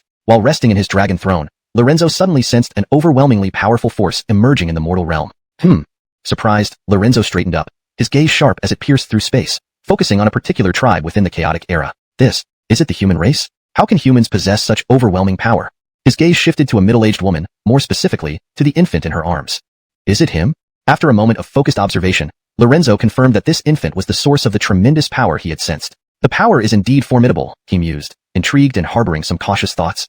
Chapter 266. A perfected quasi-sage? This formidable power felt just a notch below his own. It must be someone reincarnated, for only such individuals would evoke this kind of sensation. However, how could such an existence fall into the cycle of reincarnation? Surprised even further, he continued to observe the infant. Just as Reed was staring at the baby, it seemed the baby had sensed something. Through the void, their eyes, weakness of the human race. Perhaps he could recruit this human into his heavenly court. Though the infant was currently mortal, Reed believed that given enough time and opportunity, this child would soar to great heights. As this thought entered his mind, Reed was unaware that the infant's soul had already been weakened.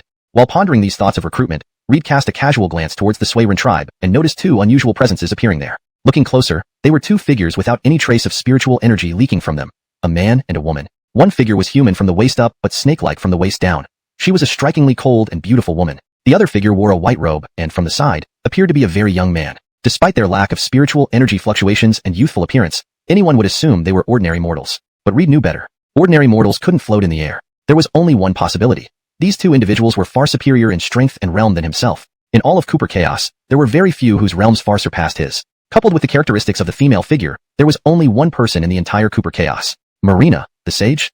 Shocked, Reed quickly retracted his gaze. Such a sage was beyond his reach. Even though he was the Heavenly Rock, the Lord of the Heavenly Court, under the protection of Grand Master Ewing, he still held due respect and fear for sages. And who was this white-robed youth? Standing shoulder to shoulder with Sage Marina, he was clearly also immensely powerful. But Reed hadn't heard of any new sages emerging in Cooper Chaos. Could this figure be a perfected quasi-sage? That was a possibility. Perfected quasi-sages were far stronger than himself. Feeling this way was natural. Perhaps he was just a cultivator befriended by Sage Marina. But why would they appear among the humans? Wasn't it true that Sage Marina did not concern herself with human affairs? Why would she show up in a small human tribe? Intrigued, yet no one could answer his questions, as he resided long-term in Purple Dawn Palace and wasn't well informed about Cooper Chaos.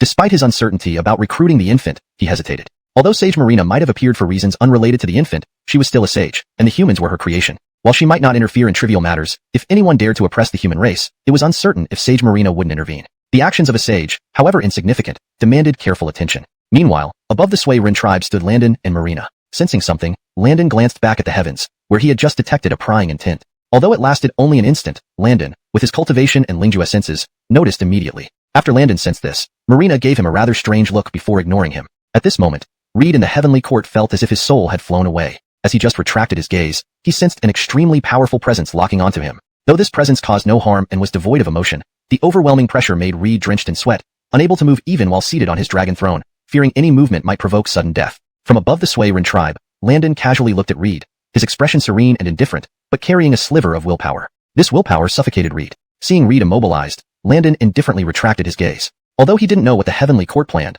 Landon didn't need to. With its current weakness, the court likely saw potential in Elmer. Landon didn't particularly care for Elmer, but he couldn't ignore the fate of the humans. He knew Reed spied on the XuanHuan tribe because of Elmer's birth and had intentions. However, since Landon protected the humans, he wouldn't let the heavenly court do as it pleased. Landon even considered killing Reed outright, sparing future calamities like the divine tribulation. But then he thought, killing one Reed would lead to others replacing him. The problem couldn't be fundamentally solved this way. Besides, Reed was Grand Master Ewing's protege, and even hitting a dog required considering the owner. Not to mention, Reed was the revered heavenly rock. Chapter 267. The ambition to dominate the chaos. With Landon's current strength, it wasn't wise for him to directly confront Ewing just yet. If things were to completely escalate, even though Landon had no fear, both the human race and the disciples of the Jiejiao might end up in trouble, a risk he was not willing to take. Edits made, change Jiejiao to Jiejiao, for consistency and natural flow in English. In an instant, countless thoughts flashed through Landon's mind. He decided that using his near-Dao aura to intimidate this Lorenzo would be sufficient. There was no need for any extra actions, which he was too lazy to engage in anyway. He believed Lorenzo was a smart person and wouldn't do anything stupid that would make him regret it. When Landon withdrew his gaze, the dignity Lorenzo exuded at the beginning was gone. That plain look from the white-robed youth felt like a glance spanning 10,000 years. For Lorenzo, it was as if an era had passed. His mind held only one thought, agonizing torment. Cold sweat drenched his body as he collapsed on the ground, not caring about his image. He kept muttering, a sage. Definitely a sage. Even stronger than those veteran sages. This must be reported to the Yuan. Below the Lingxiao Hall, Kristen covered her mouth with delicate hands, staring at the once dignified Lorenzo in shock. His disheveled appearance left her stunned. At that but lacked its usual authority. Kristen, although startled, had to obey Lorenzo's order. She bowed respectfully in the direction Lorenzo disappeared and solemnly said, XuanHuan will not fail your majesty. She sighed, looking at the empty Lingxiao Hall, and wondered why his majesty suddenly changed after just sitting on the dragon throne for a while. His behavior seemed like a drastic change. Deciding against directly following His Majesty's instructions, Kristen turned toward the Jade Pond instead. #######The Jade Pond in the Heavenly Court. Located west of the Lingxiao Hall, the Jade Pond was overseen by the child of Yuan Yuing. Similar to Lorenzo, she stayed by Yuing's side year-round. The Jade Pond was enveloped in divine mists, creating an ethereal paradise despite being part of the primordial chaos. Its transcendent aura made it highly coveted by many. Surrounded by divine spring water encircled by celestial soil, the pond appeared small, but contained the clear water within as if enchanted. Beyond the divine soil were endless spiritual jade structures. Among these jade terraces grew exquisite lotus leaves in the divine springs. Red and green, they stood out nobly, much like snow lotuses on high mountains. Bathed in divine spring water, they crowned the Jade Pond's pinnacle. This was the epitome of purity and elegance. According to legend, the Jade Pond did not initially belong to the Heavenly Court, but was atop Kunlun Mountain during the early Dragon Han catastrophe. Yuan Yuing designated male immortals and female immortals, led by Creed and Zhuangmu. Though not spouses, they maintained a close relationship. The Jade Pond was moved between their residences by extraordinary means. They often visited together, and the divine aura there greatly facilitated cultivation, accelerating their progress. However, this tranquility didn't last long. Despite Creed and Zhuangmu's revered status, ambitious figures like Jamie and Hanley did not respect them fully. As Jamie and Hanley's power grew, they harbored ambitions to dominate the chaos. Their primary targets were Creed and Zhuangmu. Allegedly, Creed had offended Jamie, but the truth remained obscure, known only to a few. Ultimately, due to expanding ambitions, Jamie and Hanley aimed to subdue Creed and Zhuangmu. But how easily could they be subdued? Creed, noble and independent, disliked serving others or being constrained, especially when he was already a supreme being at the peak of quasi-sage. Zhuangmu, serene and reclusive, was even harder to locate. Jamie and Hanley directly confronted Creed at his residence, inviting him to pledge allegiance to the Heavenly Court. Predictably, Creed refused. Being top-tier powers of the Golden Crow lineage, they lacked patience and quickly convened the demon race to attack Creed. The Phoenix Pavilion atop respectfully bowed. Kristen pays respects to Tamara. Her voice received no response, echoing endlessly within Madison. Seeing no reply, Kristen did not dare disturb again, maintaining her bowing posture in silence while waiting. After a long time, a lazy voice finally came. "Come in." Hearing the voice from inside, Kristen dared to straighten up and headed toward the Phoenix Pavilion. On the golden phoenix throne sat a golden figure lazily leaning against it. She wore a golden robe embroidered with 9 golden phoenixes soaring, seemingly about to burst out. If someone of lower cultivation stared at the golden phoenixes on her robe, they would likely lose themselves. Kristen did not dare look longer, quickly averting her gaze. How terrifying! The towering figure glanced down briefly, completely covered by the phoenix robe, but the graceful figure and delicate curves could not be hidden. The mist slowly dissipated, revealing a serene and elegant face with an air of authority from being in high position. Her hair was styled in a unique and charming phoenix cloud bun, with green jade pendants adorning her hair, and she wore a ruby-red bracelet on her porcelain-like skin. Her feet were clad in soft golden silk shoes, curling slightly on the phoenix throne, exuding an air of regal elegance. Just one glance showed that this woman was of high standing. Raising Mara's displeasure, Kristen grew uneasy despite being a senior Daelu Jinxiang cultivator in her presence. Sighing bitterly, she apologized. At that moment, His Majesty looked extremely frightened. What? Tamara's expression abruptly changed, revealing unexpected wrath. Swallowing hard, Kristen repeated herself. Upon hearing this, Tamara's brows tightened even more. Though their relationship wasn't particularly close, both followed Dao ancestor Yuing. As ruler of the Heavenly Court, an emperor of heaven, Hotian showing fear before subordinates was unheard of. Seeing Tamara's increasingly stern expression, Kristen remained silent. Internally conflicted, although His Majesty was stronger than Tamara, she'd rather stay by his side than hear. This woman, though seemingly gentle, radiated overwhelming authority when serious. I shouldn't have come. This oppressive atmosphere is too shocking, she thought, wishing she had gone directly to form alliances. Did Hotian say anything else? At this moment, the cold voice interrupted her thoughts. Nothing more. But His Majesty kept muttering Saint. Oh, Saint. Hearing this, Tamara's expression eased slightly. If it involved saints, Hotian's reaction made sense. Yes, His Majesty kept saying Saint. Understood. Where is Hotian now? I do not know. Suddenly asked about Hotian's whereabouts, Kristen blinked blankly before shaking her head. Tamara frowned. Didn't he tell you? He left in a rush, and I didn't dare ask. Chapter 269. The Divine Path. Marian said with a bitter smile. As an underling of Lorenzo, how could she dare to casually inquire about his movements? As a subordinate, one only needed to follow orders. Alas, never mind. You may retreat. I think I know where he is gone, sighed Darlene, pressing her fingers against her brow before waving her hand. Seeing Darlene like this, Marian felt relieved. She then respectfully took her leave and slowly pushed the golden-robed woman out of the jade pool. Only after she couldn't see Darlene did she exhale a deep breath. Being inside the jade pool was suffocating. The seemingly beautiful and gentle woman exerted such intense pressure. It was indeed hard to handle. With a bitter laugh, she shook her head and transformed into a streak of light, disappearing outside the jade pool. In the jade pool, Darlene's gaze followed the spot where Marian had left. She closed her eyes and leaned back on the golden throne. At this moment, Darlene felt somewhat weary. Though Yuan Yuing gave both her and Lorenzo the chance to rule the Heavenly Court, she didn't really want to control it. Ruling alongside Lorenzo might look splendid. Hearing Lorenzo losing composure before subordinates, anger welled up inside her. Simultaneously, disdain for Lorenzo rose. It was shameful to share the management of the Heavenly Court with someone like him. With a slight frown, Disdain flashed across her face before she quickly hid it. Leaning against the phoenix throne for a while, she gradually rose, her entire aura abruptly surging. Her spiritual energy roared as it surged into her body and then rushed out again, as though incompatible with the celestial energy, looking extremely strange. She lightly sighed and transformed into a golden figure within the jade pool. In the midst of chaos, outside the primordial chaos, a misty swirl enveloped the place resembling the dawn of creation. Back when Xavian initially opened the heavens and earth, his body transformed into myriad things in the primordial chaos. But it was merely a slice of the vast expanse. Chaos still existed in the boundless void. Within the chaos floated a colossal palace without a fixed position, drifting in nothingness, today here, tomorrow tens of thousands of miles away. And in this chaos, there was only one palace, the Xianxia Palace. Except for Yuan Yuing, no one could find this mysterious palace without his permission.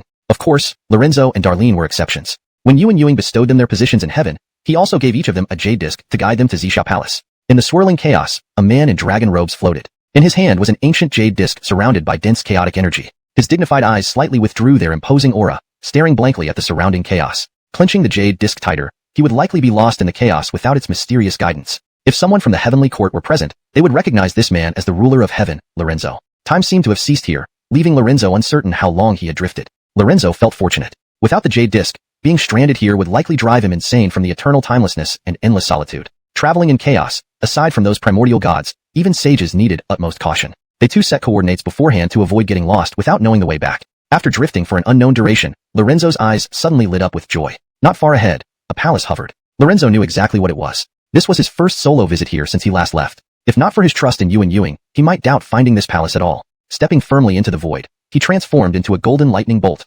rushing towards the palace. However, no matter how long he traveled. Forget it. You may withdraw. I should know where he has gone. Sighing, the Sod pressed her temples and then waved her hand. Seeing this, the Valerie felt an immense relief. She then respectfully bowed out and slowly pushed the golden-robed woman away from the jade pool. Only when she could no longer see the Audrey mother did she exhale a long breath. It had been too oppressive in that jade pool. That seemingly gentle and beautiful woman exuded an intense pressure that was hard to withstand. With a bitter smile, she shook her head and transformed into a streak of light, disappearing beyond the jade pool. Inside the jade pool, the Audrey mother looked toward where the Valerie had just left, closed her eyes, and leaned back on the golden throne. At this moment, the Audrey mother felt somewhat weary. Although Grandmaster Yuing had given her and the Reed the opportunity to govern the heavenly court, she wasn't particularly interested in controlling it. Though it seemed prestigious to jointly manage the heavenly court with Reed, not everything was as it appeared on the surface. Moreover, with her disposition, she didn't like dealing with trivial matters. Otherwise, she wouldn't have come to the jade pool alone for seclusion. Besides, although she was here at the jade pool, her cultivation hardly advanced, not because of anything else but due to her pursuit of the divine path. Back when she was with Grandmaster Yuing, though merely a child maiden, Grandmaster Yuing was a solitary figure, wandering freely. He traversed the chaotic universe alone, accompanied only by herself and Reed. Thus, the benefits she received were substantial. Furthermore, only the Purple Dawn Palace within chaos could advance her divine path. Arriving at the jade pool, despite its apparent beauty, it served little purpose for her. Though she disliked handling trivialities, with her proud nature, she couldn't tolerate the lack of progress in her strength. In this primordial world, the only way to enhance her cultivation was to gain more offerings. Besides that, she could only increase her combat prowess by refining her aura and mastering her abilities. However, if her realm remained stagnant, even if her combat power was strong, could she hope to directly defeat a sage? Indeed, the Sod was never satisfied with her current realm. She also originated from an innate divine spirit. Having always been around Grandmaster Yuing, her perspective was naturally very high. Therefore, upon hearing Reed lose composure before his subordinates, she felt anger mixed with disdain. This person sharing control of the heavenly court with her was a disgrace. She frowned lightly, revealing a touch of disdain, which quickly disappeared. Leaning against the phoenix throne for a while, she then rose slowly, her aura utterly be lost in the chaos. If anyone from the heavenly court were present, they would recognize this man as the ruler of the heavenly court, Reed. By this time, Reed had been floating in the chaos for what felt like an eternity, where time itself seemed to stand still. He felt relieved. Without the jade token, being stranded here, just the unending silence and halted time could drive him mad. Traversing the chaos, aside from the chaos deities, even sages must exercise extreme caution. They must set coordinates in advance to avoid getting lost in the endless void. After floating in chaos for who knows how long, Reed's eyes suddenly lit up with infinite joy. Before him lay a floating palace. Reed knew exactly what it was. This was his first solo visit since leaving. Had it not been for his trust in Grandmaster Yuing, he would have doubted whether he could find this palace. Immediately stamping his foot on the void, he transformed into a golden lightning bolt rushing toward the palace in the chaos. Despite traveling for what felt like forever, the palace remained visible yet unreachable. Feeling frustrated, cursing inwardly, he realized chaos cannot be judged by sight. Even during his days with Grandmaster Yuing, he hadn't found navigating the chaos so difficult. Glancing down at the jade token in his hand, Reed continued flying forward. Finally made it.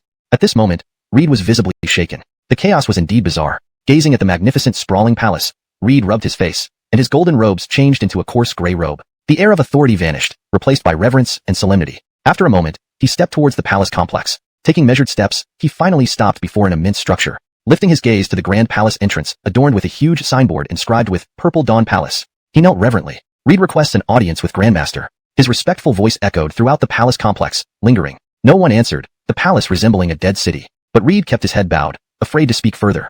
He felt anxious. Was Grandmaster not here? Out somewhere else? Just as disappointment began to set in, a deep, resonant voice rang out. Come in. Chapter 270. Please enlighten me, Ancestor. Just as Casper thought he would return empty-handed, a grand voice resounded in his ears. Immediately, with an ecstatic expression, Casper's eyes lit up with intense joy. The Yuan had arrived. Casper hastily got up and bowed toward the direction of the Xixiao Palace before heading there with his head lowered. Creak. The sound of a wooden door opening echoed, and the previously closed gate of Xixiao Palace opened automatically. Walking into Xixiao Palace, Casper dared not speak as he looked at the empty hall. He immediately knelt and prostrated himself, saying, Casper requests an audience with Yuan. Rise. A weathered voice sounded again. Thank you, Yuan. Casper quickly thanked and stood up. He looked toward the cushion on the main seat. The hall, previously devoid of anyone, now had someone seated on that cushion. A frail figure sat cross-legged quietly. Seeing the ancestor appear so mysteriously, even after following Yuan for many years, Casper's pupils couldn't help but constrict sharply. His heart filled with reverence. What realm had Yuan reached? No one could answer him, nor did he dare ask. For no one in all of XuanHuan could answer this question, not even those revered as holy beings who were merely disciples before Yuan. Back then, when Yuan lectured in Xixiao Palace, all the mighty beings of XuanHuan came to listen. Eventually, 6 cushions and 6 rays of primal chaos purple chi were bestowed. These mighty beings fiercely competed for the 6 cushions, and eventually, 2 figures from the Western Paradise forced their way through due to their exceptional power. Those who obtained the cushions eventually became holy beings. Yuan was truly the teacher of holy beings, creating 6 of them with his teachings. What level of power must Yuan be? Composure, as they were too shameful. Indeed. You wish to bring this fortune-bearing person to heaven? Yes, Ancestor. While heaven remains as it was, it can no longer compare to its former glory, Casper stated confidently, feeling justified as he sought prosperity for heaven rather than personal gain. Yuan nodded, acknowledging heaven's current state. Compared to its former days, it was indeed different. Emboldened by the nod, Casper continued. Heaven was re-established by you, Ancestor. Without belittling ourselves, our power is too weak for any major force in XuanHuan to truly respect us. We are far from the dominant presence we once were.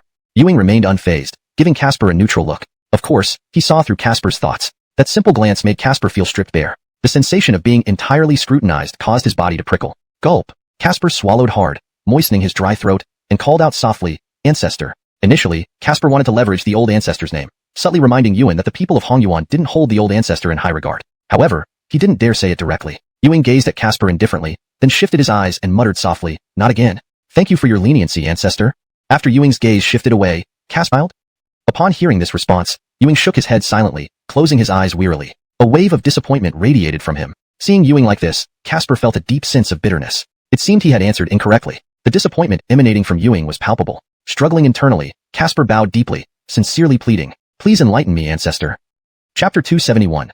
Dare not to give the Yuan respect? Yuan opened his eyes. Though his murky old eyes did not look at Lorenzo, they instead gazed beyond towards outside the Purple Mist Palace, as if seeing through space. At this moment, outside the Purple Mist Palace within a realm of chaos, stood a woman clad in golden phoenix robes, gazing into the depths where the palace floated within the chaos. Her eyes carried a hint of nostalgia. I haven't been here for so long, sigh. Just as the woman in the phoenix robes was feeling sentimental, her lips curled up with a hint of disdain. Himph, she's indeed come here. Without further delay, this woman stepped directly into the palace complex and soared towards the entrance of the Purple Mist Palace. She was none other than Sod. Unlike Lorenzo, she didn't change out of her grand golden phoenix robes, but kept her celestial attire from heaven intact. Moreover, she appeared composed and serene without the intense fervor that accompanied Lorenzo's arrival. Instead, she exuded calmness and entered by soaring straight in, her phoenix eyes glancing at the 3 large characters on the plaque, Purple Mist Palace. With a subtle shift in her gaze, she spoke in a cool, collected voice. Disciple Sod seeks an audience with the Ancestor. Just as Lorenzo sincerely sought an answer, a clear female voice echoed outside the Purple Mist Palace. Then, Yuan's eyes, which had shown some disappointment,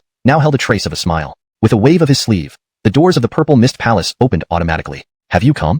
The woman in the phoenix robes slowly advanced, her magnificent attire standing out amidst the assembly. Facing the Andrali man seated at the head, she bowed slightly and then looked up at Yuan. Disciple pays respects to Yuan.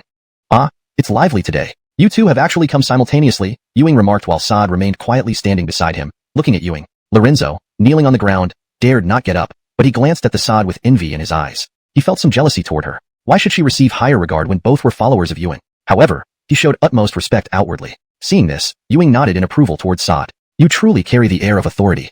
Thank you, Ancestor. Sod replied calmly. Why have you come today? Yuan, I have come regarding matters of the heavenly court. Oh, is it the same matter as Lorenzo? No, I heard from the Valerie that Lorenzo seemed to encounter a sage.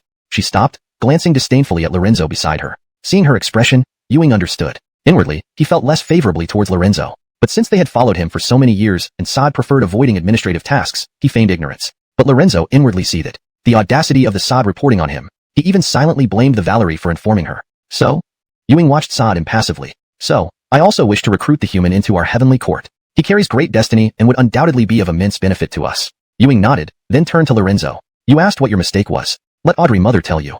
In a gentle tone, he repeated the same question to Sod. Beside them, Lorenzo kept his head low but felt indignant inwardly. How could she teach him when her cultivation was lower than his? Audrey Mother, tell him his mistake. Lorenzo's mistake lies in recklessly spying on the human infant without knowing his identity, harboring intentions to forcibly take him. Yes, anything else? Anything else? Sod faltered. Unsure of Sage's ascension. True, back then in the Purple Mist Palace, those individuals hadn't yet achieved Tao. Now, how much time has passed? Can you remember, Audrey Mother? Ewing smiled, asking another question. I'm not sure how much time has passed, but weren't humans created by Marina Sage? Sod clearly found it difficult to accept such an exceptional figure emerging among humans and wondered why. This translation maintains the original structure and captures the essence of the narrative, keeping the flow natural and coherent with previous events. Chapter 272. A Master of Changing Faces. In her opinion, the human race was merely created by the Holy Lady Marina as an afterthought, and should thus be fundamentally inferior. So how could there be such a prodigy who actually garnered attention from the ancient ancestor? It's worth noting that even the Holy Lady Marina couldn't receive such regard from Grandmaster Ewing. Now, this mere clay figure had reached such heights? Yes, in Aiko's heart, humans were nothing more than clay figures. She never looked down upon humans. It was just her nature that led her to think they were indeed extremely weak. How could Ewing not know her thoughts? He laughed and said, the human race was indeed created by Marina, but now their fortune is gradually rising. She never looked down upon humans. It was just her nature that led her to think they were indeed extremely weak. How could Ewing not know her thoughts? He laughed and said, the human race disgust in her indifferent eyes made his inner violence barely controllable. Yet, over the years, he endured much humiliation in the heavenly court, his schemes too deep for anyone to fathom. His face betrayed no emotion, and he tightly controlled his feelings, showing no hint of them. Ewing seemed to sense something and shot a profound glance at Louisa. The cool gaze made Louisa feel as if cold water had been splashed on his face. Though the look was calm, Louisa felt an icy chill throughout his body. Feeling a shiver of fear, Louisa hurriedly lowered his head. Had the ancestor read his mind? Forget it. The ancestor was unfathomable. He must never let any thoughts cross his mind before the ancestor again. Cold sweat dampened his back, and he quickly used his powers to dry it off. Aiko gave Louisa a sidelong glance, frowning, unsure why he looked so wretched. But she quickly regained her focus, looking earnestly at Grandmaster Ewing. What do you think we should do, ancestor? Should we just give up on that human infant? Her tone showed reluctance. Although she didn't discover him, now that she knew, she wanted to bring him under the heavenly court's umbrella. Grandmaster Ewing frowned, knowing her determined nature wouldn't let her easily give up. He said, if you use normal means to guide him to the heavenly court, there should be no problem. Oh. Hearing ancestor say it was okay not to give up, both Aiko and creaked shut, returning to silence. In the chaos outside, they looked back at the Purple Mist Palace. Louisa had changed from a child's attire back to his imperial dragon robe. The fervor and servility vanished, replaced by regality. He was the Lord of Heaven again. In Purple Mist Palace, Louisa was just Grandmaster Ewing's attendant, but in the world of Cooper Chaos, he was the supreme ruler, deserving universal reverence. But due to certain reasons, his position as the Lord of Heaven wasn't entirely genuine. Watching Louisa change faces so rapidly, Aiko felt disdain. Ha! Louisa is truly a master of changing faces. If I didn't know his previous groveling, I might have been deceived by this regal appearance. Louisa glanced back at her, his regality fading, giving her a gentle smile. Let's return to the heavenly court. We'll see if Reina has brought the human infant here. Ordinary women might be charmed by his demeanor, given his cultivation and gentleness, but Aiko sneered inwardly. She despised him deeply, feeling it more acutely since leaving Ewing's side. She now clearly saw what kind of person he was. She responded coldly, very well. I will take one last look around here. You may return to the heavenly court ahead of me. Chapter 273. Defeat the demon race. Continue the legacy. A cold voice carried an icy tone that seemed to repel people from miles away. The gentle smile on Lorenzo's face immediately froze. His handsome face couldn't help but twitch with intense anger, then quickly reverted to its previous demeanor. With a smiling face, he said softly, since Jim Man wants to stay here for a while, this Lorenzo will also remain here longer. Alay slightly frowned, feeling some disgust at Lorenzo's lack of tact. She clearly didn't want him to follow her, yet he shamelessly lingered. He truly had no shame, but as the rulers of heaven, they could not outright offend each other without consequences when they met in the future. She then coldly replied, since you wish to stay, this palace has matters to attend to and must return first. Farewell.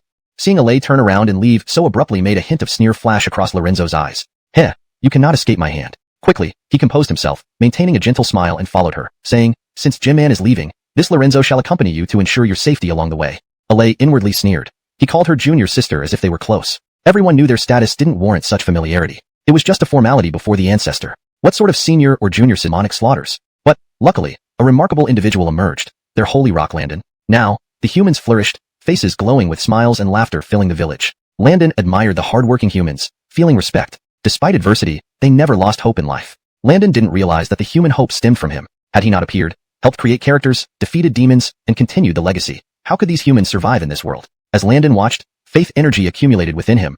Unknown even to him is what Rhett and Alay desired, godly power. Standing aloft, Landon observed the humans who unknowingly revered their unseen holy rock nearby. They knew their peaceful lives resulted from their holy rock's battles, though unaware of the dangers he faced. Just seeing Empress Marina and their holy rock as peers suggested he endured much. Therefore, besides reverence, humans felt boundless gratitude and compassion for Landon. They were too weak in this savage world, easily overpowered by wild beasts, relying on Landon alone to shoulder this burden. His slim figure carried the weight of generations, trusted and relied upon as their god. After watching for a while, Landon planned to reside among the humans. Just as he prepared to descend, he sensed a strong presence rapidly approaching. Curious seeing an unfamiliar face, involuntarily tensed up, their smiles fading. After all, apart from Holy Rock Landon and Empress Marina, they had no significant connections with other powerful figures. According to ancestral teachings, their forefathers had close ties with the Witch Clan and even a dragon princess. But this graceful, ethereal woman clearly wasn't from the Witch Clan. They knew the Witch Clan members were physically formidable. They quickly scanned her slim figure, finding it hard to associate her with the Witch Clan. Was she the dragon princess that their ancestors had encountered? This thought slightly eased their tension. A middle-aged man, seemingly their leader, stepped forward, bowed, and asked, "Dare I ask if you are the ancestor Longyu from the Dragon Clan?" His eyes held hope as he waited for her response. The woman was indeed the Nine Heavens mystic lady who had come to meet the humans. Seeing the hopeful looks on the faces below, she was surprised that these weak humans had connections with the Dragon Clan. Dragons, while not as powerful as before, were once the dominant force in the world. It was unexpected that the proud dragons would have any dealings with such a weak race. This must be why the Emperor wanted me to befriend the humans, she thought, her gaze softening slightly. She lightly shook her head at their question. Disappointment spread among the humans, thinking she might be the dragon ancestor who once helped them. Not recognizing her as such, fear and caution resurfaced. If she's neither from the dragon nor the Witch Clan, could she be here to cause trouble? The surrounding humans began to gather around, eyeing Nine Heavens mystic lady warily. Seeing the hostility on their faces, she felt disdain. A ragtag bunch. If she had true intentions, she could easily wipe them out with a wave of her hand. But remembering her mission, she didn't retaliate, merely watching silently with a smile. What she didn't know was how fortunate she was. Had she made any aggressive moves, she would likely be dead already. From the shadows, a pair of indifferent eyes had been closely watching her every move. Note: the translation has maintained the paragraph structure and tone as per the original text, ensuring it flows naturally in English. Chapter 274. Unusual Movement. The middle-aged man who seemed to be the leader was uncertain about the intentions of the Brenda, who was smiling but not speaking. Although he was at the initial stage of Earth Immortal, making him one of the most powerful figures within his tribe, in front of this woman, he could not sense any aura from her. It was as if the woman in the air did not exist at all. If not for what he saw with his own eyes, such a powerful person could easily infiltrate, spying on him earlier. That person slumped on a dragon throne. Landon surmised that he must have been scared by the warning look he had given him earlier. Although Landon had never met this man personally, he knew he was Haltan, Ret, the Lord of Heaven. What Landon didn't know was that a mere warning look had reduced Ret to this state, which was rather undignified. Shaking his head, Landon saw the woman move towards a place resembling a fairyland. On the main seat was a blurry figure, whose face he couldn't discern clearly, though he faintly heard a female voice. Landon speculated that this might be the Sod. However, the fact that his hell ghost eye couldn't penetrate her disguise surprised him. Even under his gaze, the Audrey mother's appearance remained unclear. Landon guessed that Grandmaster Ewing had placed some means on her to prevent prying. What puzzled Landon further was why Ewing treated the Audrey mother more favorably than Ret, as evidenced by this obvious differential treatment. Unbeknownst to Landon, his speculation had inadvertently uncovered the truth, even the one that Grandmaster Ewing wanted to hide. However, even if he had known, it wouldn't change anything for him. As someone who cultivated the way, he had an unshakable belief and would show no fear, not even towards Grandmaster Ewing. If he backed down now, he would be abandoning his path, something Landon absolutely refused to do. After tens of thousands of years of cultivation, Landon's resolve was as firm as a rock, unshaken by external factors. Through his surveillance, Landon discovered why the Brenda had come to the humans. Just as he was about to deactivate the Hell Ghost Eye, a shocking vision suddenly surfaced in his mind. Still the Brenda, but her clothes began to vanish piece by piece, revealing her perfect figure. Startled, Landon scolded the Hell Ghost Eye silently, questioning its behavior. Did this eye also have gender preferences? He forced himself to activate his powers again, turning off the Hell Ghost Eye. Despite its strange behavior, Landon found it peculiar and decided to consult the system, which hadn't shown up for a long time. System, do you know anything about the Hell Ghost Eye? I obtained this from the Book of Life and Death. What's wrong with it? There was silence for a moment, then the system's voice sounded. The Hell Ghost Eye isn't something downloaded by this system. It was cultivated by you. So, I don't know much about it either. You don't know either? Landon was surprised, having assumed that the system knew everything. Yet it didn't know about the Hell Ghost Eye. The system's voice returned to Landon's mind, with uncertainty this time. Perhaps, maybe it's because your deepest desires are known to the Hell Ghost Eye, thus activating some special function automatically. Oh? Landon was speechless. Could it really be his deepest thoughts? Seeing Landon's silence, the system's voice continued. After all, with such a miraculous ability, nobody knows exactly how it appears or functions. Even possessing its own spirit is not impossible. Landon nodded inwardly, then turned his attention back to the Brenda in the sky and the humans below. She still stood in the sky, unaware that she had been desecrated by someone's gaze. She smiled, looking down at the humans with interest, eager to see how they would respond. But in front of this woman, he felt no aura emanating from her, as if she were nothing more than an illusion in midair. If it wasn't for visual confirmation, such a formidable individual could infiltrate the human domain with ease. A flicker of gravity passed through his eyes before he beckoned over a young lad and whispered some instructions into his ear. The youth nodded seriously after hearing and sprinted off towards the depths of the tribal area. Conway, hiding unseen, had heard what the middle-aged man said, essentially asking the youth to invite someone named Domenico. If Conway's guess wasn't wrong, it should be the Andreli human he met previously. Seeing that the airborne female did not appear to have any immediate ill intentions towards humans, Conway held back and did not make a hasty appearance. He wanted to see how these people would handle the situation, considering them his descendants, as a form of testing. After all, hearing faint echoes of a woman's voice. If his guess was right, that woman should be the Kyra.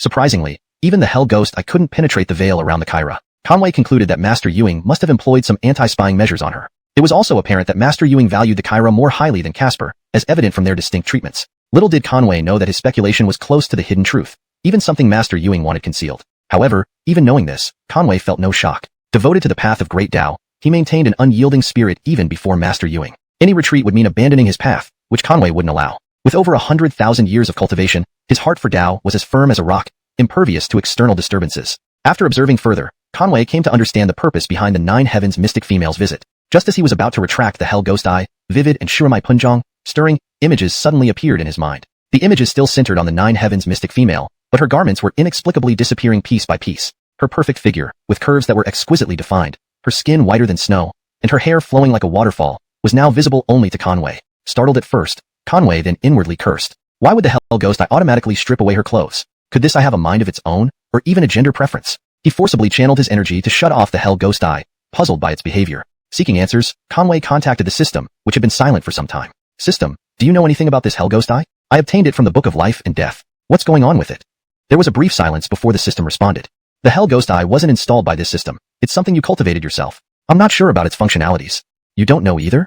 Conway was taken aback, having assumed the system was omniscient. But the system's voice returned, this time with uncertainty. Perhaps it might be because your deep-seated desires were picked up by the Hell Ghost Eye, causing it to activate certain unusual functions? Conway was speechless. Could it really be due to his inner thoughts? Seeing Conway's silence, the system added, given how unique and mysterious such abilities are, no one can truly predict their origin or behavior. Even having its own sentience is not impossible. Conway nodded inwardly, then refocused his attention on the Nine Heavens mystic female and the humans below. Unaware that she had just been seen in such an intimate manner, the Nine Heavens mystic female remained smiling in the air, observing the humans below with interest, curious about how they would respond. Startled initially, he cursed inwardly about the behavior of the Hell Ghost Eye. Did this eye automatically strip away clothing? Could it possibly have a male preference? Annoyed, Conway forcibly deactivated the Hell Ghost Eye using his energy. This strange behavior perplexed him, prompting him to consult the system, whom he hadn't seen in a long time. System, you know about the Hell Ghost Eye, right? I obtained it from the Book of Life and Death. What's the deal with it? Silence ensued. Then the system responded, this Hell Ghost Eye wasn't installed by me. It's something you cultivated yourself. I'm unaware. You don't know either? Conway was surprised, assuming the system would know everything. Then the system's voice reappeared in his mind, though hesitantly. Perhaps, maybe because your deepest desires were known to the Hell Ghost Eye, it activated some mystical function? Oh? Speechless, Conway wondered if it really was due to his inner thoughts. Seeing his silence, the system added, after all, such a miraculous eye technique. No one knows exactly how it came to be. Even having its own will isn't out of the question. Conway nodded inwardly, then shifted his gaze to the Nine Heavens mistress floating above and the humans below. Unbeknownst to her, she had just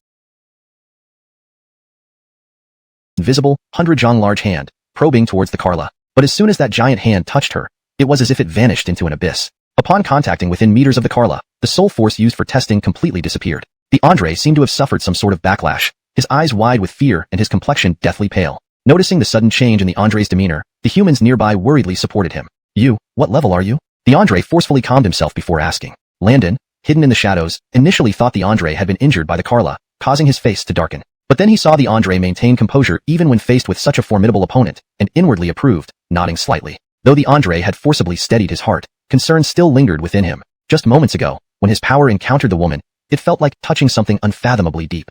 That seemingly frail body contained forces as vast as the ocean, far beyond the Andre's comprehension. Realizing the Andre might be the leader among these humans, the Carla eased her expression. She smiled gently, saying, I am the Carla, one of the people of the Heavenly Court. Her soft voice echoed, causing the humans below to look at each other in bewilderment. Clearly they had never heard of this name. All the humans could think of was, Heavenly Court? Isn't the Heavenly Court supposed to be destroyed? How can there be another one?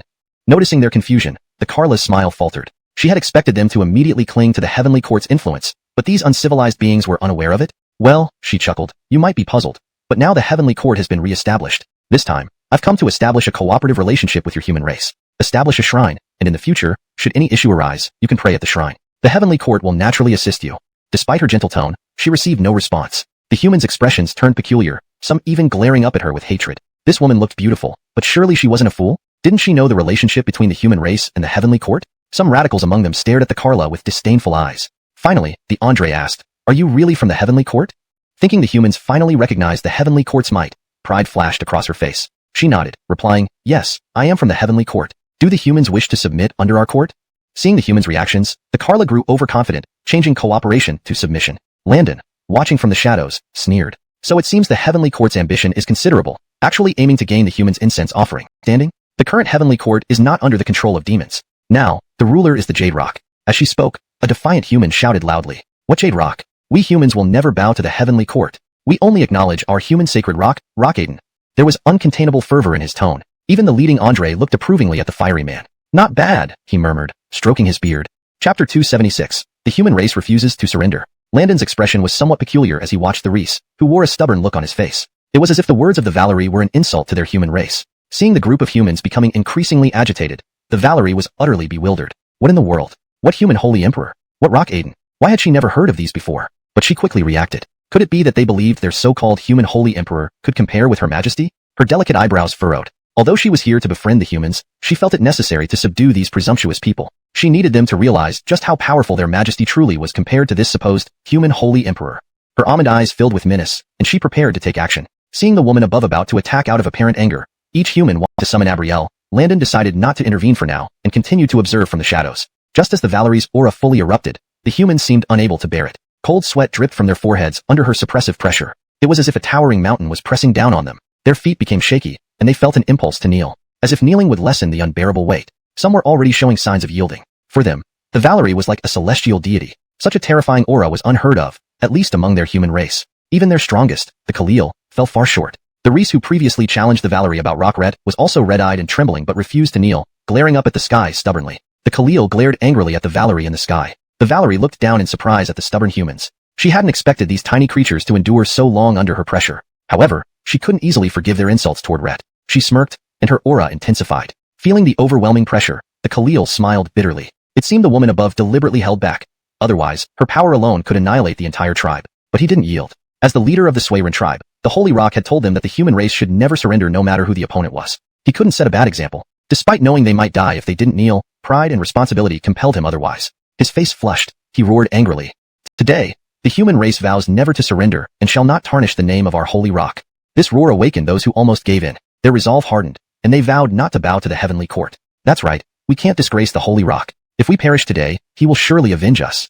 Brothers, follow through with the bitch. I'd rather die than yield. Watching this scene, even Landon felt moved, rubbing his sore nose. But just as he was about to act, a gentle sigh echoed from nowhere, as if transmitted by heaven itself. Landon sensed a familiar presence and glanced into the void, immediately concealing his own aura. The oppressive pressure vanished from the humans, making them feel instantly lighter. Some weaker ones collapsed into unconsciousness, clearly exhausted from resisting the Valerie's aura. Many others bit their teeth, forcing themselves to stay conscious. Sensing the change, they looked up at the Valerie and noticed her previously smirking face had stiffened. This left the humans puzzled. They then saw a familiar figure emerge where the sigh originated. Upon seeing the human-bodied, snake-tailed figure emerging from the void, the Valerie paled. Note asterisk, please keep providing the subsequent text, and I will ensure continuity and consistency throughout the translation.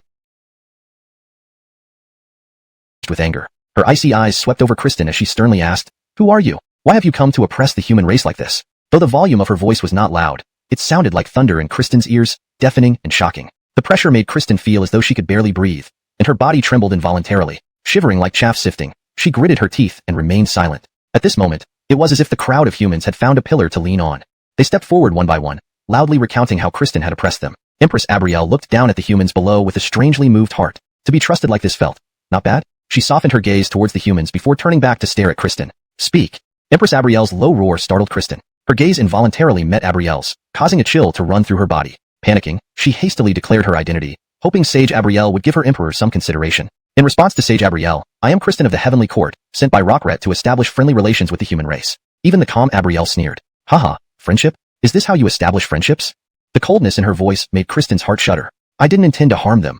I only wanted to teach them a lesson. Though somewhat fearful of Sage Abrielle's authority, Kristen steeled herself since she represented the entire heavenly court. Hearing her explanation, a surge of anger arose within Abrielle. She emitted a wave of power that pressed down upon Kristen. Feeling the immense pressure, Kristen's face flushed red. Was this the aura of a sage? Just a hint was enough to make even a great sage golden immortal unable to resist. When Empress Abrielle first appeared, her aura wasn't directed towards Kristen. Such a disparity left Kristen with no intention to fight back. As the pressure from Abrielle gradually increased, Kristen could no longer withstand it and cried out in alarm. I am a senior minister of the heavenly court, a position established by the Taoist Master Yuing. You cannot treat me this way. Her scream became sharp and shrill. Abrielle originally intended to teach Kristen a lesson since the human race was her creation. But Kristen was too contemptible. Bullied and intimidated the human tribe like this. Did she not take Abrielle seriously at all? In the vast expanse of chaos, was there anyone who didn't know that the human race was created by Abrielle? Long ago, dealing with the demon race was tolerable because she was once part of it, and her Andre brother was also in the heavenly court, so she could not easily challenge them. But now the heavenly court had nothing to do with her. Thinking thus, Abrielle planned to impart a profound lesson to Kristen. However, upon hearing Kristen's scream, she stopped her actions. Her aura halted and then dissipated. Abrielle's expression changed slightly before she waved her sleeve and said in a cold tone, "Leave." Kristen felt the pressure lift off her and secretly rejoiced. Indeed, mentioning the Taoist Master Yuing made even a sage wary. Without the pressure from Sage Abrielle, Kristen dared not speak another word. After all, insulting a sage was taboo. Even though Abrielle had held back out of fear of repercussions from the heavenly court, if she pushed further, no one could save her. Casting a reverent glance at Abrielle, Kristen quickly turned and left. The humans below were displeased seeing Kristen released so easily by Empress Abrielle, but dared not object too much. A trace of disappointment welled up within them. However, just as Kristen was about to leave, a sigh echoed from the void. Instantly, Kristen felt herself locked down by an immensely powerful aura. Her figure froze mid-turn. If she took another step, she might be obliterated by the owner of this powerful aura. Under such formidable presence, she doubted her soul could survive. Swallowing hard, she slowly turned her head. Empress Abrielle's eyes widened in surprise, sensing a familiar aura. Is it Taoist Brother Landon? Abrielle whispered, fixing her gaze on the void. Can you walk away after what you did here? Can you really walk away? A voice akin to one coming from the depths of hell caused cold sweat to trickle down Kristen's spine. Her damp hair clung to her forehead, making her look less like a celestial maiden fallen from the heavens and more like a vulnerable human woman. Yet, no one cared for Kristen's pitiful state. A white-robed youth emerged steadily from a twisting area of the void. He greeted Abrielle with a bow. Because of her dedication to the human race, Landon felt a bit more favorable towards her. Abrielle immediately returned his salute and fixed an astonished gaze on him. Clearly, Landon had been here all along, as there had been no signs of spatial travel. Abrielle could sense that Landon had not arrived from elsewhere. For him to hide right under her nose was alarming. Sages' true souls are connected to the way, and their perception is extraordinarily keen. Yet Landon had managed to conceal himself from her. This was truly astonishing. This level of cultivation and abilities, just what realm has he reached? Landon paid no mind to Abrielle's astonished gaze, giving her a light smile before turning his eyes towards Kristen. The humans, who had not yet recognized the newcomer, now burst into exclamations of, "Do you think the human race has no one to protect them?" His icy words made Kristen shudder, as if chilled by a wind from the depths of hell. Her flushed cheeks paled as she looked at the white-robed youth with fear. What kind of cultivator is this? Why does he feel even more imposing than Sage Abrielle? When did such a powerful sage appear in the vast chaos? Who are you? Kristen stammered. Ah, you wreak havoc among the humans, yet you ask who I am? Landon's eyes were cold, though a smile played on his lips. The chill in his gaze made Kristen's hair stand on end. A member of the human race? Impossible. How could such a strong being emerge from the human race? Kristen's voice sharpened as if under some sort of shock. Fear began to take hold of her heart. If this person truly belonged to the human race, he certainly wouldn't let her off easily. But she also realized that she could not escape from the white-robed youth. Is anything impossible? I am the sage rock they just mentioned, the benevolent saint rock of equal lifespan. Landon declared with a low voice, clearly angered by someone belittling the human race. Do you think you can bully us because we are weak? Do you enjoy oppressing the weak so much? Very well, today I will do just that to you. Landon's fiery words electrified the crowd. The clear, resonant voice stirred the hearts of the humans, reigniting their spirits and making their blood boil. Since you bully the weak, now that our sage rock is here, stronger than you, it's only fair he returns the favor. Good. May his majesty live as long as heaven. The humans cheered with excitement. Clearly, the sage rock standing up for them deepened their admiration for him. Listening to Landon's cold tone, Kristen now fully believed this youth belonged to the human race. But she couldn't fathom why the human race possessed such a powerful individual. Looking at Landon with pleading eyes, she then closed her own, seemingly giving up all resistance. Seeing this, Landon found her behavior rather peculiar. This woman was surprisingly straightforward, simply abandoning resistance. This girl was indeed an odd one. Landon had no intention of killing her, for she hadn't truly intended to kill the humans. Otherwise, he wouldn't have bothered with such talk. He would have obliterated her soul without hesitation, leaving her no chance to reincarnate. Moreover, slaying a heavenly court member might draw Taoist Master Yuing's attention. It was better to play it safe for now. However, while death could be spared, humiliation could not. She boasted of her position as a supreme deity of the heavenly court. He would make her lose face thoroughly. A kindly smile spread across his face, looking quite bizarre on a handsome young man. Note: maintained original structure and style while ensuring fluency and coherence. Chapter 278. Heh, still has some backbone. The Haley, who had already given up resistance, closed her eyes and awaited her doomed fate. However, nothing happened for a long while, causing a trace of surprise to flash across her delicate face. She then shifted her gaze toward the white-robed youth. She saw Landon's peculiar smile just in time. The Haley, who was originally prepared to die, felt an inexplicable unease deep within upon seeing this smile. She immediately shouted with some evasiveness in her eyes, "What are you going to do?" Landon snorted coldly. After acting so arrogantly towards humanity, she was now asking what he planned to do. He then said icily, "Didn't you want humans to kneel? Now I'll make you kneel before humanity and apologize." Unreasonable? The Haley's expression changed. As someone whose status in the heavenly court above the 9 heavens ranked below only 2 others, how could she be asked to kneel and apologize to those weaker humans? Impossible. Even if you're a sage, I won't submit. Landon's eyes flickered as he laughed. Heh, still has some backbone. But this isn't up to you. As he spoke, an aura of the way enveloped the Haley. Her body sank immediately, even her knees bending under the pressure. Yet, the Haley was proud. Being forced to kneel was more unbearable than death. Not even the Aiden had made her kneel. Why should she bow to mere humans? A surge of pride welled up inside her, but with the increasing weight of the aura, even she struggled to withstand it. This was partly because Landon was holding back, releasing just a fraction of his power. If he unleashed his full might, the Haley would instantly cease to exist, dissipating entirely in this primordial world. That clearly wasn't Landon's goal. He wanted to crush her pride, utterly shattering her dignity so that he could control her completely in the future. Indeed, moments ago, an idea had suddenly formed in Landon's mind. Given his current strength, fully controlling the divine appointment was unfeasible. Yet, gaining more control over future events was within reach. The Haley was a perfect pawn, delivered right to him. At that moment, the Haley gritted her teeth, her bones crackling under the oppressive force. Clearly, she couldn't bear the pressure of the aura of the way. However, defiance still lingered within her. Even if Landon was holding back, she'd rather die than submit. Seeing her unwavering resolve, Landon regarded her with slight admiration. He hadn't expected such fiery determination from her. Such behavior is unworthy of a sage. Ha! A laugh echoed, oddly reassuring her. In this invisible place, even having an enemy around was comforting. Encouraged by her success, the Haley continued provoking Landon, praising him sarcastically. But Landon remained unmoved, keeping her trapped, seemingly tormenting her. This was a new ability Landon discovered in the Hell Ghost Eye, capturing someone's spirit within the eye. Of course, this required their cultivation to be significantly weaker than his. Against another sage, he couldn't accomplish this. Currently, the Haley's spirit was captured, leaving her physical body in a daze outside. That dark world where her spirit resided was the Hell Ghost Eye itself. Unaware that her spirit had separated from her body, her senses were sealed, unable to detect her condition. For cultivators at the celestial immortal level, the spirit was nearly as solid as the body, explaining her state. Landon coldly observed the spirit of the Haley futilely attacking, and sneered. Then, with a mental command, darkness dispersed, revealing a towering light screen before her. Seeing the sudden light, she rejoiced, thinking she'd escaped. But her joy faded as she realized the darkness still loomed behind her, like a gaping mouth of a monstrous beast ready to consume her. On the screen played scenes she found unacceptable. Scenes of herself, clouds in the sky dispersed rapidly,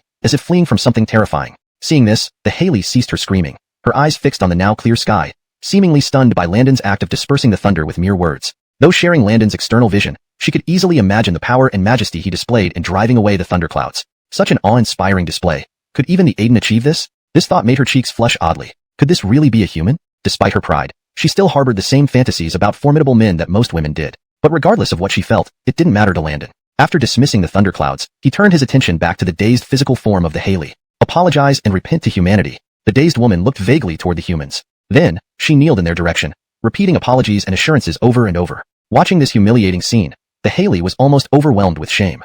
How does it feel? Hate it? Feel humiliated? Feeling her humiliation, Landon addressed her. The Haley ignored the voice, staring blankly at the apologizing version of herself. If you feel ashamed now, why did you approach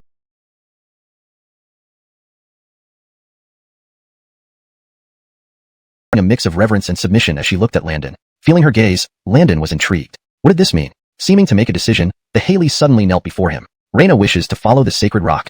In heaven, the Aiden and Audrey Mother of the West had just returned to Heaven Court. Before they reached the Jade Rock Hall or the Western Paradise, they were shocked by an anomaly in the chaotic world below. They heard thunder, followed by a commanding young voice, after which all was silent. They activated their powers, focusing their gazes on the chaotic world. A figure like a demigod stood there, its eyes filled with pitch-black emptiness, drawing them in like a consuming void. Even at such a distance, they could sense the eeriness of those black eyes. Sensing their observation, Landon glanced upwards and smiled. Startled, the two quickly averted their gazes. The Audrey Mother of the West glanced at the Aiden, asking, "Is this the human sacred rock, Landon?" Her manner remained aloof and noble, but her voice betrayed hidden fear. Chapter 279. Do not unto others as I would not have done unto myself. Just as the shock was setting in for Louisa and Madison Golden Mother, Landon in the chaotic world was not paying much attention to the events of the heavenly court. He merely glanced at the Barbara with a puzzled expression. She appeared devout. Back when she followed Louisa, it was because XuanHuan stood behind him, and she had always firmly believed in her choice. She knew that as long as she stayed by Louisa's side, she would receive countless benefits. Originally just a wandering immortal, if she lacked backing in this tumultuous chaotic world, her status as a great sage immortal would not guarantee her safety. After all, even powerful forces like the previous heaven and the witches vanished without trace. Even quasi-saints in those factions were numerous, let alone someone like herself, who was merely a great sage immortal. Her veneration of Louisa stemmed from his kindness and the fact that XuanHuan had bestowed her with a divine position. Thus, in her mind, with her divine rank, she should be worshipped by the other living beings in the chaotic world. At the very least, the weak humans should bow down to them, the strong ones from the heavenly court. If they provided protection to the humans, wouldn't it be natural for the humans to revere these gods? So when Louisa asked her to make peace with the humans, she found it peculiar. In front of the humans, she had always felt superior. However, that superiority crumbled after meeting the human holy rock. Her entire perception of the world seemed to have collapsed. But seeing the formidable strength of the human holy rock, she realized this could be her chance, a true opportunity to rise. Despite appearing influential, however, Landon couldn't ignore the heavenly court completely. Despite its weakness, as one who knew the future, he was aware the heavenly court would rise during the Finyan disaster. His sect, the Je sect and Chan sect, would weaken significantly. His master's Je sect would face a tragic fate, leaving only Jonathan Shangmu, while his master would vanish, likely taken away by XuanHuan. Meanwhile, the Western teachings would flourish, overtaking Buddhism. Landon didn't want this to happen, so controlling the heavenly court became necessary. However, XuanHuan's power was unfathomable. Landon deduced that even with his current 6th level Cooper Great Sage immortal power, he couldn't gauge XuanHuan's true strength. According to system data, XuanHuan was at the 9th level full enlightenment stage, just 3 levels above Landon's current level. Yet, within the Cooper Great Sage realm, a single level difference could mean vastly different combat power. Moreover, XuanHuan was the highest known cultivator from both Landon's past and present lives. Being called Yuan naturally had its reasons. Thus, Landon wouldn't underestimate him. Who knew what means he possessed? Even when Venus achieved 8th level Cooper Great Sage immortal using the power of the path, she was still no match for Yuan. According to Venus, Yuan never revealed any techniques, suggesting even 8th level Cooper Great Sage immortals couldn't pose a threat. Landon knew even if he teamed up with his master, they wouldn't gain any advantage over him. But Landon also wasn't afraid. He never doubted his abilities. One day, he would stand atop the chaotic world. He believed in the Tao he sought. Once he achieved Tao, nothing in the chaotic world would hinder his progress. Before then, he needed to prepare to protect those he cared about. Studying the Barbara with piercing eyes, she felt like prey before a mighty predator. Yet, stubbornly, she lifted her head to meet his gaze. Landon remained unreadable, and moments later, he smiled, radiating charm and brilliance. Barbara, almost giving in, was bewildered. Why is the holy rock smiling? Am I amusing after being chastised? Barbara blushed, but then Landon spoke softly. Do you truly wish to follow this throne? Startled, she raised her head to look at Landon. The light in her eyes dispersed the darkness around them. Smiling faintly, Landon gazed back. Barbara's mind buzzed with joy and apprehension. Will the holy rock accept me? He seemed to say so earlier. Seeing Landon smile, she nodded rapidly. Yes, yes. Dark Lady wishes to follow the holy rock forever and never betray. Anxiously awaiting his response, Landon chuckled. Good. From now on, you belong to this throne. Relieved, Barbara smiled dazzlingly. Even Landon couldn't resist looking longer. Seeing this, she felt triumphant.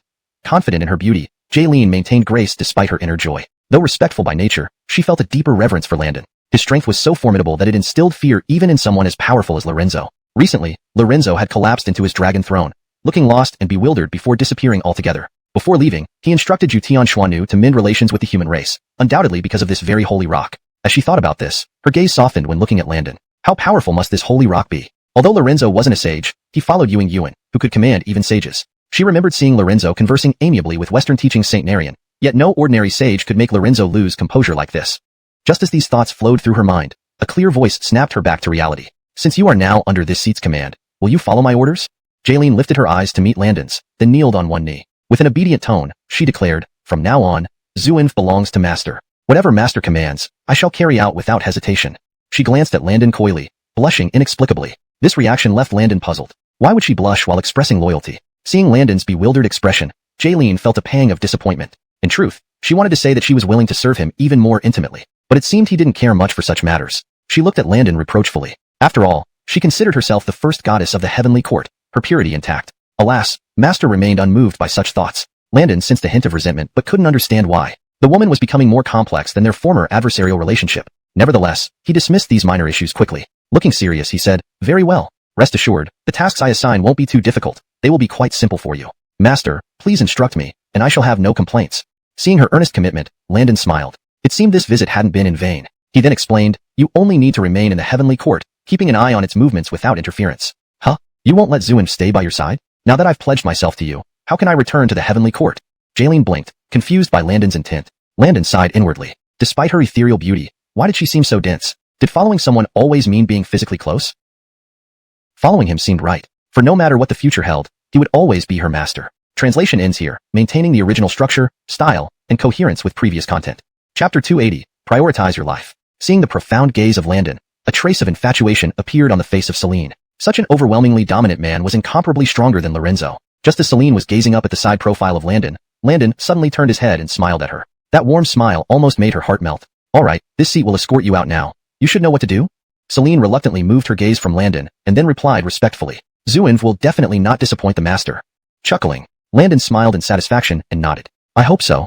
For this matter, Landon was not overly concerned. Even if exposed. So what? Did Landon have no other ways? Then he nodded and waved his hand. Celine felt everything blur before her eyes. When she opened them again, she found herself back in a clear world. She looked around bewilderedly. Not far away stood her master, Landon, who was looking at her with a peculiar gaze. Although Celine hadn't experienced the intrigues of the chaotic era, it didn't mean she was naive. Instantly, she understood Landon's intentions. With a cold and stern look, Landon shouted loudly, Celine, do you acknowledge your mistake? The resounding cry echoed across the primordial chaos, attracting numerous powerful cultivators to gaze towards this area. Then they saw Saint Landon standing above the human Suiran tribe, and Celine kneeling before him. Initially, everyone was taken aback. Wasn't Celine part of the heavenly court? Why did she come to the humans? Everyone knew that Saint Landon belonged to the human race. So, they were unsurprised to see him here. However, soon they grasped the essence of the situation. The newly established heavenly court had been set up with the help of Yuan Yuing. Its leader was far inferior compared to Jamie and Faxon in the past, lacking the dominance of the old heavenly court. It could even be said to be extremely low-key, with little presence.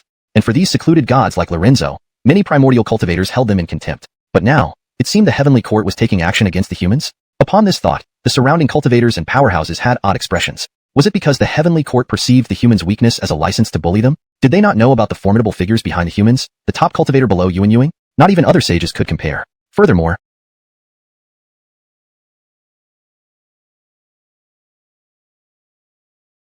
Saint Sonia was also present here.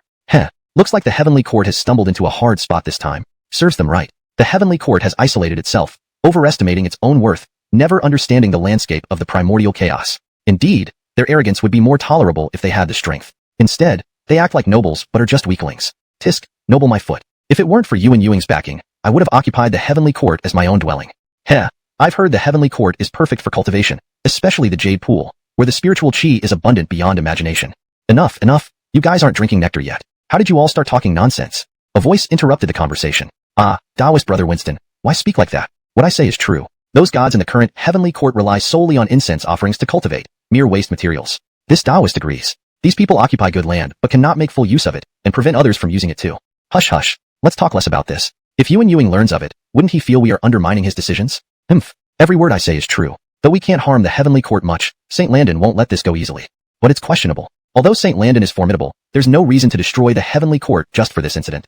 Though it might not lead to anything serious, humiliating Celine is indeed slapping the heavenly court's face. Lorenzo would dare not speak up. You're right. It's beyond him to challenge Saint Landon. While the cultivators debated, Landon continued to exert pressure on Celine. To the outside, it appeared immense. Yet only Celine knew she felt no pressure at all. She merely pretended to be red-faced as if enduring something heavy. Although Lorenzo feared the white-robed youth, Celine was his foremost subordinate. If she was humiliated without interference, his position as Celestial Rock would be jeopardized. Clenching his teeth, he vanished from Lingxiao Palace. Madison Jumu glanced curiously at Lorenzo, respecting his direct action slightly. Lorenzo wasn't completely useless. With some contemplation, she sighed and vanished. From the outside, Celine seemed nearly crushed by Landon's overpowering aura. Her surroundings were visibly deformed. This alarmed observers, fearing Celine might be crushed if she didn't confess. Some drew sharp breaths. They couldn't believe Saint Landon dared kill someone despite knowing the heavenly court's connection to Yuan Yuing. Humiliating Celine was one thing, but directly killing her would stir things up. Merely humiliating the heavenly court, though, was within reason considering their actions on human territory. Observers watched Landon anxiously.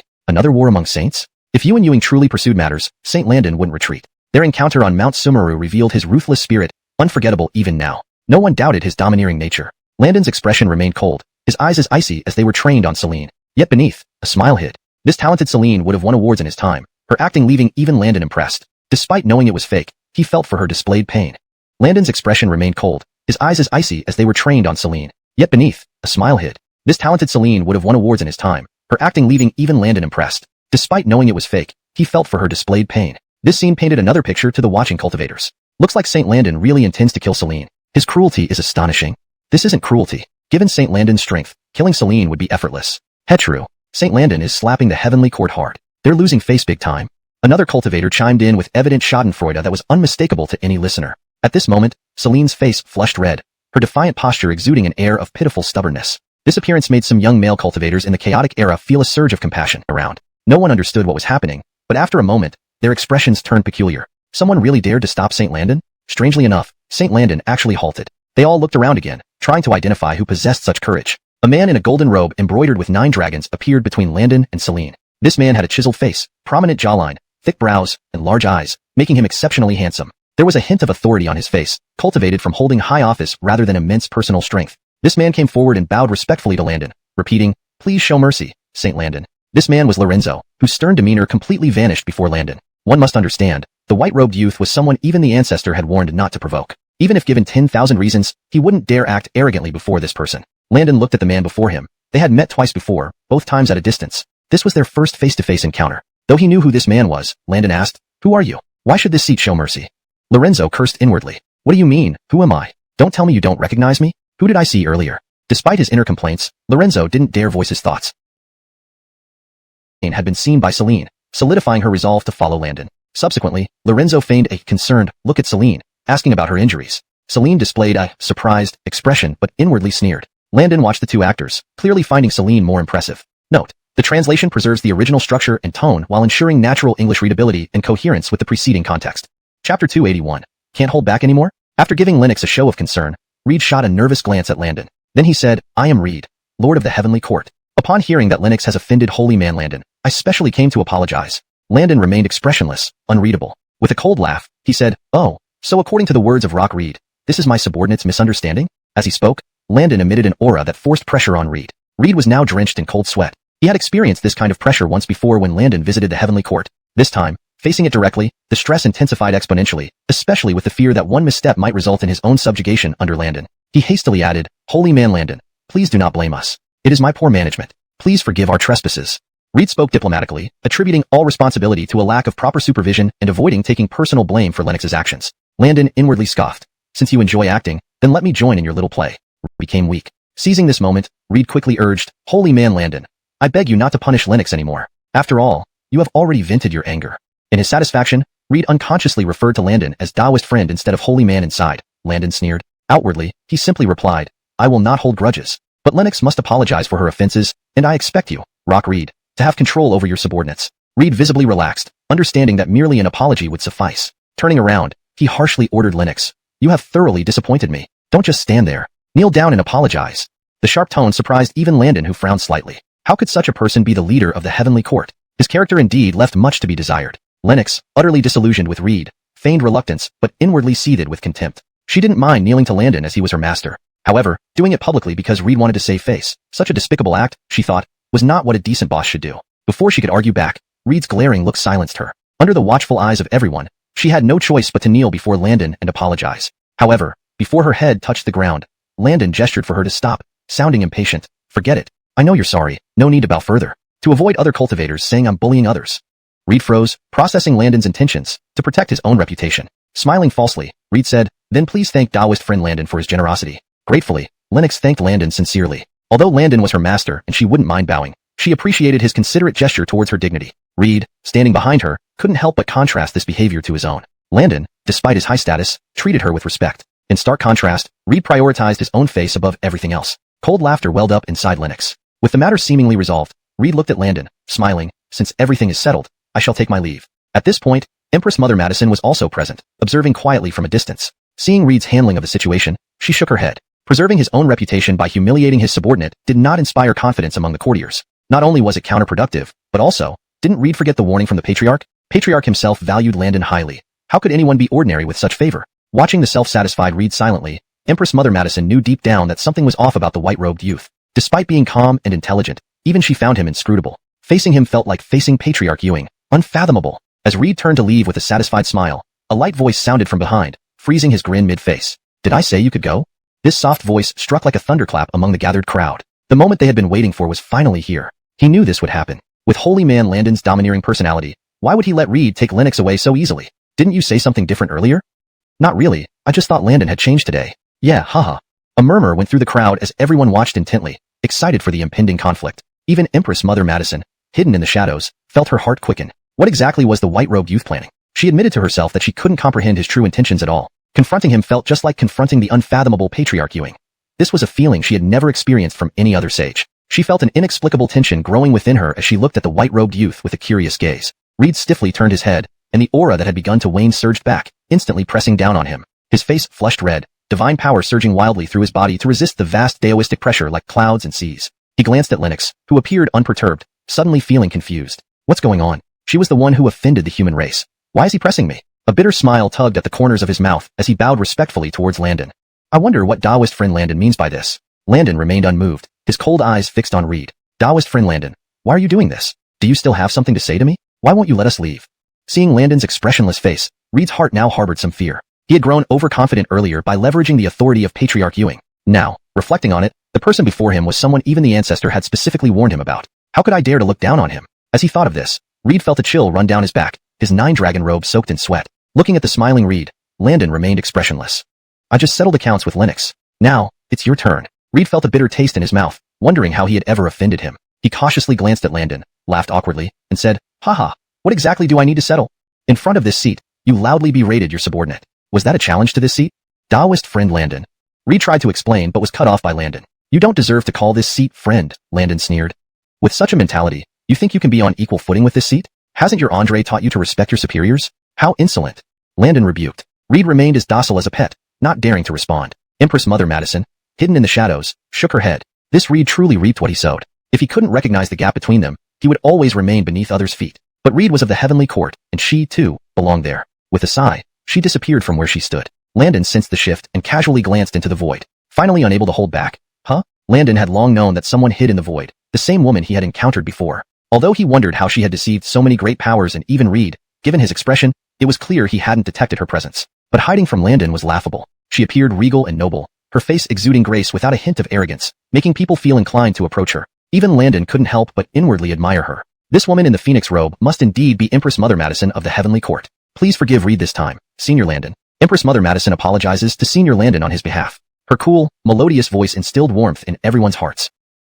As for enemies, he nodded and glanced at the woman, his gaze boldly inspecting the Kyra as if searching for something. Even the usually composed Kyra couldn't bear such intense scrutiny and twisted uncomfortably. Then, her voice, cold like a snow-capped spring, echoed again. Please let Lorenzo go this once, Elder Landon. To her soft request, Landon didn't respond directly but asked with a smile, Are you the Kyra? Yes, I am Kyra, she replied respectfully. Hearing this, Landon smiled. As expected, it seems both spokespersons of heaven are here. Originally, Landon wasn't concerned about these two people from heaven. He only feared the one behind them. Scolding Lorenzo was merely finding an excuse to assert authority. If he had treated Lorenzo so harshly directly, it would mean declaring war on Ewing. So Landon was waiting for a reason, one to justify intimidating heaven. He wanted to instill fear in heaven's leader, preventing any thoughts against him or his allies. As for their resentment, he wasn't too concerned. Why should a mighty dragon care about an ant's enmity? Lorenzo provided an opportunity, a chance for Landon to act freely. Lorenzo dared call himself, who equaled saints, a fellow Taoist, which was insubordination. Even if Landon punished Lorenzo, Ewing wouldn't blame him. After all, a saint's dignity cannot be violated.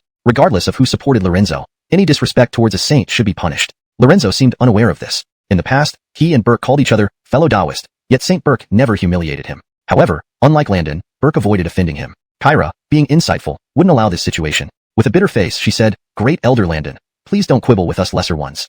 Hearing this pointed comment, Landon chuckled lightly. Indeed, this woman is skilled. First, flattering him, then, if he released her, he'd win a reputation for magnanimity, allowing Lorenzo to escape his predicament. But if he refused, though no one would speak up, many would criticize him internally. Meanwhile, the cultivators of Great Desolation wondered how this woman, if truly Kyra, managed to conceal herself from everyone. Now they assumed she used a technique bestowed by Dao ancestor Ewing. Seeing Kyra's respectful demeanor towards Landon, some felt amazed. This woman indeed isn't ordinary. Some discerned her strategic thinking and growing solemn, realizing her shrewdness. No wonder she can co-manage heaven with Lorenzo. Despite lower cultivation, her intelligence and poise far surpassed Lorenzo's. Everyone regarded her with a trace of awe. Letting her play her little games didn't matter since his goal was already achieved. He's a wave of his sleeve. He flung Lorenzo towards Kyra, glancing deeply at her. Take him away. Kyra's face flushed. She wanted to be angry, but what could she say? After all, she asked for his release, and he did let him go. She had to endure this mute grievance. Glancing at the dispirited Lorenzo, her delicate brows unconsciously furrowed. He truly got what he deserved. Such a character was no better than mud that could not be shaped into anything worthwhile. A wave of disdain arose within her. She bowed slightly to Landon, her expression somewhat unnatural as she bid farewell. With a flick of her sleeve, she said in an emotionless, icy tone, Let's go. She turned to leave for the heavenly court. After a while, she realized there was no sound of movement behind her. Turning back, she saw Lorenzo standing still, staring at the ground, his face changing with uncertain thoughts. Then, her lips parted slightly as she shouted angrily, "Are you still not ashamed enough? Go!" Without waiting for Lorenzo, she continued walking away. Lorenzo, startled by Darlene's angry shout, finally came back to his senses. He looked around, feeling the mocking gazes cutting into him like knives. His eyes fell on Landon, dressed in white, and a flash of fear and resentment crossed his momentarily dazed gaze. His cheeks twitched, and then he swiftly flew towards Darlene, leaving behind even the Celine, who had been her and Landon before vanishing into streaks of light. Landon now stood before a group of enthusiastic humans, looking somewhat uncomfortable. The people were ecstatic, feeling the unprecedented support of their human saint emperor. It was like being protected by a strong guardian no matter what, especially the young women, whose eyes sparkled with admiration. Landon, who had just been imposing, now felt overwhelmed, unsure how to handle these youthful gazes. Should he be kind, like a grandfather? Perhaps he should look older? Despite tens of thousands of years of cultivation, Landon was still far from adulthood by saint standards. Saints typically live through countless ages before reaching that level. Shaking his head, he looked at the gathered humans and noticed many had broken through their cultivation boundaries. Amidst Celine's earlier pressure, they had transcended their limits in adversity. It seems Celine is truly our blessing, he thought, turning his gaze to Marina above. Friend Marina, why don't you come down and join us? He called out. Marina cast a complex glance at Landon amidst the joyous humans and nodded, descending gracefully. Chapter 283, The Divine Beating Tree. Marina looked at Landon with a complicated expression, her eyes filled with concern. Landon seemed to sense Marina's thoughts and gave her a smile. The humans were visibly agitated, clearly feeling the immense pressure from the Valerie. Yet they did not succumb. Otherwise, even if their sacred rock saved them, he would have surely been disappointed in their race. Being disappointing to the god, in their hearts was unacceptable.